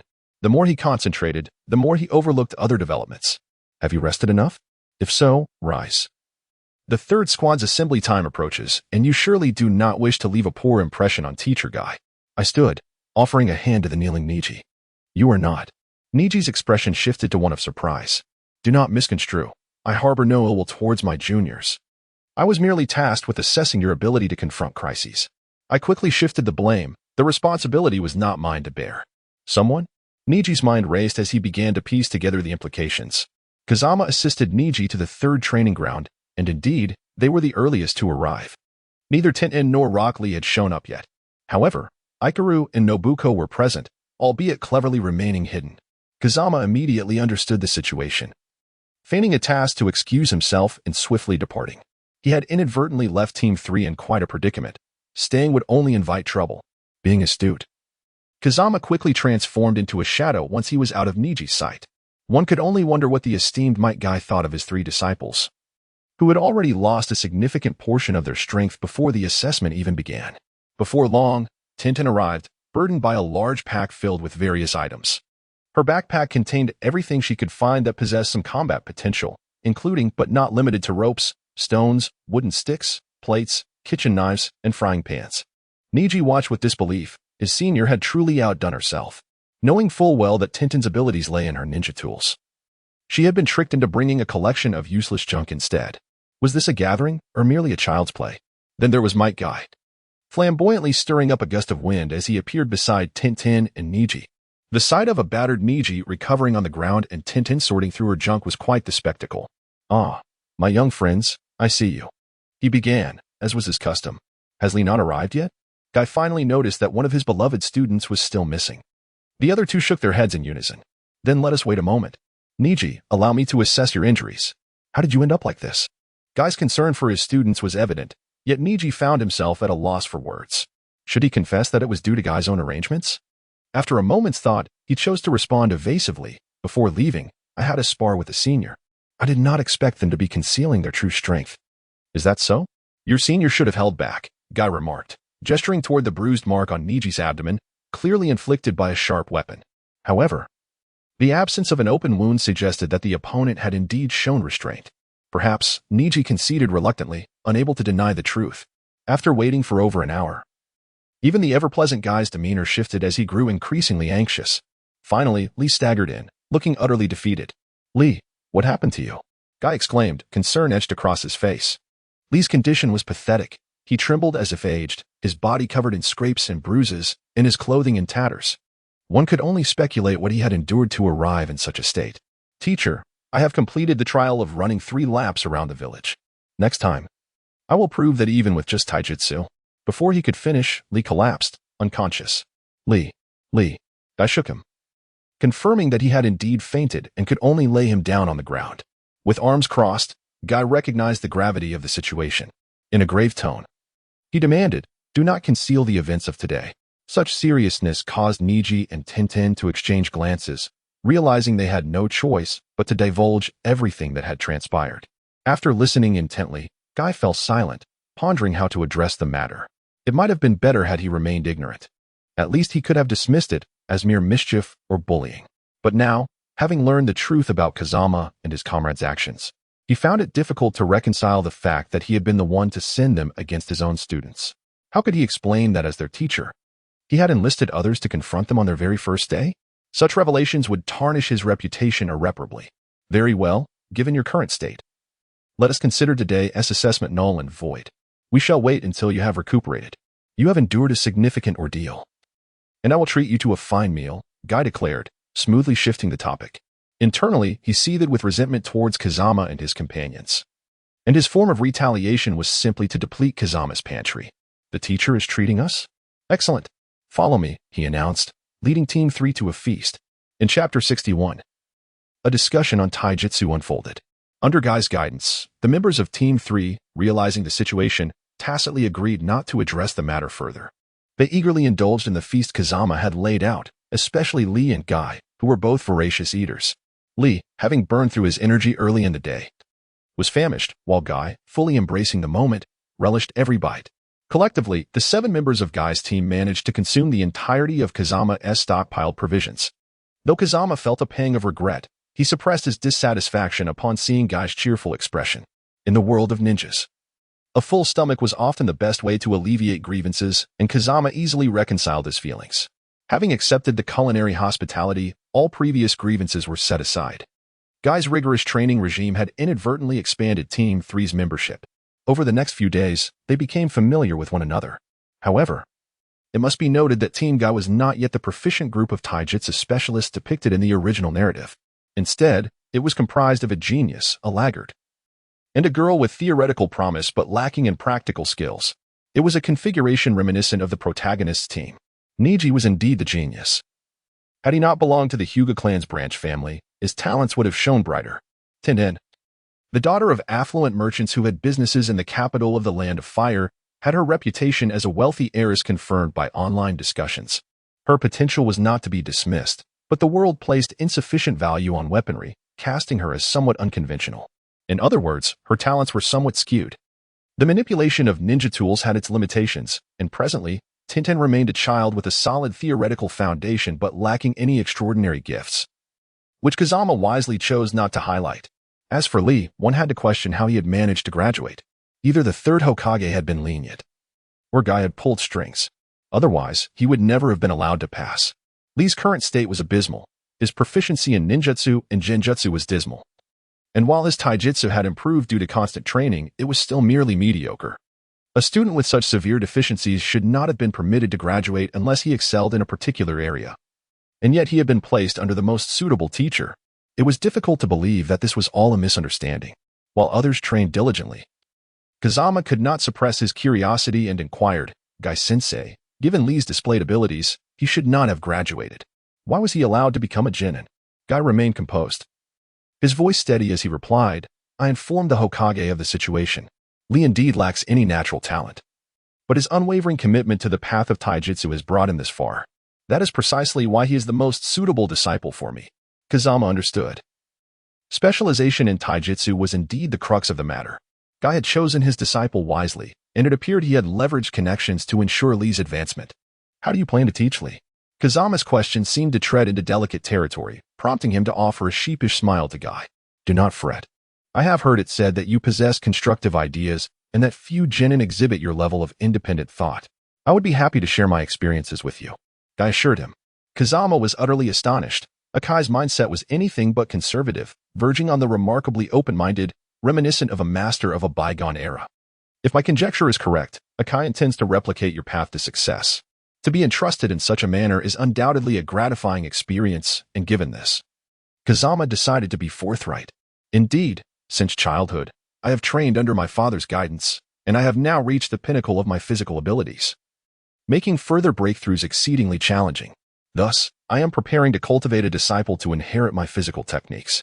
Unlike ninjutsu and genjutsu, which require extensive time and dedication to hone, physical techniques demand even more rigorous preparation. It is a rare opportunity to encounter a suitable disciple like Lee, and I find myself compelled. However, has Teacher Kai considered that Might Guy is Might Guy and Lee is Lee? You are not the same. Identical training yields different results in different individuals, particularly in physical techniques that push the boundaries of human potential. A slight misalignment can lead to significant discrepancies." Kazama was cautioning Akai about the inherent differences between individuals, advising against the mere replication of methods, as it may lead to complications. "I harbor no doubts about your teaching prowess, Teacher Kai. Rather, I believe that physical techniques should be tailored to the individual. For instance, do you think the standards for Tion and Lee should be identical?" Noticing Akai's silence, Kazama quickly apologized, realizing he, a mere genin, was critiquing the teaching standards of a genin and physical techniques, akin to brandishing a sword before Guan Yu. "You make a valid point. I should indeed consider the differences between individuals," Akai conceded after a moment of reflection. "Is there anything else? Please speak freely. There is no need for hesitation." I am not one to disregard counsel. On the contrary, if you can engage with me on this path of physical techniques, and I eagerly anticipate your unique insights. Instead of exhibiting his usual eccentricity, Akai formally knelt, adopting a posture suitable for earnest dialogue. As I mentioned earlier, physical techniques revolve around unlocking the limits of the human body. Ultimately, everything related to physical techniques must pertain to the human form. The mysteries of the body are numerous but can be broadly categorized into three aspects: the soul, the physical form, and chakra. Contemporary ninjas predominantly focus on chakra cultivation, viewing the soul as a mere adjunct and the physical body as a vessel for chakra, thereby serving it. In other words, all aspects of the human form are primarily devoted to the development of chakra. What are your thoughts? Kazama tentatively inquired, gauging whether Akai would embrace his theory. Akai, though his physique was muscle-bound, was not devoid of intellect. He had a semblance of independent thought. After carefully reflecting on Kazama's assertions, he found no faults and ultimately nodded in agreement. If all aspects of the human form serve chakra, then why cannot they serve the physical body as well? This implies that the three secrets of the human body, the soul, chakra, and physical form, are all subservient to the physical body, primarily aimed at unlocking its limits. At least, I believe this can be theoretically substantiated. With the initial agreement established, Akai found himself compelled to acknowledge the subsequent theory, as it was both logical and well-supported. Having outlined the overarching theoretical framework, let us now discuss your teaching style, which primarily emphasizes extreme physical exertion to achieve breakthroughs and limits, correct? Nodding again, Akai became a veritable nodding machine. Contrasting with the previous theoretical framework, a dilemma arose. Akai's physical techniques solely pertained to bodily training, neglecting the realms of spirit and chakra. Kazama prudently identified this flaw and refrained from extending the discussion further, for he was running out of words. How could one even begin to intertwine physical techniques with the spirit and chakra? He was not the sage of six paths. Chakra was a concept developed from profound understanding. Ultimately, he was merely an external soul, employing knowledge and perspectives from another realm to analyze the essence of power in this world. While theoretical discussions were feasible, delving into practical applications would reveal shortcomings. Akai was taken aback. He had never contemplated analyzing physical techniques in such a manner, and he found himself unable to counter any of Kazama's points. Each step of reasoning was sound, and he could readily cite numerous examples from various ninjutsu that echoed similar sentiments. He did not even need to consult others to assess the validity of this theory. Are both the spirit and chakra subservient to the physical body? What a radical yet reasonable theory. Kazama, I concur with your theory. Please continue. Akai appeared to glimpse a pathway for physical ninjas that could lead to extraordinary strength. Should this path be traversed successfully, perhaps physical techniques would evolve beyond mere foundational skills for ninjas, transforming into a true pathway for the powerful. I cannot proceed further. I am merely a genin, still adhering to the traditional ninja path. Do you expect me to possess a deeper understanding of physical techniques? Kazama coldly declined Akai's invitation for further discussion. In truth, Kazama's approach was rather crafty, exemplifying the tendency to pose questions without providing solutions, a classic case of cutting down without burying. Yet, Kazama relished the experience, relishing the thrill of showcasing knowledge before making an exit, regardless of having only Akai as an audience. Kaze's rejection left Akai feeling despondent, akin to the sensation of listening to a captivating song only for it to abruptly cut off, or reaching a thrilling climax in a story only for it to be left unfinished. It felt as though a promising television series had reached a pivotal revelation, only to falter at the end. The frustration was palpable. After a series of anguished howls, Akai unleashed his pent-up energy upon a nearby tree trunk, delivering blows with fists and feet, questioning whether it was truly over. Upon receiving confirmation, he succumbed to madness once again, grappling with the battered trunk as if practicing wrestling. It wasn't until he was utterly exhausted that he relented. The tree, too, was unfortunate. It would likely take days to recover, if it survived at all. Meanwhile, a few onlookers, curious about Akai's fervor, observed him. Though his behavior was rather wild, it appeared somewhat exhilarating. What is wrong with Teacher Akai? One wondered. Is he practicing some secret technique? Another mused, intrigued by the notion of honing skills with a tree trunk. Little Lee wore a look of naive enlightenment, though in truth, he understood little. How could there be no continuation? Akai, clutching his legs, sank into a deep melancholy. Kaze shook his head. Recognizing one of Akai's primary flaws, his ineptitude in contemplative thought, he relied heavily on instinct. The myriad techniques he had developed were not born from creativity, but rather emerged as byproducts of harnessing immense power through the eight gates. Now, faced with only theoretical knowledge and lacking practical guidance, he felt utterly powerless. It was evident that this theoretical knowledge could enhance his martial arts. Yet he found himself at a standstill. If he did not feel frustrated, who could? Akai, your strength does not lie in introspection. Perhaps you should seek assistance from a friend who excels in such matters. Delegate specialized tasks to those more adept, Kaze suggested plainly. The implication was clear, among Akai's friends. Who better to assist than Kakashi, who fancied himself as intelligent as Shikamaru? Seek help from a friend? Akai suddenly realized the validity of the suggestion. Of course. I can ask Kakashi. Decision made. He chuckled to himself, only to recollect. Wait, you proposed this theory. Are you willing to share it?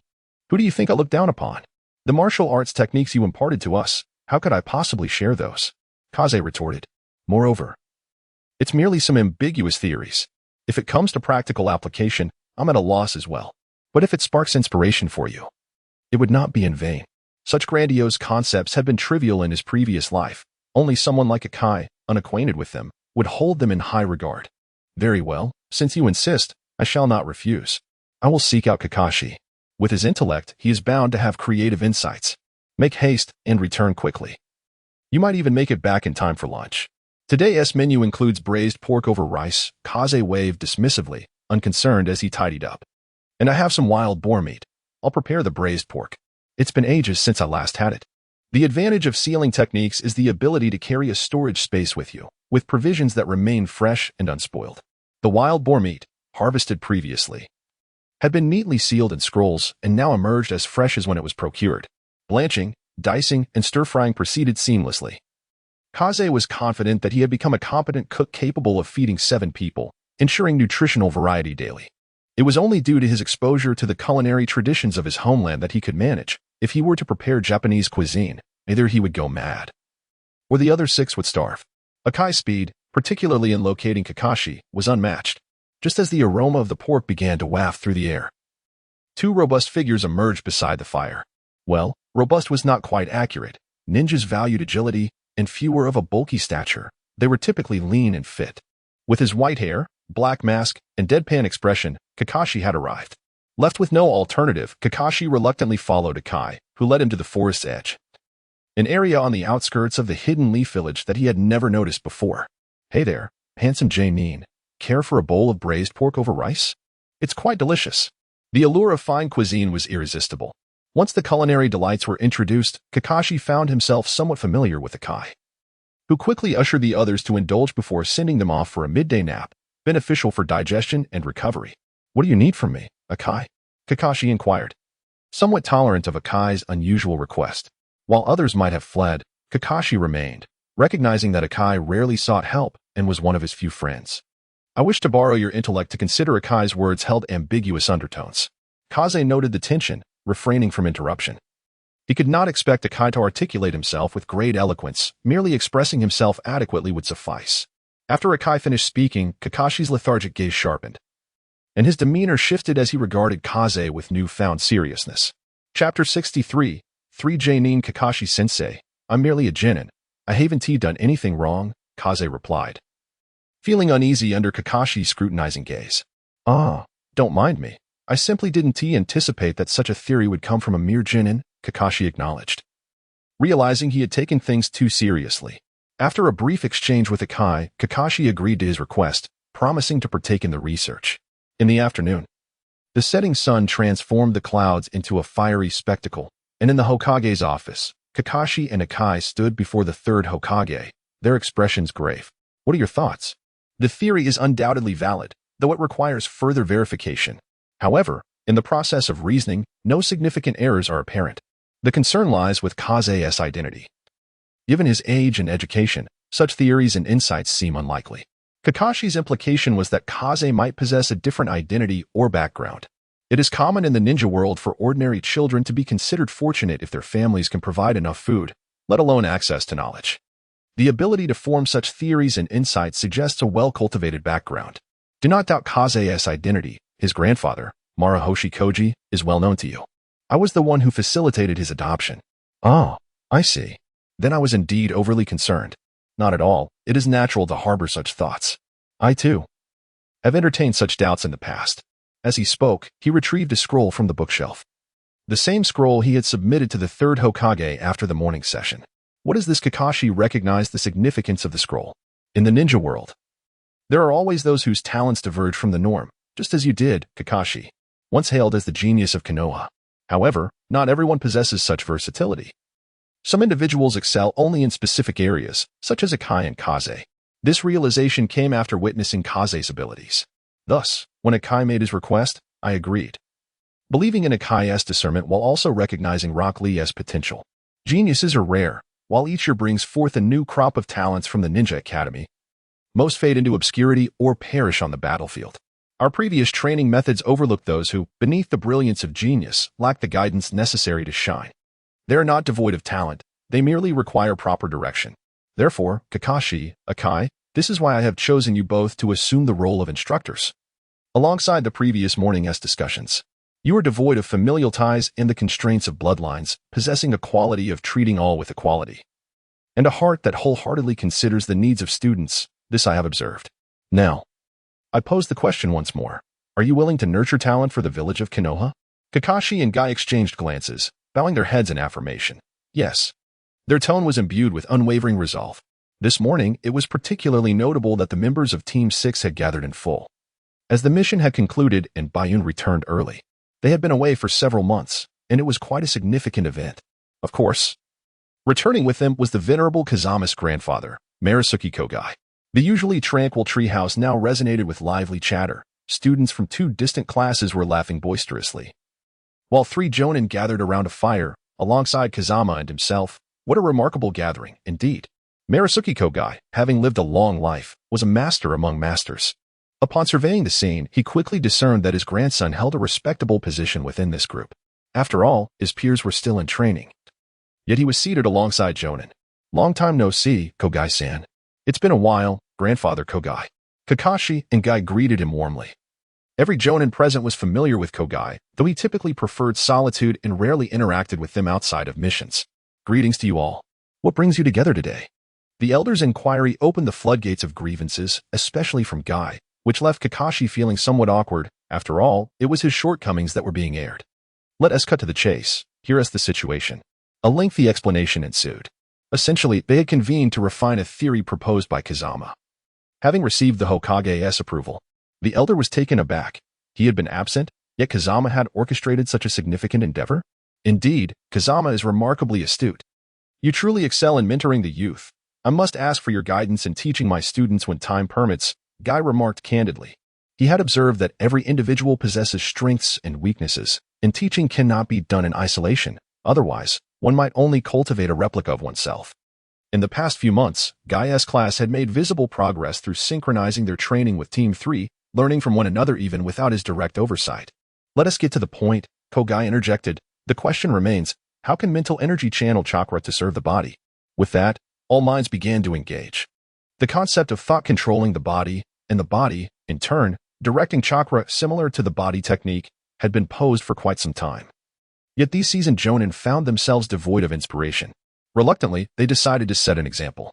Experiencing the intense gaze of 4 jonin was akin to lying naked in the frigid wilderness on a winter's night, an overwhelming chill that penetrated both body and mind. Do you have a new idea? Kogai inquired, recognizing Kazama's propensity for unconventional thoughts. The reason he had allowed Kazama to pursue archery was precisely due to his unique perspective. Could it be approached this way? Kazama proposed, suggesting that the body could indeed drive chakra, potentially eliminating hand signs altogether, replacing them with physical movements. Furthermore, Guy, your inability to utilize ninjutsu stems from the hyperactivity of your chakra, making precise control difficult. If this method were applied, perhaps your physical techniques could evolve into a form akin to ninjutsu. Once the floodgates of thought opened, ideas flowed forth uncontrollably. I have another notion, Kazama spoke softly, wary of the excitement that easily ignited among the jonin, fearing his own fragile frame might not withstand their enthusiasm. The others exchanged knowing glances. You go first. I'll take notes. Guy produced a notebook, a habit evidently learned from Lee. Considering the 3 secrets of the human body, spirit, flesh, and chakra, If spirit and flesh can serve chakra, and spirit and chakra can serve the flesh, then surely flesh and chakra could serve the spirit as well. How does that reasoning strike you? The notion of flesh and chakra serving the spirit brings to mind a certain individual, or rather, a clan, Kakashi mused, stroking his chin. The Inuzuka clan, the other three jonin chimed in unison, at last feeling a sense of participation. But isn't the Inuzuka clan in decline? They retreated to the outskirts of the village. It was said that their bloodline limits were difficult to control, leading many clan members to their demise due to their genetic traits. Indeed, for a clan to rise, the awakening of their bloodline is essential. Yet such awakenings often result in the loss of lives within the clan. A truly perplexing dilemma, the group lamented. Can you allow me to finish? Kazama implored, observing the older men interrupting him. There's more? They replied. What I previously mentioned was merely a conditional hypothesis, easily derived. My true thought is another. If the three secrets of the human body can concentrate two to serve the third, then might these three energies be capable of mutual transformation? The four jonin fell silent, pondering whether their own intellect paled in comparison to the innovative mind of this young man, who consistently presented unexpected ideas. Chapter 64. Patrol mission. Finding oneself working alongside three formidable men, particularly three jonin, while being merely a genin, could be a source of envy for many. However, Kazama merely wished to escape. Each of these battle-hardened warriors possessed distinct temperaments, and proximity often led to friction.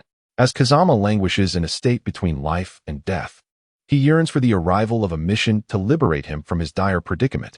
At long last, the long-anticipated task has arrived, yet Kazama's expression darkens considerably. The assignment involves patrolling the northeastern border of the Land of Fire. Among the C-rank missions, border patrols are notoriously burdensome, primarily because they often yield no combat in 9 out of 10 instances, which stymies the elevation of mission rank. Nevertheless, the workload is substantial, requiring daily traverses through dense forests, investigating minute traces, replacing reconnaissance setups, and laying traps. The monetary reward is meager, yet the tasks are plentiful, with such missions typically lasting a minimum of 1 month. Should combat arise, it escalates into a matter of national diplomacy, often regarded as a perilous act of aggression against borders. In such events, the patrol team usually leaves the majority behind to confront the enemy, while a small contingent is tasked with returning to the village to relay information. Those who remain to face the adversary often suffer heavy casualties, and those sent back are not spared from hardship either. The morning brings forth this amiable individual who accepts every task within his capabilities.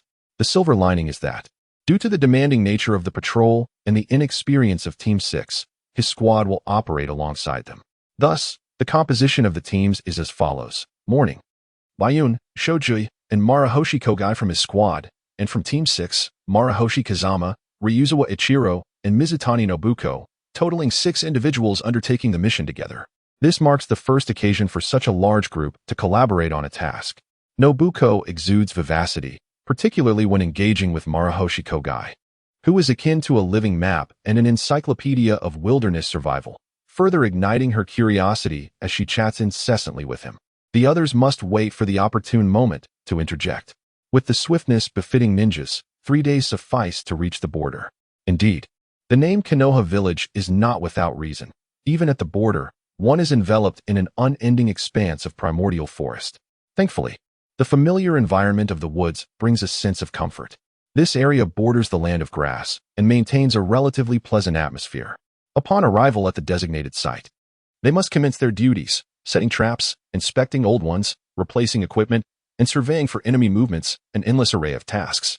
In this forest, where sunlight seldom penetrates, coupled with the weighty responsibilities, the atmosphere can feel quite oppressive. Utilizing the summoning technique, Kazama calls forth 5 spirit beasts. In this forest, it is their domain. Entrusting them with tracking and tracing is undoubtedly wise. Regardless of how well human traces are concealed, they merely evade human sight and do not necessarily elude the keen eyes of beasts. Indeed, many of the concealing actions taken by humans are glaringly flawed in the eyes of animals.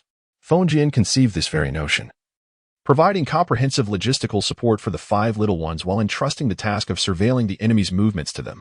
To be fair, their efficiency was commendable. Sanling's keen sense of smell rivaled that of any canine, while Yutaro and Zhoutaro, having attained a level of sentience as spirit beasts, complemented each other remarkably well, proving to be more reliable than the leading shinobi from the morning. It soon became apparent to Zijian that Feng Jian was not particularly inclined towards such tedious preventive duties. After some contemplation, he gestured for Team 6 to be responsible for reconnaissance in the vicinity, with instructions to report any developments promptly. Were we merely to observe Yutaro and the others at work? Should we refrain from assisting? A person accustomed to constant activity finds it challenging to remain idle. And this was evident. During training, their capabilities had been masked. Yet in the execution of this mission, the task had been largely performed by the spirit beasts. What assistance could we offer? A day of reconnaissance would yield less than the effortless wandering of those beasts. And what of training? What purpose would it serve to seek hardship when finally engaged in a mission? Moreover, we were on the border. Should an enemy breach our defenses? The intensity of your training could leave you lacking in stamina and chakra to respond effectively. It was prudent to rest when necessary, if idleness was unbearable. One could venture to hunt a bit. The 5 little ones had rendered significant assistance and deserved proper acknowledgement. Feng Jian opposed Shinzi's training, asserting that the nature of training must consider the surrounding environment, which was not secure. Very well, Ichiro and I shall scout ahead, he declared. The two ascended to the treetops, disappearing after a few agile leaps. 5 little ones, respond if you hear me. Ji, came Yutaro's reply. Inanan. Shoutaro chimed in. Awu X3, echoed Sanlang. Report your findings. Any unusual circumstances may also be mentioned. The radio channel buzzed with a cacophony of various animal sounds intertwining. Had it not been for Feng Jian's prolonged interaction with them, he might have struggled to comprehend any of it. A newcomer would surely be bewildered. Yutaro reported discovering hallucinogenic mushrooms and was currently pursuing a rat that had ingested one. Jotaro, however, was indulging in leisure, nestled in a hollow tree, enjoying berries. Sanling had nothing to report. Meanwhile, Hongtao requested a brief respite, having just stepped into a muddy pit, leaving the fur on his legs caked in dirt. Kazama. In a peculiar circumstance, various unforeseen events unfolded, and the channel was suddenly inundated with an array of static noise. Very well. Remain vigilant of your surroundings and prioritize safety. Any development should be reported. That oversized rodent, which had ingested the hallucinogenic mushrooms, was retrieved along with the mushrooms themselves. Shai Lang went to assist. End of message. Acknowledged X5. Aikir and Nobuko, who had ventured out to hunt, returned with a robust wild boar slung over Aikir's shoulder. Upon examining the boar's wounds, it was evident it had first been struck a fatal blow before losing its hind leg to a decisive cut, succumbing without a hint of resistance. The boar's meat was tough and bore a strong gamey flavor. Kazama's method of preparation involved exsanguination, allowing as much blood to drain as possible, followed by skinning and butchering.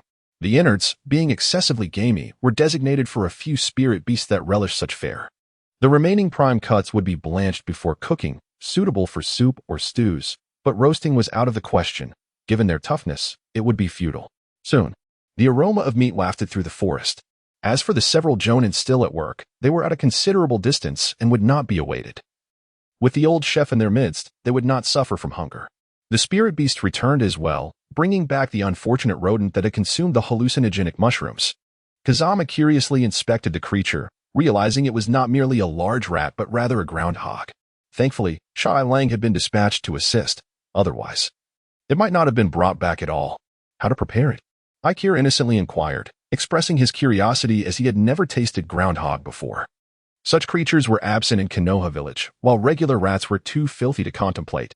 Perhaps not, Kazama replied, noting how rare such a large rodent was. It could be said that Aikir and Nobuko's experiences were somewhat limited, as groundhogs were quite common in the land of grass and the land of earth. Kazumitsu felt a slight unease. Despite its considerable size, rivaling that of medium-sized dogs, this creature shared a common ancestry with rodents and harbored various unknown viruses.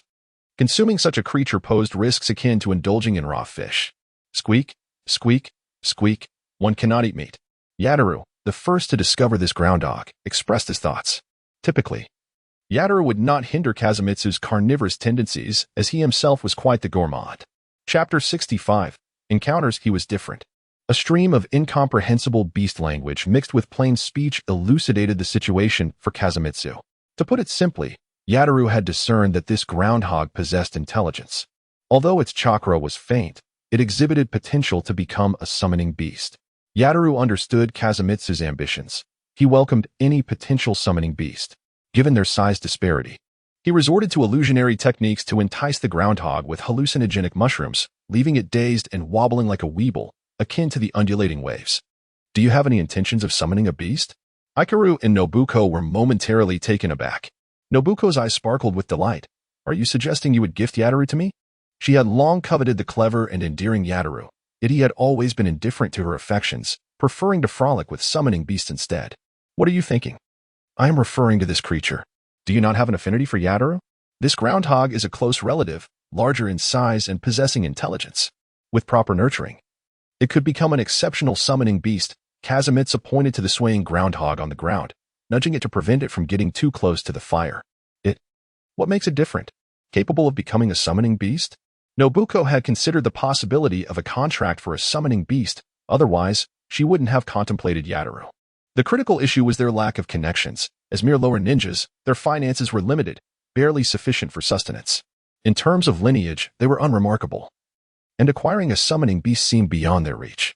Yataru asserted that while its intelligence was commendable, its chakra was lacking, yet with adequate training, it could cultivate its chakra and potentially become a formidable summoning beast. Is that true? Nobuko's eyes widened, while Ikaru wore an envious expression. Clearly, this groundhog was intended for Nobuko, and though he felt no resentment, he couldn't help but admire her good fortune. Jealousy was foreign to Ikaru's straightforward nature. He was simply happy for Nobuko. So, what should I do? Nobuko had already decided to form a contract. First, build rapport with it. The contract must be mutually agreeable. Once we return to the village, we can purchase a summoning scroll and finalize the contract. This process is one I know quite well. Indeed, our mission has now shifted. In addition to scouting for potential enemies, we must also assist Ikaru in finding a summoning beast. Ikaru, being earnest, should not be neglected, while he could wait his turn. As a teammate, they must consider his needs as well. I think I will pass. Ikaru was taken aback that the conversation had turned to him.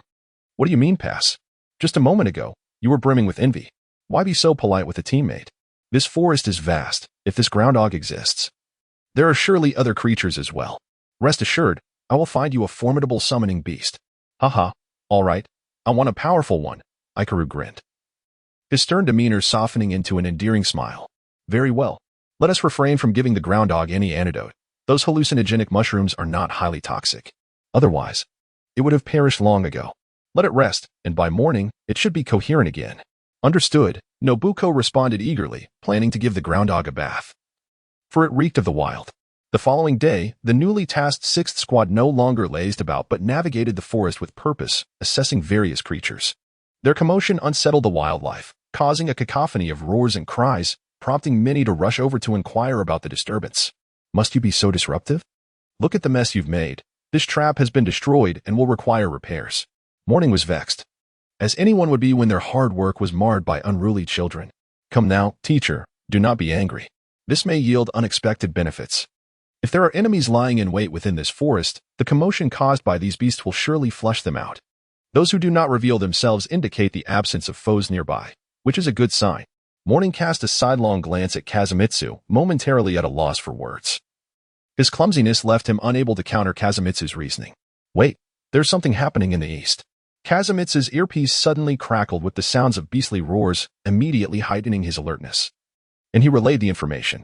Morning's expression tightened, entering a state of vigilance, signaling the nearby elders and Taikyo. There is a situation in the east. Details are unclear. As per protocol, I will investigate. You follow closely behind. Disperse. The body flicker technique was activated, leaving only fluttering leaves behind. Kazumitsu, what transpired? Nobuko, having overheard through the earpiece, sensed the urgency.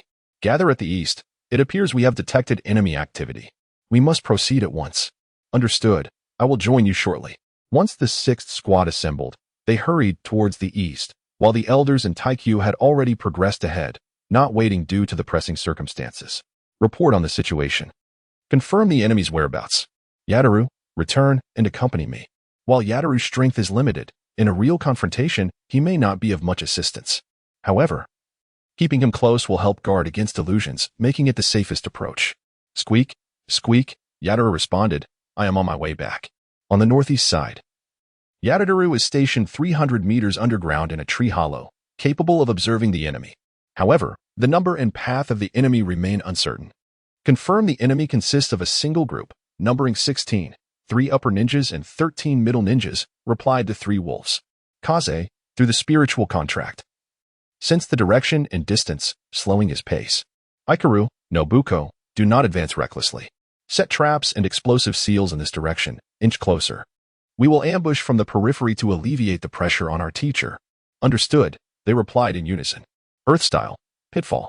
Ikaru clapped his hands, completing the rudimentary earth pit trap. Nobuko affixed triggering explosive seals in several concealed positions, finalizing the trap setup. Now, we formed a triangular formation, separating. Nobuko and Ikaru guarded my left and right flanks, respectively. Should any enemies approach, they would intercept, while I would provide immediate fire support. If no enemies were encountered, we would draw enemy fire from the periphery. Remember, prioritize the elimination of lower-ranking ninjas. Do not engage middle-ranking ones recklessly. Retreat first. I will lead the way. Understood, they echoed. The battlefield dynamics were clear. One side comprised the early morning team, consisting solely of Asakusa, Tokuno, and the later arriving Elder Kyuk, now back-to-back and surrounded by enemies. 13 opposing ninjas, led by a higher-ranking ninja, with 3 middle-ranking ninjas coordinating the assault alongside lower-ranking ones, relentlessly bombarded them from a distance. This strategy was quite insidious. With fewer personnel, Asakusa's side found it difficult to cope with such a widespread attack. As kunai and shuriken approached, Asakusa prepared himself. One hand gripping his sword at his waist, the other forming hand seals. Wind release, vacuum blade, he unleashed his signature technique. A formidable force that sent the wind blade slicing through the enemy's projectiles, rendering close combat impossible. Yet, the adversaries remained undeterred, once more producing kunai and shuriken. Seemingly intent on exhausting Asakusa, the elite ninja. Asakusa's vacuum blade, an A-rank wind release technique, was far superior in terms of consumption compared to the enemy's thrown weapons. The opponents, recognizing the risks of a direct confrontation with Asakusa, opted for this exhausting tactic, leaving them with few immediate countermeasures. Chapter 66. The Breeze Arrow repeated attempts to break free were met with the enemy's refusal to engage directly. They followed, maintaining pressure through various ninja tools. With 3 higher-ranking ninjas present and an overwhelming numerical advantage, their strategy aimed at wearing down Asakusa and his 2 companions. We could break left. There's a river over there, Kyuk suggested. Good, they agreed. After working together for so long, they understood Kyuk's intention. Utilizing his ninja art, Kyuk summoned a series of explosive wires, adorned with kunai and explosive seals. As he launched a crossbow bolt, the wires unfurled, and with a pointed gesture, he detonated the attached explosive seals, creating a cacophonous explosion. Although the power of this strike was tremendous, the enemy exhibited no intent to withstand it, instead parting to allow a path to open. Consequently, the explosive seals failed to inflict any significant damage. Nevertheless, it provided the 3 with a fleeting opportunity to escape. And they hastily ran toward the opening, pursued relentlessly by the enemy, who hurled kunai and shuriken without pause.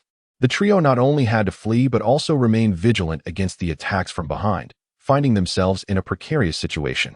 Upon reaching the river, Kyuk swiftly performed a series of hand seals, neither complex nor hurried. Water release, water dragon bullet, he invoked, summoning a fierce water dragon that surged from the river's surface, coiling upward before plummeting toward the enemies below. Most scattered to the sides, yet one higher-ranking enemy, with a sinister grin, continuously formed hand seals. Earth style, earth flow wall.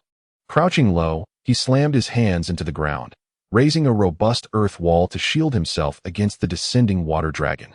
The clash of water and earth ninjutsu saw the earth technique slightly prevail, leading to the dispersal of the water dragon, which failed to achieve any significant impact against the defensive earth technique. Asakusa's trio needed to devise a means of breaking free. Engaging in a prolonged battle would only lead to their inevitable exhaustion. Fonjian lingered at a distance, patiently awaiting the opportune moment to deliver a decisive blow against the opposing jonin. With 3 jonin on the adversary's side, if he could incapacitate or severely wound even one, their chances of victory would significantly increase. However, once his 6th team revealed their position, the likelihood of securing such an opportunity would diminish drastically. After all, jonin are formidable opponents, far beyond the capabilities of 3 genin to confront directly. Just then, the elder initiated a water release technique. Given the nature of their foes, evasion was to be expected. Yet, a certain earth release ninja remained steadfast, forming hand seals to create an earthen barrier. Unmoved, he stood his ground. From afar, Fongjin chuckled softly as he enveloped the bolt of his crossbow in chakra, invoking wind release. With a well-prepared shot, the first bolt was finally released. After pulling the trigger, he swiftly relocated, not pausing to ascertain whether his shot had found its mark. He understood that the moment the bolt was loosed, his position would be compromised, and thus, it was imperative to seek another vantage point. The bolt had been dispatched, and all he could do was leave the rest to fate. The wind release, gentle breeze arrow is a fundamental technique conceived by the Windmaster, combining the principles of archery with wind release ninjutsu. It harnesses the power of wind release to accelerate arrows, which, due to the inherent penetrating capability of the technique, significantly amplifies the arrow's destructive force. The speed is so swift that it becomes nearly imperceptible to the naked eye. When aimed and released, it serves as an effective ambush tool, yielding successful assaults. In contrast to the exaggerated effects of other ninjutsu, this technique is notably subtle, hence its name, gentle breeze arrow. On the battlefield, following a clash of water and earth ninjutsu, the earthen barrier began to collapse, revealing a superior ninja behind it. The adversaries were taken aback to see this elite ninja standing still, maintaining the posture of a technique release, with hand seals intact, yet a gaping wound larger than a thigh marred their chest. The ninjas behind could see the trio from the morning through this void. Is that the Yabi elite? One of the Chunin cautiously inquired, shattering the silence. The Yabi elite trembled slightly, glancing down at the gaping wound in confusion and terror, before collapsing lifelessly to the ground with wide open eyes. Instantly, 3 Chunin rushed forward to check on him, only to be restrained by others. They braced for potential ambushes from all sides. The remaining 2 elite ninjas gritted their teeth, feeling an icy dread, yet dared not let their guard down. Unaware of how the Yabi had been attacked, judging by the environment and the nature of Yabi's injury, it was evident that the assault originated from behind them. The realization that an assassin capable of instantly ending an elite ninja's life lurked behind them chilled their hearts. The fervor of their prior pursuit was now replaced by a profound sense of foreboding.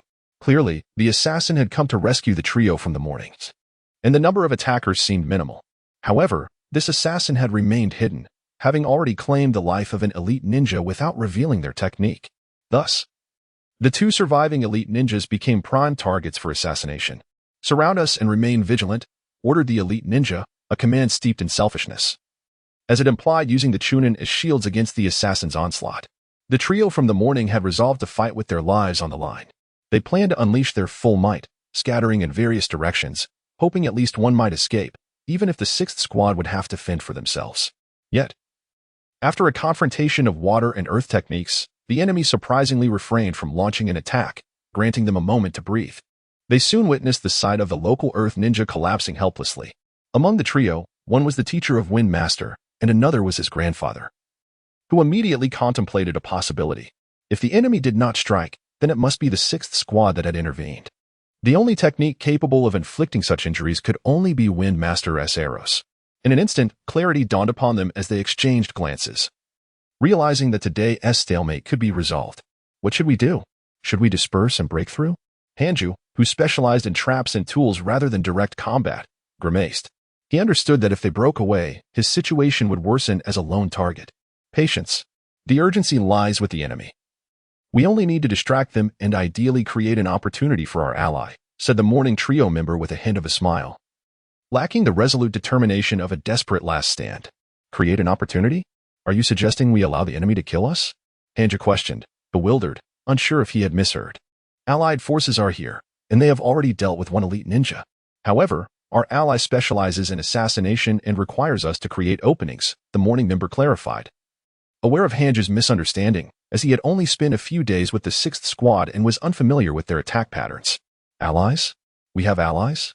Hanju exclaimed, both thrilled and skeptical. Look over there. Examine it closely, the morning member urged, dismissing the need for further explanation, recognizing Hanju's inexperience and poor eyesight. Chapter 67. Insidious Dark Arrow. Damn it. Can we determine the enemy's location? The assassin was nearby yet remained elusive, creating a suffocating sense of impending doom. The 2 elite ninjas, despite their experience, struggled to maintain their composure, while the nearby Chunin trembled, paralyzed by fear, each dreading the arrival of death, especially in such an apparent manner. Water release. Water dragon bullet. The enemy was on high alert, yet the morning trio was not idle. Previously, their dispersed attacks had been ineffective, but now that they had gathered, how contemptuous it was of their ninjutsu. The elder swiftly unleashed a seasoned water release technique. The water dragon bullet, executed with utmost vigor, was even more powerful than the earlier clash of water and earth. By the time the enemy recognized the Elder's technique, the water dragon had already descended from above, its immense pressure crashing down on the crowd. The already anxious adversaries, with two elite ninjas managing to maneuver. Each grasped a chunin to evade the water dragon's assault. After the water dragon struck the ground, a fierce wave surged forth, swallowing all but the four chunin escorted away by the two elite ninjas. The two elite ninjas barely maintained their footing, turning to assess the situation, only to find it hard to accept. They needed a plan to escape. Otherwise, the thought of being trapped under the weight of two elite ninjas loomed over them. The current state of affairs left no room for hesitation. Not only did they face three formidable Konoha elite ninjas, but the unseen assassin posed an equal headache. None wished to encounter a sudden ambush. Order. You four must find a way to scatter and escape. We must break through as well. Once the fighting starts, nobody will be able to assist anyone, one elite ninja commanded. In the face of imminent death, the only chance for survival lay in separation. Remaining together would only lead to demise. The four chunin exchanged glances, their expressions darkening. It was evident the two elite ninjas intended to abandon them, leaving them as mere bait to distract the enemy. With their modest strength, they had no hope of outrunning the pursuing elite ninjas, regardless of whether they ran or stayed. Death awaited them. Then it is settled. I will initiate a technique shortly. You all decide how to proceed, the other elite ninja stated decisively, disregarding the expressions of the four subordinates. Ninjas are merely tools. If they serve as tools for their own survival, what is wrong with that? They thought. Chunin were easily replaceable within the village. As elite ninjas, they had no obligation to risk their lives for them. Such were the sentiments of the two elite ninjas. Fire release, great fireball technique. One elite ninja unleashed a fiery assault, followed closely by the other. Earth release, earth iron cannon technique.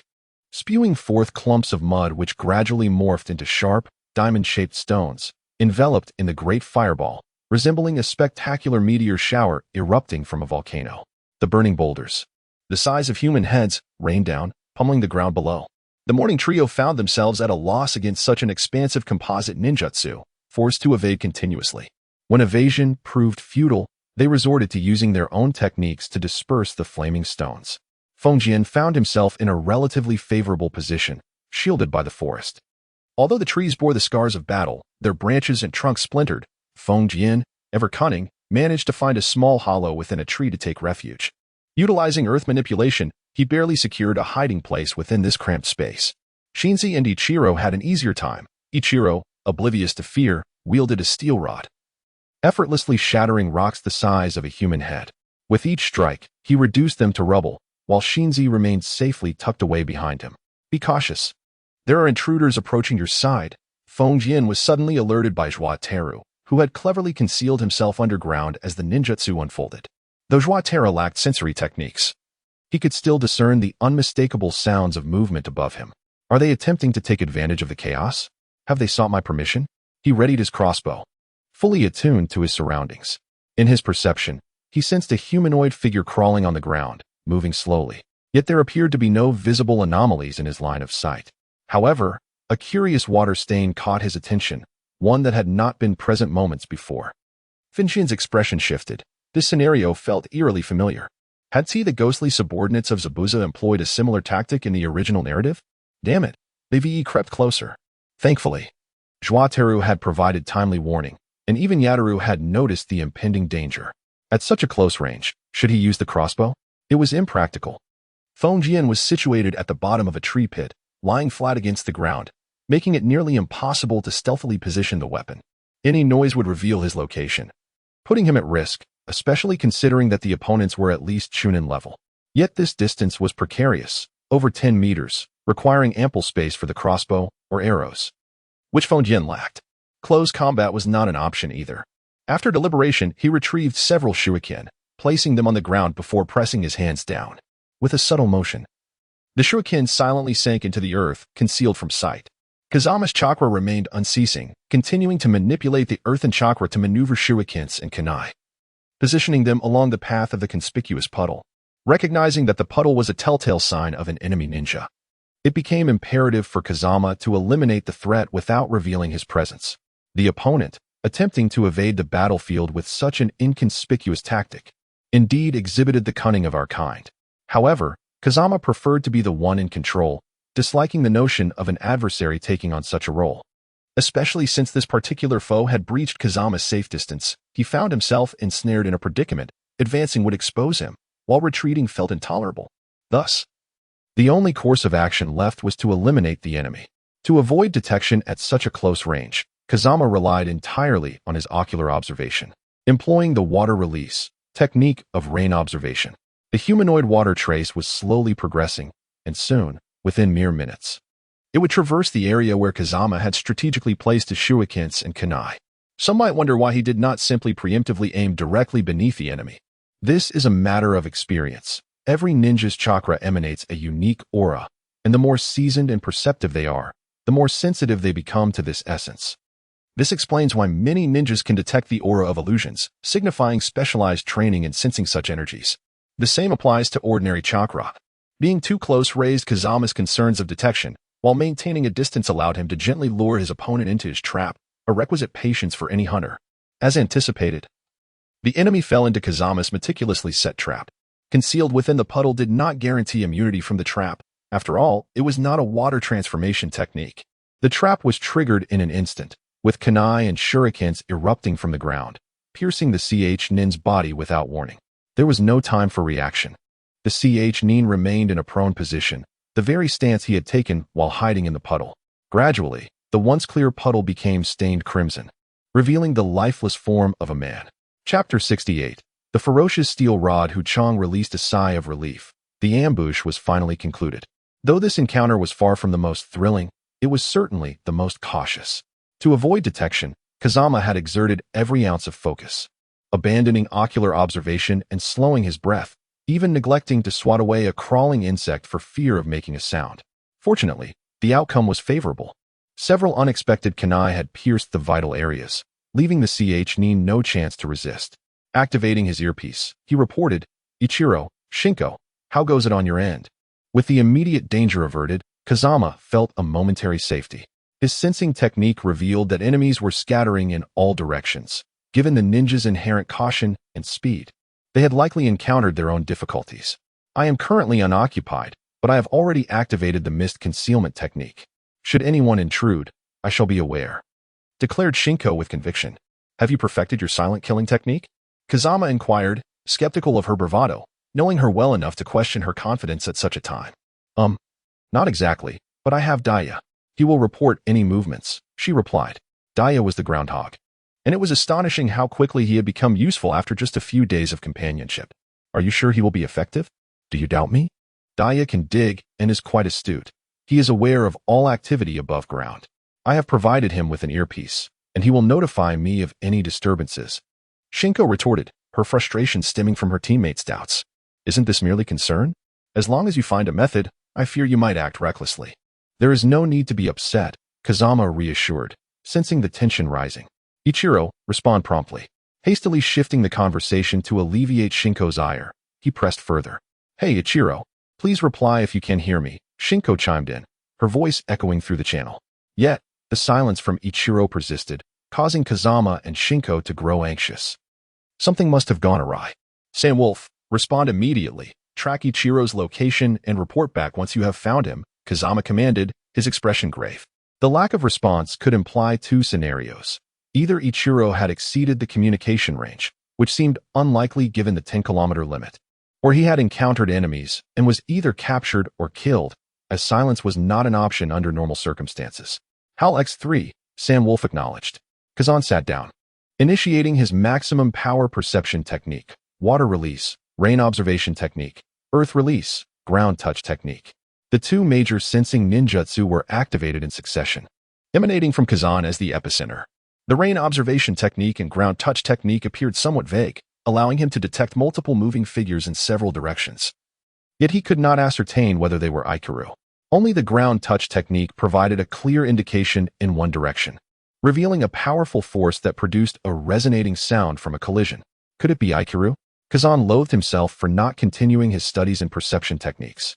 Both were too ambiguous to be of any use. The forest was littered with signs of battle, making it nearly impossible to track anything. He decided to take a chance and provide support. After all, it was better to act than to wait idly. Emerging from a hollow in the tree, Kazan leapt towards the area where the collision sounds were most intense. Meanwhile, Ikaru found himself in a predicament. He had concealed himself well, serving as a corner of a triangular formation, providing intelligence while safeguarding Ikaru's flank. However, Ikaru's disguise was somewhat crude, and the enemies scattering were all at least Chunin level, leading to his discovery. Now that he had been spotted, Ikaru adhered to the principle of following orders, attempting to draw the enemy toward Kazan. But the foes were not easily deceived. They seemed to be in disarray, with 3 Jounin inexplicably dead, and the remaining 2 abandoned their comrades to flee. There was a silent assassin in the forest. Survival took precedence over pursuing Ikaru, whose disguise had been too sloppy, inadvertently startling the enemy. Seeing a clumsy giant, they determined he was not the assassin and promptly turned to escape. Thus, Ikaru, the bait, failed to lure any fish, instead becoming the pursuer while the Chunin fled. As they raced, Ikaru's ample training came to fruition. His stamina allowed him to maintain speed while deftly attacking the enemy. His shurikens and kunai, though somewhat unrefined in technique, carried substantial force, embedding deeply into tree trunks with each strike, producing a sharp whistle as they sliced through the air. The enemy was forced to turn and defend. But after a few parries, they realized their kunai had dulled, ultimately opting to evade rather than confront Ikaru directly. However, this decision slowed their escape, allowing Ikaru to close the distance. The earnest warrior's logic was straightforward. Once caught, there was no need for words, just action. Without a moment's hesitation, Ikaru charged forward, brandishing an iron rod with overwhelming force. Each strike was a mighty blow, shattering branches, splintering trunks, and breaking the ground beneath him. Nothing could withstand Ikaru's assault. The Chunin found himself unfortunate, confronted by such relentless determination, pursuing him without relent, with every strike aimed to end his life. While most ninjas would abandon the chase upon realizing their target's intent to flee, Ikaru was different. He would either eliminate his opponent or continue the pursuit until he did. You truly think me easy prey? The Chunin, on the brink of desperation, unleashed wind release, great breakthrough. Realizing he could not escape Ikaru without defeating him, he turned to counterattack, launching into his own ninjutsu. As a Chunin, he possessed some skill, even if he hailed from a small ninja village. Earth release, earth wall. Ikaru, not foolish, prepared his defense as the Chunin unleashed his technique. The earth wall was his forte, providing a sturdy barrier against the raging winds of the great breakthrough. Ikaru remained safe behind the wall, undeterred, and swiftly formed hand signs for his own earth release, earth wave, a technique he had mastered to perfection. Instinctively casting it as waves of earth rolled forth, spreading like ripples. The Chunin, still maintaining his great breakthrough, soon realized that sustaining the technique required focus, and he could not afford to be careless. He felt the ground tremble beneath him, the waves expanding, and as he attempted to brace himself, he recognized that he could not evade the oncoming assault. He had to endure the hit from Ikaru's technique. Fortunately, the earth wave was not inherently damaging. But the realization came too late. In a moment of clarity, Ikaru remembered Kazan's words. What is earth release without the earth? He had committed that phrase to heart. Knowing that as the best user of earth release among the trio, he had to adapt. With the winds howling outside, charging directly was not an option. So he decided to dig his way forward.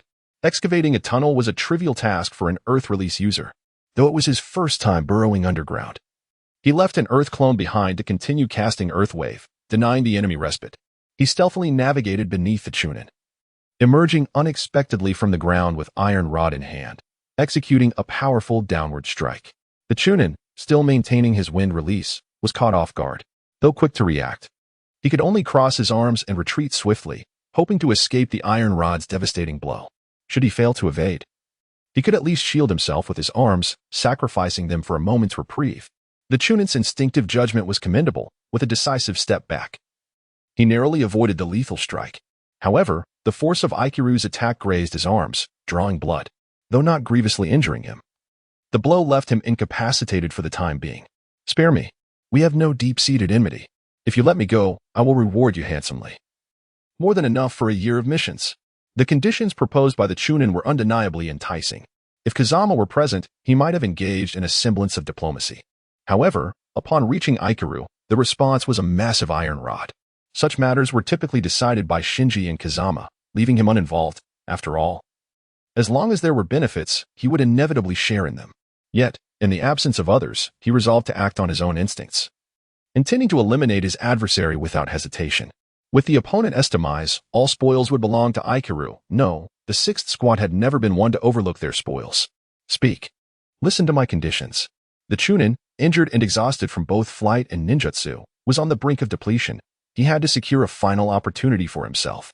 Yet, facing Ikaru, a formidable opponent, reasoning seemed futile. You leave me no choice. Wind release, gale palm. Seizing the moment, the Chunin attempted to retreat. Realizing that bribing Ikaru was no longer an option, he had to fight desperately.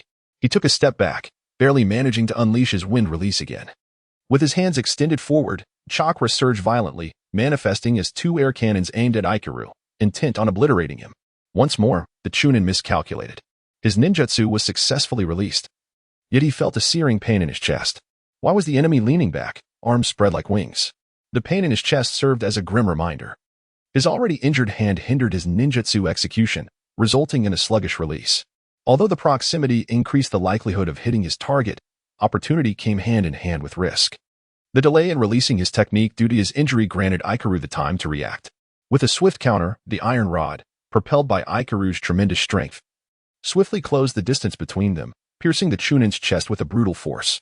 The ribcage crumbled before the rod, shattering like brittle twigs, puncturing through to emerge from his back. His hands, still extended as if to release ninjutsu, trembled, devoid of strength to maintain their position. Had the iron rod not propped him up, he would have collapsed to the ground. He understood that he was finished. Such an injury in the wilderness meant certain death, especially with the adversary before him.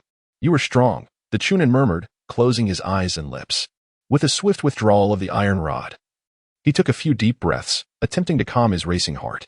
It had been a close call. Had his opponent been a moment slower, it would have been Ikaru who was injured. Ikaru, with a foolish grin, patted his chest, producing a resonant sound, fortified by his hardening technique.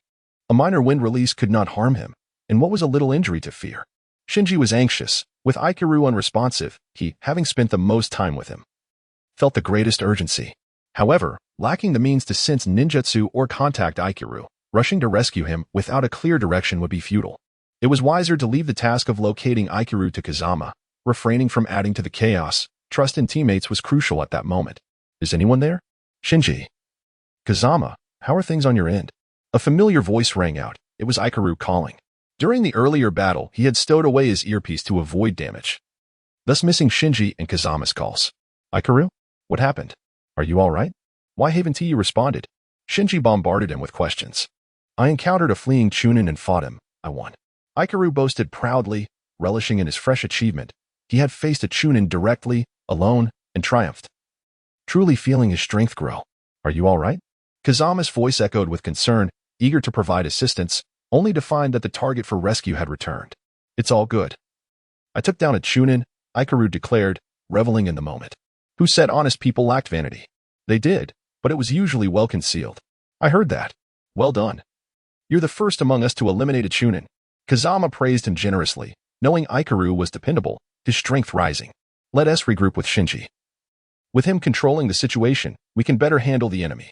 This foe presents a valuable opportunity to test our abilities. All right. I'll loot the corpse and be right there. Where is Shinji? I'll have Sayer find you. Follow them. Understood. Chapter 70. The deadly blade. Shinji's mist concealment technique was still in its infancy, but she was not greedy. The mist she created gradually spread through the forest at a slow pace. Given the naturally damp environment, a little mist was entirely normal, quietly enveloping the surroundings without drawing suspicion. Speaking of the mist technique, one might first think of the silent killing technique from the mist village. Yet it was evident that none from that village were present. Shinji could discern Daya's voice, though the meaning eluded her. However, per their agreement, Daya's call signified the approach of enemies. Instantly, Shinji concealed herself, striving to minimize her presence. The blade, protruding slightly from its sheath, was poised to deliver a thunderous strike at any moment. The sound of crunching leaves underfoot reached her ears. Why do ninjas prefer to leap among the treetops? It is because the canopy offers fewer obstructions and diminishes noise. For a ninja, whose craft demands utmost stealth, these factors are paramount. Clearly, the approaching figure did not adhere to this principle. Perhaps he considered it but chose to remain grounded. Faced with the threat of a nameless assassin and the pursuit of others, he believed the best escape was not to flee hastily but to conceal himself and preserve his life. While moving among the treetops is swift, the lack of cover makes it difficult to evade once targeted. On the ground, he found stability, surrounded by a myriad of plants, allowing for potential hiding spots. Yet, he overlooked the noise of his own footsteps. The mist in the forest delighted the approaching figure. Its presence posed a significant challenge for both pursuers and assassins, thereby substantially increasing his chances of escape. With a long blade in hand, crouching in the underbrush, Shinji swallowed hard. The prolonged position caused her legs to ache, necessitating a change in posture, yet her vigilance remained unyielding. She dared not focus too long on any one direction, fearful of unexpected attacks from other angles, and wary of alerting enemies. Do not gamble your fate on the mistakes of others, were Kazama's exact words, which Shinji understood well. So, in her current predicament, crouched in the shadows, she swept her peripheral vision across all directions, yet her attention remained fixed on the source of Daya's signal. Indeed, as the sound of footsteps upon fallen leaves grew louder, blurred silhouettes materialized within the mist. The figures were indistinct. She could not discern their features or attire, only their shapes. Shinji could only judge the identity of the approaching individuals based on their forms. The good news was that they were evidently neither from their morning group nor members of the 6th Squad. Thus, any remaining could be eliminated. The current Shinji is no longer the inexperienced novice he once was. On the contrary, due to rigorous training, he has become the most formidable member of Team 6, particularly in the art of drawing a sword, where blood is inevitably drawn with every strike. With his identity established as a lethal force, Shinji swiftly made a decisive move, executing a rapid technique that combines speed and precision. The technique of Shuinpa is a precursor to his sword-drawing strike, requiring exceptional leg strength to propel his body forward.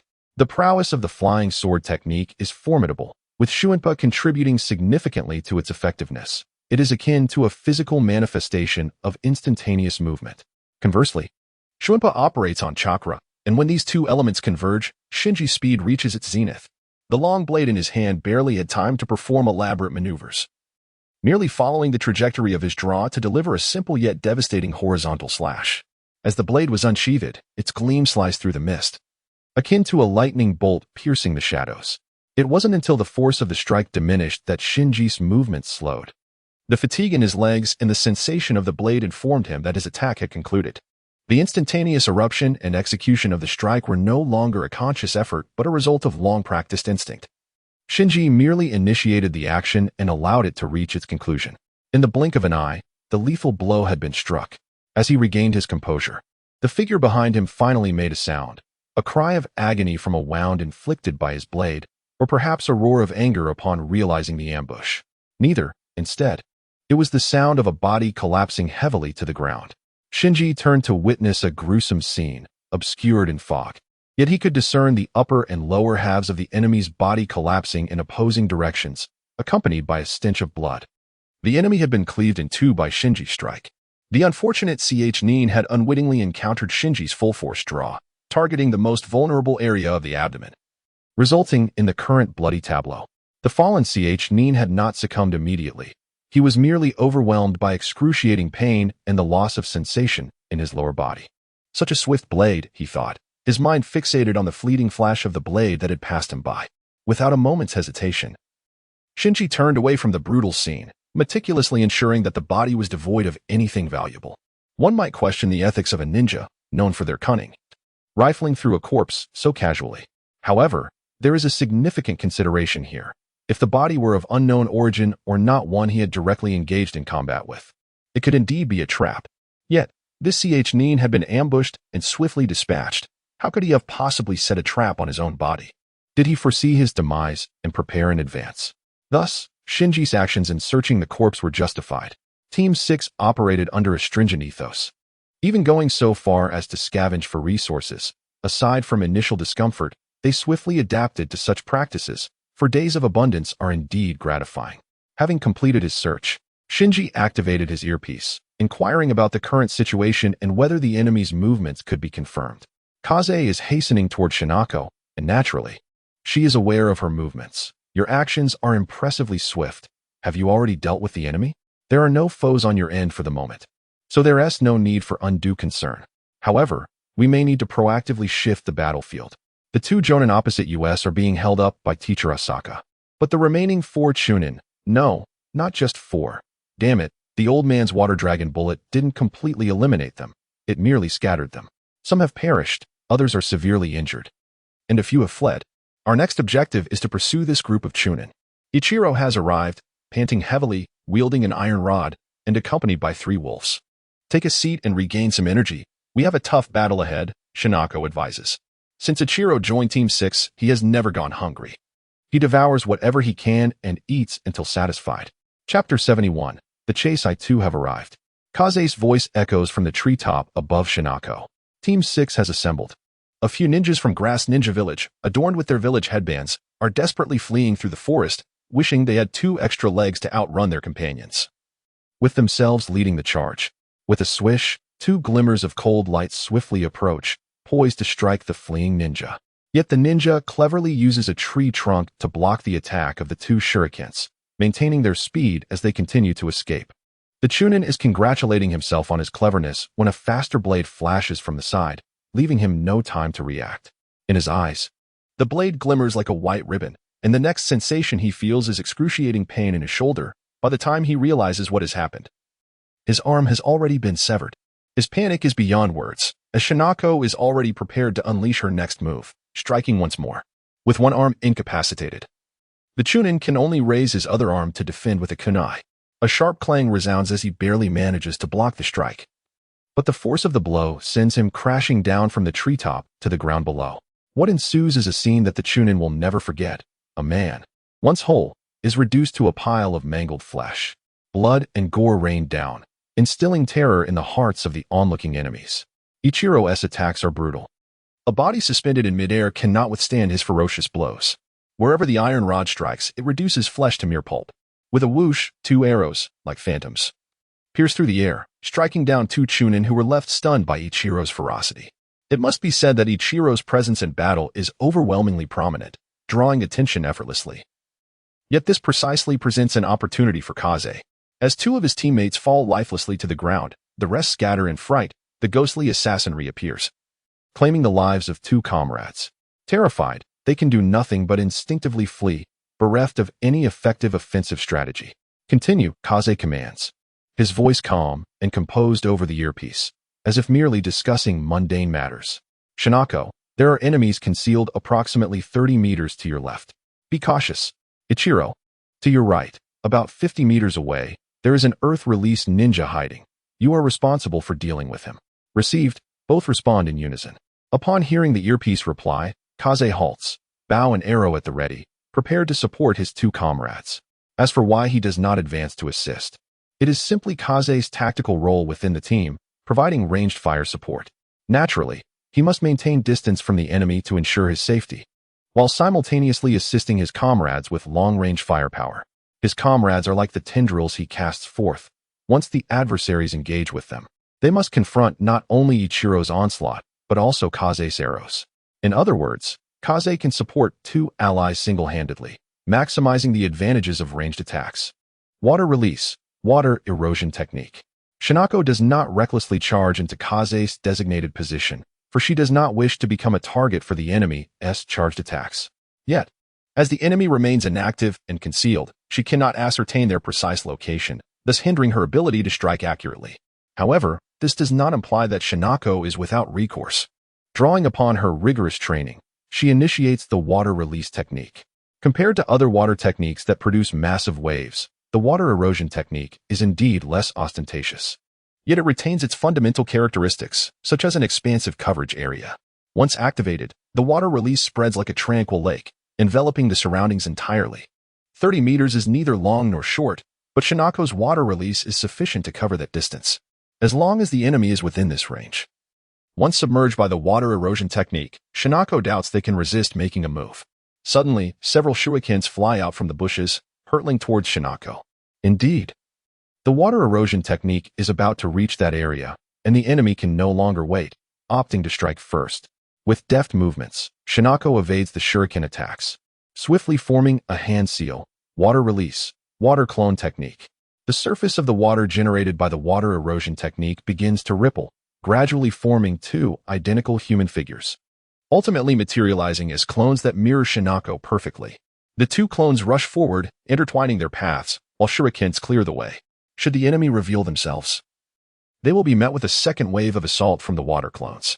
The adversary does not remain passive. Shurikens are perhaps the only effective long-range means for a lower ninja, but to a chunin, they serve primarily as a distraction. After several deft maneuvers, all shurikens miss their target, yet the ninja's form is now exposed, slender, adorned with the grass ninja village headband, and dressed in typical ninja attire. The chunin does not waste words, drawing his kunai and charging towards the water clone. As soon as his feet touch the ground soaked by the water erosion technique, he realizes something is amiss. His legs feel heavy, as if glued to the earth. Upon closer inspection of the ground beneath him, a sense of clarity dawns. So that as it, there exists this property alteration of water. He has been careless. Now, his feet are ensnared, and with the water clone so close, he has no choice but to confront the threat head-on. With a kunai in each hand, the clone's offensive capabilities are rather mundane, and he quickly pierces through them, causing them to burst apart and drench him in water. However, during this brief interval, the chunin devises an escape plan. My feet are stuck? No. It's merely my ninja shoes that are ensnared. If I take them off, I shall be free. Though bare feet may seem degrading. As long as he can eliminate the lower ninja, the materials on the opponent will suffice to replenish his own supply. Thus, while dispatching the two water clones, he squats down and rips his ninja shoes apart, swiftly retreating and freeing himself from the water erosion technique. Shinako, in an effort to conserve chakra, did not greatly expand the range of her technique, inadvertently granting the chunin the opportunity to escape. Little girl, your water release can no longer restrain me. What will you do now? The chunin muses, filled with uncontainable pride. The wisdom and experience of a chunin far surpass that of a lower ninja. Now it's my turn. The chunin, shaking off his arrogance, realizes he remains in a precarious situation and hastens to conclude the encounter. Fire release, demon fire technique. He declares, forming hand seals continuously and expelling multiple fireballs from his mouth, which float in the air, exhibiting an eerie blue-white hue akin to ghostly flames. This technique is a simplified version of the fire release, ghost lantern technique. While it may not generate a vast expanse of ghostly fire, the individual flames possess considerable might. Water release, water sphere technique. This is a technique Shinako conceived while observing Ichiro practice earth release, contemplating whether playing with water could similarly hone her water release skills. Indeed, this technique possesses only a modest power, manifesting as water spheres the size of a human head that strike the enemy. However, due to the characteristics of the water release, it primarily serves to topple opponents, lacking substantial force. It is designed to complement the water erosion technique. Once the enemy is immobilized, the water sphere can be launched at them. In Chapter 72, Pursuit 2, the intention here is to counter the ghostly flames of the blue group. Shinzi's strategy is straightforward. Regardless of the type of fire, it is invariably vulnerable to water, hence extinguishing it with water is a viable solution. Shinzi's reasoning proves accurate as the water sphere collides with the ghostly flames, producing a hissing sound as the water boils, and the flames gradually dissipate, leaving the water sphere to settle on the ground, emitting steam. The enraged chunin curses, recognizing that while the water sphere technique lacks offensive capability, it effectively counters his ghostly flame technique. Water extinguishes fire. This is a clear case of elemental opposition. His most proficient technique, the ghostly flames, is rendered ineffective by such a seemingly trivial ninjutsu, inciting his ire. Determined to retaliate, he resorts to fire release, great fireball technique. The ghostly flames are indeed his forte, consuming minimal chakra while delivering commendable power. Nevertheless, this does not imply he is limited to that specific ninjutsu. The great fireball technique is among his repertoire, albeit not exclusive to the grass ninja village, hence he seldom employs it. Although he invokes the name of the technique, the chunin encounters difficulties in forming the necessary hand seals. Previously, as he burst the water clone, the splattered water clung to him, creating a sticky mess that hindered his hand movements. By the time he realizes this, he is already drenched, and maintaining his current hand seal posture becomes increasingly challenging due to the adhesive water impairing his actions. It finally worked. I thought the ninjutsu had failed. Shinzi stands on the water erosion technique, unfettered by any encumbrance. The chunin, now panicked, recognizes his dire predicament, feeling utterly trapped. Shinzi, exuding confidence, raises a finger and unsheathes his sword, proclaiming, as Kaze says, villains perish through excessive chatter.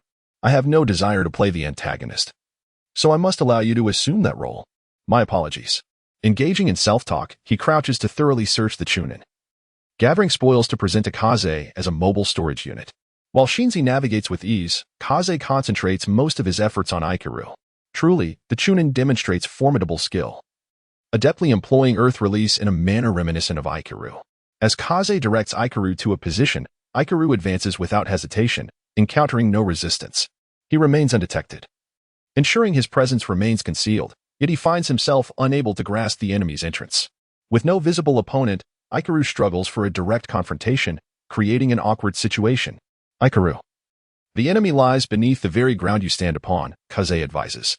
He cannot approach, only providing remote guidance, unhurried, as Ikaru must learn to resolve issues independently. One who thinks deeply is bound to find a solution, who says that honest individuals are devoid of ingenuity. Ikaru, awaiting Kaze's solution, resorts to brainstorming. The enemy remains hidden, lurking like a potato underground. What to do? Should he excavate them like a potato? Yes, that will suffice. Though a shovel is out of the question, Ikaru, trained in various agricultural tasks utilizing Earth Release, quickly devises a plan. He slams his hands down, employing Earth Release to excavate. This is his most frequently used technique. Initially intended for earth waves, which he adapts for digging, completely overturning the soil. Turning the earth requires only a thin layer of soil to be overturned. Yet Ikaru exerts considerable effort, lifting over a meter of soil, setting it aside. The Chunin, resolved not to reveal himself, activates Earth Release, Earth Dragon Concealment, maneuvering like a fish through the soil to find a new hiding place. Ikaru, do not squander your energy. As long as one is human, they must breathe. Even when concealed underground.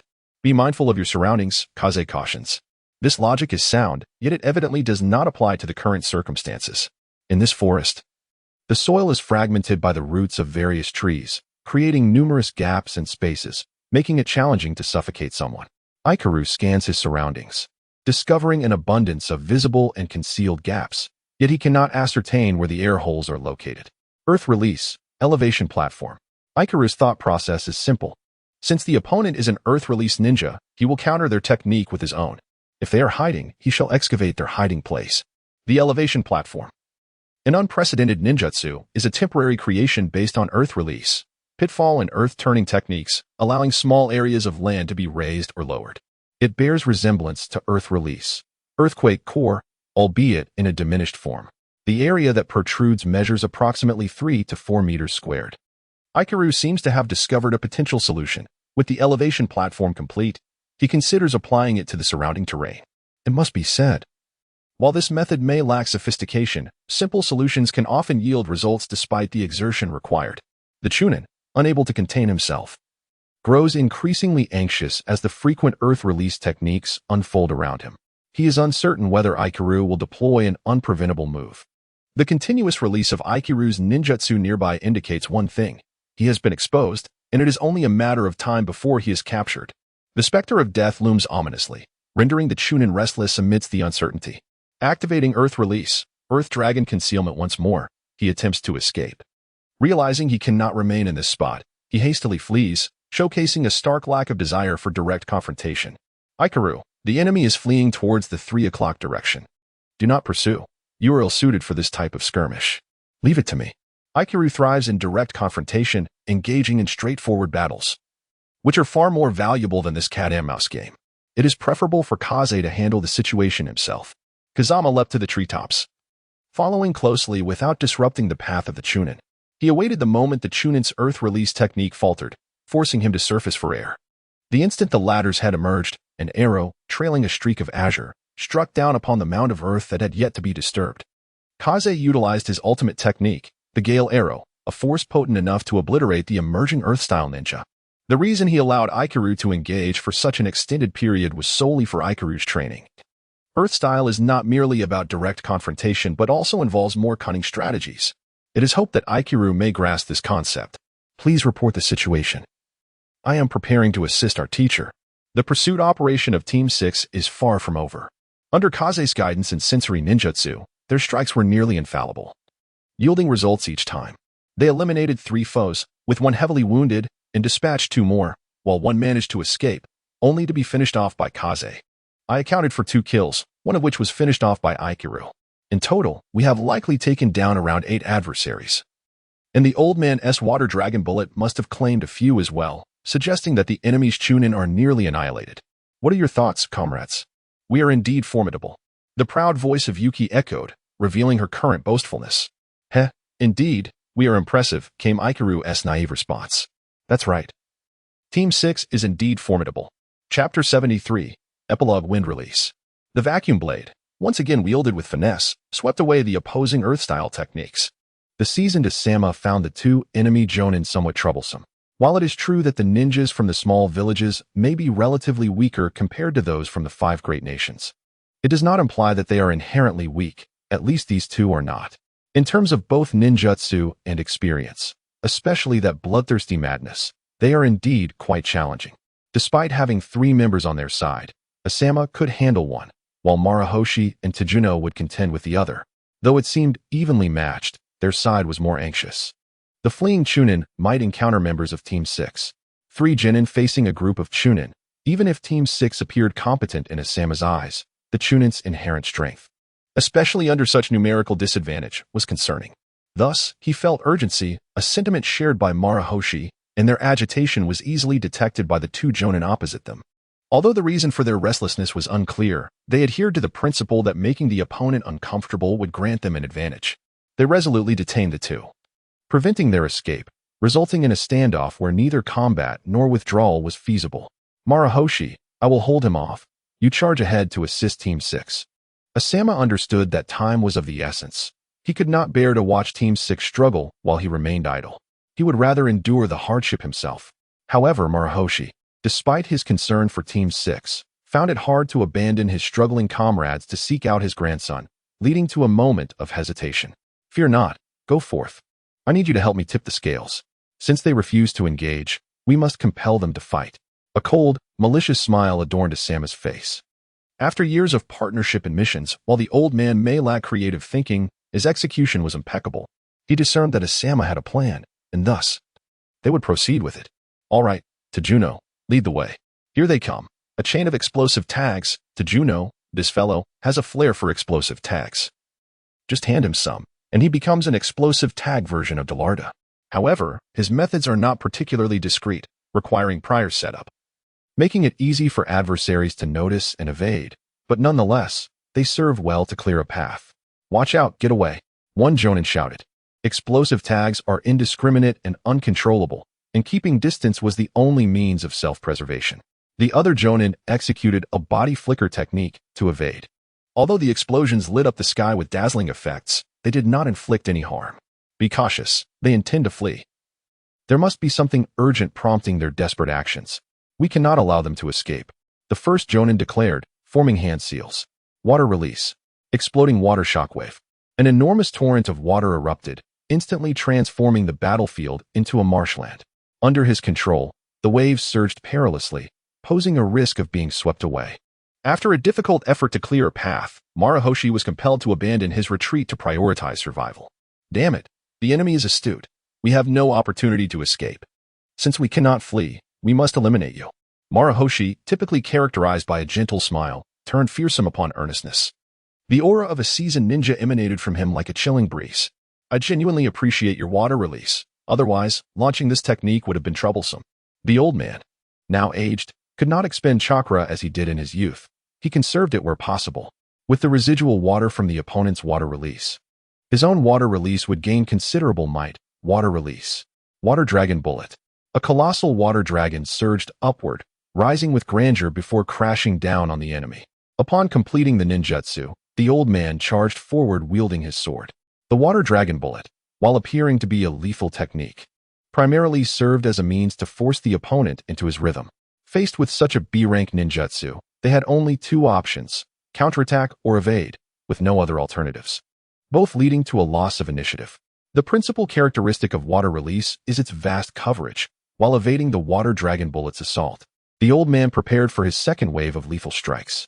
The powerful Water Dragon Bullet struck the ground where the 2 ninjas stood, leaving them no choice but to evade. They activated their body flicker technique to dodge the frontal assault, but once the torrent subsided, the water surged outward, compelling them to utilize the water walking technique to stay afloat. Yet when they turned to face the old man again, he had assumed an unusual stance with his sword drawn. Despite the considerable distance, he appeared poised for action. They quickly understood his intent. As the old man's long blade swung, the Jonin felt an inexplicable weightlessness, losing control of their bodies amidst the swirling willow branches dancing with the wind, reminiscent of childhood days by the riverbank. Then darkness enveloped them, and they lost consciousness entirely. Jinjutsu. The old man wielded his powers with authority. An A-rank Jinjutsu ensnared the Jonin's body, followed by a decisive blow that claimed the Jonin's life. The old man's actions were so swift that the other Jonin barely had time to react, witnessing helplessly as his comrade was beheaded. Marahoshi remains as reliable as ever. Asama chuckled, finding comfort in the familiar scene. They had no idea how many times they had experienced this. Marahoshi's every strike was clean and decisive. Now, it is my turn. Let us not forget that I too am an elite Jonin of Konoha. Taking advantage of the distraction caused by the opponent's shadow clone, Asama activated his body flicker technique, leaving a few leaves swirling in the wind. His true self had already advanced, and while his vacuum blade was his specialty, he was not limited to that alone. Both wind release and swordsmanship were among his proficiencies. In the moment the opponent was caught off guard, he seized the opportunity to close in. The swordsmanship honed through countless battles was devoid of flamboyant techniques, characterized only by speed, precision, and lethality. Of course, sharpness was paramount. Wherever the long blade pointed, no foe could withstand its advance, be it shuriken or tree trunk. All were cleaved asunder without resistance. As the long sword's wind blades, formed from wind-release chakra, threatened the Jonin's very being, the adversaries faced an insurmountable predicament. If this continued, they would inevitably be slain. In a flurry of movements, they evaded the strikes. Employing the substitution technique, they left behind a wooden stump, which was swiftly severed by the long sword. The true form retreated far away, seizing the opportunity to unleash ninjutsu. Earth release, earth spike. With the hand seals completed, he forcefully slammed his palms onto the ground. But the chakra he had summoned did not penetrate the earth as smoothly as before. Instead, a sense of weakness enveloped him. He was certain that he still had ample chakra reserves. Activating earth release should not pose a problem. A series of coughs erupted, and the familiar taste of rust filled his mouth as he spat a mouthful of blood onto the ground before him. It was then he realized he had been ambushed, once again, in the familiar manner of a silent assassination. A blood hole, as thick as his wrist, had appeared in his chest without any warning. The stealthy assassin had successfully completed their lethal task. Strength ebbed away gradually, and he collapsed to the ground, bewildered as to why he had fallen victim to such treachery. Chapter 74. Steel Rod, Swift Blade, Hidden Arrow. They arrived swiftly. The familiar pattern of attack. The silent method of assassination, it was all too well known. Earlier, he had cast aside his worries. If Kazakage had come to provide support, it meant that Team 6 was safe. Oh, you have come, he chuckled. Maruhoshi Koji noticed the wound on the J-Nin's chest, inflicted by Kazakage's wind release arrows. Compared to other wind techniques that were loud and conspicuous, Kazakage's wind release arrows not only boasted impressive range and speed, but also produced minimal sound. Such a stealthy assassination technique, like the one just executed, embodied considerable subtlety, which explained why the J-Nin had been unaware of the impending danger. Sensei, Grandpa Koji. J-Nin Takino, we have arrived. Yuki and Aikir leaped from the woods, their faces alight with excitement, akin to elementary school students eager for praise after completing a task. Today's battle was not the most brutal they had encountered, but all the training they had undergone in the past year had come to fruition. And their opponents were all J-Nin, making this one of the rare high-stakes encounters for Team 6. This proved that Team 6 had indeed attained the strength to contend with ordinary J-Nin. Such a significant advancement in power was undoubtedly worthy of celebration and sharing.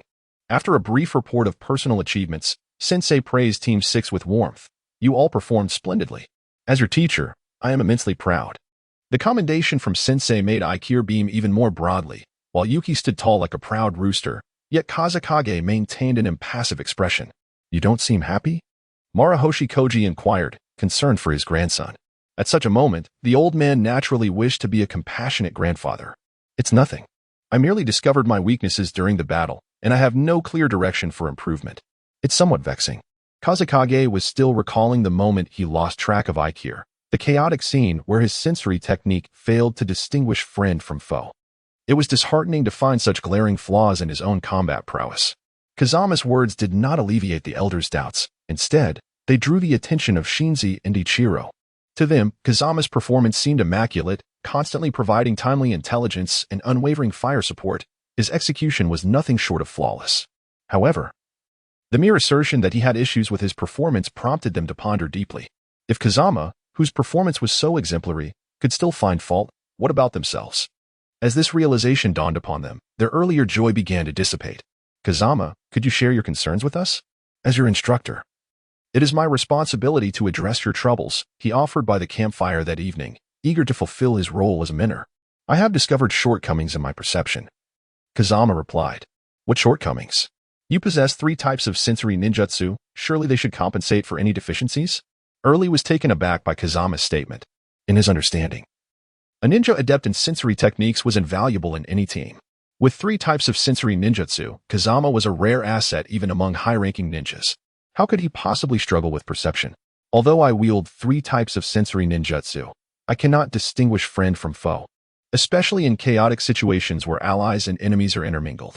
In such circumstances, my long-range fire support becomes a mere jest.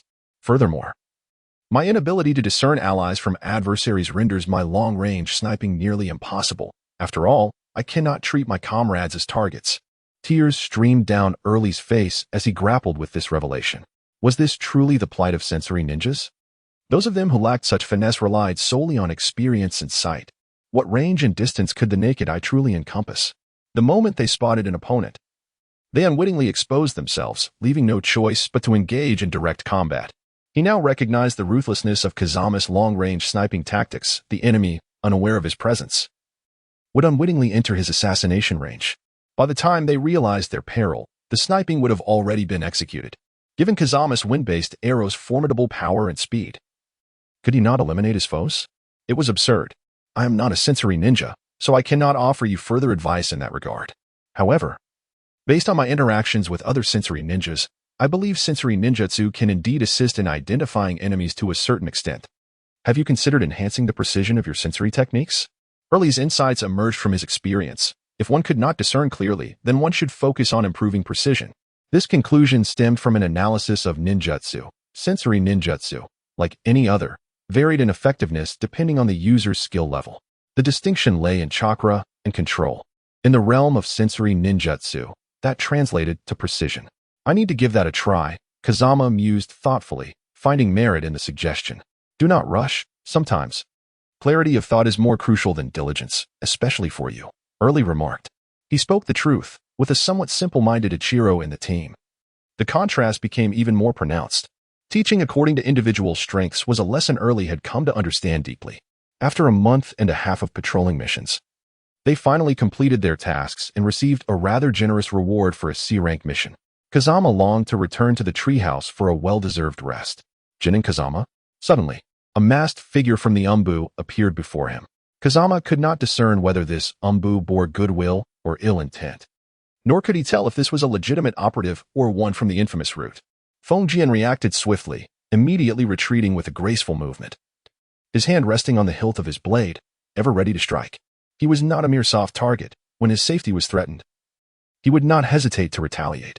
As for betraying his comrades, that was a consideration he could entertain. In this world, strength equated to a prosperous existence. Although he had lowered his guard, he had to admit that the Konoha Umbu were formidable. The fact that this Jainin was addressing him without any reservations was unexpected, provoking a strong sense of hostility from Fengjian. State your intentions, Jainin, he inquired in a low voice. If the answer did not satisfy him, he would fight with all his might. The third Hokage commands you, Maruhoshi Fengjian, to promptly report to the Hokage's office, the Umbu stated, casting a lingering glance at Fengjian before vanishing in a puff of smoke. Fengjian was left speechless. Had he overreacted? In the Hokage's office, early morning clouds loomed over Maruhoshi Koji, Tezuka, and the entire 6th squad gathered for a debriefing. What business does the Hokage have with us? Koji pondered. Having executed border patrol duties many times, to him, it was merely a routine task. Ah, regarding your recent patrol, I have reviewed the report. Did you encounter any enemies? The third Hokage inquired. Yes, we faced ninjas from the Land of Grass who invaded our borders. They have been dealt with by the front line, and their bodies have been handed over to the intelligence division. The reasons for their incursion remain unclear, Koji replied. The Hokage exhaled a plume of smoke and reached for a dossier on his desk. Please examine this. Koji accepted the document, his expression shifting dramatically as he read. By the time he finished, his face was as dark as stormy waters. Lord Third, they are accusing us falsely. They instigated the border conflict, and now they turn the tables on us. Do not be hasty. This is not your fault. You have done well to drive off the invaders. I perceive the situation from a different perspective. With a change in tone, the Hokage turned to the 6th squad. Gangon Aikir, Quick Blade Shinji, and Dark Arrow Fonjin. Am I correct? He nodded at the report in Koji's hand. Koji scanned the document again, finally spotting the description of the 6th squad. Gangon, Quick Blade, Dark Arrow? Is this how they characterize us? Quite vivid indeed. The 3rd Hokage chuckled heartily. I see that my Konoha's Genin have already established their own nicknames. Quite impressive. I am very pleased with your performance. His laughter resonated, for there was nothing more gratifying than witnessing the growth of his juniors. Thank you, Lord Hokage, for your kind words. As Konoha ninjas, it is our duty to perform well, Koji replied, leading the way and acknowledging the Hokage's praise. Hold on, it's not over yet. Given that your squad faced an enemy of J-Nin caliber and still completed your mission flawlessly, I have decided to elevate this task to an A rank. You have already received your payment, so I shall not provide additional compensation due to budget constraints. However, I am open to considering alternative forms of reward. What would your team like? The 3rd Hokage beamed, projecting a benevolent and amiable demeanor. The members exchanged glances, momentarily at a loss for words. The elevation of the task's rank and the prospect of additional compensation were unexpected delights. Lord Third, may we discuss this further? We are unable to make an immediate decision. Fonjin stepped forward to explain, while Aikir and Shinji were mesmerized by the Hokage's charisma, their minds swirling in awe. Very well, the Hokage consented. Fonjin, what ninjutsu do you wish to select? Shinji inquired, voicing the curiosity shared by all present. Certainly, I wish to acquire a ninjutsu that compensates for our shortcomings. Since our last border patrol, I have contemplated how to address the deficiencies of the 6th squad. After a moment of reflection, Fonjin realized that he himself did not possess any weaknesses. His skills in close combat, ranged attacks, sensory perception, support, and summoning had all reached a certain maturity, leaving no evident gaps. The issue lay in the inadequacy of a Genin's strength to harmonize such diverse abilities, resulting in a lack of specialization and slow progress. The concern about the precision of sensory techniques raised by Koji stemmed from the coarseness of Fonjin's perception abilities. Thus, for Fonjin, the most pressing matter was not acquiring new ninjutsu, but rather refining the techniques and abilities he already possessed. Unlike Aikir and Shinji, who were ecstatic about the Hokage's proposed rewards, Fonjin felt no such excitement. I have made my choice. I will select Earth Release, Hellswamp. It can control the enemy's movements to a degree and possesses toxicity, making it suitable for both me and Aikir, he stated, acknowledging the limited options available. Given Fonjin's unique attack style, integrating existing ninjutsu was challenging, making the choice of a supportive Earth Release the most pragmatic option. Oh, Earth Release, Shinji remarked, his eyes wide with anticipation, though his mind was adrift, overwhelmed by the decision at hand. Kazama sighed and said, you should choose the chakra surgical knife. He made a decision for Shinji. Why? What is the chakra surgical knife? Shinji, unaware of its name, had no mentor or clan. Knowing about such a high-level ninjutsu was a luxury. The chakra surgical knife, an A-rank medical ninjutsu, is primarily used to incise human muscles and organs during surgeries. Kazama glanced at Shinji, whose eyes were filled with confusion. It seemed he needed to clarify further. Shinji, how do you perceive your swordsmanship? Well, it's decent. I believe that in one-on-one combat against any Genin, I have no fear. Facing the J-Nin made Shinji exude confidence. Do you think your swordsmanship has weaknesses? If you don't understand, reflect on your battle with Aikir. Kazama prompted, seeking to stimulate Shinji's thoughts. Ultimately, personal insights surpass any external guidance. During my battle with Aikir? Shinji recalled. He boasted of not fearing any Genin, yet he was indeed intimidated by Aikir, a towering figure with immense strength in taijutsu. When Aikir swung his iron rod, Shinji found himself defenseless. His swordsmanship could not be executed, making victory an unattainable goal. Are you suggesting my strength pales in comparison to Aikir's? Is my strength a weakness? Shinji's thoughts were present but lacked direction. Let me pose another question. For a ninja like you, who primarily relies on swordsmanship as an offensive tactic, what factors determine the effectiveness of your technique? Kazama did not provide a direct answer. He aimed to fully develop Shinji's analytical skills, enabling her to recognize her own potential. The Hokage's office was small, and everyone present was acutely aware of Team 6 dynamics. As Kazama gradually guided his teammate, not a single person interrupted. Such a scene was rare. Never had a genin taken on a teaching role akin to that of a mentor. Observing Kazama's analysis, even the usually impassive Aoyama seemed contemplative. The third Hokage appeared momentarily stunned before returning to normal, a smile growing on his face. Was this not an alternative genius? Who claimed that genius must manifest as raw power or extraordinary intellect?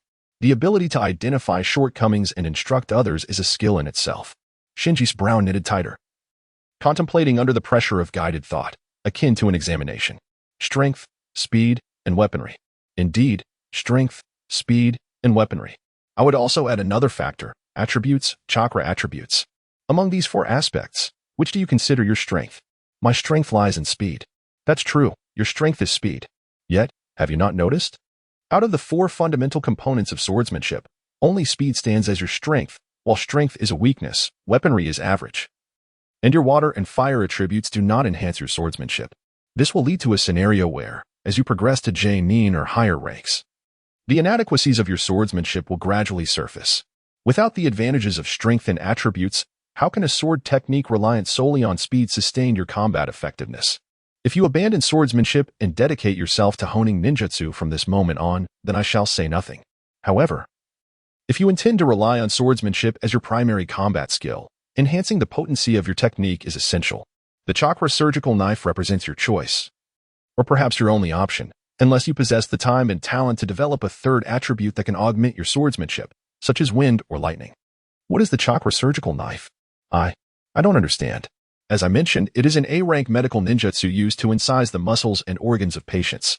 What does that have to do with swordsmanship? Moreover, I lack medical ninjutsu skills. Suddenly learning an A-rank medical ninjutsu might be beyond my capabilities. Shinji replied dejectedly. She had never imagined that the swordsmanship she had tirelessly practiced could become futile in the future. The greater the hope, the greater the disappointment, undeniably. Kazama's words shattered her idealistic visions. Do not worry, we are all here, and in my view, the chakra surgical knife is the most suitable option for your swordsmanship. The art of drawing the sword is excessively demanding in terms of timing, physical capability, and the courage to face death. I envision Shinji growing into a graceful young lady, not a battle-hardened woman burdened with a long sword and a menacing aura. Kazama's modern terminology was refreshing in the ninja world. The term battle-hardened woman instantly resonated with Shinji, dispelling her gloomy mood. Chapter 76, The Chakra Surgical Knife. Kazama. I acknowledge the weaknesses in Shinji's swordsmanship, but learning the chakra surgical knife seems unrelated to swordsmanship, or rather, there appears to be no inherent connection between swordsmanship and the chakra surgical knife.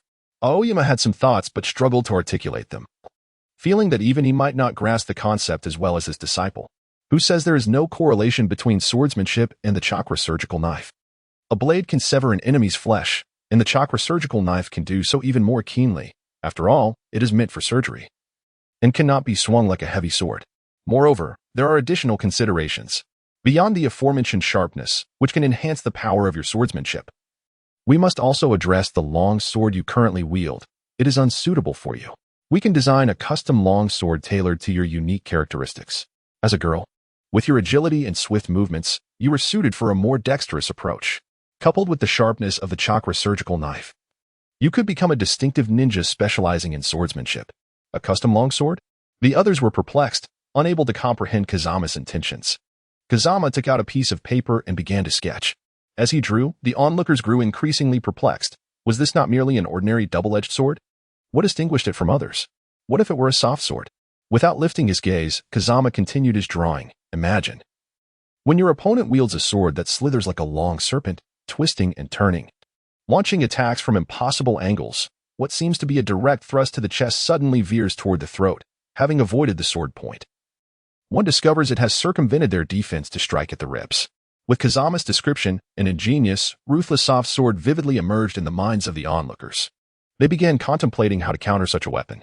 Ultimately, they realized that the only feasible strategy was to maintain a distance from this sword, as there was no practical method to defend against it while remaining ever vigilant for its unexpected, cunning strikes. If this sword were combined with the lethal sharpness of the chakra scalpel, causing injury upon contact and death upon being struck, it would be perfect. Kazama stroked his chin, satisfied with his conception. The ninja world was not akin to a martial arts novel, lacking intricate swordplay descriptions. Here, His imagery rendered the scenario immersive and compelling. Ah, what a peculiar and hard-to-defend sword. Hanjut broke into a cold sweat, frightened by Kazama's depiction. As a robust man, he dreaded such insidious and cunning tactics, preferring a straightforward confrontation. The concept was well developed, with a high likelihood of success. The only remaining question was whether Shinji could master the A-rank medical ninjutsu, the chakra scalpel.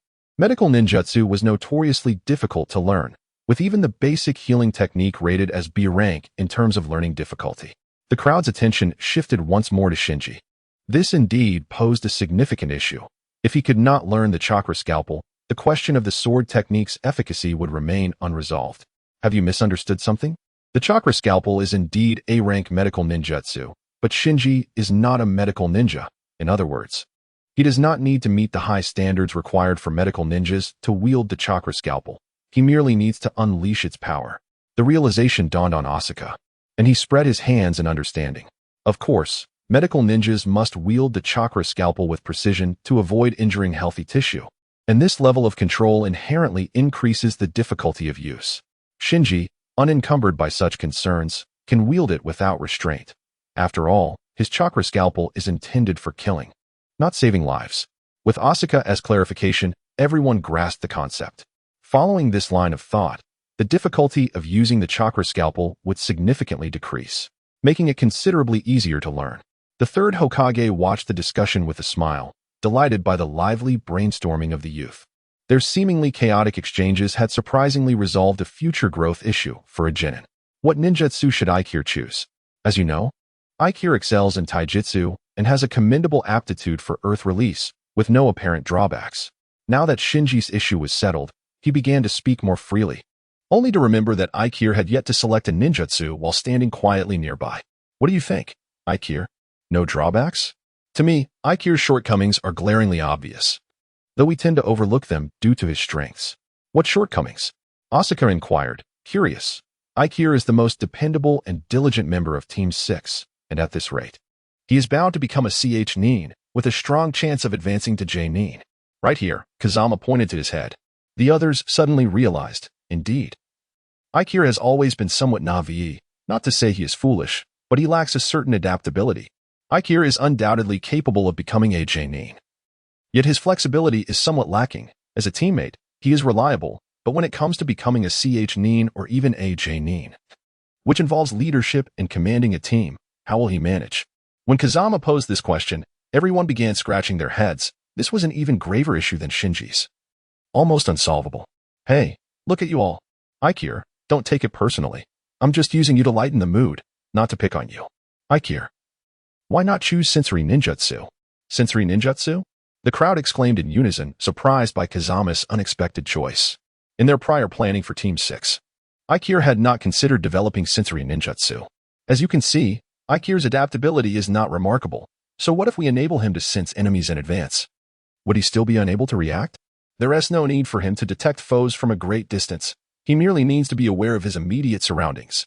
With this explanation, everyone understood Kazama's intent. In other words, this sensory ninjutsu would serve to enhance Aikir's adaptability, not requiring him to track enemies from afar, but ensuring his own safety. Kazama truly put a lot of thought into this for Aikir. If that is the case, I would suggest choosing chakra sensing technique instead. It is a sensory ninjutsu that most J-nin have practiced, primarily relying on chakra detection. Although sensory earth technique may benefit from Aikir's earth release, its perception is relatively vague. In contrast, chakra sensing technique is different. It will detect any approaching life form with considerable clarity. And the limitations of Aikir's sensing talent regarding distance do not pose a significant drawback. The third Hokage offered his advice with a smile. Ah, I almost forgot about that. Kazama acknowledged the third's wisdom. Chakra sensing technique indeed suited Aikir better, as it is a universally accessible skill, implying a low threshold for mastery, making it easier for Aikir to learn. Thank you, Lord Third, for your guidance. I express my gratitude on behalf of Aikir. Kazama hurriedly pulled the simple-minded Aikir forward to convey thanks. Aikir, still with his innocent smile, reached into his pocket and produced a paper-wrapped parcel, handing it to the third Hokage. The third Hokage accepted it, opening it to find braised beef, and his smile broadened. Kazama covered his face.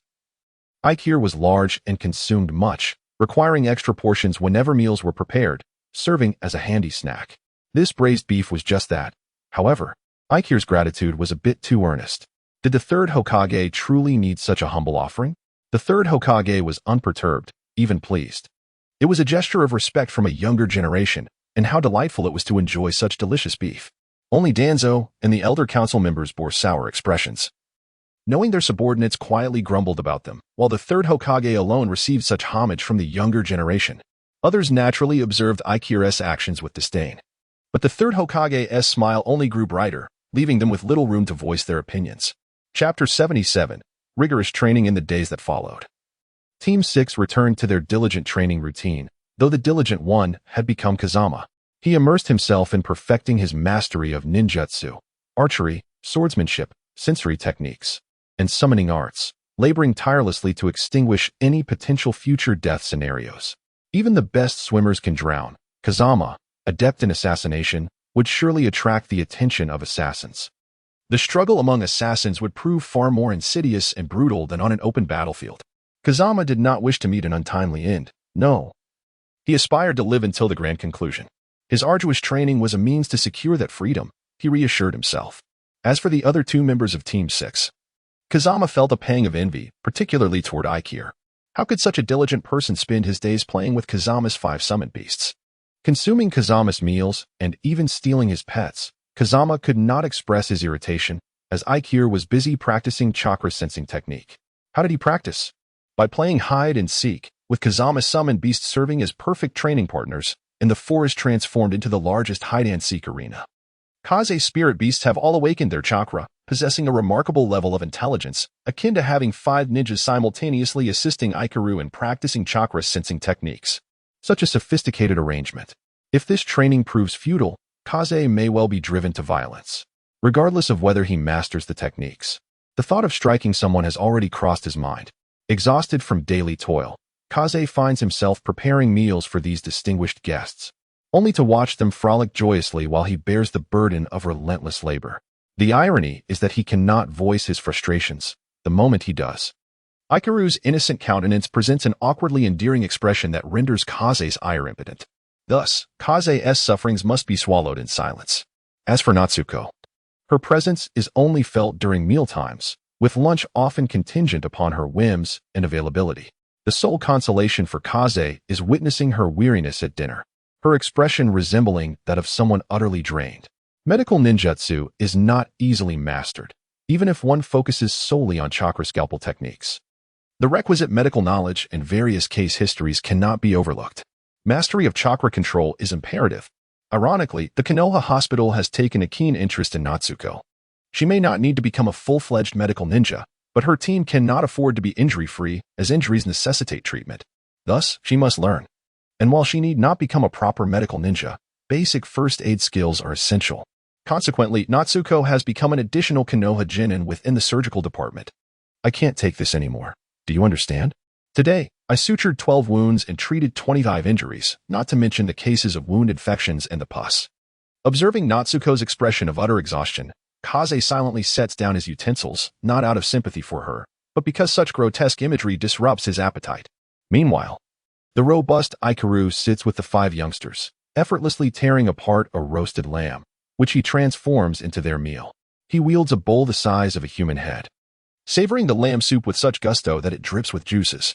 Kaze and Aikiru and Natsukone. The familiar voice calls out, adorned in an orange jacket, ninja sandals, and golden hair, with a delightfully foolish face punctuated by 3 perfectly symmetrical whisker marks. The protagonist Naruto has arrived uninvited. What brings you here today, Naruto? Shouldn't you be busy preparing for graduation and special training? Kaze's temperament has been particularly irritable lately, his tone inadvertently laced with sarcasm. It is an indication of how infrequently Naruto visits this place. As Naruto has matured, he has gradually learned to fend for himself. The treehouse has become somewhat dispensable. With Kaze joining Team 6 and embarking on missions, the treehouse is often left empty. Naruto has also made friends, rendering the once lively treehouse a less appealing choice for play. Naruto, long time no see, Natsuko leisurely enjoys her dinner, her eyes squinting in bliss as if every bite brings her joy. Aikiru merely waves as a form of greeting. I hope you all can attend my graduation ceremony. Naruto earnestly expresses his desire, for in his heart, The treehouse symbolizes warmth and familiarity, second only to his own small abode. Thus, he extends this heartfelt invitation. Of course, we will be there, Kaze responds without hesitation, feeling a protective instinct towards the earnest child. After all, who could refuse a request from a deserving child? Just this? He hands Naruto a bowl of soup, his tone as bland as plain water. Also, could you help me with my shadow clone technique? I'm still struggling with it. Naruto sheepishly admits, his concern primarily revolving around passing the graduation exam. The shadow clone technique is a mandatory subject, and his lack of proficiency in it leaves him feeling uncertain. In his mind, the ever-capable Kaze is the one who can help him overcome this hurdle. Naruto's query catches Kaze off guard, as discussions about Naruto's struggles with the shadow clone technique have been rampant among fans.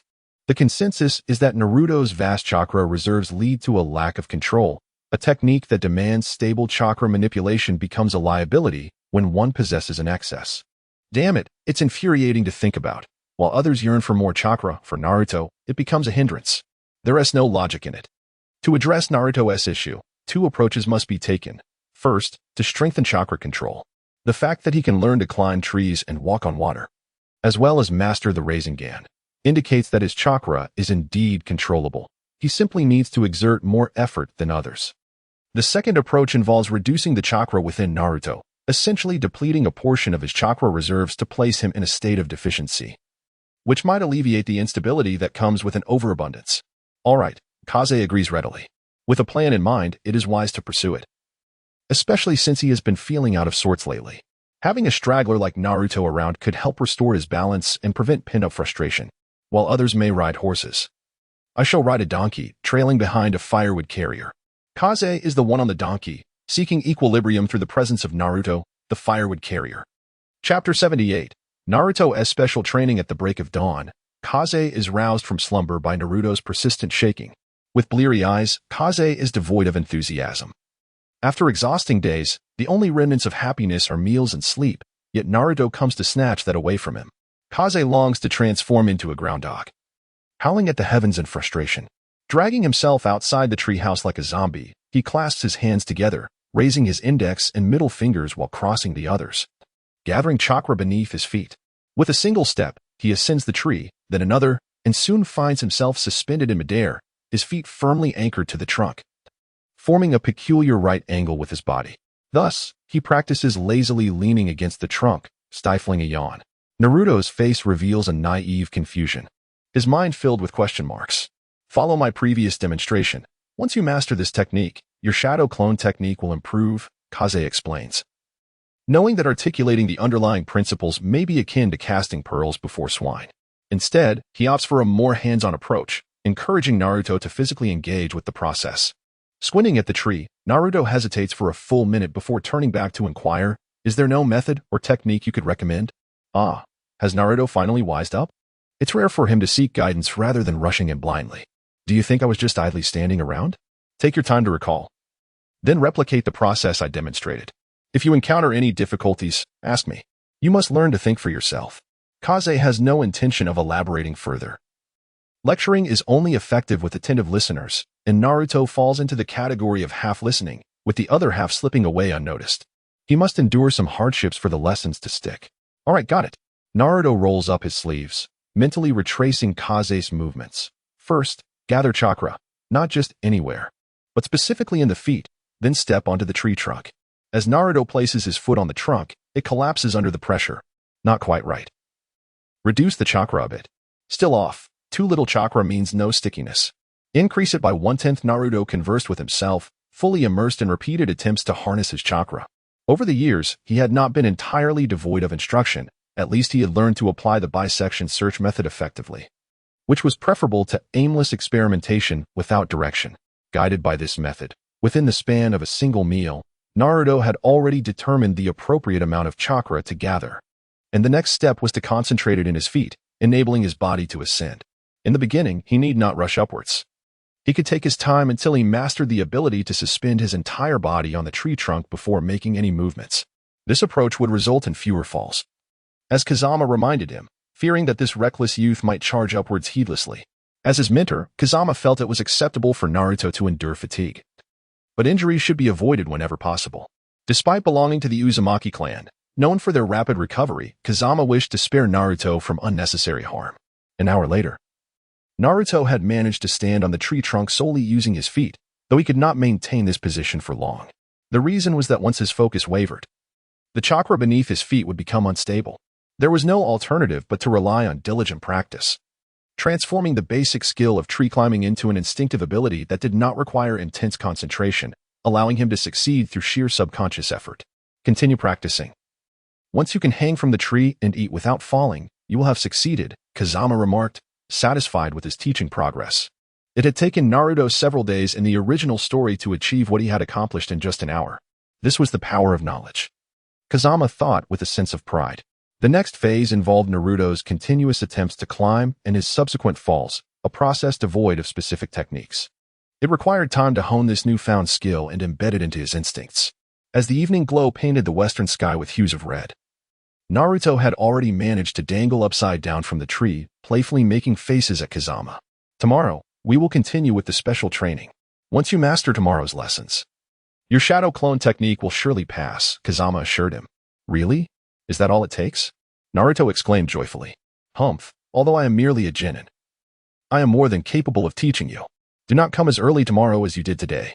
And when you arrive, make sure to start a fire and prepare some breakfast. Do not wait for me to serve you, Kazama said as he turned to approach the treehouse, ignoring Naruto's face illuminated by the firelight. Understood, Kazama and I, Naruto replied. The following day, Kazama finally awoke naturally, having only gained an extra hour of sleep. While a ninja's schedule was often irregular, his prolonged training had fostered an extraordinary physique that did not require excessive rest.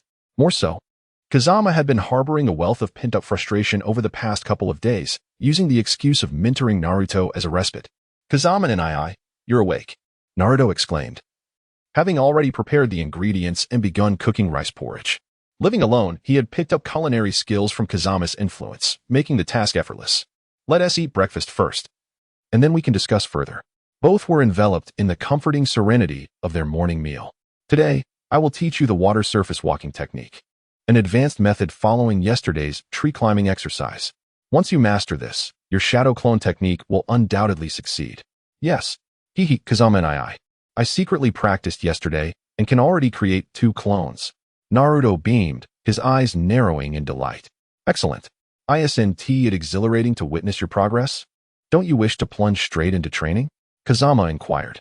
Absolutely, Kazama and let us start right away. Hold on. Do you remember what to do the moment you spot your target? I remember. When I see the prey, I must remain calm and collected, even if it means letting go of immediate opportunities to avoid startling it. Precisely. You can regard the water surface walking technique as your prey for today. Your objective is to conquer it, to overcome it, and even to devour it, Kazama said thoughtfully, observing Naruto's transformation as he calmed his restless spirit with several deep breaths. It was a rare sight, recalling how many opportunities had slipped away when he had taken Naruto hunting. It was clear that the exuberant youth had learned to temper his exuberance through experience, a hard-earned lesson indeed. Now, fetch a large basin and fill it halfway with water. We will repeat yesterday's steps. Success will be measured by your ability to stand on the water's surface for an extended period without sinking. If you can walk and perform jutsu while maintaining your balance, that will signify mastery. Naruto followed Kazama's instructions diligently, transitioning from the tree trunk to the water's surface. Although the actions mirrored those of the previous day, he soon realized that the lessons learned were not directly applicable to this new challenge. The difference between the tree trunk and the water's surface is stark. One is rigid while the other is fluid and yielding. Yesterday's training focused on stability, while today emphasizes consistency. You must maintain the stability from yesterday while continuously releasing chakra, utilizing the surface tension of the water to support your stance, Kazama explained, encouraging Naruto to embrace the new attribute slowly. Kaze's guidance precisely illuminated the doubts that had arisen within Naruto, though his understanding remained somewhat nebulous. He had acquired a general direction to maintain the stability achieved yesterday while continuously releasing chakra. Stability? Continuity? The path ahead was becoming increasingly clear. The next step was experimentation. Employing the same method as the previous day, he opted for a compromise. Too much chakra would shatter the water's surface, while too little would cause his feet to sink beneath the depths. Ultimately, it was merely a matter of finding the appropriate quantity of chakra. Within the span of an hour, Naruto had grasped the essential technique. Nevertheless, the challenges persisted. standing upon the water's surface demanded unwavering focus and complete concentration, without any distractions. Kaze only practiced one character, while Naruto spent the entire day playing in the water, barely managing to walk on the surface, yet not reaching the level of doing so with ease. Chapter 79, Naruto's Special Training 2. For Kaze, special training merely entailed providing Naruto with a direction and scope. The crux of it lay in Naruto's own diligence. Naruto is the type who, without prompts, might never conceive certain ideas. In other words, his thoughts are rather limited or overly simplistic. Once the direction was established, Naruto's formidable physique, abundant chakra, and indomitable spirit enabled him to engage in intensive training for over 12 hours a day, excluding the time spent eating, napping, and sleeping at night. The remarkable aspect is that after such strenuous training, he awakens invigorated, which is truly admirable. The Uzumaki clan's lineage can be deemed most suitable for rigorous endeavors. In the original narrative, Naruto consistently ranked at the bottom academically. Given his intellect, it is quite normal for his theoretical knowledge to be lacking. However, his deficiencies in other areas may simply stem from the absence of guidance and oversight from others. Subsequently, Naruto's astonishing growth rate supports this notion. Now, having fervently strengthened his foundation, passing the graduation exam should pose no issue. Yet, in the original storyline, Naruto, due to his failure, was deceived into stealing the sealing scroll, inadvertently learning the shadow clone technique, which ultimately allowed him to graduate. How should this plot continue? Without the shadow clone technique, Naruto would lose a significant advantage, which would greatly impact his future development. Contemplating this, Kaze felt a pang of discomfort. Observing the drenched and exhausted Naruto, Kaze found it difficult to deceive or refuse him. Who was the first antagonist in the original story? Was it Mizuki, a rogue ninja from the Leaf, demoted for injuring a comrade during a mission? Perhaps there was a way to exploit this? No, Kaze quickly dismissed that thought. The fact that Naruto's special training could not have escaped the notice of the third Hokage was clear, since the third had not intervened or expressed any disapproval. It indicated his endorsement of Kaze's guidance. The act of allowing Naruto to steal the sealing scroll might have merely been a backdoor due to his inability to graduate. Now that Naruto was capable of graduating, the third had no need for further intervention. However, would Naruto's destined advantage be nullified due to Kaze's special training? With this thought, Kaze's mood swiftly darkened. Kazama was reluctant to become entangled in Naruto's trajectory of growth. Perhaps it would be more accurate to say that he did not wish to participate in the original storyline of Naruto, as Naruto was the protagonist. What does it mean to be a protagonist? It signifies a destiny marked by rebirth from the brink of death, an individual who emerges victorious from dire straits. Beyond the fortune of surviving calamities, there exists an innate propensity for attracting trouble. Whether he seeks it or it finds him, there is never a moment of tranquility. The circumstances Naruto encounters often mirror life-threatening situations, which are characteristic of his narrative. An ordinary supporting character, even if they were a genin, might not survive such trials. Asuma, the son of the Hokage, could not withstand the plot's pressures, ultimately falling to a handful of lower-ranking shinobi. Where could one seek justification for this? This demonstrates the lethal nature of conflicts among supporting characters, let alone Naruto, the main character. Kazama held a clear understanding of his own role. He could assist Naruto within his capabilities, fostering a closer bond, but he must absolutely avoid becoming entwined in Naruto's story. He did not wish to be a sacrificial offering for the protagonist's growth. In Kazama's view, a bit of specialized training to enhance basic abilities would not hinder Naruto's development. Thus, he had initially agreed without much thought. Now that he was halfway through, retreat seemed impossible. To halt the training abruptly would be inappropriate, both logically and emotionally. Naruto had grown close to him, so pushing him away did not sit well. Continuing the instruction, however, could mean that Naruto's unique advantages might vanish, a grave misstep. If all else fails, should he teach him the shadow clone technique? Was that not a recipe for disaster? After all, Naruto was under the watchful eye of the third Hokage, and his identity as the Nine-Tails Jinchuriki underscored his significance to Konoha. Recklessly imparting ninjutsu could provoke the third's sensitive nerves. Kazama weighed the pros and cons continuously, ultimately deciding to pay a visit to the Hokage's office. He leaned toward teaching Naruto the shadow clone technique, even if it might raise suspicions in the third. Foreseeing Naruto's exclusive advantages delayed was causing him to feel he had made a grave error. Lord Third Hokage, the genin Kazama Marisuke requests an audience. Enter. Came the response. Greetings, Lord Third Hokage. a standard procedure for such meetings with superiors. "Oh, Kazama, what brings you here?" The third did not lift his gaze from the documents on his desk, occasionally making annotations. "It concerns Naruto." As soon as Kazama began, the third raised his head, his expression inscrutable. "What about Naruto?" He interrupted Kazama's statement abruptly, his aura shifting into that of a commanding shinobi, instantly thickening the atmosphere with tension. Kazama felt as though he had plunged into deep waters, beset on all sides by overwhelming pressure that sought to crush him. It was not that there was something wrong with Naruto, but rather that Naruto's growth was rapid, and Kazama pondered whether he could teach him something new. Kazama feigned ignorance, having prepared himself for an explosive reaction from the third. The mere aura was insufficient to intimidate him, yet he still displayed discomfort on the surface. "Oh, you mean you are helping Naruto with special training, and he has made significant progress?" The third lit his pipe, his demeanor softening as he took a measured puff. The third was indeed aware. This was good. With everything laid bare, it was best to speak plainly, for suspicion often arises from concealment.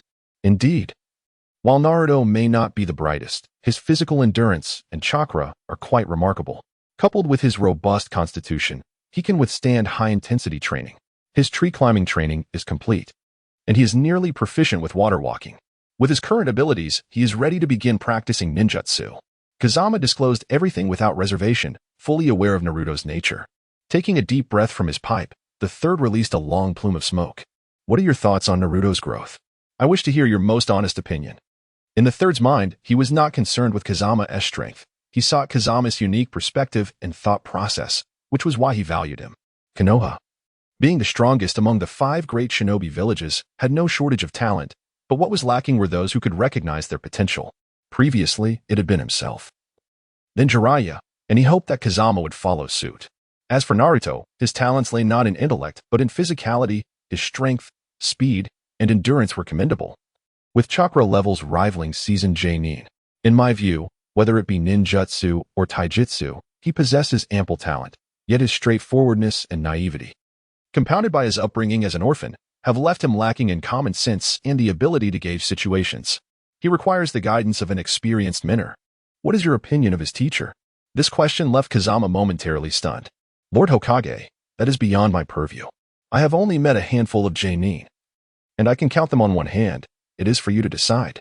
Kazama shrugged, knowing that such matters should not overstep authority.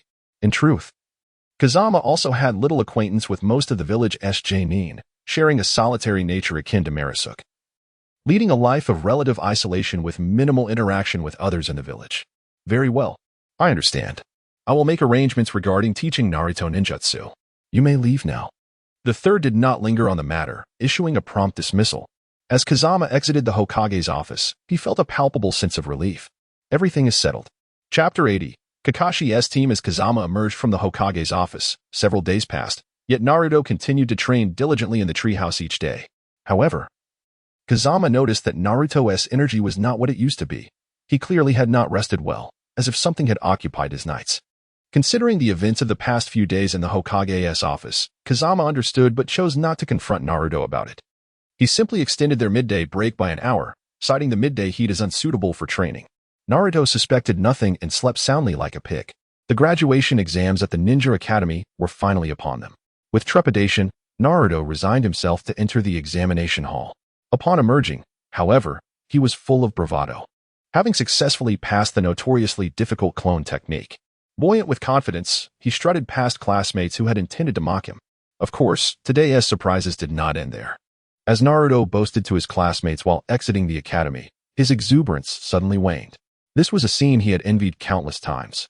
But as an orphan without parents or friends to greet him, he could only retreat to the sidelines, feeling a mix of envy, disappointment, and sorrow. Naruto, where have you been? A rough voice called out. The 3 members of Team 6 had been waiting, eyeing Naruto as he attempted to sneak away. Kazama felt an inexplicable pang of sadness. Despite being an orphan himself, he could not bear to witness such a scene. He scolded himself inwardly and raised his voice. Instantly, he drew the attention of everyone present, and as the protagonist, Naruto found himself the center of scrutiny. His legs turned to jelly, feeling as though the collective gaze had stripped him bare, akin to being exposed in public. Trembling uncontrollably, Naruto felt as if he had been mercilessly dissected by their stares. Naruto, we're here to take you out for a meal to celebrate your graduation from the academy. Yuki, perceptive as ever, added with a cheerful smile. Naruto's face shifted from a deep shade of red to a beaming yet sheepish grin as he scratched the back of his head. How could I let you treat me after my graduation? I'll treat you all to ramen instead. Let me tell you. The best ramen in Konoha is the group walked away, oblivious to the throng of students and parents surrounding them. Shikamaru, I'm hungry too. Let us go. Suggested the plump CHG. But Shikamaru hesitated, unsure whether it was appropriate to intrude uninvited. Come on, don't forget. Our parents told us to spend more time with Kazama, urged CHG. Let us go. Jinya paid no heed to such matters, and, with her two companions in tow, set off for the gathering. You three go ahead. I shall speak to your parents, she assured them. The portly Dingswa appeared behind Xiaozhu Ludi at an unexpected moment. A smile adorning his face, exuding an air of warmth and festivity. It is often remarked that those of ample stature tend to radiate a sense of joyous celebration. Kazama harbored little enthusiasm for ramen and ultimately opted for a yakitori establishment. Naruto, being quite frugal, could hardly spare any substantial amount for dining out, leaving Kazama to foot the bill. Once he completed the ordering, it became evident that the private room was not only occupied by Team 6 and Naruto, but also by Ino, Shikamaru, and Kiba, who had joined the gathering. Kazama felt a pang of sympathy. They were all mere youths, indicating that he would have to spend quite liberally that evening. The camaraderie of youth was characterized by playful banter and hearty feasting, which, in truth, did not require an extensive amount of time. Once their bellies were full, darkness enveloped the sky, and they dispersed in their own directions. On the third day, Team 6 received an unexpected invitation. Kakashi summoned them to participate in the inaugural survival exercise of his class. What on earth was Kakashi up to? Why invite Team 6 when they were already competent genin? Were they to serve as rivals for Kakashi's class, akin to Gaia's team? Regardless, they decided to investigate the matter further. Upon arriving at the designated training ground, they found Kakashi waiting patiently nearby. Not far off, his class had assembled, featuring the familiar faces of Naruto, Sakura clad in a red cheapao with pink hair, and the proud Sasuke Uchiha, all appearing to have been waiting for quite some time. Kakashi-sensei, is there something you require from Team 6? Ino initiated the conversation as Kazama continued to observe Kakashi's class, reflecting on the moment where the narrative truly began. I need you to covertly observe the upcoming assessment and provide me with an honest evaluation, Kakashi replied, narrowing his eyes in his trademark manner. Why not observe them yourself? Kakashi-sensei? Surely, if you participated directly, it would be easy to ascertain their capabilities, Kazama interjected, somewhat perplexed by Kakashi's intentions. Indeed, I am well acquainted with their skills. Yet this marks my first genuine experience in leading a class. My previous students were all sent back to school for remedial training. Therefore, I require insightful recommendations and perspectives, an area in which you, Kazama, excel. Feng Jian curled his lips, utterly disbelieving Kakashi's explanation. For a shinobi of Kakashi's caliber, if he wished to conceal the truth, he could have easily concocted a more plausible excuse, particularly given Kakashi's seasoned nature. Feng Jian speculated that the third Hokage must have played a significant role in this. For no matter how amiable Kakashi might be, he would never permit a mere genin like Feng Jian to partake in the assessment of his subordinates, especially in such an inviting manner. This indicated that Kakashi regarded Feng Jian as an equal, even with Feng Jian's sharp intellect. It was improbable that he would receive such recognition from a genin. Kakashi's indifferent demeanor underscored this point. Naruto is my junior brother, and I am equally curious about how they will perform. As for suggestions, I cannot guarantee I will be able to offer any, considering I am still a genin myself. In the end, it is up to Kakashi-sensei to make the decision. Feng Jian resolutely downplayed his own status, positioning himself as an elder brother concerned for his junior, rather than as a mere advisor. Kakashi was a decent individual, and there was no need to jeopardize their relationship. Do not underestimate yourself. Your insights into a ninja's growth are well recognized in the world of Naruto. I eagerly anticipate your thoughts. With mutual respect, Feng Jian lowered his stature, and Kakashi also expressed his stance, instantly lightening the atmosphere. After a brief exchange, Kakashi utilized his body flicker technique to make his entrance, catching the three members of his team off guard, who had been waiting for hours without breakfast, and thus commenced today's assessment. Kaze and his two companions observed from a distance, watching as Naruto was subdued and sent flying into the river, witnessing Sasuke unleash a startling fire technique, and noticing Sakura's complete lack of participation, ultimately resolved by a simple illusion. The entire sequence lacked intensity, falling short compared to the earlier trials presented by their teacher, Kakashi. To Team 6, where there had at least been some exchange. Here, it was entirely one-sided, a complete domination by Kakashi, devoid of any semblance of challenge. What do you think of Kakashi's team? Kaze inquired of his companions. Naruto is too straightforward, Sasuke too proud, and Sakura utterly ineffective. The trio lacks any coordination and will surely be picked off one by one. I fear Kakashi-sensei may not grant them a passing mark. His companion's assessment was remarkably candid. Indeed, that evaluation is refreshingly straightforward, Kaze chuckled softly, choosing to remain silent thereafter. If even his companion could discern the situation clearly. There was no need for Team 6 to linger here in despair. He shifted the topic. Ikaru, how has your training with Yada and the others been? How is your chakra sensing technique progressing? Ikaru replied in a deep voice. Within 10 paces, I can sense chakra, but beyond that, it becomes unclear. This talent was rather unimpressive. Fortunately, there was no expectation for Ikaru to become a sensing ninja. His technique was merely to compensate for his visual blind spots. If it were anyone else, having only achieved a mere 10 paces in so many days would likely lead to abandonment of the endeavor. For he lacked the innate talent for sensing.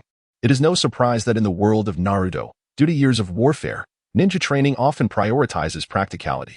Once it is confirmed that one lacks talent in a certain area, the pursuit is promptly abandoned. Mastering a technique in just over 10 days is entirely normal, referring to the ability to utilize it effectively in combat. For someone like Ikaru, after several days of practice in sensing techniques, he found it less effective than merely relying on his eyesight, and thus would have long since given up. Let us continue. By the way, you might also consider the matter of summoning beasts. Since you aim to address your shortcomings, it could be beneficial. When practicing your sensing technique in the forest, aside from the 5 small ones, you could also focus on the other creatures in the woods to see which possess intelligence or chakra affinity. Even if you cannot utilize them, they could be of use to your companion. Understood. Actually, I did notice a faint chakra presence near the eastern cliff. But due to the hardness of the rock, even with the aid of earth techniques, it would require prolonged excavation, wasting time. Perhaps I shall investigate further when I have the opportunity, Ikaru pondered aloud. Is it a summoning beast? Kaze questioned. Uncertain. It is rare for summoning beasts to dwell within cliffs, yet my sensing technique indicated a chakra response, Ikaru replied, not quite confident. Recalling that he had merely rested against the cliff after chasing the 5 small ones, keeping his sensing technique active, which is how he noticed the anomaly. Alright, once we conclude here, we shall investigate. Ideally, it will be a summoning beast. With your sensing technique, your visual blind spots have significantly improved. The next hurdle to address will be your resistance to illusions. A summoning beast would not only bolster your combat capabilities, but also simplify the challenge of countering illusions. Certainly. And you, Shinko? How is your groundhog faring? Since we are discussing summoning beasts, yours is no exception. After signing the contract, I am currently teaching it. However, it is rather timid and enjoys burrowing. Its chakra affinity is acceptable, yet it has not learned any jutsu. It seems rather ineffectual, Shinko admitted. That is unacceptable. Once a summoning beast is contracted, it must be combat ready.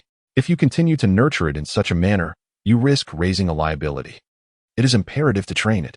Summon it and let the 5 small ones interact with it. We can arrange for special training soon. Very well. It is no wonder that our teacher, Asagao, shows little interest in summoning beasts. Those lacking strength are indeed difficult to put to use, Shinko remarked, expressing her frustration at the groundhog's lack of progress despite their time together. Training is still necessary. The fact that they can awaken intelligence and chakra indicates they are among the elite of their kind, possessing significant potential. However, as humans, we cannot fully comprehend them. Thus, patience is required. Kaze echoed the sentiment that the 5 small ones also needed training. Their previous training had only covered basic tactical cooperation, and they had not yet engaged in real combat situations. Primarily, Kaze had focused his energy on this side, only requiring them to assist in reconnaissance. Now that their scouting abilities were reliable, it was time to prioritize jutsu training. Meanwhile, the Kakashi team was nearing the conclusion of their session, and Naruto was once again the unfortunate one, bound to a stump while watching the other 2 enjoy their meals. In terms of strength, Naruto was not inferior to Sasuke. Having trained alongside Kaze since childhood, his physical prowess was exceptional. However, he struggled with techniques, but his robust physique allowed him to withstand the Uchiha-style taijutsu despite lacking finesse. In terms of ninjutsu, the shadow clone technique was on par with fire release, making it difficult to determine a clear victor. The crux of the matter lay in Naruto's responses and adaptability, which ultimately led to his being tied up, a consequence of his own actions. Then, an unexpected scene unfolded as Kakashi displayed leniency. He accepted the formation of the trio based solely on the fact that the other two shared their lunch with Naruto. This felt rather trivial. Had it been Kaze, he would have preferred to send them back to the academy for further development before allowing their return, rather than granting such an easy approval. Perhaps Kakashi was influenced by Naruto's connections. The notion that Kakashi was unaware of Naruto's background was utterly implausible. How leisurely you all are. After observing my adorable students for quite some time, have you gleaned any insights? Team 6 had observed from a distance, choosing not to scrutinize Kakashi's team any further, even distancing themselves to avoid detection. They spread out a carpet, laid out food and tea, and engaged in light-hearted conversation, akin to a leisurely spring outing. This casual disregard irked Kakashi, for regardless of his personal opinions towards his students, he expected at least a modicum of respect for the tasks assigned to him as a shinobi. Kakashi-sensei, please do not be angry. We have been observing for quite a while, and even Shinko could clearly articulate the three's characteristics, which is why we decided to leave. Moreover, we did not wish to be discovered, did we? Kaze quickly interjected, pouring a cup of tea for Kakashi and inviting him to sit. Oh, Shinko noticed? It seems my dear students are not particularly impressive in your eyes. Kakashi's expression remained stoic, his mood evidently soured by Team 6's attitude, which lacked respect for both him and his team. Indeed, in my view, Kakashi's team has yet to prove themselves worthy of being called ninjas, Kaze boldly stated, disregarding the potential for offense, confident in Kakashi's integrity. As long as his claims were rational and substantiated, he doubted any lasting resentment would arise. I am eager to hear more. Kakashi's lifeless gaze has vanished, and even with a mask obscuring his features, one can sense his displeasure. Shinko and Aikir both perceive the discordant atmosphere. To address your concerns, I discern two primary issues. Firstly, your assessment disproportionately emphasizes Naruto and Sasuke while neglecting Sakura Haruno's presence. Indeed, Sakura may appear the least remarkable of the trio, yet as a member of Kakashi's team, one must question how well you truly understand her. Throughout the ordeal, I observed Kakashi-sensei effortlessly incapacitate Sakura with a genjutsu. As a J-nin, even if you're not an expert in illusion techniques, your prowess far surpasses that of a mere academy graduate. What insights do you glean from this? Secondly, the issues within the team remain unaddressed. Naruto's brash innocence, Sasuke's aloof pride, and Sakura's infatuation create a lack of synergy. The saying goes, a leopard cannot change its spots, suggesting that while they can develop cohesion through subsequent training, they must first acknowledge their shortcomings and attain a preliminary psychological recognition of their issues. From the outset, I fail to see any willingness to cooperate among them. Lastly, if the aim is to instill the importance of unity, why resort to a trivial pretext of sharing a meal? While this may serve to remind them of teamwork's significance, it is patently frivolous. The lack of cooperation renders the rationale for passing the test utterly contrived. Were I in your position, I would have sent them back, allowing them to confront their inadequacies in the psychological torment of returning to the academy before reintegrating them. Do you know why our Team 6 was formed initially? It wasn't solely due to Shinko and Aikir's diligence. They were forged through a year of neglect, cultivating resilience. Kakashi-sensei, as their teacher, how you guide them is beyond my purview, but your approach seems rather naive, only slightly more adept than that of the early morning instructor. Kakashi's expression darkened, feeling the sting of criticism from a genin. After all, as a J-nin, shouldn't he maintain a semblance of dignity? Yet, the final remark from Kazama lightened his mood. When compared to the early morning instructor, he indeed felt slightly superior. Without your uniquely insightful mind, how could Team 6 have achieved their current level? Regaining his composure, Kakashi recognized Kazama's expectations of a teacher, which might now be unattainable for any J-nin in Konoha.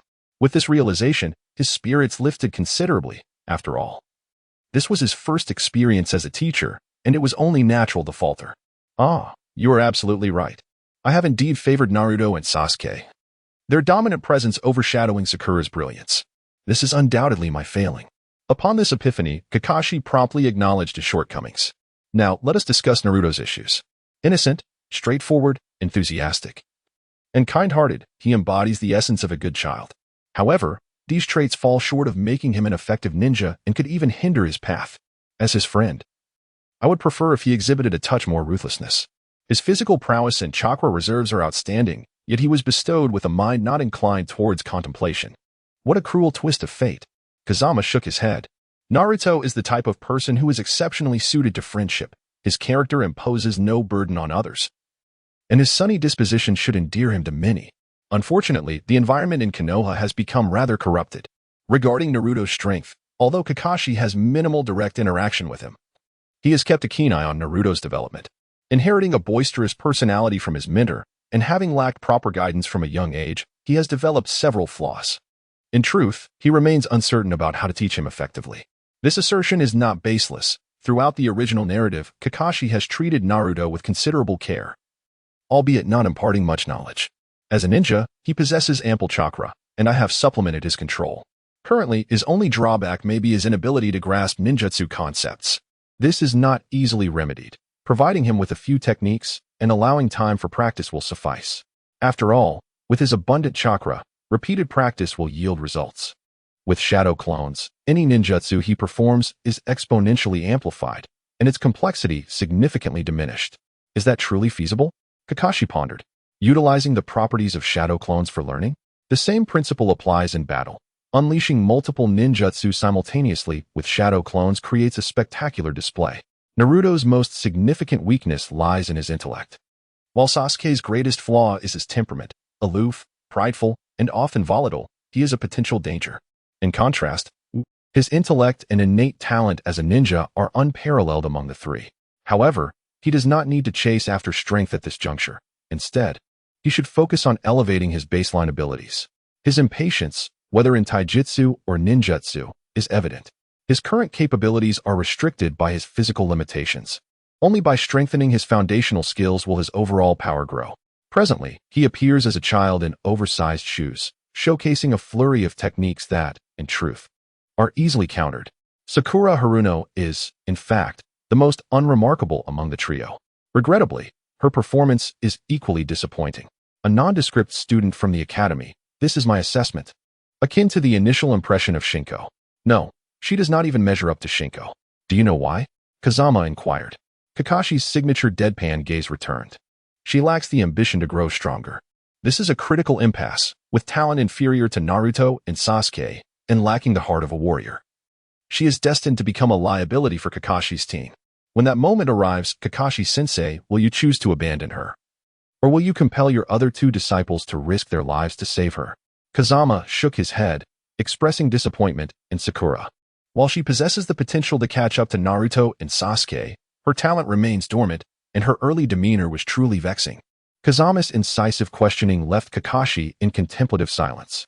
The configuration of Kakashi's team mirrors that of the past, reminiscent of Minato's team, a genius, a straggler, and a girl. And should the girl become the team's weakness and the target of adversaries, witnessing her demise would be a harrowing experience. Kakashi recalled those days, his heart heavy with unease. Kazama's words resonated deeply.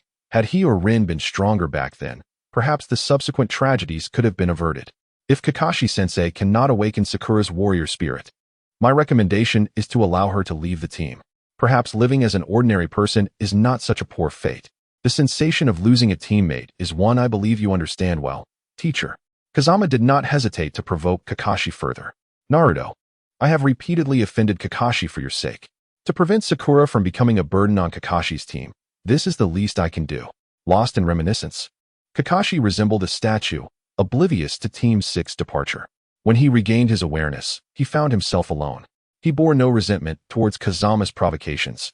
Rather, he recognized that only someone truly close would dare to remind him so. Now, he needed to contemplate how to address the diverse personalities of his three disciples. Yet, the one who could offer him guidance had already departed. Kakashi gazed skyward, where the serene blue sky and white clouds enveloped him. Rin and Obito seemed to materialize in the heavens, both smiling down at Kakashi. Rest assured, this time, I shall not allow any harm to befall my team. Kakashi resolved with unwavering determination. Chapter 83. Investigation. Aikir, are you certain this is all there is? After bidding farewell to Kakashi, Class 6 did not return but instead set out to investigate the peculiar source of chakra that Ikaru had mentioned. The village of Konoha was almost entirely enveloped by an endless forest, resembling a vast carpet, making it difficult to discern the undulations of the terrain. However, there were indeed cliffs and other elevations surrounding Konoha, albeit obscured by a plethora of vegetation. The cliff before them was a case in point. It was not particularly high, measuring merely 20 meters or so, draped in foliage that concealed its rugged surface, revealing only the steepest face of the rock. Without a keen eye, one might easily overlook it. Ikiru approached, pressing his hand against the stone and closing his eyes to activate his chakra sensing technique. The faint yet discernible chakra fluctuations, almost beyond the range of detection, persisted. It's still there, Ikiru confirmed as he opened his eyes. Let me try. Kazama stepped forward and employed a modified earth release technique. The technique, designed to sense vibrations through the rock and soil, revealed a faint sound emanating from within the cliff. A subtle noise resembling metal scraping against stone. There's life inside, Kazama asserted confidently, recognizing that only a living creature could produce such illogical sounds. If it were water trickling from a mountain spring, it would be rhythmic and repetitive. Ikiru, momentarily taken aback, then looked at Kazama with delight upon receiving this affirmation.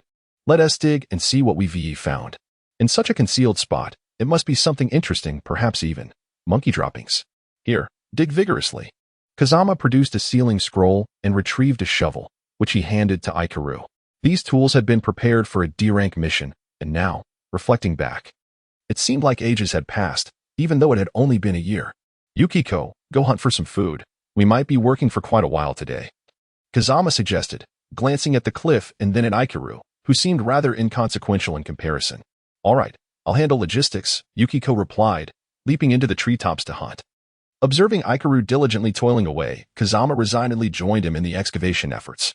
With Ikiru's considerable strength and the support of his earth-release chakra, the task of unearthing stones was not particularly daunting. He softened the rock with chakra and then dug it out with the shovel, essentially turning it into an unconventional training session for earth release.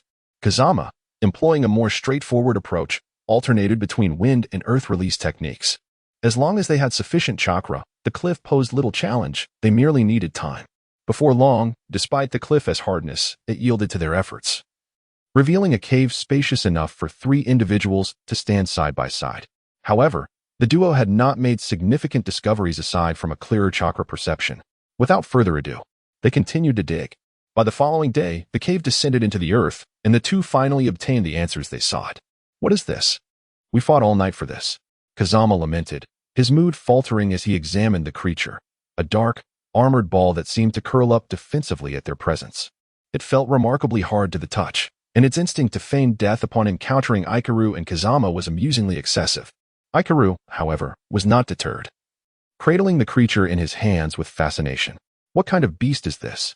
Yukiko inquired. A pangolin, one of the most adept burrowers among beasts. Yet this one is peculiar. It's not merely awakened chakra, Ikiru explained. What if we roasted it and had a feast? Creatures with awakened chakra are said to be more delectable.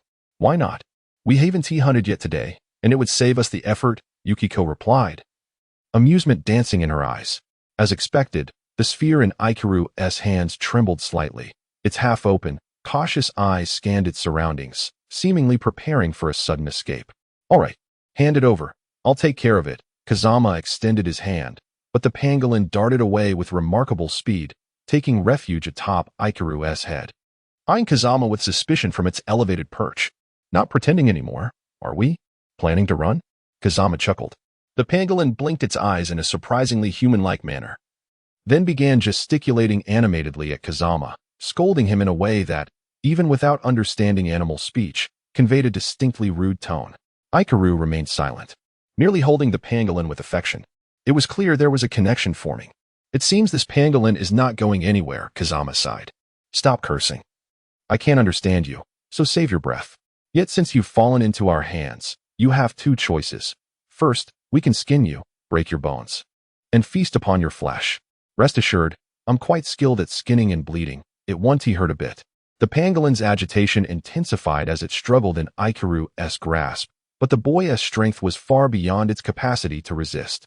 Secondly, you can sign a contract with me and become my summoning beast. I will take care of your needs, and in return, you'll need to protect me. What do you say? At the mention of the second condition, the pangolin paused, a flicker of contemplation evident in its eyes before it resumed its struggles.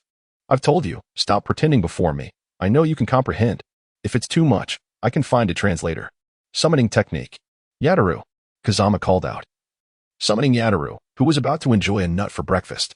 Confused, he scratched his head before realizing he had inadvertently created a mess of his hair, then queried Kazama. What's the matter? Can't you wait until I've finished my meal? It's quite irritating. I need you as a translator. Kazama pointed toward the pangolin in Ikaru's script. Yataru glanced over and exclaimed, Oh, is there a new brother joining us? No problem. I'll make sure to be a good translator. Brother, what should I call you? I'll let you know. Your joining Yataru's words trailed off as he noticed the pangolin's peculiar accent, but he decided to let it be for now. You're mistaken. Joining us means you need not worry about survival. The pangolin continued to squirm. You refuse? The pangolin grew increasingly agitated. All arguments have been made. Now think it over, Yataru advised. An hour passed, and Yataru stared in disbelief at the stubborn pangolin, wondering how it could possess such a hard head. As if it had been feasting on stones. Present your conditions. I'll relay them. But be aware, if you wish to survive, your only option is to join us. Yataru issued one final ultimatum. Flow, the pangolin cunningly persisted, having endured this long solely to negotiate its terms. Have you agreed? What are your conditions? Speak freely. Yataru sprang up, excited at the prospect of negotiations. You wish to sign a contract with Ikaru? That's fine.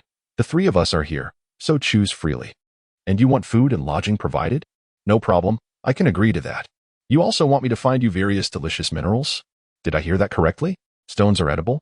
Very well, I'll inquire. Absolutely fine, Kazama interjected eagerly before Yataru could finish outlining conditions. And you cannot be forced into battle? You cannot be summoned against your will? You cannot. Feng Jian, unable to contain his anger, unsheathed his short blade and began to hone it against a nearby stone. Sparks flying with each stroke. His gaze remained fixed on the pangolin, its meaning unmistakable. In Chapter 84, titled Magnetite, the pangolin froze momentarily. Its scales erupting and then quickly returning, darting back to Ikir's shoulder. It abandoned the idea of further negotiations. Beyond the first three conditions, all others became void. A nod would signify agreement, while refusal would result in skinning and dismemberment. Feng Jian meticulously ran his fingers along the blade's edge, testing its sharpness before slicing into a nearby tree trunk, the entire blade embedding itself deeply, just as the honing was completed. With a shriek, the pangolin nodded repeatedly.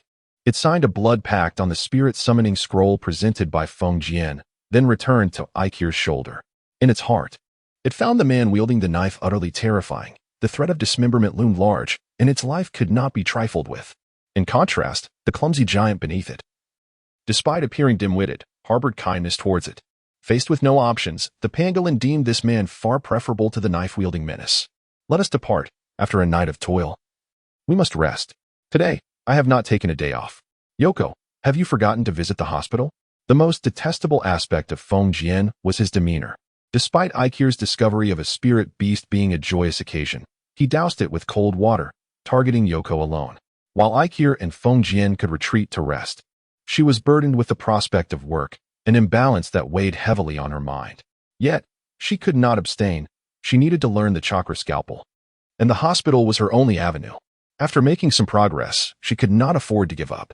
Pointing at Feng Jian, she expressed her dissatisfaction with his ungratefulness. Her face clouded with resentment as she trudged off to work. The pangolin leapt from Ikir's shoulder and scurried into a dugout cave, soon rolling out a stone the size of an egg, beckoning Ikir to follow. What was its intention? The cave holds treasures it has accumulated. It seeks Ikir's assistance to retrieve them, replied Yataru. Oh, Ikir mused, picking up the stone for inspection. It felt dense and substantial. Upon further examination with a kunai, he found it magnetic. Indeed, it was magnetite. Could it be that beneath this cliff lay a magnetite deposit?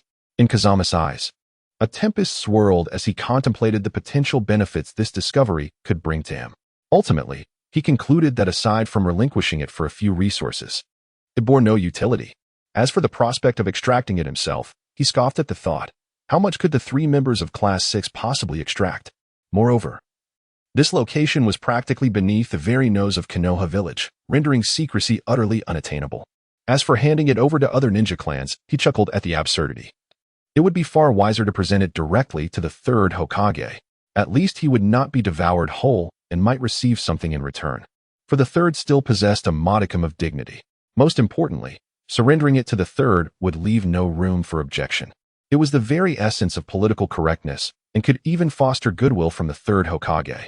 With Ikaru's assistance in earth release techniques, the pangolin swiftly unearthed his treasure, a trove of ore. Judging by the color, it appeared to consist not only of magnetite but also of hematite. The rest remained unrecognizable to him. Subsequently, Kazama found himself weighing the pros and cons of the situation. The matter of magnetite held significant ramifications. And considering it was Ikaru's discovery, maximizing their benefits became the paramount concern.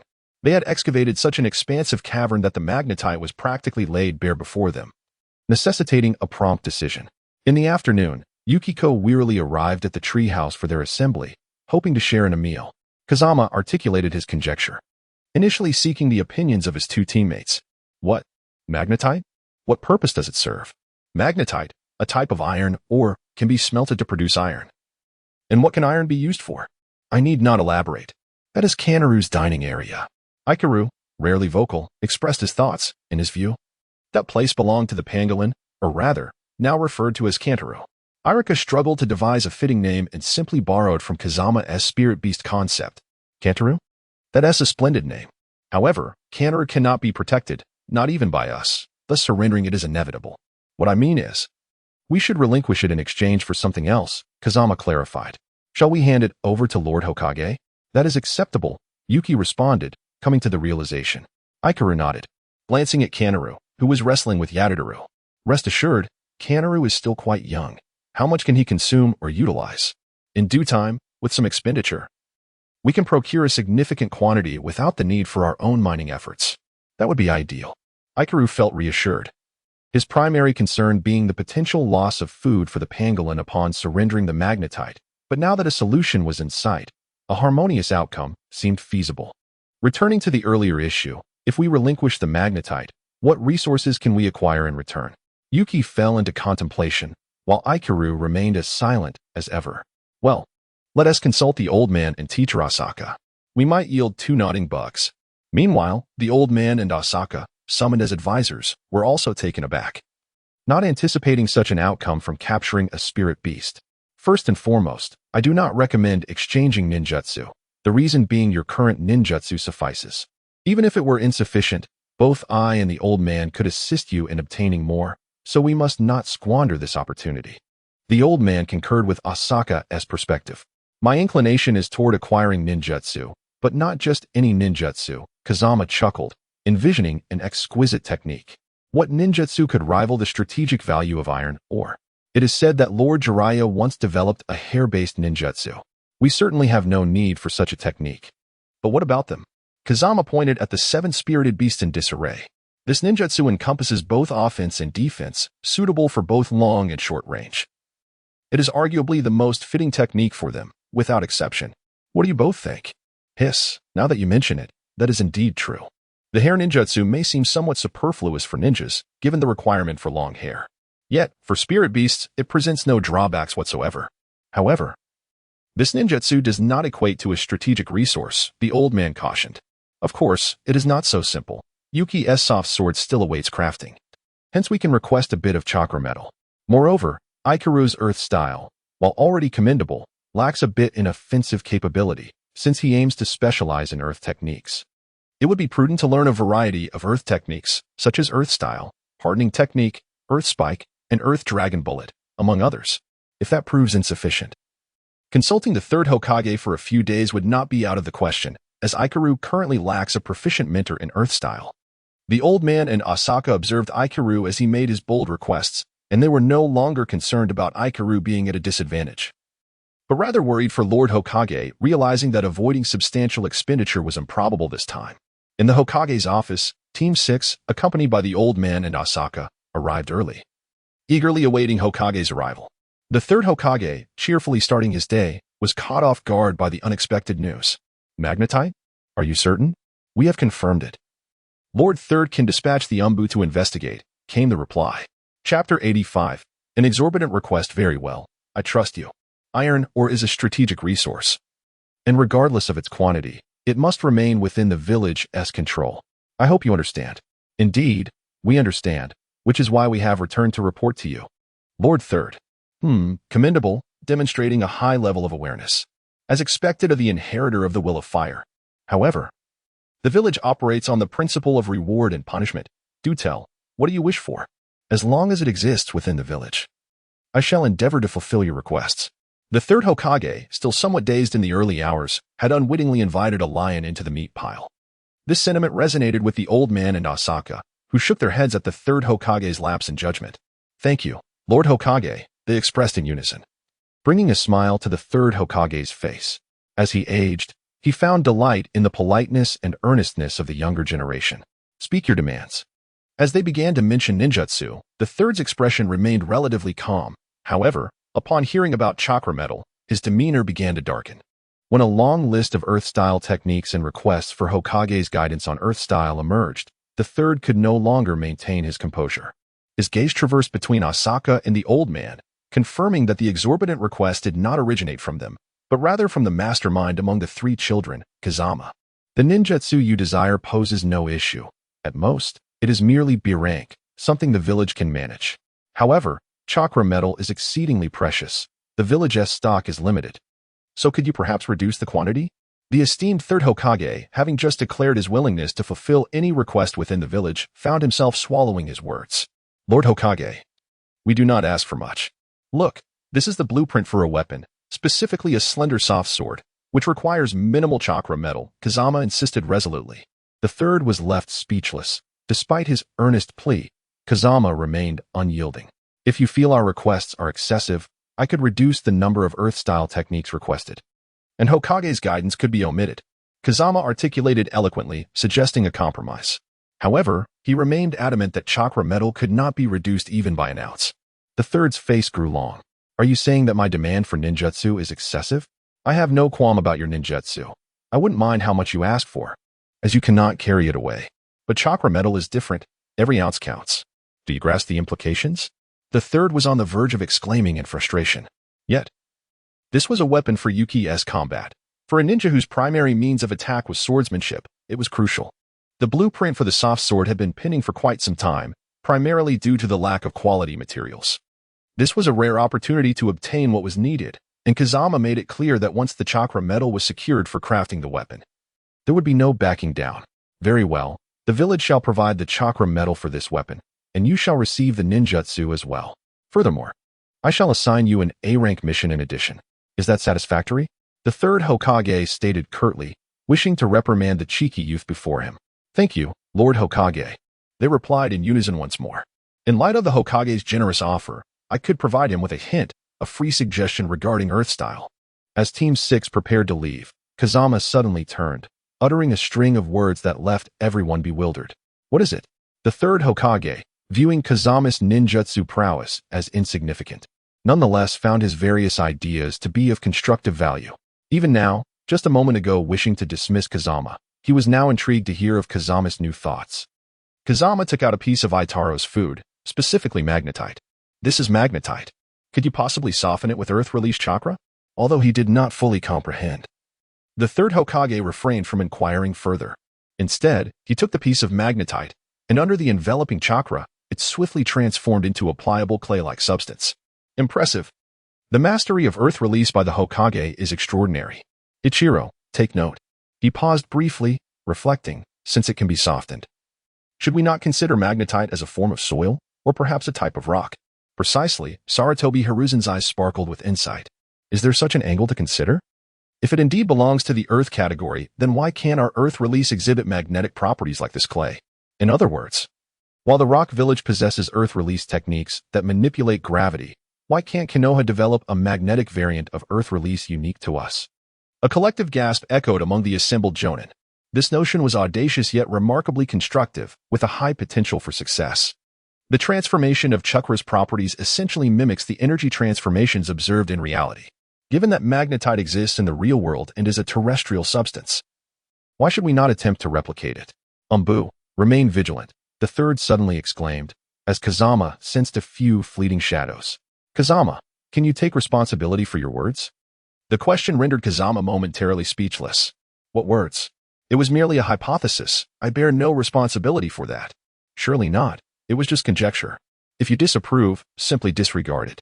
Why must I be held accountable? I lack the ability to actualize it myself. Do you realize that should your concept succeed, it would effectively constitute the creation of a secret technique, one that rivals any elemental ninjutsu? He continued. The Cloud Village possesses magnetic release, as does the Sand Village. And now, Konoha could potentially have its own magnetic release. Thus, I posed the question. However, it is evident that you are merely a talker.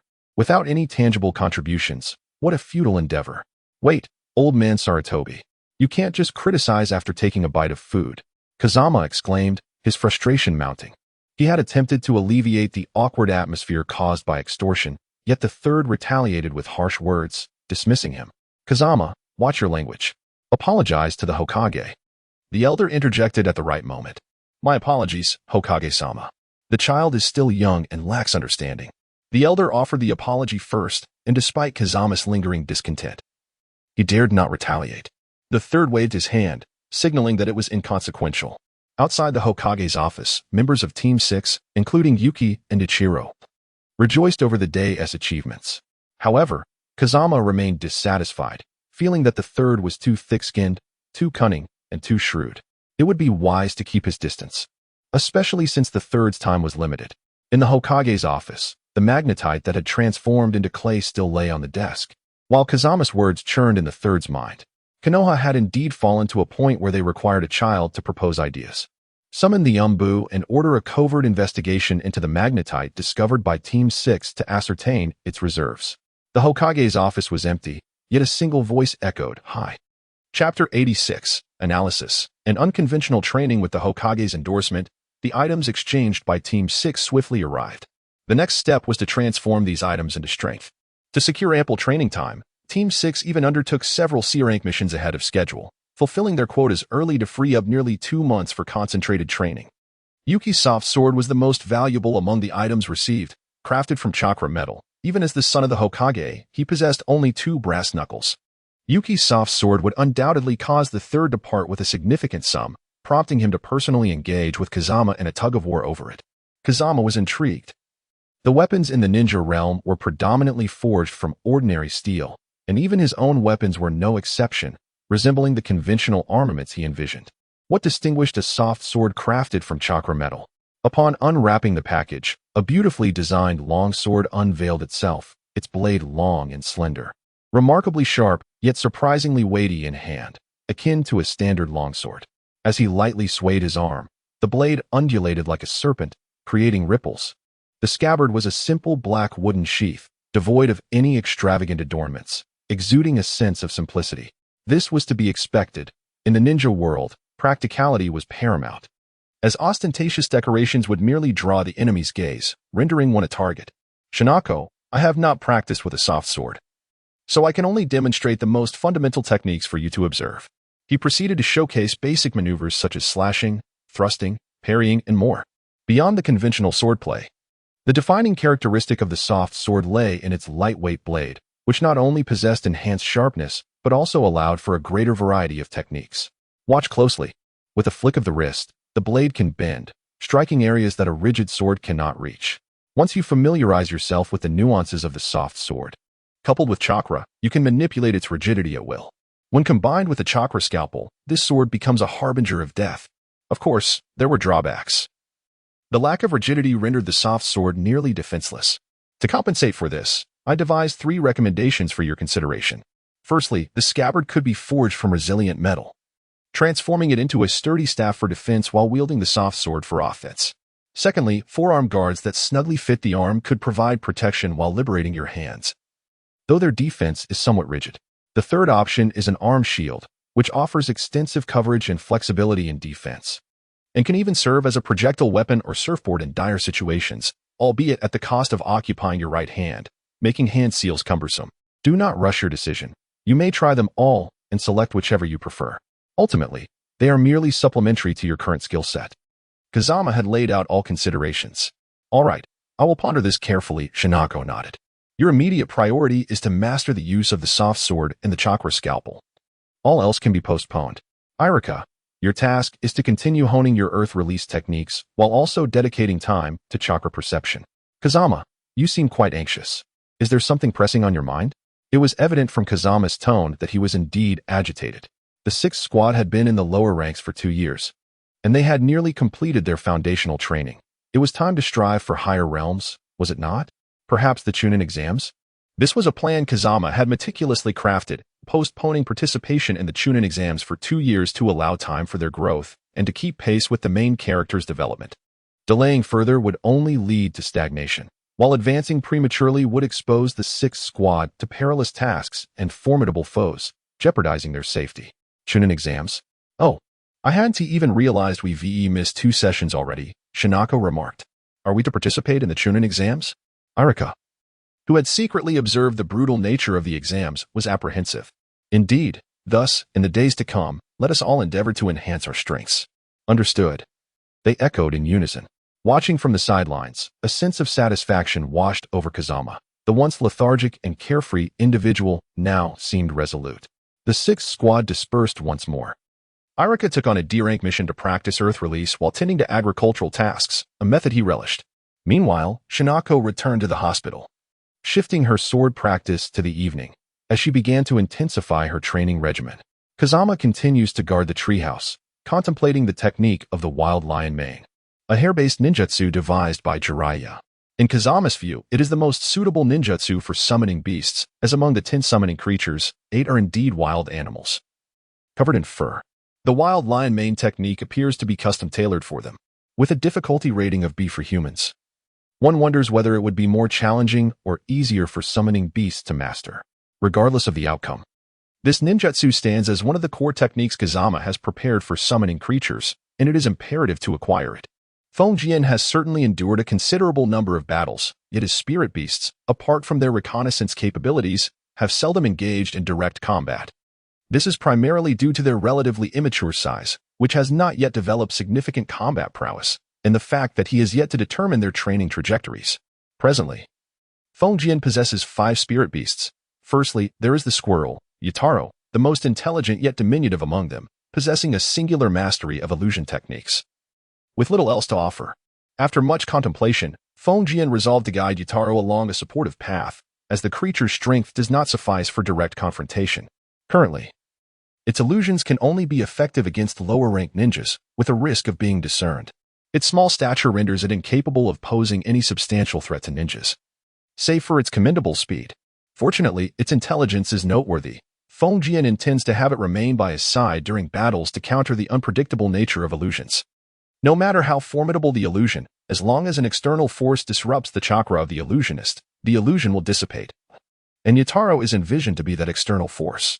In the interim, it shall serve as a diplomat, assisting Feng in training the other spirit beasts, while its future prowess lies in its own hands. Next in line is the panda, Zhaodaro. This creature, now well-fed and adequately exercised, has grown to a size comparable to that of a medium-sized dog. With its sharp claws, particularly when equipped with the specially crafted claw blades provided by Feng it resembles a miniature version of Wolverine. Notably, Zhaodaro exhibits a cunning demeanor, favoring earth techniques to burrow underground. When the trio of wolves encircle their prey, Zhaodaro adeptly emerges from below or from the legs of the target, unleashing its claws with deadly precision before retreating, only to reappear from another location for a surprise attack. Given Zhataro's aptitude for earth techniques, training in this area is essential. Currently, aside from burrowing, the only other technique Zhaodaro has mastered is creating pitfalls, crafting a square pit over 2 meters wide, complete with spikes at the bottom. This treacherous ninjutsu is quite sinister, and Feng is keenly aware that, given this innate talent, the cultivation of ninjutsu is imperative. Chapter 87. Seeking assistance. The trio of wolves consists of the eldest brother, Grey Wolf, the second sister, Red Wolf, and the youngest brother, Sand Wolf. Thus far, only Grey Wolf has exhibited an affinity for wind techniques, as he swiftly dashes about, leaving a gust of wind in his wake, while the other 2 can only trail behind, inhaling dust. Red Wolf, named for the tuft of red fur atop her head, possesses a fiery temperament and has yet to demonstrate any innate talent. Feng contemplates whether to utilize chakra test paper to ascertain her abilities. For in the world of ninjas, even spirit beasts ought to wield ninjutsu. The youngest brother, Sand Wolf, strikes Feng as possessing husky traits. He is lively, boisterous, and rather bothersome, with an insatiable curiosity. Residing on the edge of the forest, he enjoys digging up others' burrows, leading to a depletion of rodents near their treehouse, as his antics scare them away. In contrast to the composed gray wolf and the fiery red wolf, Sand Wolf is somewhat careless. Every hunting expedition seems to invite mishaps, making him the Naruto of wolves, full of surprises. Gathering the five together, each was given a piece of chakra test paper. Yataro's paper split into two, revealing a wind attribute, which surprised Fongjien. Zayataro's paper not only split but also shattered, indicating both wind and earth attributes, an exceptional find. Grey Wolf's paper also split, confirming a wind attribute. As expected, Red Wolf's paper ignited, revealing a fire attribute, truly a case of wolves living up to their names. As Fongjien had initially chosen her name simply to compliment Grey Wolf. As for Sand Wolf, his paper crumpled and disintegrated instantaneously, showcasing the stark differences in attributes among the trio of wolves. With 5 spirit beasts, 3 possessing wind attributes, was this mere coincidence or destiny? Nonetheless, the task at hand was clear. They must be trained, or else Fongjian's journey as a hunter ninja would be rendered meaningless. Fongjian gathered all his spirit beasts and assigned a task to the 3 with wind attributes. They were to use their claws, imbued with chakra, to carve their favorite foods into a tree stump. This task, seemingly simple, prompted the spirit beasts to believe their master was merely engaging in play, eagerly responding. It must be noted that despite their intelligence, when it comes to cunning, humanity still reigns supreme. The tree stump was sturdy, and to leave a lasting and clear mark, they would need to claw deeply into it. Even Grey Wolf, the largest among them, required a running start to leave a scratch, making it impossible for the others with lesser strength. Only by harnessing chakra could they achieve this task. By channeling chakra into their claws, they could enhance their sharpness, akin to how Fongjian had once infused chakra into a blade. Over time, as they grew accustomed to sharpening their claws with chakra, the essence of wind would resonate within them, facilitating the learning of other wind-based ninjutsu with ease. This was Fongjian's grand design. The challenge lay with Red Wolf. As Fongjian himself was unfamiliar with fire techniques, particularly the chakra's elemental transformation associated with them, which lacked the defined direction of wind attributes. How could he activate Red Wolf's fire techniques?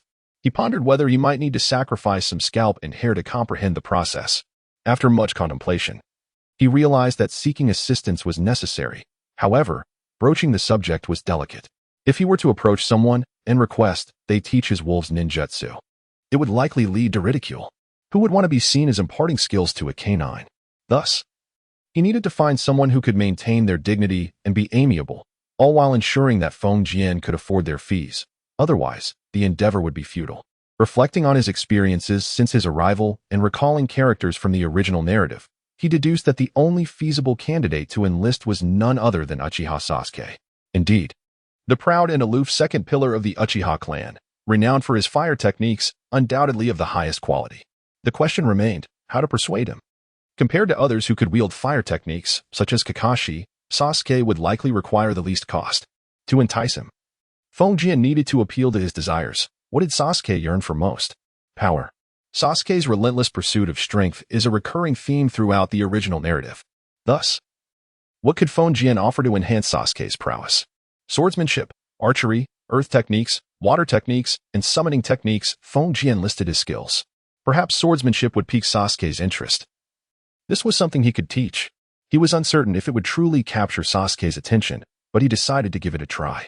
If that failed, perhaps he could divulge some intriguing secrets, as he was well-versed in the original tale and understood certain nuances. Hey Naruto, long time no see. Fongjian sought out Naruto to inquire about Sasuke's whereabouts. Sasuke? He is probably training somewhere. Do you need something from him, big brother Fongjian? Take me to him. I'll treat you to some grilled meat at noon.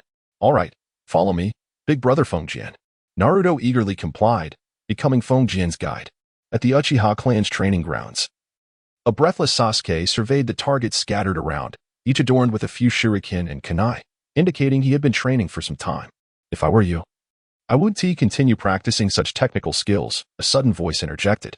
Sasuke's expression shifted sharply as he turned to identify the speaker. Upon recognizing Fongjian, his demeanor softened slightly. What do you want? Naruto, do you need something? And you, I'm curious about your intentions. Were you belittling the Uchiha clan's shuriken techniques just now? Firstly, it is essential to discern the identity of a stranger upon first encounter. Secondly, one should refrain from employing such an accusatory tone when uncertain of the opponent's identity and capabilities. Thirdly, the honor of the Uchiha clan is not one you can easily bear. Do not casually invoke the Uchiha name. For you, this surname is akin to a chronic poison. one that may strike at any moment and lead to your demise. Cease your grandiloquent boasts. Being superior to me is not merely a matter of words. To belittle the Uchiha will come at a cost. The face of the second pillar turned a shade of purple, for he despised being deemed inferior in strength. Windblade skillfully struck at his sore spot, launching 3 shurikens towards him, effectively sealing his retreat. 2 kunai swiftly followed, aimed directly at Windblade's vital points. Ah! Damn it, Sasuke. Brother Windblade is not a villain, Naruto exclaimed, unable to quell the verbal skirmish between the two. While he struggled to comprehend their exchange, he could discern that Sasuke's initial assault was severe. Why has this escalated so? Childish antics, Windblade muttered, though his voice was far from quiet. He unsheathed the dagger from his waist and charged forward, effortlessly deflecting the 2 kunai while maintaining his momentum towards the leader. Sasuke, not one to remain passive, prepared for close combat, recognizing that shuriken techniques were merely a means to restrain his adversary. Why must you engage in close quarters with Brother Windblade, you fool? Naruto lamented, cradling his head as memories of being struck by Windblade flooded back, leaving indelible marks. Chapter 88, A Lesson for Sasuke.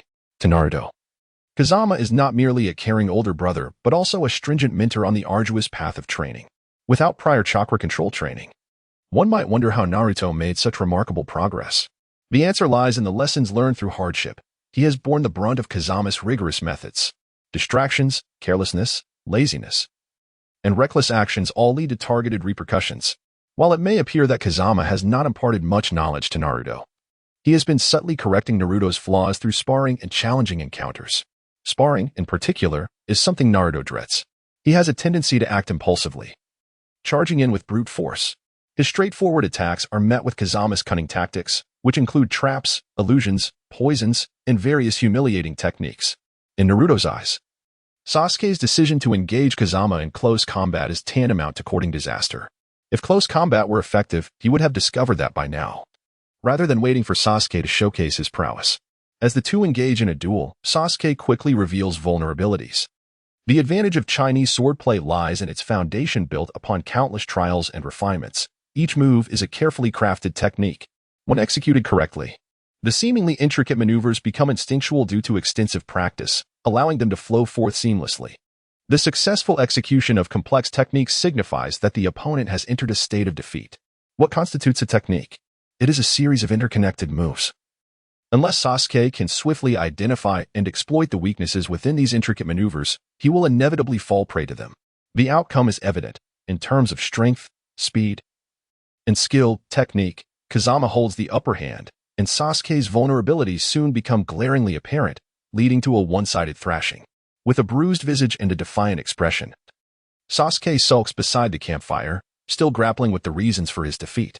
Despite Kazama's seemingly ordinary demeanor, he finds himself inadvertently exposing flaws and succumbing to decisive blows, leaving him bewildered. The fragrant aroma of the simmering soup wafts through the air, eliciting a series of involuntary swallows from Naruto, who waits patiently for Kazama to speak. Stirring the pot slowly, Kazama knows that the nourishing broth requires gentle heat and time to develop its rich flavor and retain its nutrients. Only Sasuke appears agitated, feeling unjustly interrupted during training and bewildered by the circumstances that have led him here, abandoned by both comrades. What's the plan here? Sasuke finally bursts out, his injuries serving as a reminder to temper his temper. He manages to address Kazama in a relatively calm tone, but the resentment is palpable. Fortunately, Kazama remains unfazed. I sought your assistance, yet you rushed in without hesitation, forcing my hand. I intended to ask for help, but since you presented yourself so readily, I must first defeat you before we discuss anything else. His nonchalant tone only adds to Sasuke's frustration, both physically and emotionally. You provoked me and disrespected the Uchiha clan. First, I do not disrespect the Uchiha clan, only you. Do not confuse the two. Second, I merely pointed out the flaws in your training, intending to offer constructive criticism. But you took it as an insult. Kazama expresses a lack of interest in Sasuke, whose temperament does not align with his own. Given a choice, Kazama would rather befriend Naruto or Aikir than Sasuke. Do you look down on me? That implies you look down on the Uchiha clan. Sasuke's expression twists in anger, barely restraining himself from launching another attack. Why should I regard you highly? Is it due to your misguided sense of superiority? Your abrasive nature? Or perhaps your surname? You merely lucked into being born into the Uchiha clan. Had you been born into a common family, your temperament would earn you daily beatings. Furthermore, When you accuse me of disrespecting the Uchiha clan, I have clarified that my disdain is for you alone. The Uchiha are a clan renowned alongside the Senju for founding Konoha. I lack the standing to look down upon them. However, your actions tarnish the name you bear. The Uchiha clan is in decline, yet you carry yourself as if you belong to a 1,000-year-old lineage. Who do you think you are? You are merely a lowly genin of Konoha. What gives you the audacity to speak to someone who just defeated you in such a manner? In essence, you are just a naive child, unable to grasp reality. No, it is more than that. You hold contempt for anyone outside the Uchiha clan. Is that your pride? To be so self-absorbed is truly pitiable. Kazama's biting words strike a chord with Sasuke, who is painfully aware that the Uchiha legacy has dwindled to just himself and a traitor. He feels powerless to change this reality, clinging to the remnants of pride associated with his surname. If he were to lose even that, he would be left with nothing but his name. Observing Sasuke's descent into self-reproach and despair, Kazama feels a twinge of remorse for the weight of his words. My intent is not to belittle you. I am not that cruel. I simply wish to convey that you must let go of your pride and arrogance. View yourself as an ordinary person and observe the world around you. You will find that, despite its harshness, there are still beautiful things to behold. Hatred will not make you stronger. What will empower you is the unwavering resolve to persist despite adversity. If you genuinely desire to restore the Uchiha's glory, remember this: the essence of life lies not in how many times you fall, but in how many times you rise after each fall. To reclaim the honor of the Uchiha, you must tread the path your ancestors walked, enduring the same tribulations. This journey will not be tranquil. Pride, self-regard, and the aura of exclusivity are but stumbling blocks and attract the very flies of your enemies. Shed them. An open heart can hold much more. With these reflections, Kazama displays a talent for becoming a master of digital wisdom, though regrettably, they are lost on their audience of two young boys.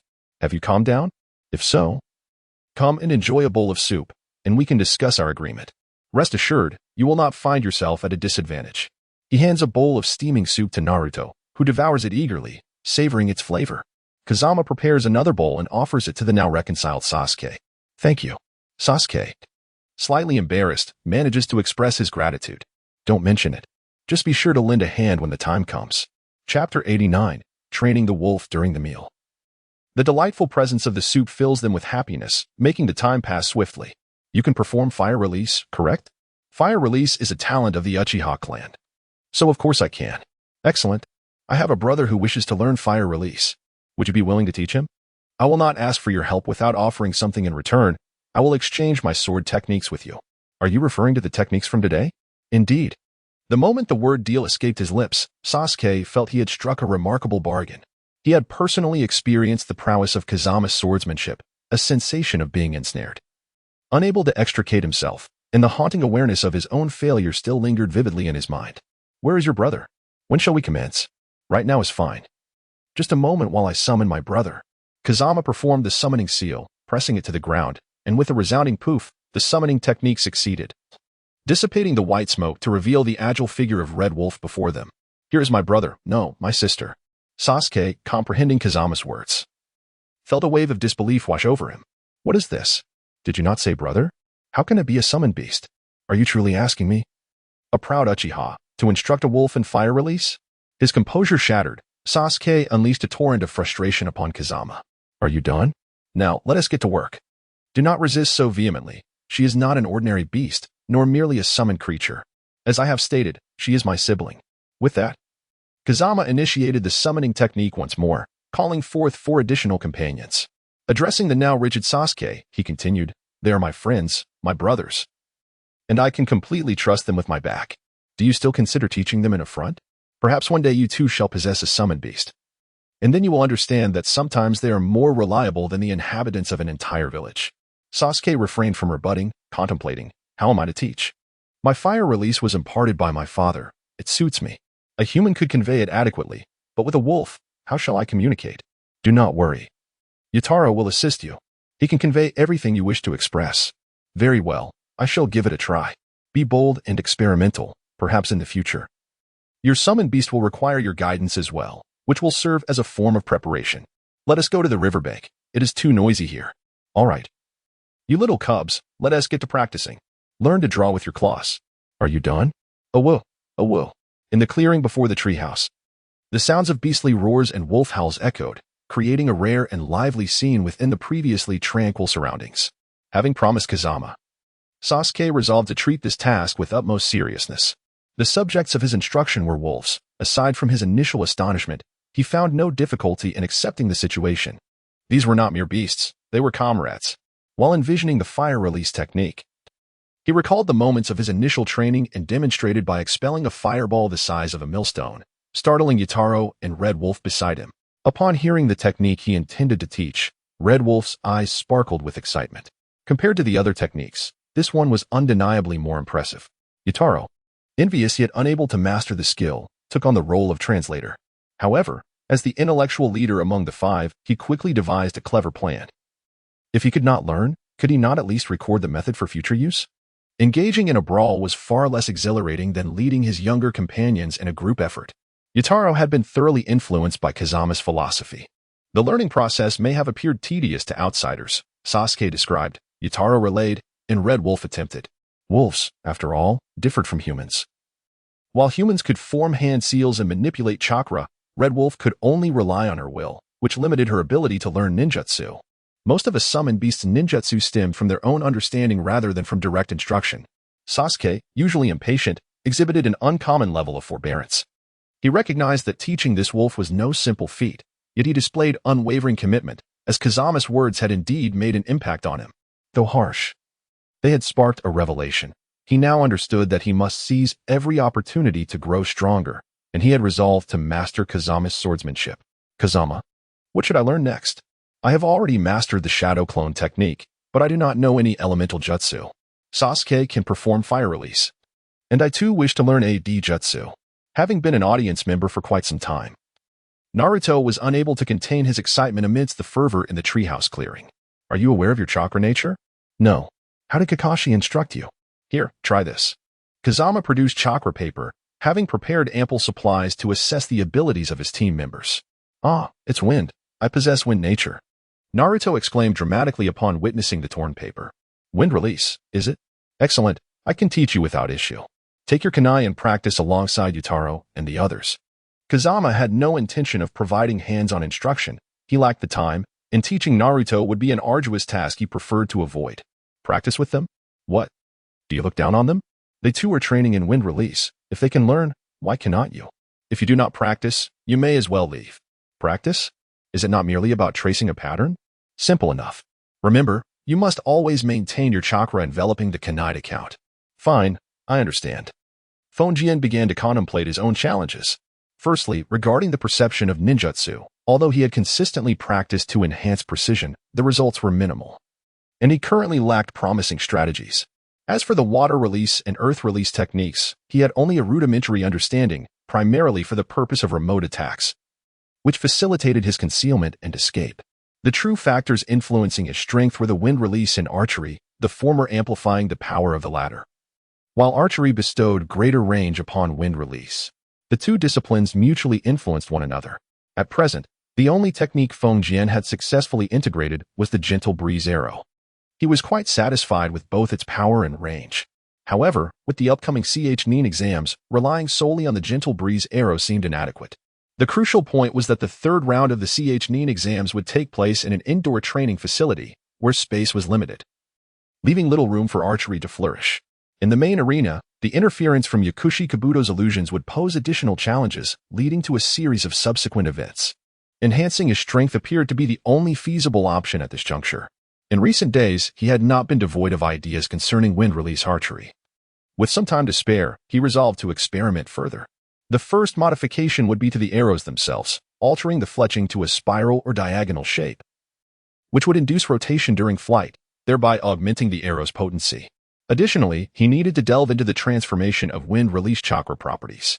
The gentle breeze arrow merely affixed wind release to the arrow without significant control or shaping. Now, he aimed to envelop the arrow in a thin film of wind release chakra, deepening the chakra properties. What does it mean to deepen chakra properties? This pertains to the understanding of chakra transformation. For instance, when two individuals achieve the same fire release transformation, can the power of the third Hokage's fire release be compared to Sasuke's? Certainly not. This raises the issue of the degree of mastery over fire property transformation. If the pinnacle of this transformation is deemed 100, The third Hokage would be around 90, while Sasuke, having only recently accomplished this transformation, might score a commendable 60. Such is the distinction. Kazama is an individual who has mastered the transformation of wind properties. And now he seeks to further enhance these transformations to improve his wind release arrow technique. He recalls from the original work that Naruto successfully cut a leaf, and his subsequent training involved cutting through a waterfall. What is the significance of this? Why cut a waterfall? Certainly, cutting a waterfall is not the end goal, but rather a means to achieve a greater purpose. Kazama must comprehend what that ultimate goal is, or more aptly, what the training is intended to cultivate. Gazing up at the sky, he pondered for an extended period, yet found himself at a loss, as the original text provided no intricate explanation for this segment. This was rather frustrating, as it left much unsaid. If all else fails, perhaps he should attempt to confront the waterfall himself? This was the only course of action he could conceive at that moment. Numerous streams meandered near Konoha, and waterfalls were not difficult to locate. However, the kind of torrential waterfall depicted in the original work was beyond his capabilities. He casually sought out a waterfall of modest height, approximately several meters. Observing the water cascading down like a silken ribbon from above, crashing violently into the pool below or shattering upon the rocks. After watching for a while, Kazama felt his clothes begin to dampen from the heavy mist surrounding him. While the intensity of the mist was of little consequence, the experiment he intended to conduct was still imperative. Stripping down to his undergarments, he activated his earth release technique to construct a sturdy stone platform at the base of the waterfall for stability, much like the legendary swordsman practicing in the water. He found himself under the waterfall, attempting to hone his chakra. With a somewhat pretentious sigh, he stepped into the torrent. He had underestimated the force of nature.